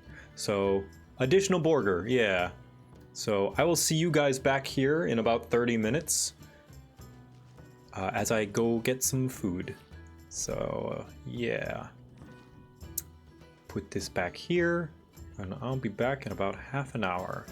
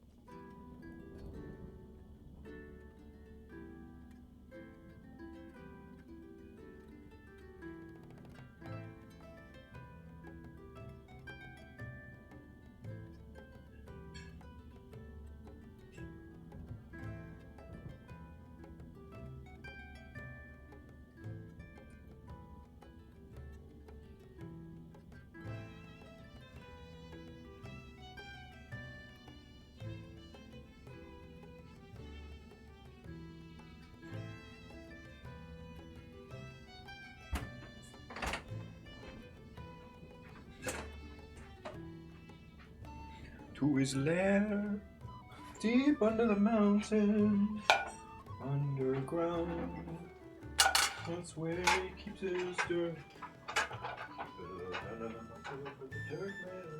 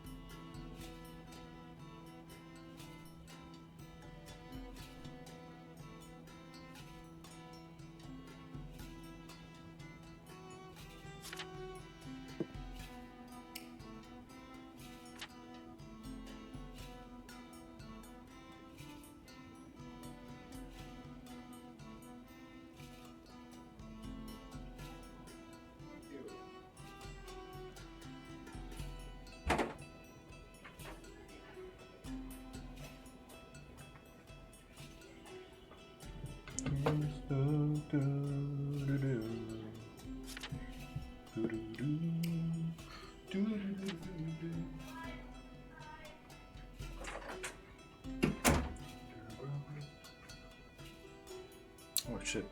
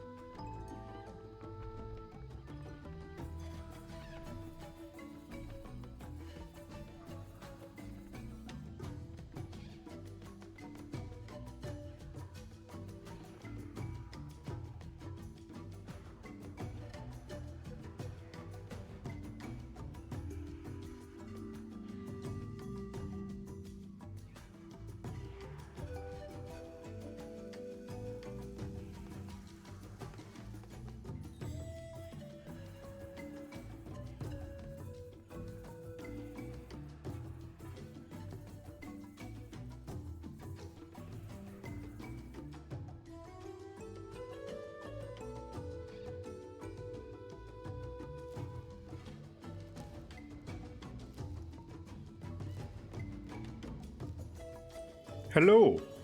Welcome back. Hi, I'm back. Ooh, pardon me. I literally just finished.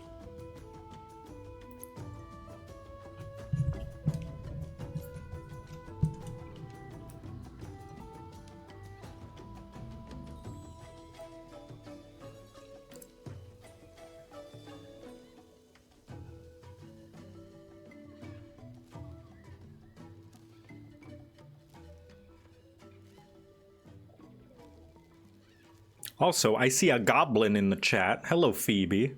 I see you. I perceive you. Where's your coat, good sir? I just felt like taking it off for a little bit. You guys want to see a thing that Echo's friend Sova drew?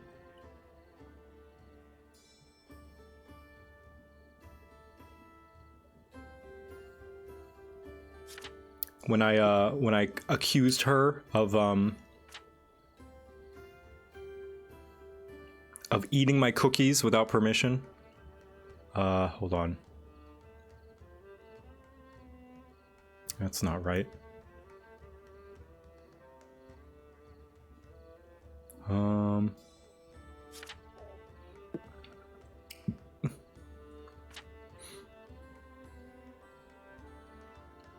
Here it is.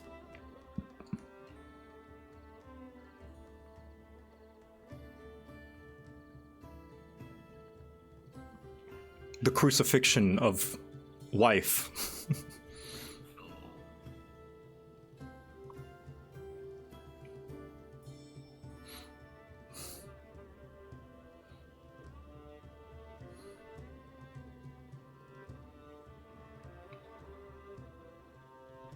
For taking my cookies.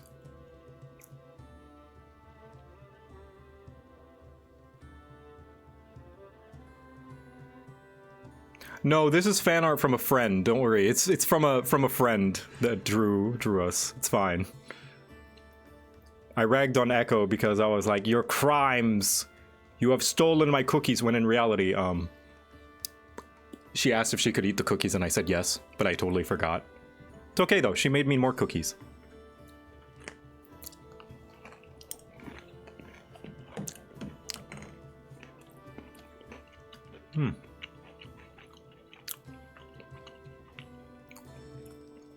Would Gobble be Judas? No.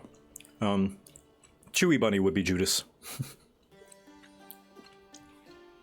you're wondering who is Chewy Bunny, he is Echo's son. And my stepson. He is one of Echo's earliest little characters. He is a creature of chaos. He is a menace. He is a monster. And he is a fungus. He's a mushroom.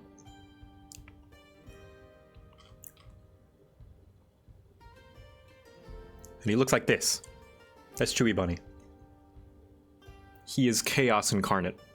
He gets along with Gobbo. He would never hurt Gobbo. He sees Gobbo as a disciple, as a follower, as a thing to be influenced. To follow, a minion to follow in his whims.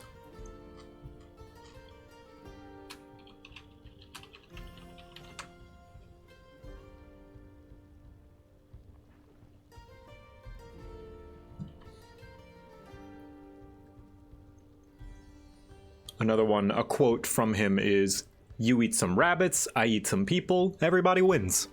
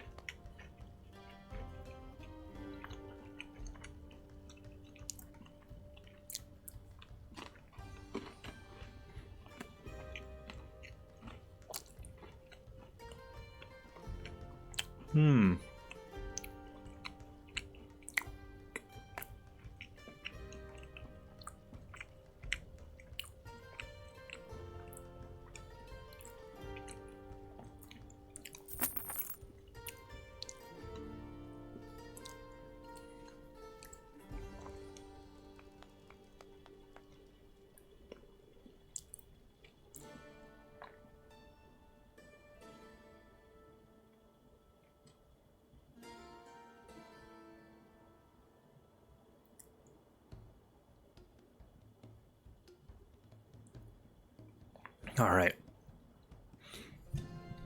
Cup of JoCat coffee merch when? That could be an idea. I do have a merch line coming along maybe in the next month or so. That it's going to have a couple of things available. But not a coffee mug. That could be potentially an idea down the line. Yeah, I am in the talks with having a permanent merch store and not just Makeship. Makeship has done great for me. They've worked with me very well. They've I love them.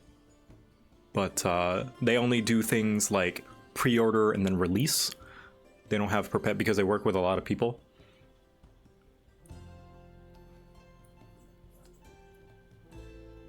But yeah. I want a permanent place for merch so that people don't have to have FOMO.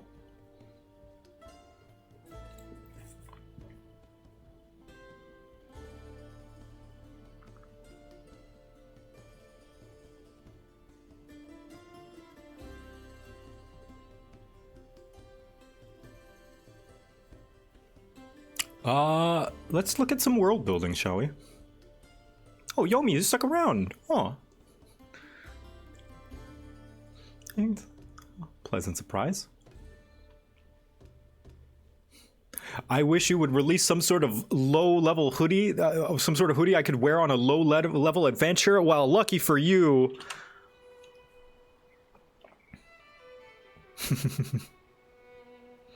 What a coinky-dink. Cooked pasta and buffalo wing chicken. Mmm, delicious. When designing the physical features of a campaign world, you want to determine its shape and the general distribution of land masses. So this is less about Pathfinder specifically and more about just world building. Which is fine. It's still nice. Globe. Worlds and their reality are roughly spherical due to the influence of gravity. Hollow world. What if the land masses and civilizations of the world existed on the inner surface of the hollow sphere? The horizon would climb upwards. Irregular. What if your world is flat? A toroid, or shaped like a cylinder cube, or something else? Yeah, it's like globe, inverse globe, something else. Yeah.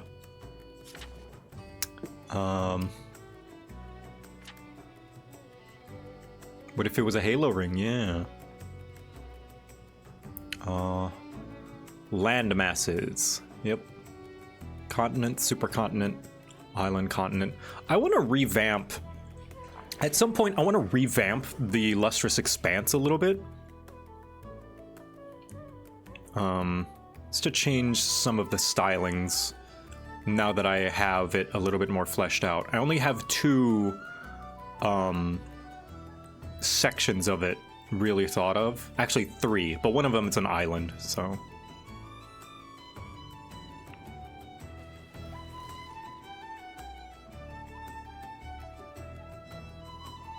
Following environments are common enough that they might appear, yeah, aquatic, arctic, desert, yeah, biomes. Step 1, coastlines. Wait, what are the... Okay, top-down. The top-down approach is great if you have a lot of time to dedicate to world building. When designing a setting from the top down, your initial focus is on the big picture. You may already have an idea of the big movers and shakers of your world or your multiverse. You may want to chronicle 1,000 years or more of the setting's history. You may have already sketched out a world map with continents, nations, and trade routes spanning the globe. This approach begins with the broad generalizations that get more detailed during play as you design them. With the bottom-up approach to world building, you start small and local, focus on the starting location and immediate needs of your campaign, then expand outwards as the story unfolds. This strategy works well for those with less time to devote to world building, as you will need to prepare the minimum details necessary to entice your players towards adventure. Yeah, so this is like the writing equivalent of only rendering what's in frame, essentially, and nothing more. Only putting 2D sprites, matte paintings, a few polygons to imply buildings off in the distance. Whereas this is like kind of building an open world game, and going down like and fleshing out each individual area as needs be, like building a map, and it's mostly empty until you need to go in and like fine tune it. RPG field or FOW. What is it? FOW? I forget what that is. Full. I know LOD, level of detail. Fog of War, that's it. Yeah, Fog of War. Very true, yeah. Coastline, topography. Yeah. This is how to do a map. I know how to do these.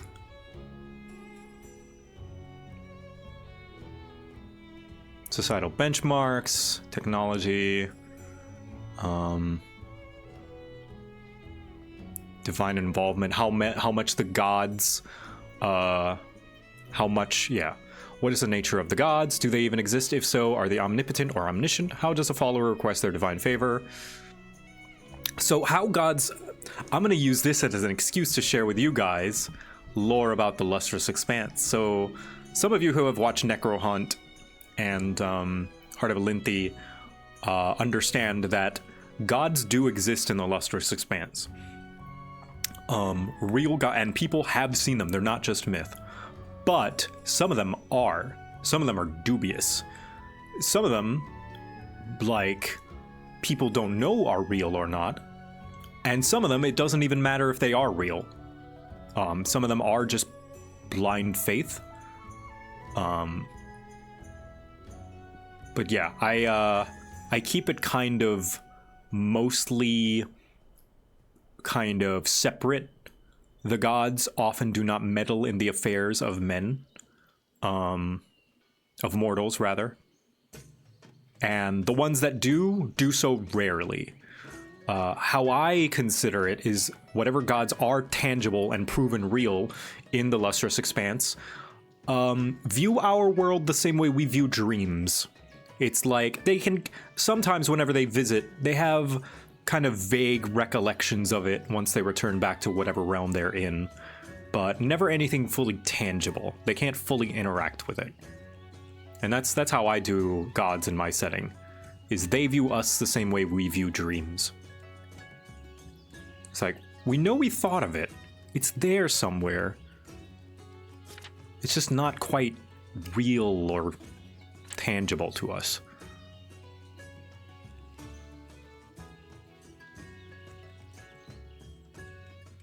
No old men with canaries? No. In the Pathfinder official setting, the gods exist and intervene. However, the most powerful of them have a pact to not fight or intervene directly on Golarion, the world. They fight directly elsewhere, and their agents make things move or grant boons to mortals on Golarion. That's neat. Yeah, I like settings where gods are mostly hands off. Now, having gods intervene can be a high stake, a way to raise the stakes, but I like it when that is done sparingly, very sparingly.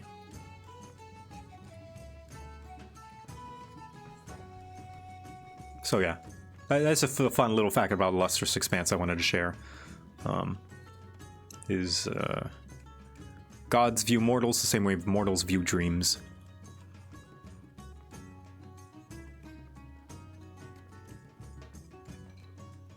Limited.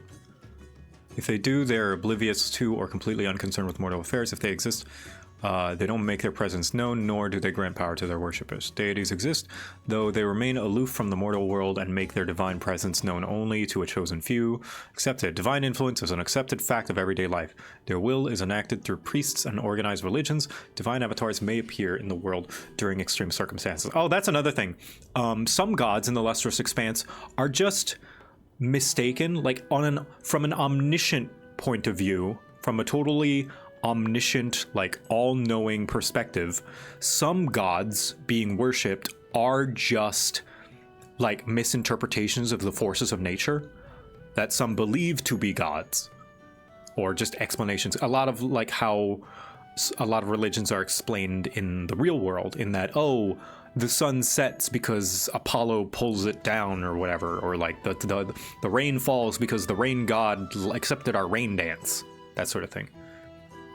It's like some will come up with a god idea because, oh, there must be a pantheon.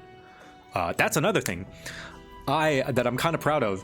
There is no singular pantheon in the Lustrous Expanse. There are multiple different pantheons, just like there are multiple religions and conflicting religions with conflicting gods that might not even know of each other or acknowledge each other, that might not even interact with each other. Like the one pantheon that I have is the Pantheon of Dragons, where all of existence was created, all of creation and existence is the result of a family of dragons, each representing a different element. So like the world was created by earth, and then after earth came lightning, and after lightning came water, and each one, you know, is the name of the dragon of water, the dragon of fire, the dragon of air, all that stuff. Some people don't believe in that. Some people believe that the planet was created by a time god that is not a dragon, and they don't believe that the dragon gods are real, or exist. That it's like, no, that's not a pantheon. There's this other pantheon that's true, though. Like that.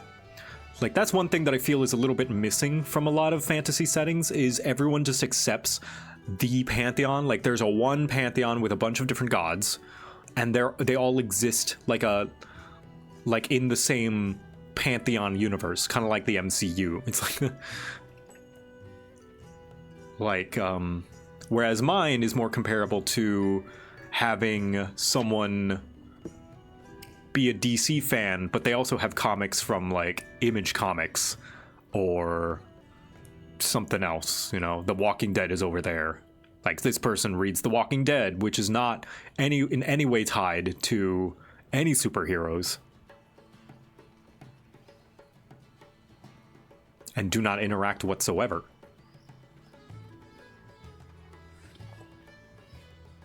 Ubiquitous deities live among mortals, exerting their divine will directly. Gods rule entire nations, commanding absolute obedience from their faithful followers. No magic. Low magic, common, high magic. Magic and magical items are commonplace in society and may be as easy to learn spellcasting as it is to learn a new language. Yeah, easy. Easy. Magical objects simulate various modern technologies to great effect and are just as accessible. The fantastic is never more than one stone's throw away. Magic is an accepted fact of life, though its mysteries are beyond the reach of most people. Magic portals and gates can whisk travelers in the know halfway across the world or to other sides of the multiverse.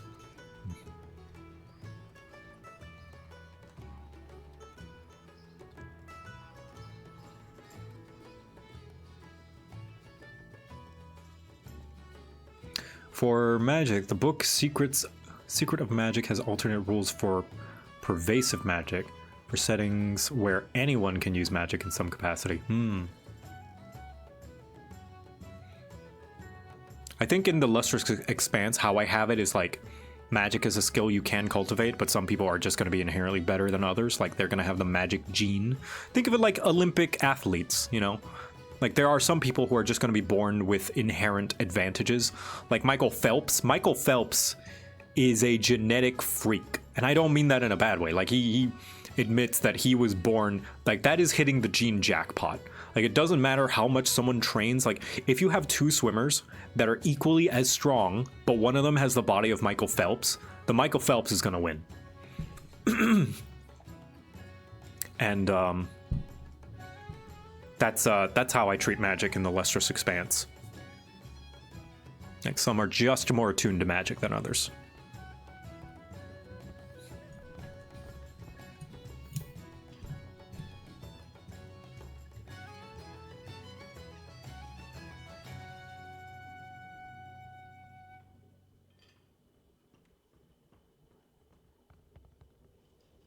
Oh damn, people talking about lore, Pathfinder lore that I don't know of. He has abnormal wingspan and lung capacity, yeah. He accidentally just hit random on the character creator and happen to make the perfect like EVs and IVs for swimming.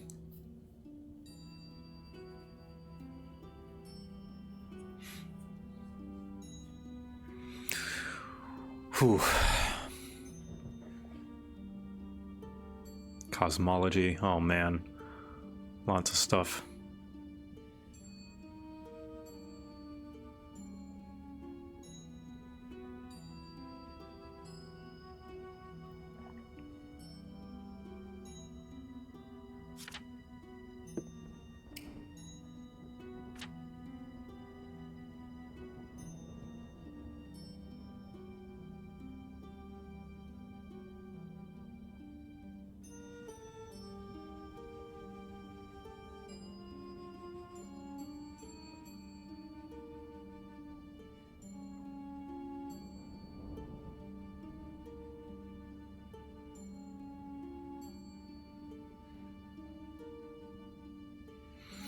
Whew.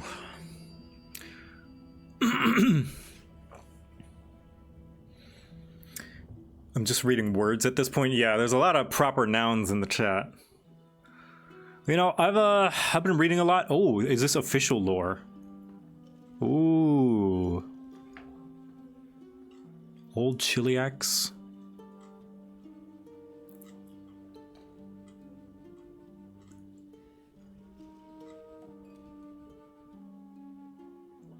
Official regions. The Great Beyond. I think your patron god in PF would be Caden Colleen, the god of alcohol, bravery, and freedom, who passed the godhood granting test of the Starstone while blackout drunk. He never remembered how he did it either. I think somebody, yeah, I think I remember asking people and them mentioning that name. That name sounds familiar. I love that. Completing a trial while blackout drunk.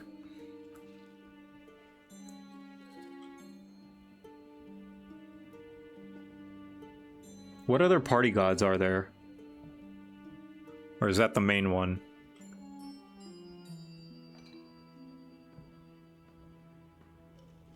It is one planet with a bit of everything going on at once, depending on where you go. That's fun.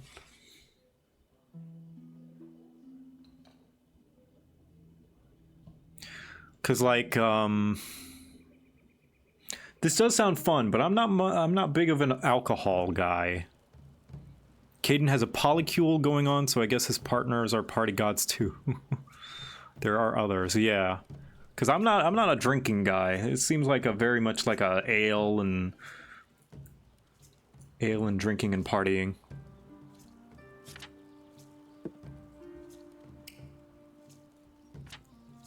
Celestria?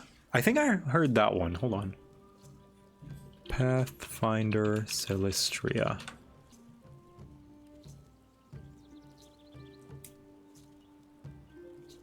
Calistria. Lust, revenge, and trickery. Ooh, I don't know that one. I like lust. I don't like revenge and trickery. Hold on. I can just look. I have the book with me. Religion, deities. There we go. I can just look here. I'm stupid. Asmodeus. Abadar. All right, let's read about these deities, shall we? Why didn't you do that before? Because my intelligence is a dump stat. What can I say? A master of the first vault holds sway over cities, the law, merchants, and wealth. Abadar seeks to bring civilization to the wild places of the world, encourages adherence to the law, and promotes commerce and trade within civilization. He also encourages cooperation amongst the various ancestries. Churches of Abadar are often found in major cities, and his followers include many judges, lawmakers, bankers, and merchants. Meh. Asmodeus, Calistria, Caden, Kayleen. The drunken hero ascended from mortal life on a drunken dare and became the god of ale, freedom, and wine. I do like the freedom part, but... Sun Wukong is an option? Hold up a minute.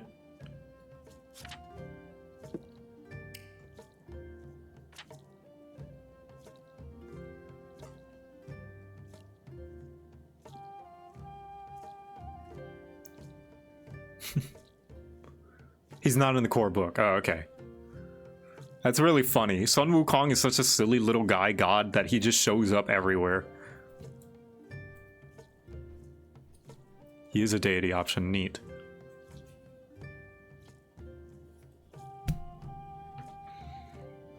Caden promotes freedom and encourages others to find their own path in life. He fights for just causes and delights in the best indulgences. His church is popular anywhere that people enjoy a good drink, but thrives in locales that value fun and freedom above strict adherence to the rules. If I picked a god, I think even though I don't drink, this does seem like a pretty virtuous one. I like that one. Desna, the kindly song of the spheres, presides over dreams, luck, stars, and travelers. An ancient goddess, Desna delights in freedom and mystery, and she encourages her followers to do the same. As a patron of journey and stars, she's popular amongst explorers, navigators, and vagabonds. I'm not much of a mover. I like to stay in one place. I like my tavern. Farming, hunting, and trade. Wind and waves, nature, the sea, and weather, soldiers, strength, power, weapons.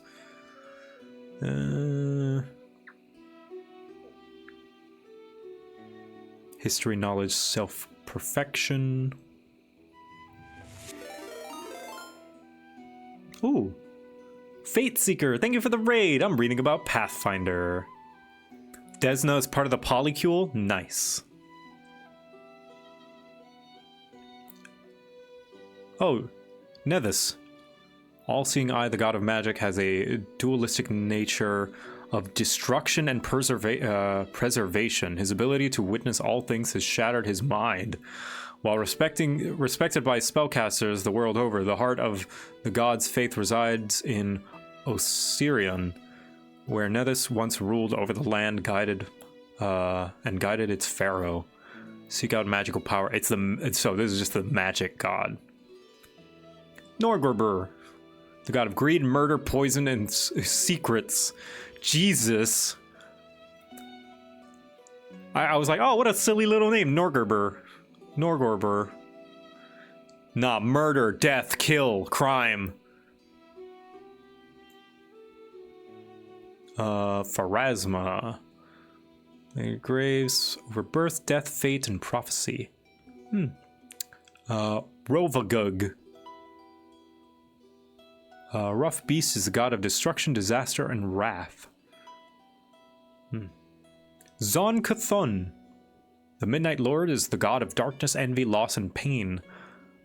Once a god of art, beauty, and music, he returned from a sojourn in the dark spaces between the planes, horribly changed. Bring pain to the world. Shalene, the Eternal Rose, is the goddess of art, beauty, love, and music. She seeks to one day redeem her corrupted brother, Zon Cathon. Shalene promotes peace and love. And she encourages her followers to create beauty in a sometimes dark world. Shalene is beloved by artists through the Galarian. Yeah. If I didn't go with, Caden, I'd probably go with Shalene. Is that why? So, Caden Kalian is the only one that has a last name. Is that because he was a mortal that just dared, won a dare against a god? Is this the only, arisen mortal that reached divinity? That's amazing. So he's kind of like a mortal god, too. Like, the god of mortals. That's awesome. Okay, I love him. He decided to keep it. That's cool. Norgorber is another one? Oh. There's 3 former mortals who passed the Starstone test. Nethys. Oh, okay. And Irori. Who's Irori? When Master of Masters attained true enlightenment, he became a god of history, knowledge, and self-protection. Oh, okay, perfection. Inori promotes discipline and teaches that one who can master himself finds the greatest benefit the world can provide. His worship is the strongest. Okay, self-improvement. That's good. God of self-improvement. Norgorber Iomedae. I've heard of Iomedae. Wait a minute. Iomedae. Oh, that's because it was in Wrath of the Righteous, I'm pretty sure. Or Kingmaker, one of the two. Goddess of justice, honor, rulership, and valor. I think one of the paladins mentioned that she was a paladin of Iomedae. Or Iomedae. Many paladins follow her faith. She is strongest whenever there is a great evil to be vanquished, such as grave lords and yeah. Wrath of the Righteous, gotcha.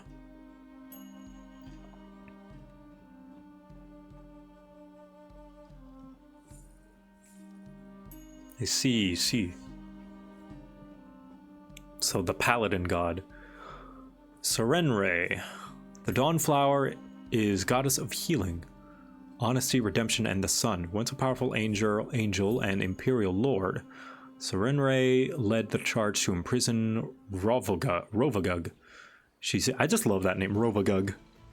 She seeks to redeem evil where possible, or else destroy it swiftly. That's kind of based. Both aspects. Serenre's worship came to the Inner Sea through Kidara and the Empire of Kalish. Her popularity has seen her become a major deity across Avestan and Garund.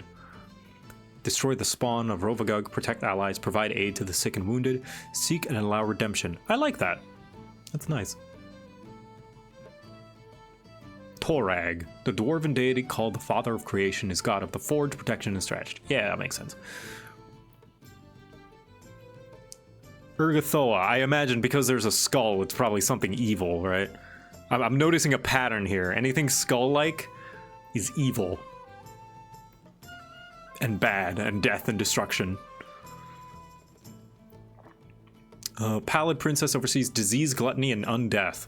Most undead and seekers of undead pay some token of respect to Urgathoa, though her devotion to feverish excess and overconsumption brings in some adherence amongst the living as well. Her faith is especially notable in Geb, where the undead have more rights than the living. Oh, interesting. Become undead upon death. Create or protect the undead. Sate your appetites. I mean, I guess not necessarily evil, but just kind of like indulging in a different type of life, I guess. She told death no and left and became the first undead. I see. She was like, I like living. I'm going to keep doing it. You can look up the goddess Maja Firehair on the Pathfinder wiki. I think you'd like her. Maja Firehair.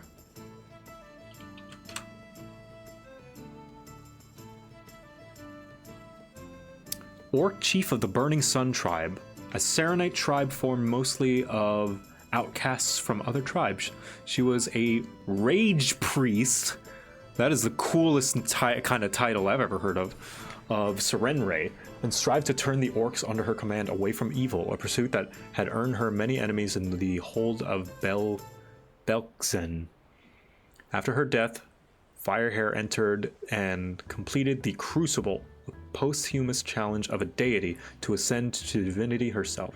She defeated Cazelrian, the Orc Pantheon's deity of fire, and became the matron of rites and patron of trials that prove the worth of her followers. That's cool. That's cool. Rad oak lore. She was like, the orcs need to do better. I will lead a revolution for our people. We will improve. And when the gods were like, bet, she was like, yeah, bet.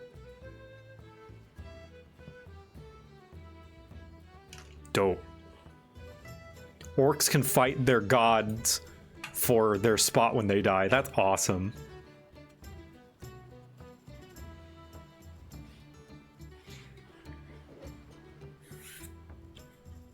Okay, faiths and philosophies. So not quite deities, but...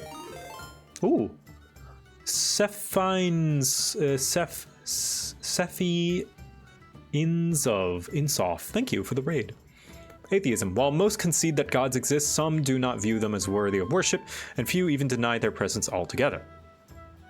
nation of Rabu is explicitly atheist after religious wars ravaged the country.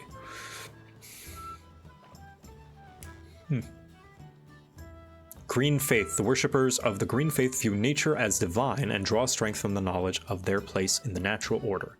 Adherents of the Green Faith are commonly found in regions of large forests, pristine wilderness, Whispering Way. Cultists believe undeath is the truest form of existence, and life is meant to be spent in preparation to transition to unlife after death. Agents of the Whispering Way have infiltrated many societies in Galarian, but operate openly in regions such as Geb or the Grape Lands. Gotcha. Esoteric Order of the Palatine Eye. Jeezum. More recent events have placed them in opposition to the sinister god of the Night Heralds. When left to their own devices, however, members of this faction prefer to explore and study dusty secrets hidden in the past. So grave robbers.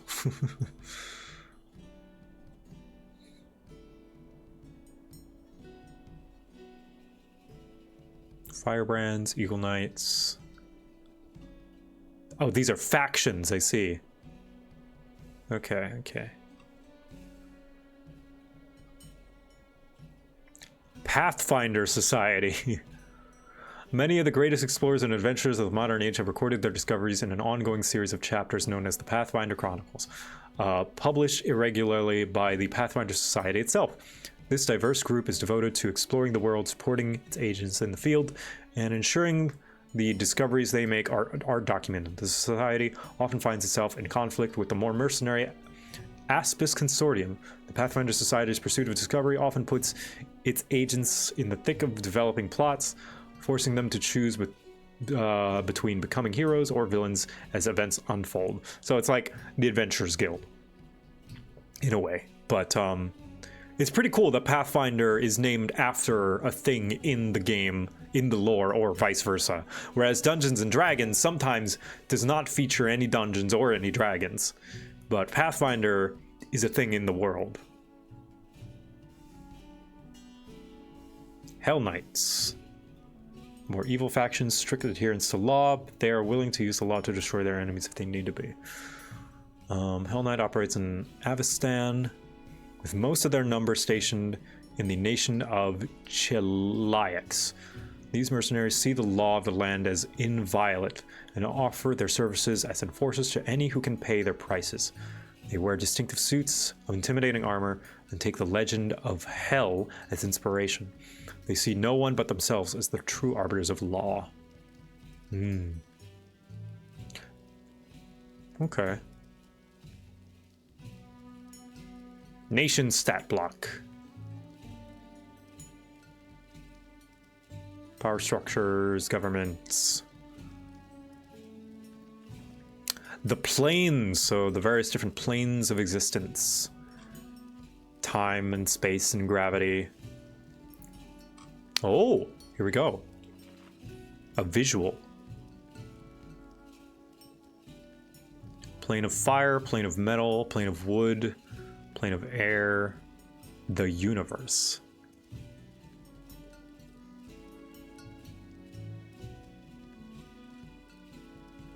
So outside of the universe, there are these individual planes. Hold on, let me just read it.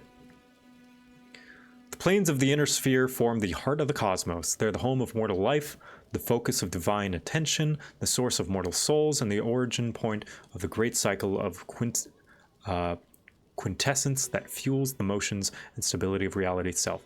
Arranged in a nested series of shells like layers of an onion, the planes of the inner sphere include, from outer to inner, fire, earth, metal, water, wood, and air.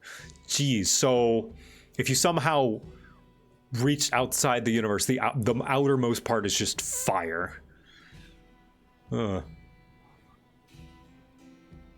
There's a plane made entirely of fire.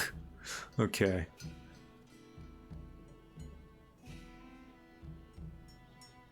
The mortal galaxies of the universe, and at the very core of this cosmological ensemble, the raw forces of creation and destruction of creation's forge. The void overlap the universe.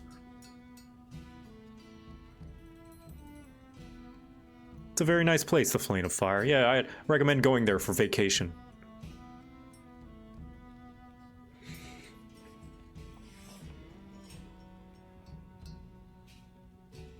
Earth is part of the cosmology, but still not part of the Pathfinder universe proper. Yes, apparently some shenanigans with Baba Yaga implies that you could stay within canon and travel to Earth somehow.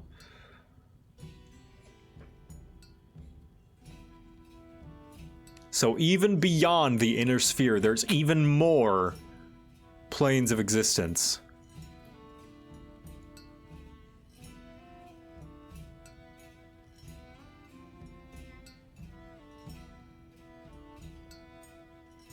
Like this is the shit that gives me existential dread. Is like thinking about outside the seeable universe, right? Because the universe is big. This is bigger than the universe, and then this is even bigger than that. But that's cool though. See, at first when I saw this blue circle, I thought that was the planet. But it's not. Hell. Just hell. Not the hells. Not the layers of hell. Not the underworld. Hell. With a capital H. We got Nirvana and Heaven? And Elysium? You can have all three? Alright. Cool. The Maelstrom. Abaddon. The Outer Rifts. Elysium. And this creepy nonsense out here. Different flavors of heaven, yeah. When chocolate, vanilla, or strawberry.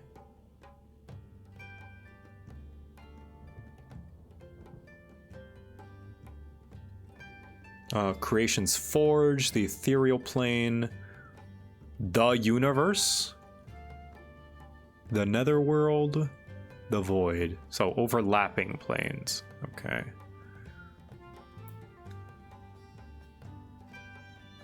So this is, as I understand it, the closest equivalent to the material plane. Because they're all on the same plane, despite the fact that it's outside the universe. This is like the material plane.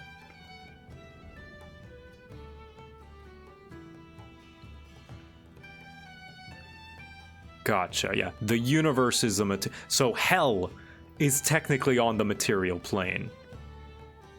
The Axis is on the material plane. Nirvana is on the material plane.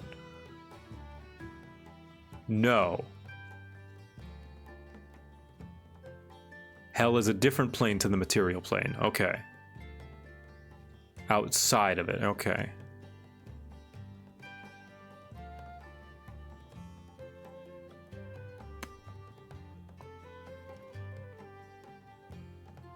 Yeah, y'all were right. A few of you were mentioning that you didn't like this new chart because it's not accurate. And I see now where it can be confusing.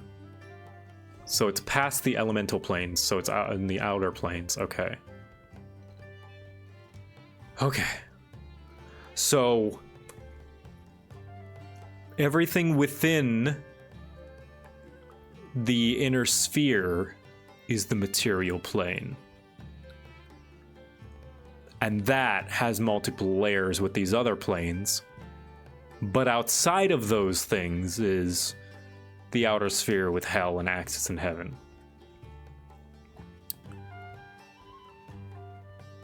The elemental planes are not the material plane. Okay. Separations to the material plane. Okay, okay. Now, question. Is traveling outside the planes, it's not a matter of distance, correct? It doesn't matter how far you travel in physical distance, that's not the thing that's stopping you from breaking out of those planes. Correct. So it's kind of like a dimension.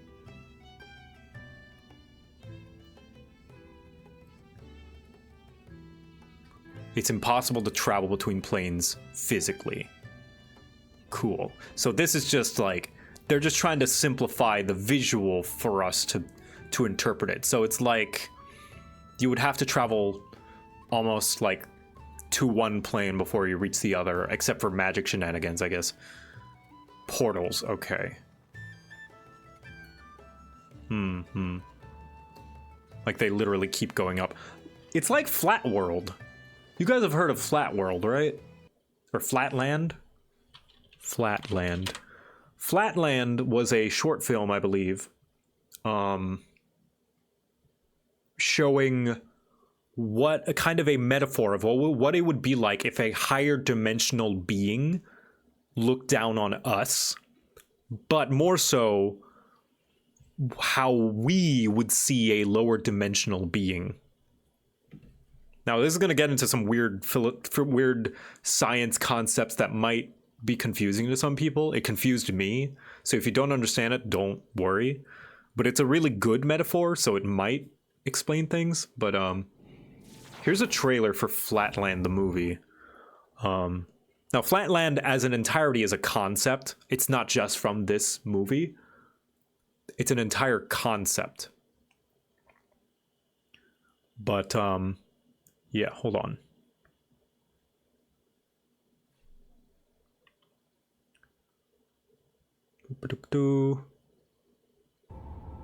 They know nothing of our... So, you see how all of these, they're just like on a flat 2D plane?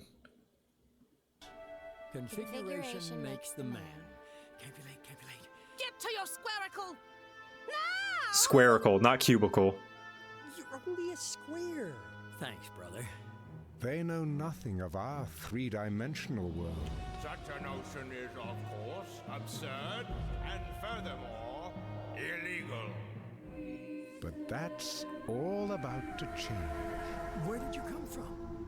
I come from space. The third dimension. Yeah, so he meets a three-dimensional being, so now he can see into the second dimension. Oh, no, you're not serious. Based on the beloved novel by Edwin A. Abbott. Tonight our world faces a grave... So basically now the two-dimensional being can see his world the way we see his world. He can see so much more than he could before. And, yeah, like, we're on a different plane of existence that they can't travel to because there's no normal space for them to reach us. They're flat.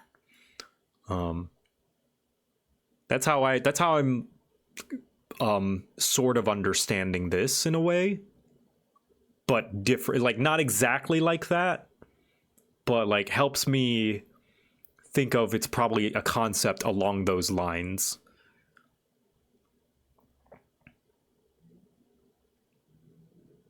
Like, not exactly like the fourth dimension. Like, I'm not saying that someone in the plane of air is fourth dimensional and someone in the plane of wood is fifth dimensional or anything like that, but more so it's like it's a different type of existence.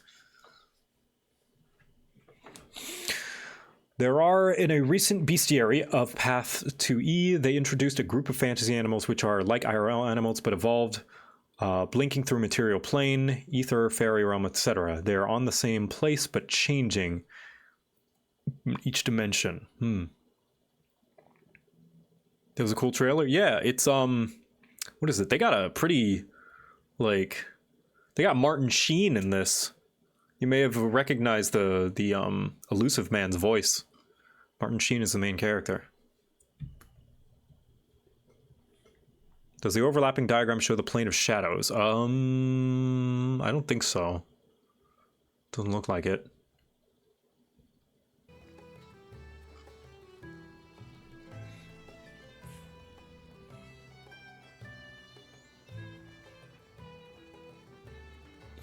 The universe is the prosaic realm and the home of mortal life. Innumerable galaxies play host to countless stars and their planets, each housing unique settings for any campaign, with Galarian as the classic example. Other worlds of note, like Castrovel, Akaton, Triaxis, and Eox exist within Galarian's own solar system, and then beyond this, orbiting other different stars, or in other galaxies still, worlds such as Andromeda and even Earth swirl within the universe's vast and silent void. So we're in the same not galaxy, but universe. You could travel to Earth. You're on the same plane of existence as Earth. Humans are just aliens, or at least our humans. You can canonically visit your home in Pathfinder. That's great. Adventure book called Rasputin Must Die. You can get there in Starfinder, yeah. It's actually, I have played Starfinder back in college. Isn't Starfinder just like Galarian in the far future, right? Because they still have a lot of the same fantasy species.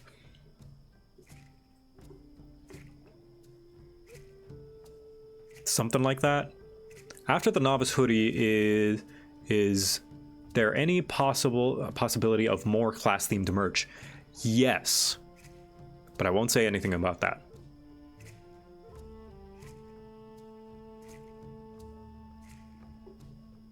Starfinder is the same setting, and Starfinder 2E is launching at Gen Con this year. Ooh, more or less, though the planet Golarion vanished off the face of existence.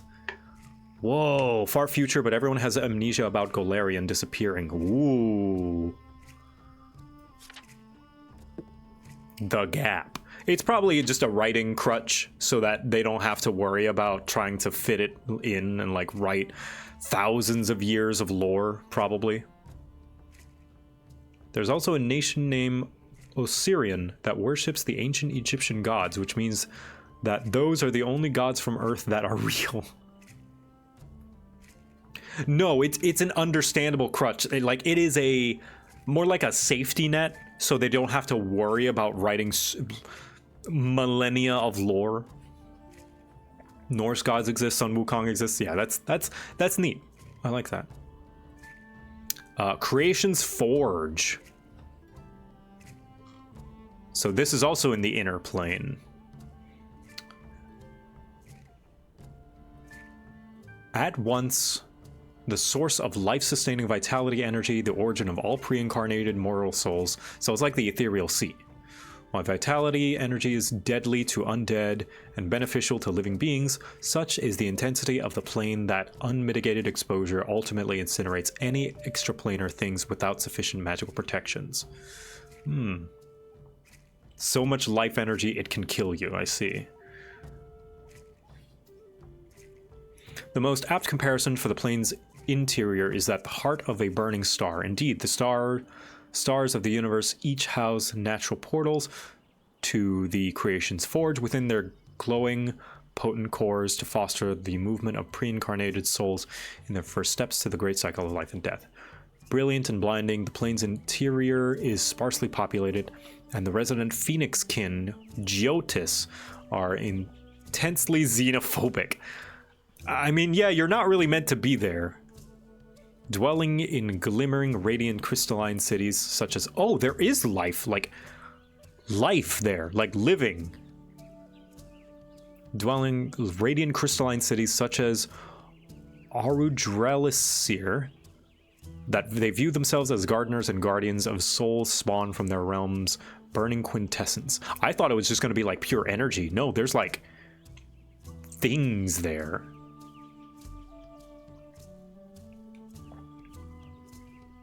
Intensely distrustful of gods and their servitors, Jotis can nonetheless be bargained with, and they've frequently taken into their custodianship any number of artifacts and imprisoned beings considered too dangerous to house on any other plane. Yeah, these are like the purely lawful neutrals. Like, they're like, we are a part of the natural life cycle. Fuck off. Don't mess with us. How are the cookies? They're good. I like them. You want anything? Water? No, I'm good. Okay. The Void.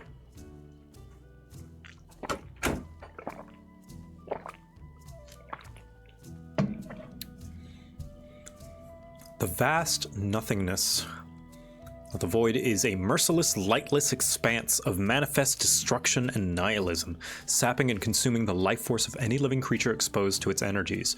It corrodes and disintegrates materials, objects to rubble, then dust, and then nothing at all. Yet the void contains its own form of anti-life. At their densest concentration, the plane's energies aggregate into bizarre black crystalline snowflake structures. These irregularities spontaneously generate the plane's resident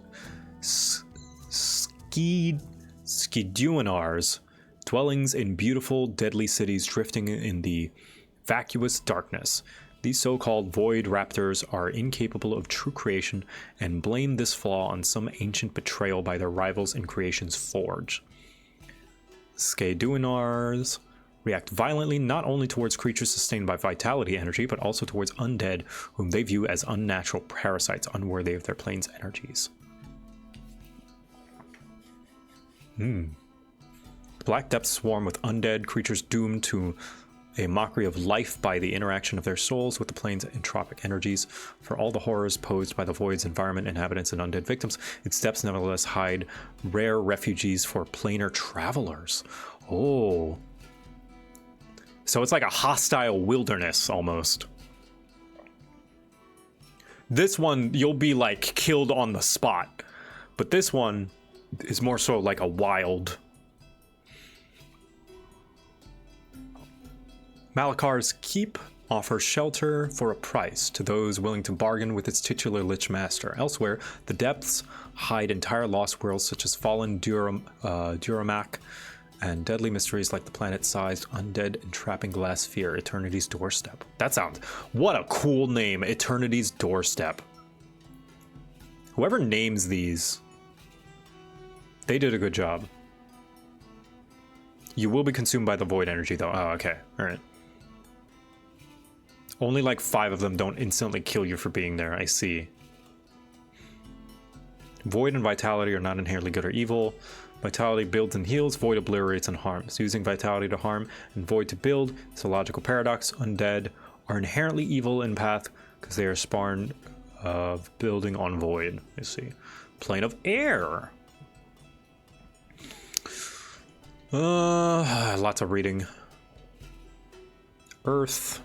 Fire.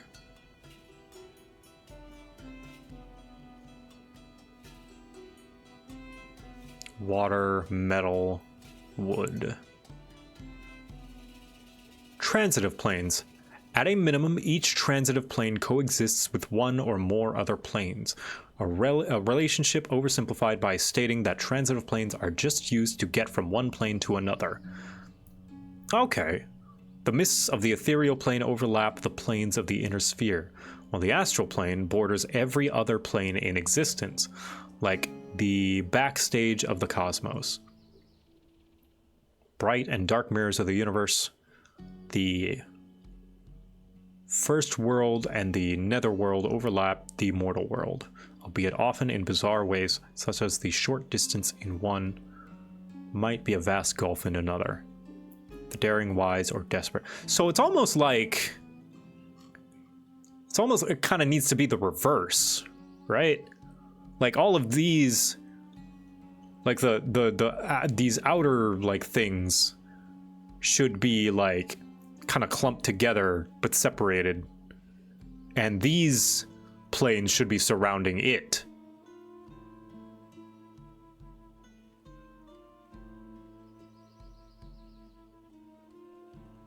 Because all of them have access in some way to these, like, albeit maybe very difficult, but... No, godly shenanigans. Okay, yeah. I'm gonna try and stop making metaphors of, like, ethereal magical things beyond my comprehension. It's complicated with 2D or 3D. Yeah, never mind. Yeah, never mind. These are not to be described using mortal metaphors and allegories. So I'm not gonna bother.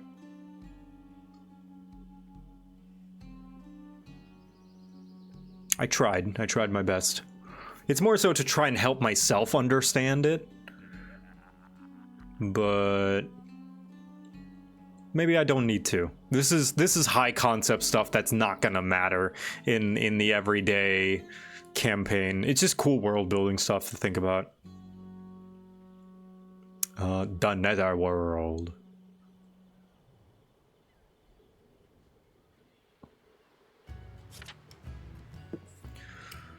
Yeah, I'm gonna have to read this all some other time.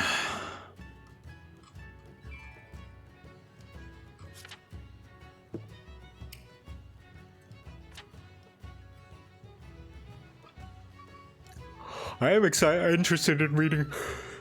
I am interested in reading the various different flavors of heaven, though.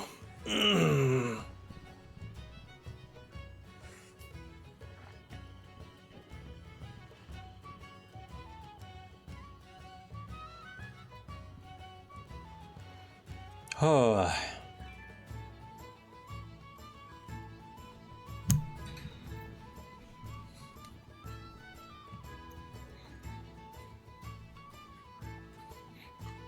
I'm sorry, excuse me. Yeah, I think my brain is turning into mush, both from being awake for so long and also from reading so much. So I think this is a good stopping point, a good break point. I'm gonna take a break and I don't know, maybe play a video game. If you tuned in at 5 or like 2 hours ago, hoping for a full segment of Pathfinder, you can rewatch the VOD. I started a little bit earlier since we finished Red Dragon in early.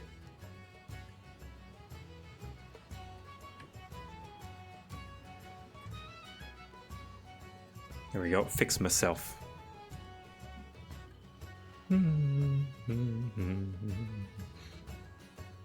More slice and dice? Maybe. I might play Space Marine. I'm gonna launch Space Marine. Have you played 40k Rogue Trader? No, but I've heard good things.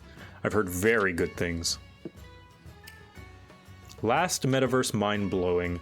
Lovecraft stuff is canonical, and they canonically are stuff which should not exist because they break the rules, and they are self-aware they are breaking it. I love it. I love that Pathfinder is a little bit silly. You have no idea how badly I want your turtleneck. Me too. I want one that looks like this. Yeah. It's pretty cool. Godzilla also exists. Sure, why not? Yeah.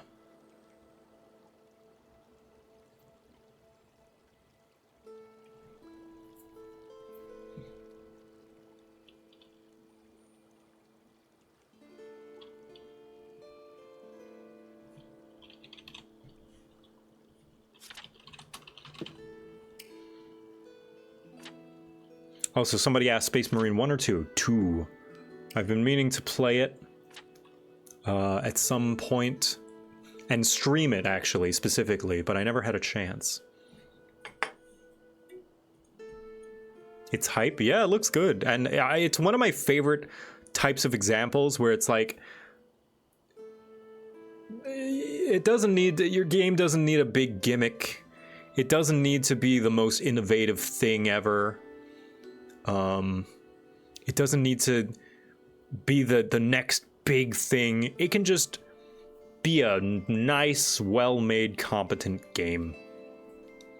So that's what I hear. It's just a competent, fun, third-person action shooter game.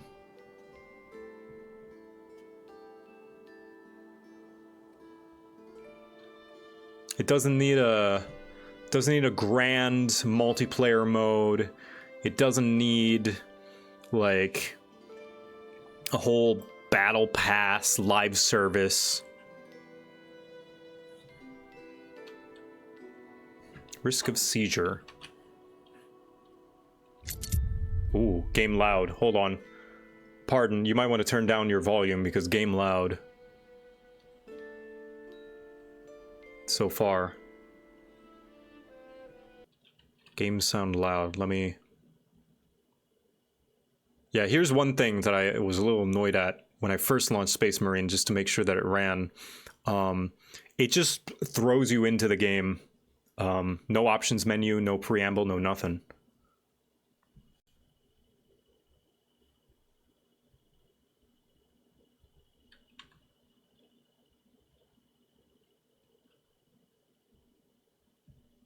Would you be interested in checking out the world map I commissioned from a friend for a PF game I had planned? Sure, you can throw it in the live chat and in the Discord.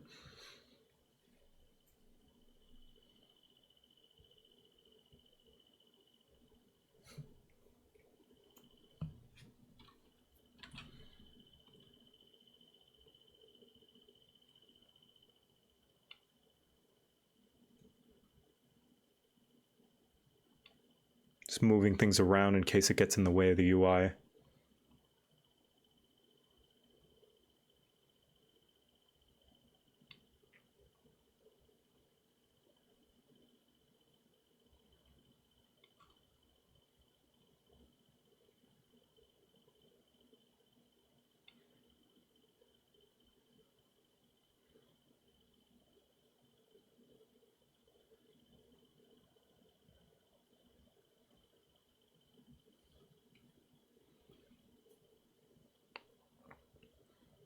Space Marine.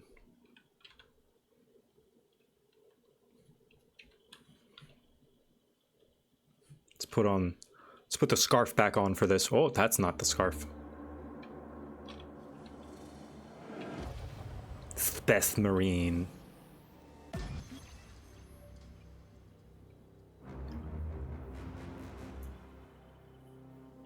Allow access. Oh, there we go. Never mind, I was wrong. There is a menu. My mistake. I think maybe because I finished the tutorial.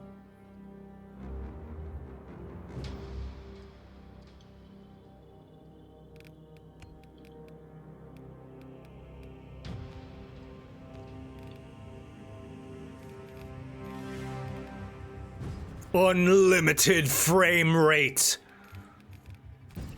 Alright, we'll do new game. So I forgot the opening. Father, may I become a commissar again? Of course, Gabo.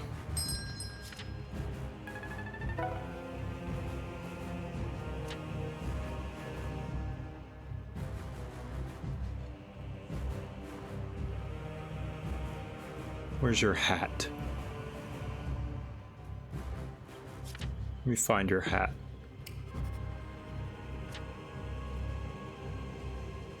Hat, hat, hat, hat.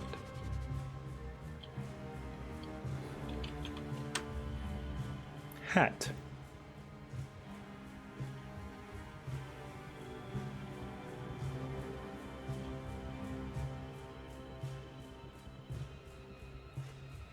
There you go, Gabo.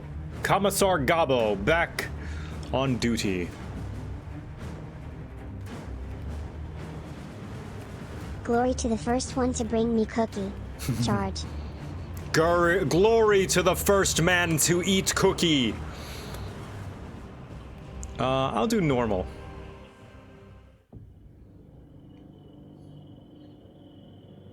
I think there is a JoCat Bolter emote as well. Yeah, JoCat Bolt. Get your bolters ready, everybody.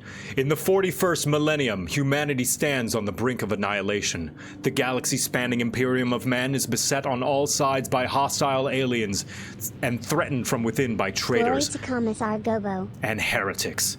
It is an age of constant war, a new dark age in which enlightenment is replaced by superstition, rhetoric, and blind prayer. To live in such times is to be one among untold billions existing in the cruelest and bloodiest regime imaginable. The most powerful and dreaded of the Imperium's defenders are the Space Marines, bioengineered In the grim darkness of the far future, there is only war.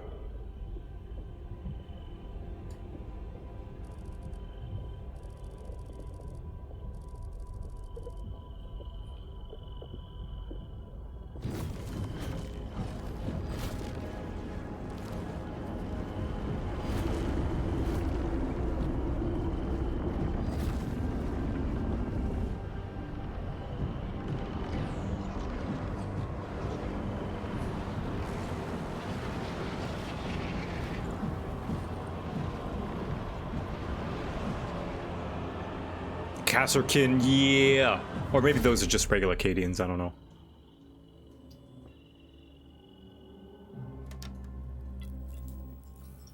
Let's see how well this game handles the VTuber stuff, yeah. What I remember is this game ran pretty okay.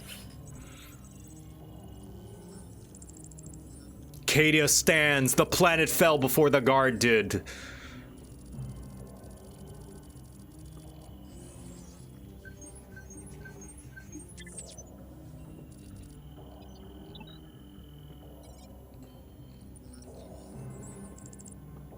Tyranids.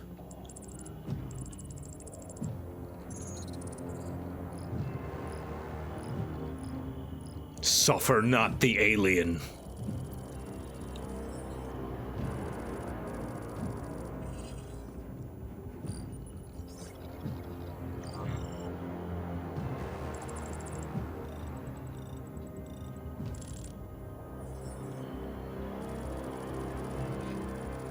So this planet is absolutely necessary.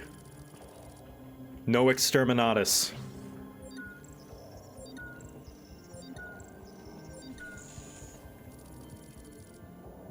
Yeah, Total Biscuit would have loved this game. Hail the Omnissiah. Hail the Machine God.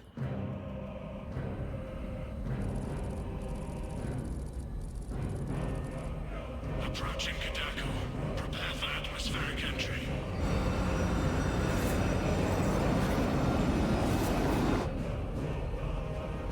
Yeah, so this is the Death Watch. And these are the old Space Marine helmets, the like teethy sneer. Not sneer. The teethy frown before the Primaris. Because a lot of the Space Marines we see nowadays are the ones with the kind of slit, kind of grate mask. So these are the old helmets.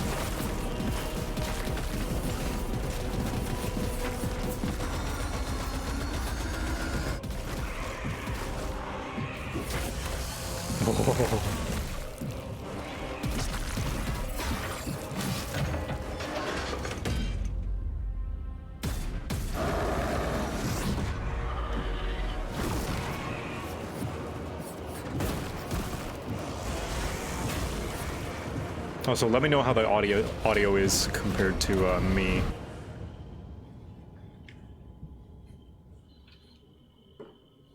Oh, it's getting seasonal updates? Oh, nice. So far, so good? Alright, cool. Ooh. Blood for the God Emperor. Skulls for the Golden Throne. And turn it down just a tad. Marines, Space Marines, Primaris, Space Marines, yeah. Turn it down just a bit. Just a hair. Repeat. Kill team leader to squad. Confirm Vox contact. Look at my lovely employees fighting on the ship I gave them. I'm gonna have to give them promotions when they get back. Oh, oh no. Lost contact with brother. Approaching orbital launcher facility. Well secured. Hellstross, Alpha! I'm moving to the crash site. Do you read? Any sign of the commander? Negative. No contact since the crash. I'm here, damn it! Hellstross, you have command. What are your orders? We proceed as planned. Launch the virus bomb into the stratosphere. Detonate it. And watch the Tyranids die. A sight I will greatly enjoy. Transmitter must be broken.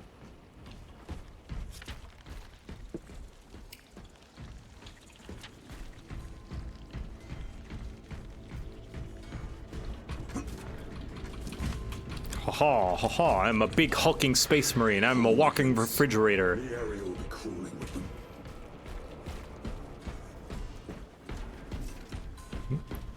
Hey! Gah! Die, Xeno scum!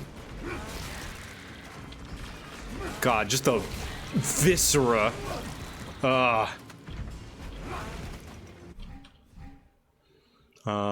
Damage depletes armor. Armor regenerates after a small delay. Okay, so it's like Halo's shield. Can be restored by dealing damage. So get in there. How's the stream going? Going good. I'm playing a video game.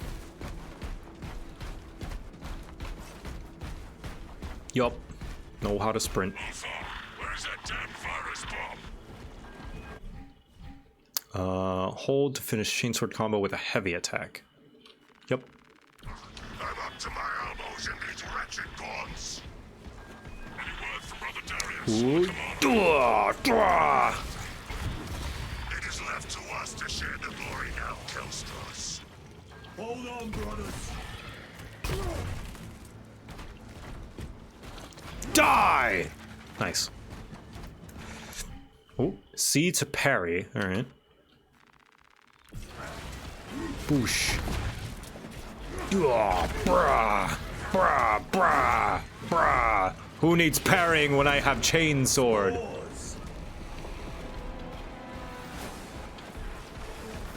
Who? Oh. Slice. Boosh. Boosh.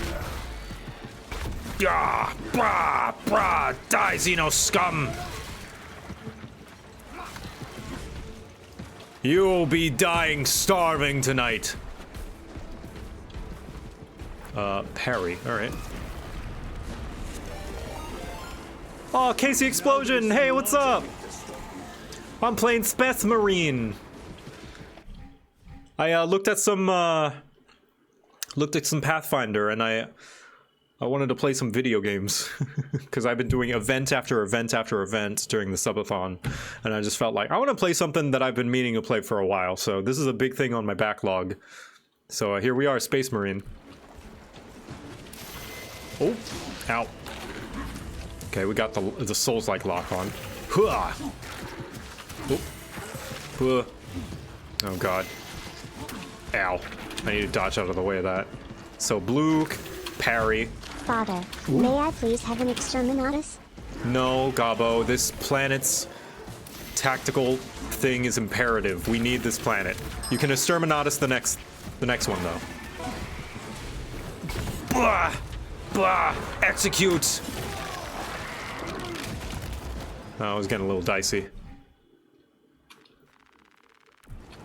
You just started? It's great. The co-op is awesome. Yeah! You need some DACAs? Absolutely.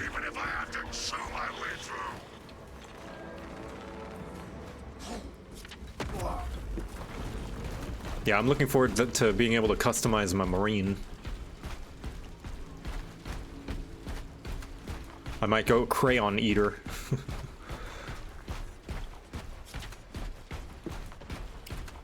Battle brother of the Crayon Eaters. Yeah, you go to bed. Thanks for the raid. Thanks for sending your folk.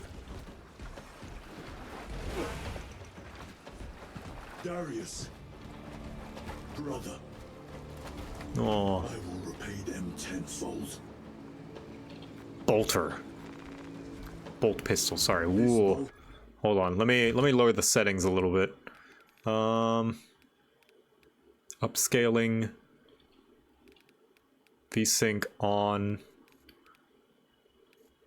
FPS limit, I'll do 60. Do high. I don't need ultra. Even though I am an ultra marine.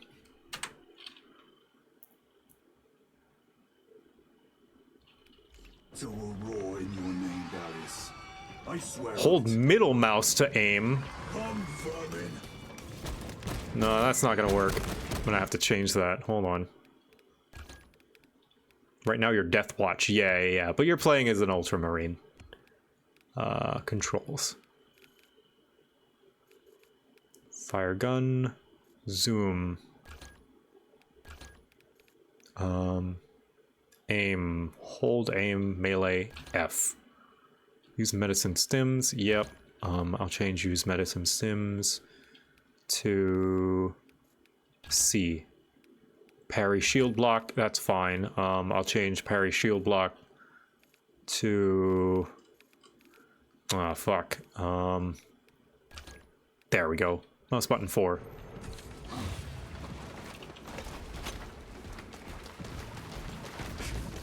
Are you changing the control the Emperor bestowed upon you? Is this heresy? Is it heresy to customize thine armor to better suit your means of battle?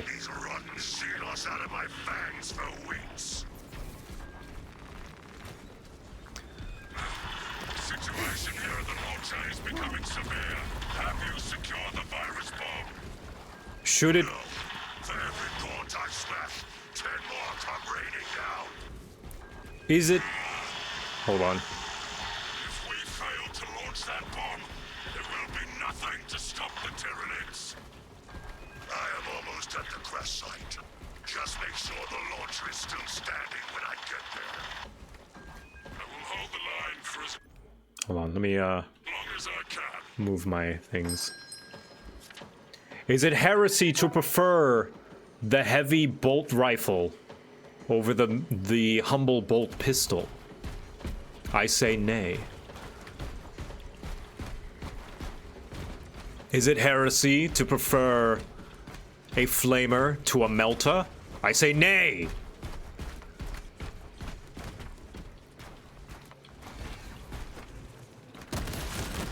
Push, push, push, push, push, push. I love that despite... It's one of those, don't think about it.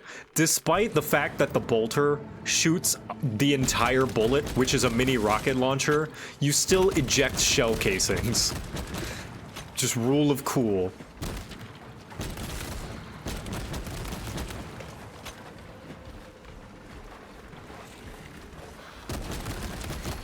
Fellas! It's like that Fellas video, but with heresy. Fellas!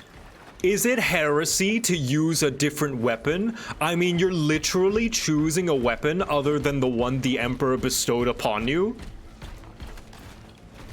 As is his design?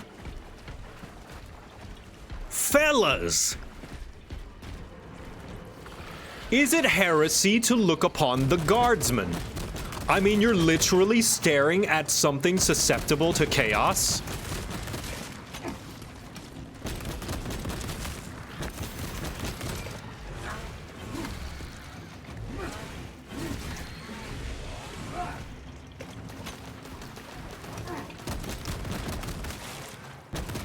Oh, I could have been executed.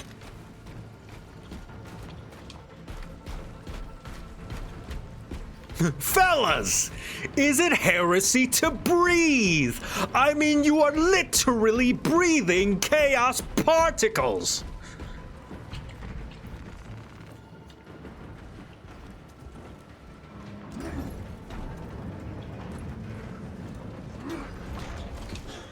We are running out of time.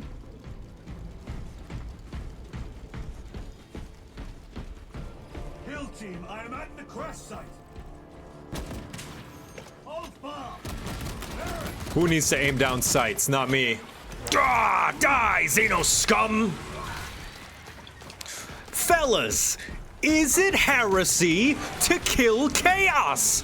I mean, you are literally feeding chaos itself! You have honored the Imperium with your devotion.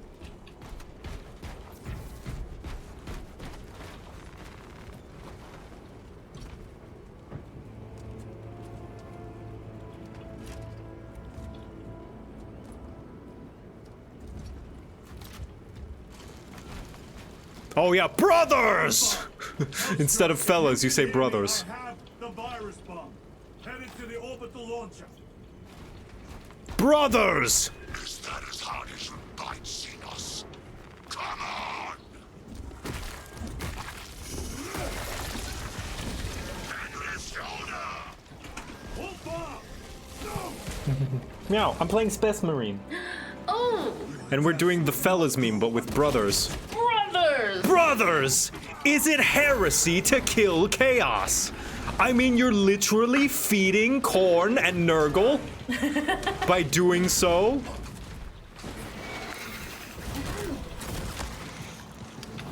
Who are you hanging out with? Just chat. Nobody in particular. Fellas! Brothers! Is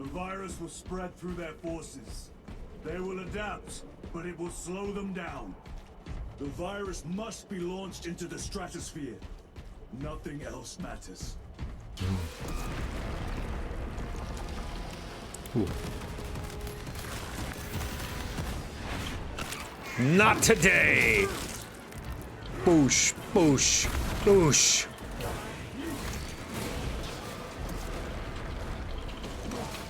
Blah. For the Emperor! Huh. Oh, whoops.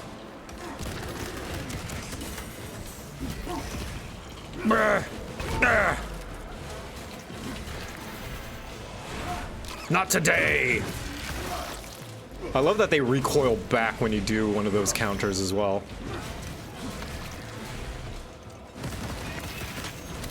Oh, I thought I got that one.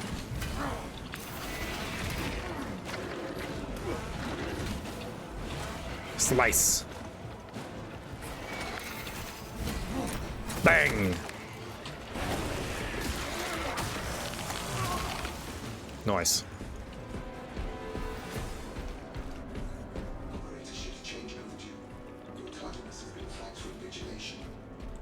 Open the gates. Shift chronometer reset.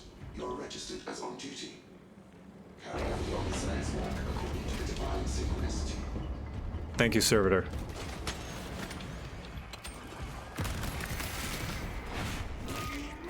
Oh, smack.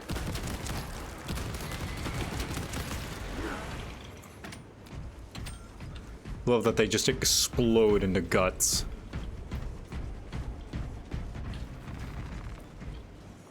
Inserting payload.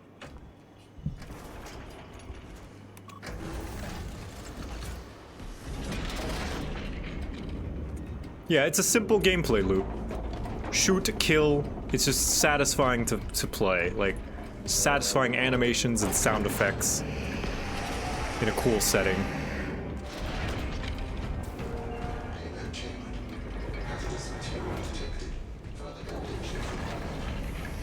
Transmitting override authorization. Set course for stratospheric detonation. Ooh, grenades.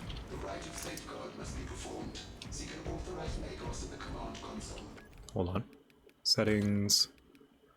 Controls. Grenade. There we go.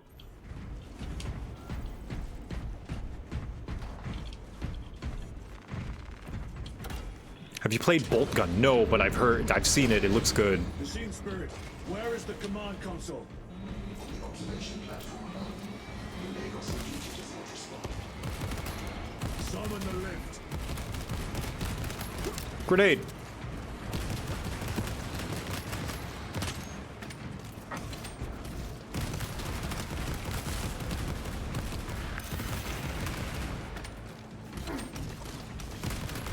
Bang, bang, bang.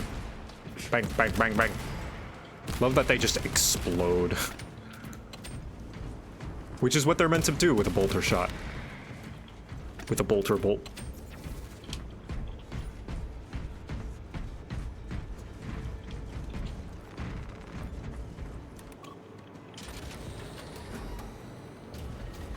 Machine Spirit, what is the status of the orbital launcher? Hibernation. Console inactive for 22 hours. This impiety to the Omnisire has been locked. Activate launch systems. The rite of initialization must be performed. Seek an authorized Magos at the command console. The command console is posted at the edge of the observation platform. The Magos will attend to you shortly. Doubtful.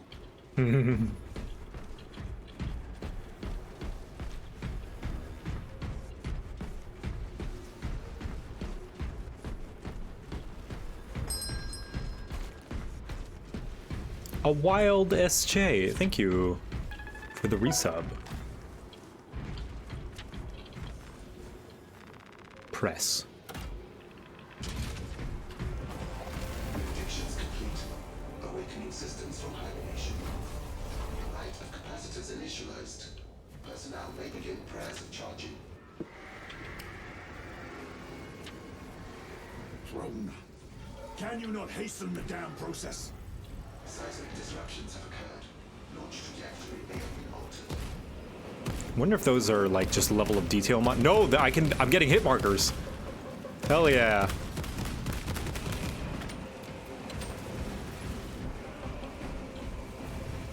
That's cool. Yeah, I love how many Tyranids they fit on the screen. Like this is how a Tyranid swarm would look like. Look how many Termagants just ugh. And they're climbing up the walls. They're coming up the walls! I don't know what black magic they did to fit all these Tyranids on the screen.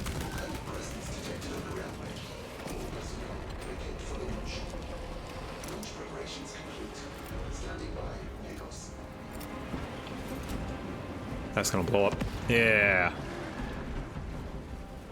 Okay, what now? This again? No? No objective. Oop. Come on. Come on! Bang! Whoop.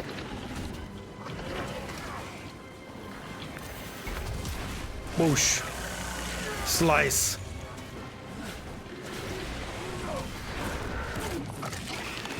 Yeah! Oh, they all exploded too. Did they just die to like psyker damage or something? Like, what was that green stuff that happened? Is that like psychic damage? Because Space Marines aren't psychers necessarily. Synaptic backlash, I see.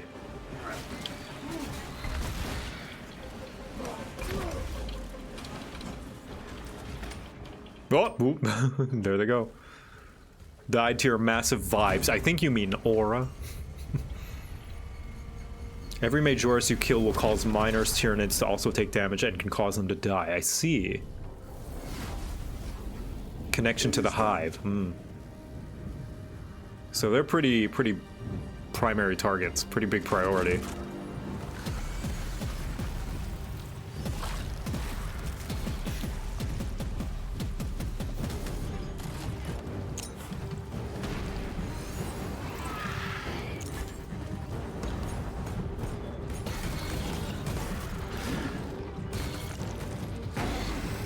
Whoop.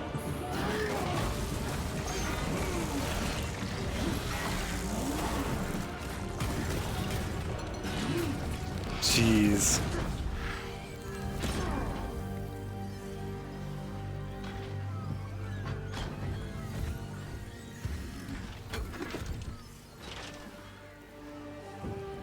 No, yeah, I did ask, yeah. I did ask, like, why. There he is! Yeah, no worries, Inkwitch. I did ask, yeah, in that case.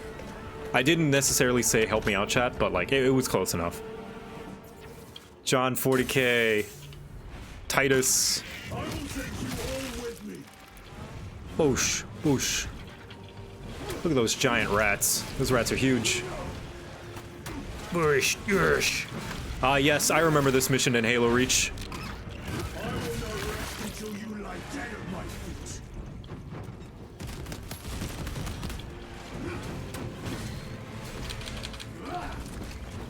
Slice. Counter.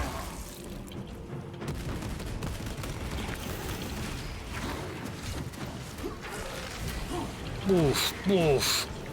Bang. Die. Even though I say I will leave you with wounds by which you will remember me.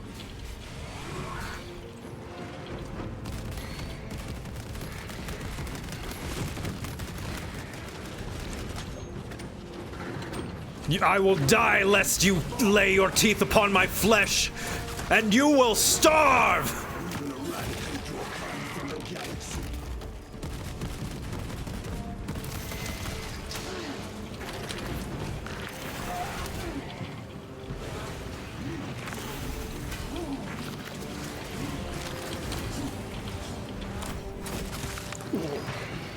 Ah!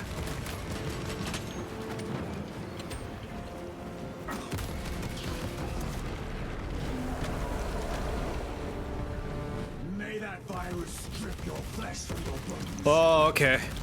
This guy. Whoa! Wah!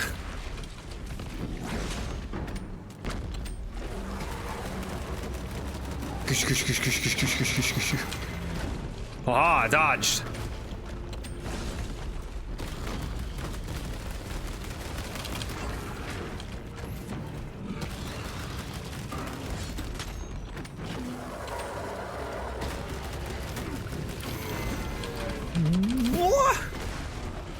Out of here. Get out of here. Ugh, Nid scum.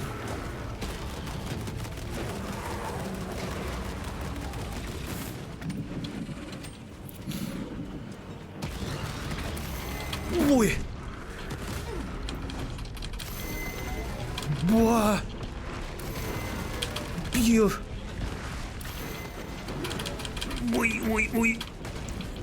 I will die before I die!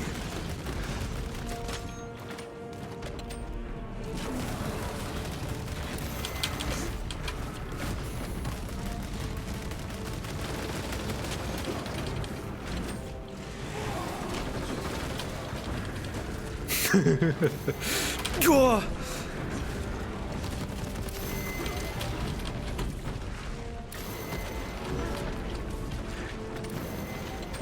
Yoy.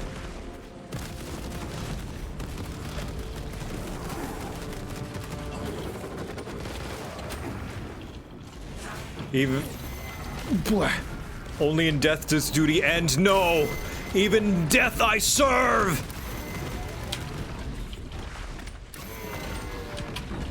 Death will not stop me. Oh.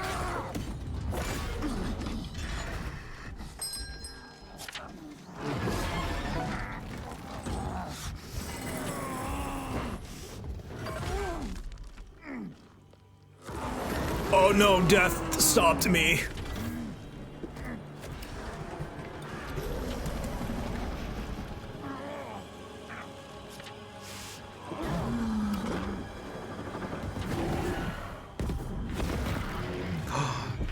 His angels.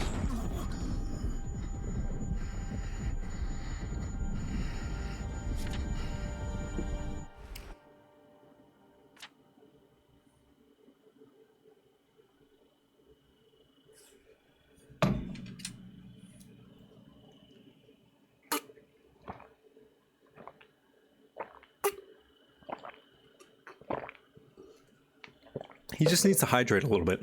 See, fix me right up.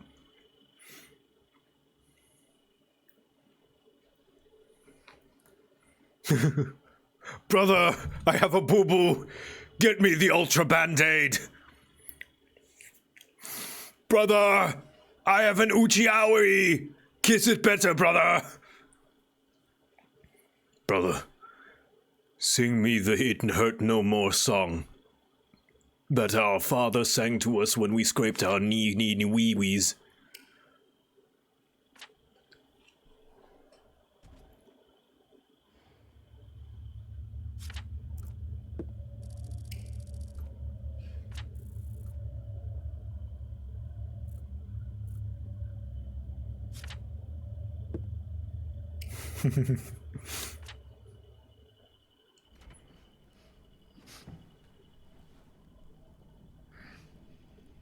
Brother, my ultra kidney has been damaged.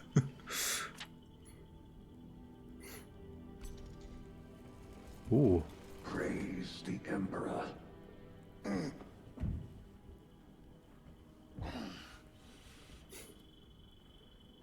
The wound was fatal.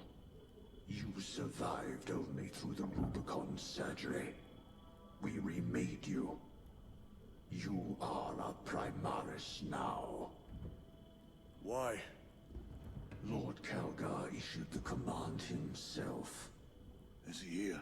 Gone. Summoned by the Primarch. I must get back to the Watch Fortress. You have been reassigned. My place is with the Death Watch.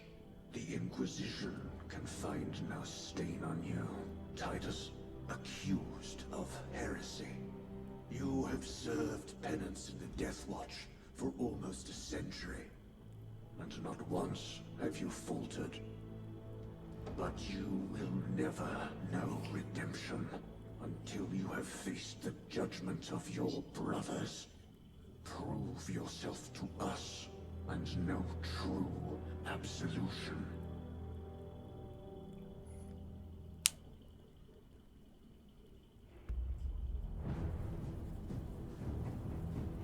What is your life? My honor is my life. What is your fate? My duty is my fate. What is your fear? My fear is to fail.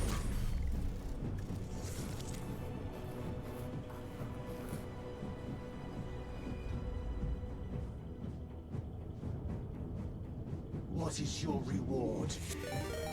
My salvation is my reward. Assassin Wombat, thank you for the raid. What is your craft? My craft is death. We're playing a space What marine. is your pledge? My pledge is eternal service. Yeah. Absolute cinema. The Rubicon surgery has remade you as a Primaris Marine. You are now stronger, faster, and more resilient. You will take your place as an Ultramarine once more. Your brothers will know that you served in the Death Watch, but your dishonorable status as a Black Shield has been redacted from the archives.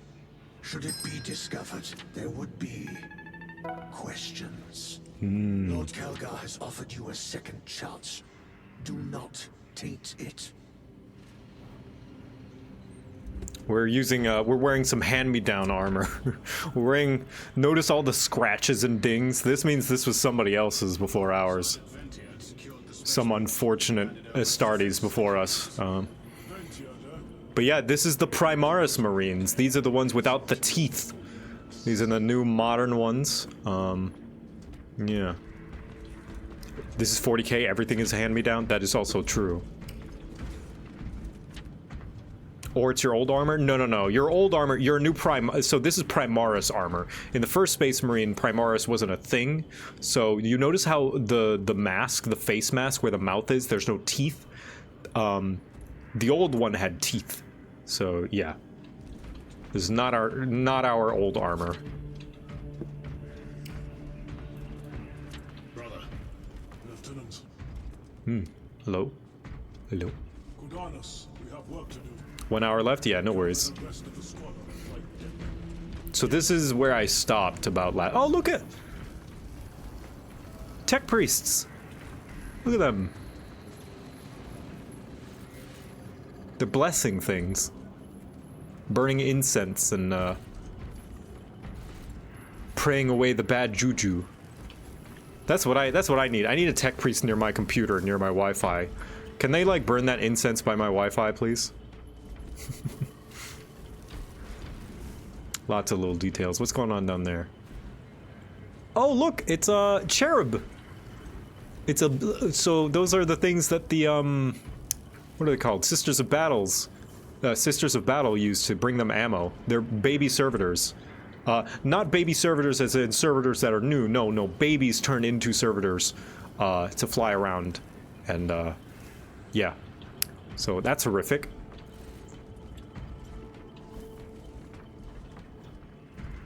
Imperium's fucked up. No. You don't get it. You don't. It's to stave off chaos and Lobotomize the babies. We have to, you guys. No. If we didn't, we'd be obliterated. Welcome to the grimdark future.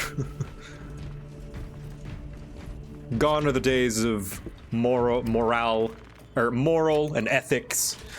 Gone are the days where you can forego the lesser evil. There is survive or die.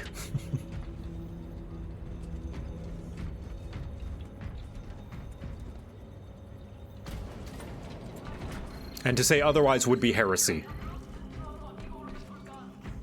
Stand by, Major. Sending Astarte support. Miss Universe, welcome! Welcome, thank you for the raid. We're playing Space Marine. It's the very beginning. Have Sergeant Gadriel report to the bridge. Or he's Irish. Or Scottish. How are your wounds? Your wounds. Good enough. I'll be straight with you, Titus. I have my reservations about your reinstatement. Scottish. There could be questions, suspicions. I cannot afford discord among the men. Not now. You're a lieutenant. Love your videos? Oh, thanks. Will that be a problem? Hope you've been healing. I've been doing great. Thank you. No, Captain. Yeah. Very well. I appreciate it a lot. We're facing a Tyranid splinter fleet. Also, they engaged us on 2 planets. Avarax, are you a VTuber? Hold on. Kadaku, which you already know. What is your model? The latter. It's mostly Adeptus Mechanicus research facilities. We're evacuating critical assets and personnel. These defense guns are keeping the skies clear for our ships. Sorry, I'm sure there's very important plot. I just need to see this VTuber. Hold on. Okay. I'll pay attention to the game, and then once I reach a stopping point, I'll admire. Sergeant, this is Lieutenant Titus. He'll be taking over command of your squad. Sir, I expect you on the ground within 30 minutes. Dismissed. Sorry, bud. I'm in charge now.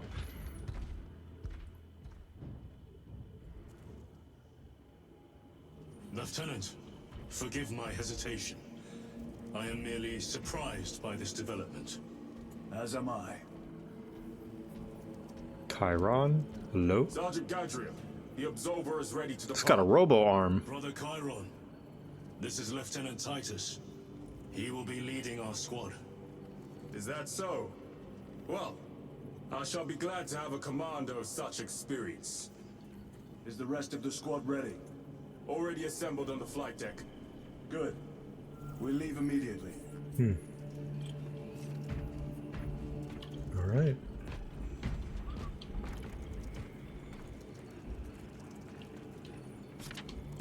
That man's not even typing anything. He's just standing there.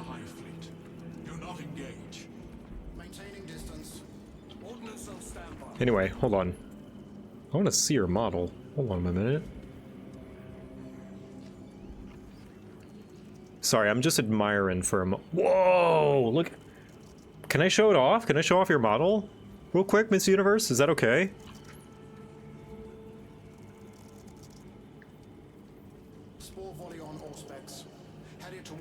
Look at this. Share the #1 spot with Skeleton. Wow. I like how distorted. Anyway. I like how it's like a little distorted. You can see like the static and stuff from like it being like What do you mean they're beloved? sheer like I don't know mass of being a galaxy. Beloved. That's cool. I love that. That's awesome. Unable to perceive true form, yeah. That's dope. Thank you so much for the raid. Like something from the void, yeah. I like how unique people are getting with their models and theming.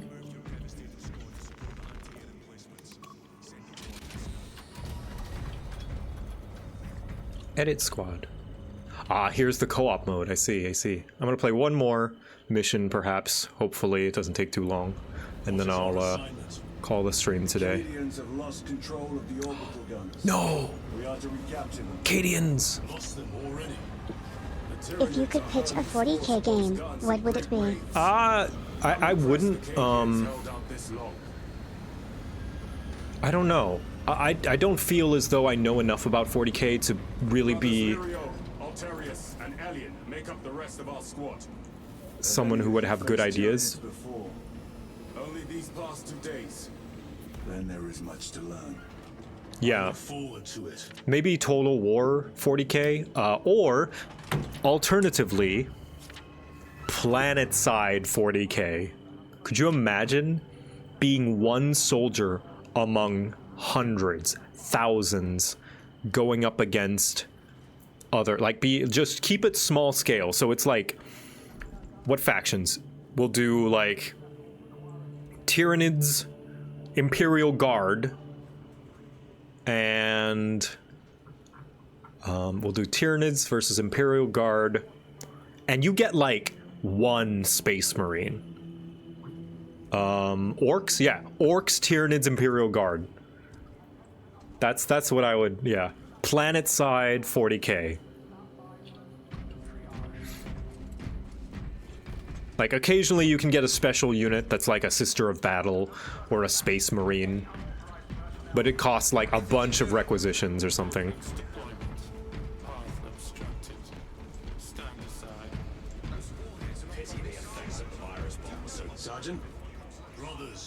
Eternal Crusade was originally going to be a planet-side game before they made it a generic arena shooter. Damn. That sucks. That sounds like it would be cool. So like Battlefront 2 without the dumb monetization, yeah. Yeah, I was thinking like, maybe not orcs, because orcs are pretty strong individually.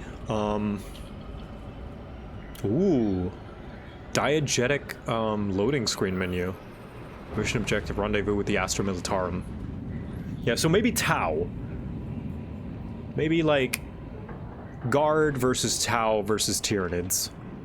Or I don't know, orcs can vary a lot depending on the day. I don't know. I don't know enough about the lore to be able to make it like more like lore accurate and canon to their strength and power scaling. So someone else could probably... Necrons? I don't know. Necrons, they have pretty strong self-preservation, don't they? I feel like they're a little bit higher.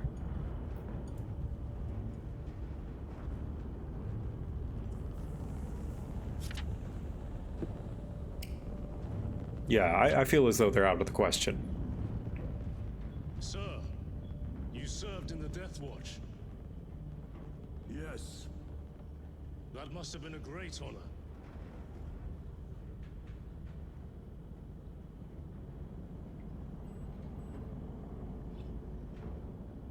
It's a privilege to serve with you. Approaching drop zone. He's trying to be nice. Let's go. Yeah, I think the closest could probably be like... You see those service studs? Our lieutenant is over 200 years old. He couldn't have been born a Primaris. You're right. Oh, these are young ones. And now he has your command.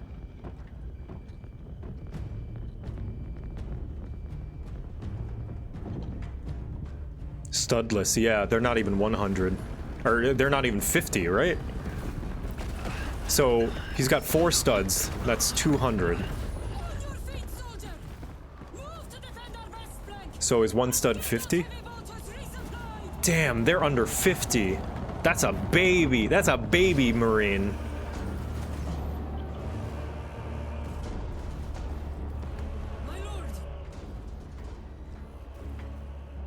They're practically children. Major Sarkana, 8th Cadian Regiment.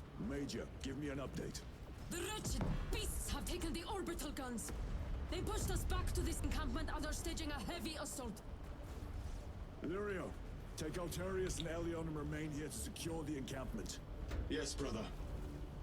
Major. Oh, that's okay, years of service, so they might be older than that. Never mind. But still, pretty young.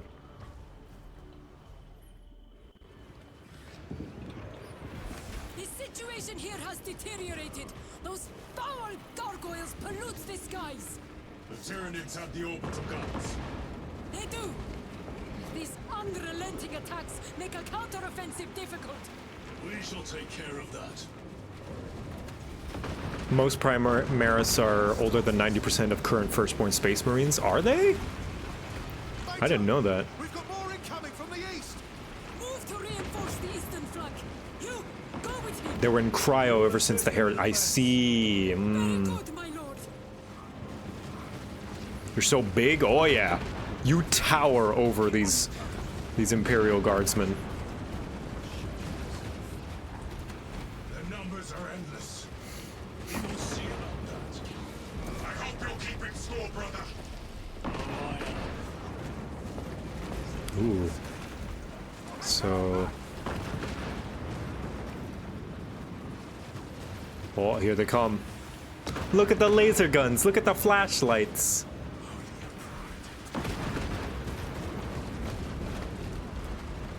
Look at the las cannon. Yeah.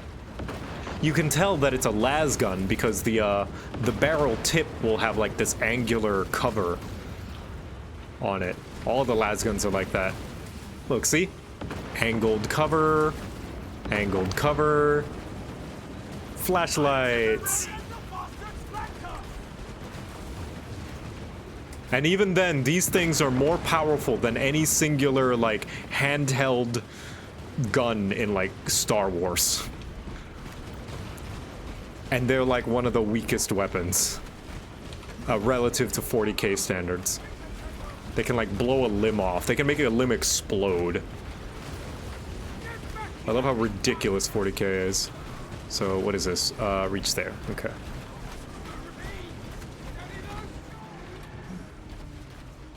Where's Voxer, my battle brother? Probably, I don't know. Would Voxer be a Space Marine? Maybe.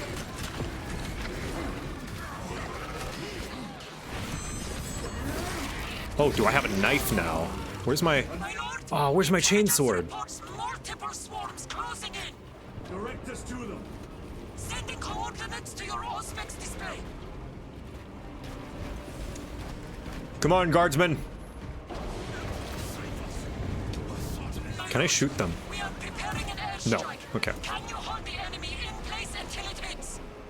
Consider it done. Push, push, push, push, push, push, push. No, you idiots. Get out of there.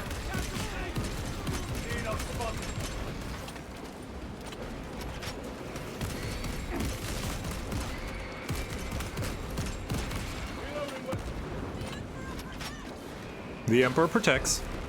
Leave not one of them standing.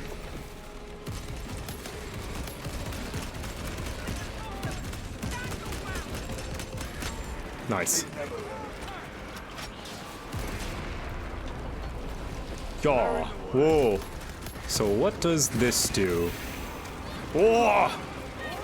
Slice, slice, slice. Slice, slice, slice.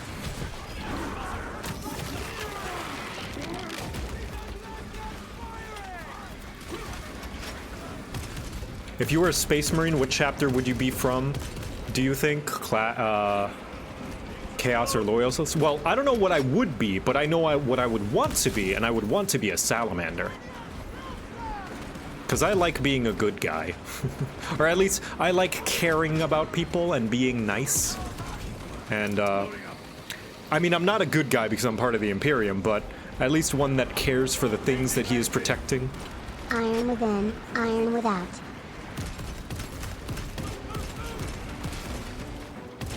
Vulcan lives, brothers.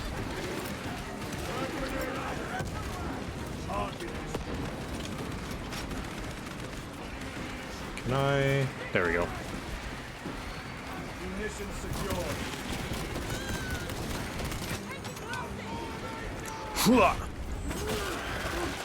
Vulcan lives, stomp, stomp. Nice.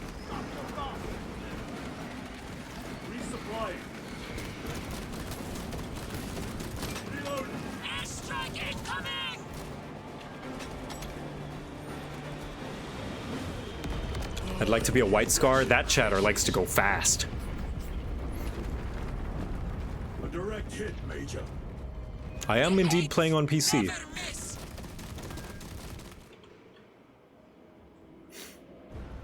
Everyone at this base owes you their life, my lords. The Emperor protects. We must proceed through the jungle to reach the orbital defense guns. Brother Lirio, assist the Cadians while they establish new defensive lines, then report back. Yes, Lieutenant. It will not take long.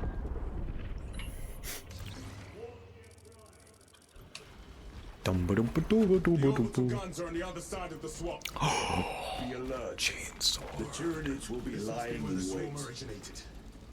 These abhorrent husks are everywhere. Living organic machines. Indeed. Their ships, these pods, all of it. Their very existence is heresy. We shall thin their numbers today, brother. Raven, do not stop moving. Ooh, snake.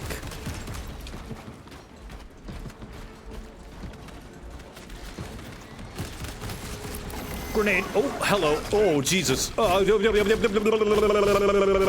ow, ow, ow, ow. Ooh, oh, I was slow. Oh, Jesus. I was slow. I forgot what button. It even said mouse button 4. Thank you. Get out of here. Get out of here. Get out of here. Ugh. Okay.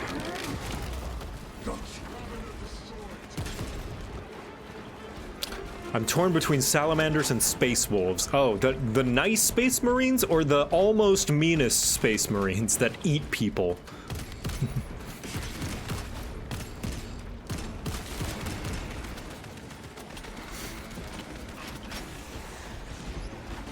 That thing ate you the same way you ate that plastic Gundam. Come on, I didn't eat it. Okay, I just had a little taste.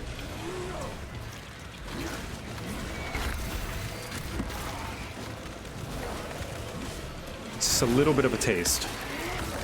The space wolves are actually pretty nice. Are they? I always hear conflicting things. So I don't know. I know the Iron Hands are kind of dickheads. The Iron Hands are like the most stereotypical, like, ugh, fucking people. Losing the orbital guns was costly. Most Space Marines are dicks, to be fair, yeah. So I hear. The Cadian 8th will have to do better.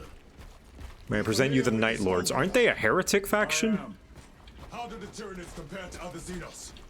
They are an unrelenting plague, but they are cunning.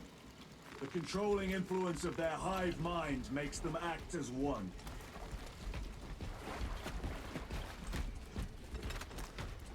Iron Hands are the flesh is weak, steel is strong folks. Yeah, they're the ones that are like, ew, fleshy civilians. Ugh. Who isn't a little heretical? Me! For the Emperor!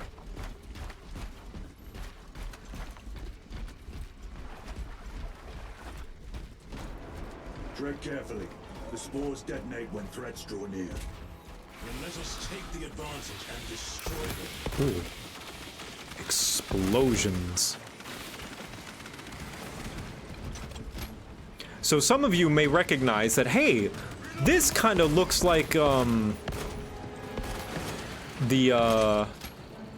Terrans and the Zerg from StarCraft, and that is because Blizzard actually had, at one point, were tasked with making a Warhammer game.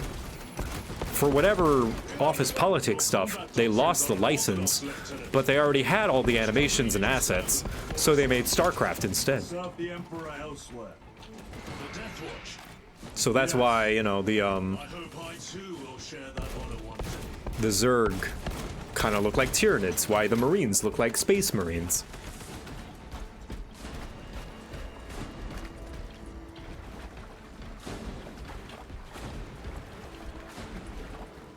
$40K Space Wolves are well liked by the Imperium and stand up to the Inquisition. $30K Space Wolves are the Emperor's executioners and relish the job. I see. Okay. So the Inquisition's like, hey, Space Marine, you need to follow my orders, and the Space Wolves are like, or what?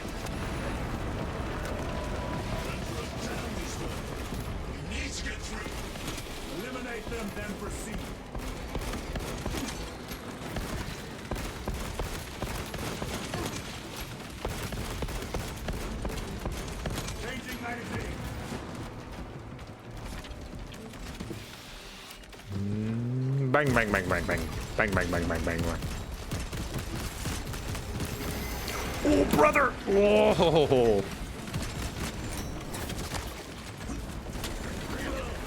Get out of here.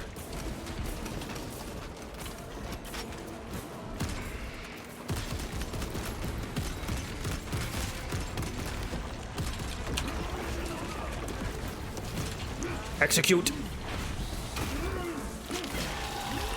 Ah.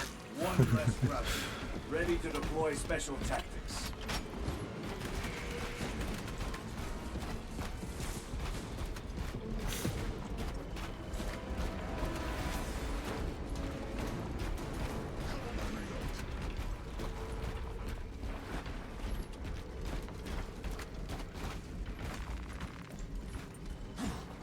Whoop. Noise. All right, 20 minutes left. Through the swamp. Let us proceed. No, the swamp will be infested with Xenos. There is a bunker straddling the riverbed. We will cut through there. But that will add considerable time. Surely we will not trade strategy for expediency. As you command. Smart. Lieutenant, Captain Akaran has Good given Titus. orders. You must proceed alone. Understood. Thank you, Lirio. See you on the Resilient. Thank you, Titus. Good Titus.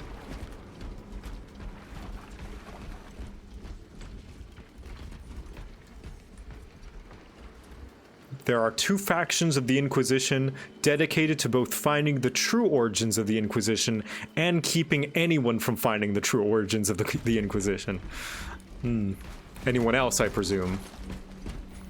They're not stopping themselves. Although, with how messy Imperium bureaucracy is, I wouldn't be surprised if they'd never heard of each other. They're fighting themselves. Okay, yeah, I thought so. Yeah. See, Warhammer's a little bit satire, a little bit parody because of ridiculous stuff like that. To show that, like, really the grand, like, oh, great human faction is actually run like more like idiots.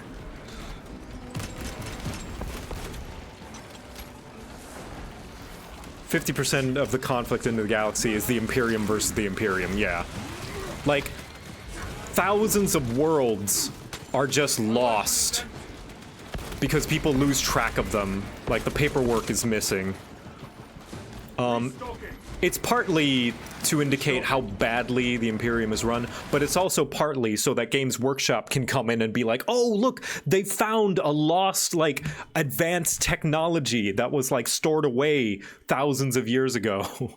Like, that's how Primaris happened. They wrote it, like, obviously, it's because they don't want new tech to be like, oh, to add new things would be heresy, because that implies the old things were not perfect.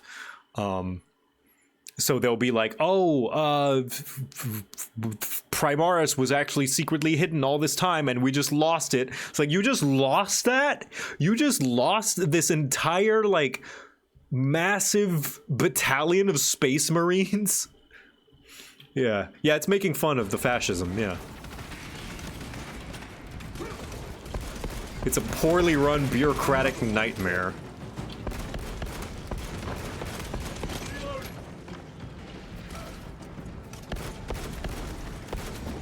The Space Wolves don't have any psychers and don't use the warp like everyone else. They have priests that use the super special Fenris storm magic that's unique only to them and completely different. Do not steal. The las gun is named after Laser, but after that dude discovered brother Lass. Yes, like there is a vehicle called the Land Raider. It is not called the Land Raider because you might think it rides across the land. No, it is because it was discovered by a man whose last name was Land.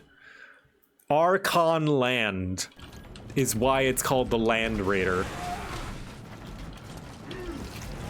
Yeah, it's 40k is silly like that. I can hear reinforcements.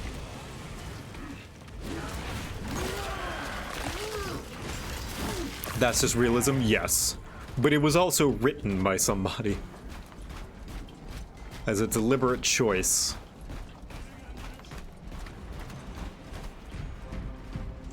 Angels! We're saved! Show us how able you We're with the Emperor's angels now. Damn right. Oh. No, Lord. Never! We've locked them in. We could do no more. Open the gate. Yes, my lord. Open the gates! But sir, you said open the bloody gates! When Astartes tells you to open the gates, you do it.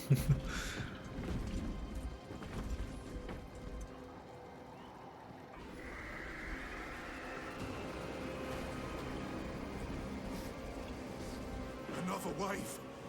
We can't hold them. Don't worry. I will. You will serve your emperor, soldier. Trying to get up here. In position, men. Do not let them surround you. Grabbing equipment.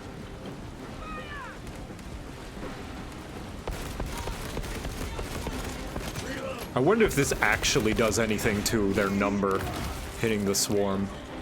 Or if it's just for show.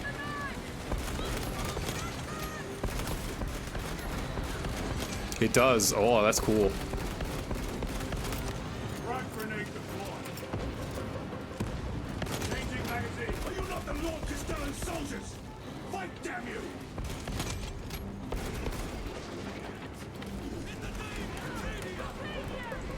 Cadia stands. I like that egging on, that encouragement.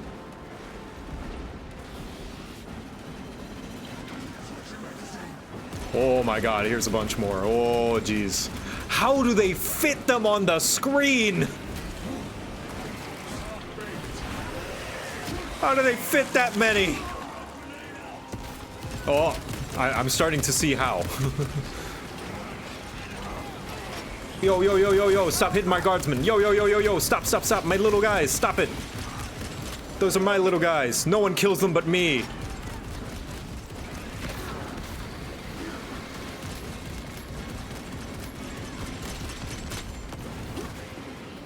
And I'm feeling nice.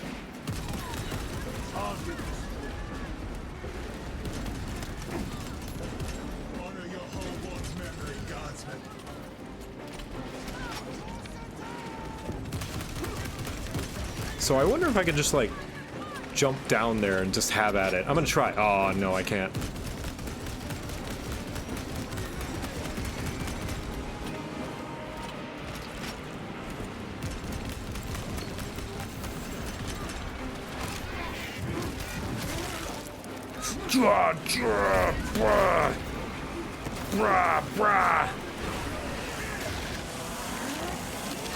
The Emperor protects. Oh god, they're all dying. They're so squishy. No, no. Not today, guardsmen! You have work to do! Get back in the fight!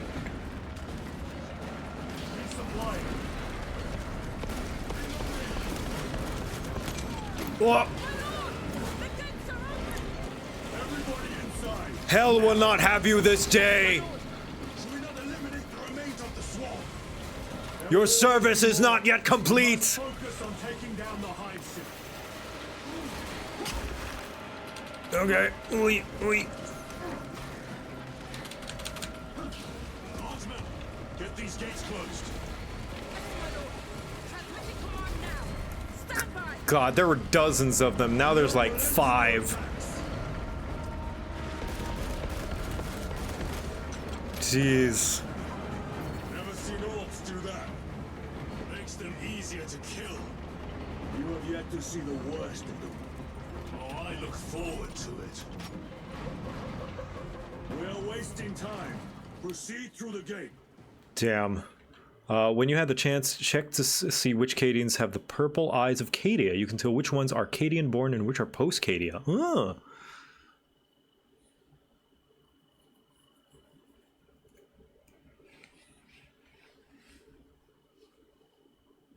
At least Cadian commissars are less likely to shoot them for cowardice because Cadians actively fought while their planet broke. Oh yeah.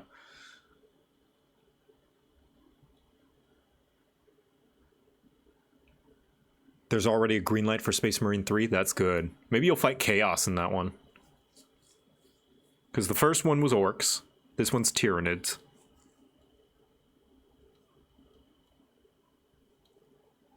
If they wanted to keep it nice and unambiguous, probably Chaos. Chaos Major Demons. Sargana. Go ahead. We met with one of your squads. Thank you, my lord. I shall give them new orders. Can't tell with this guy. The way is clear. God, they're so small. I think that is purple. Yeah, I think she's got a purple hue. Yeah, the subtlest of purple. Yeah, Necrons. Necrons could be another one. Maybe Tau. I don't think they would want to do Tau yet. Tau, I feel like, is a little more niche. Chaos was in Space Marine 1? Oh, okay. I haven't played it in a long time, and I never beat it. So... Well, you fought Chaos Space Marines, right? Yeah. Yeah, I never beat Space Marine 1, so... yeah, I think that's gonna be it for me. Yeah. Did you at least enjoy the PvP? I borrowed it from a friend. So I didn't really get a chance to play it all that much.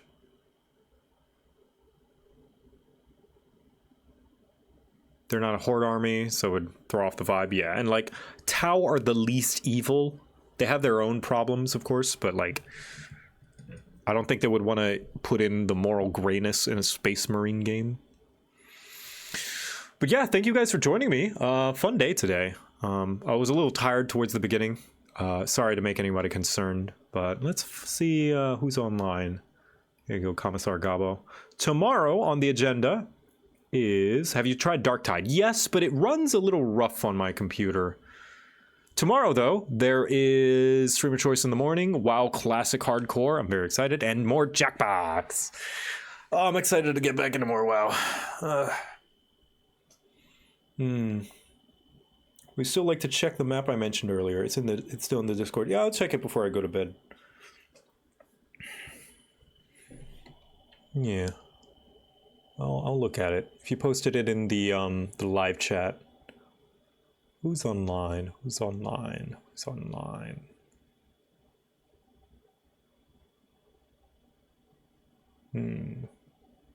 The Emperor protects.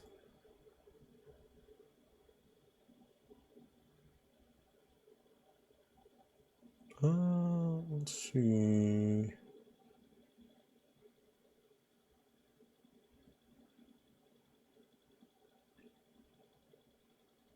Let's raid Podge.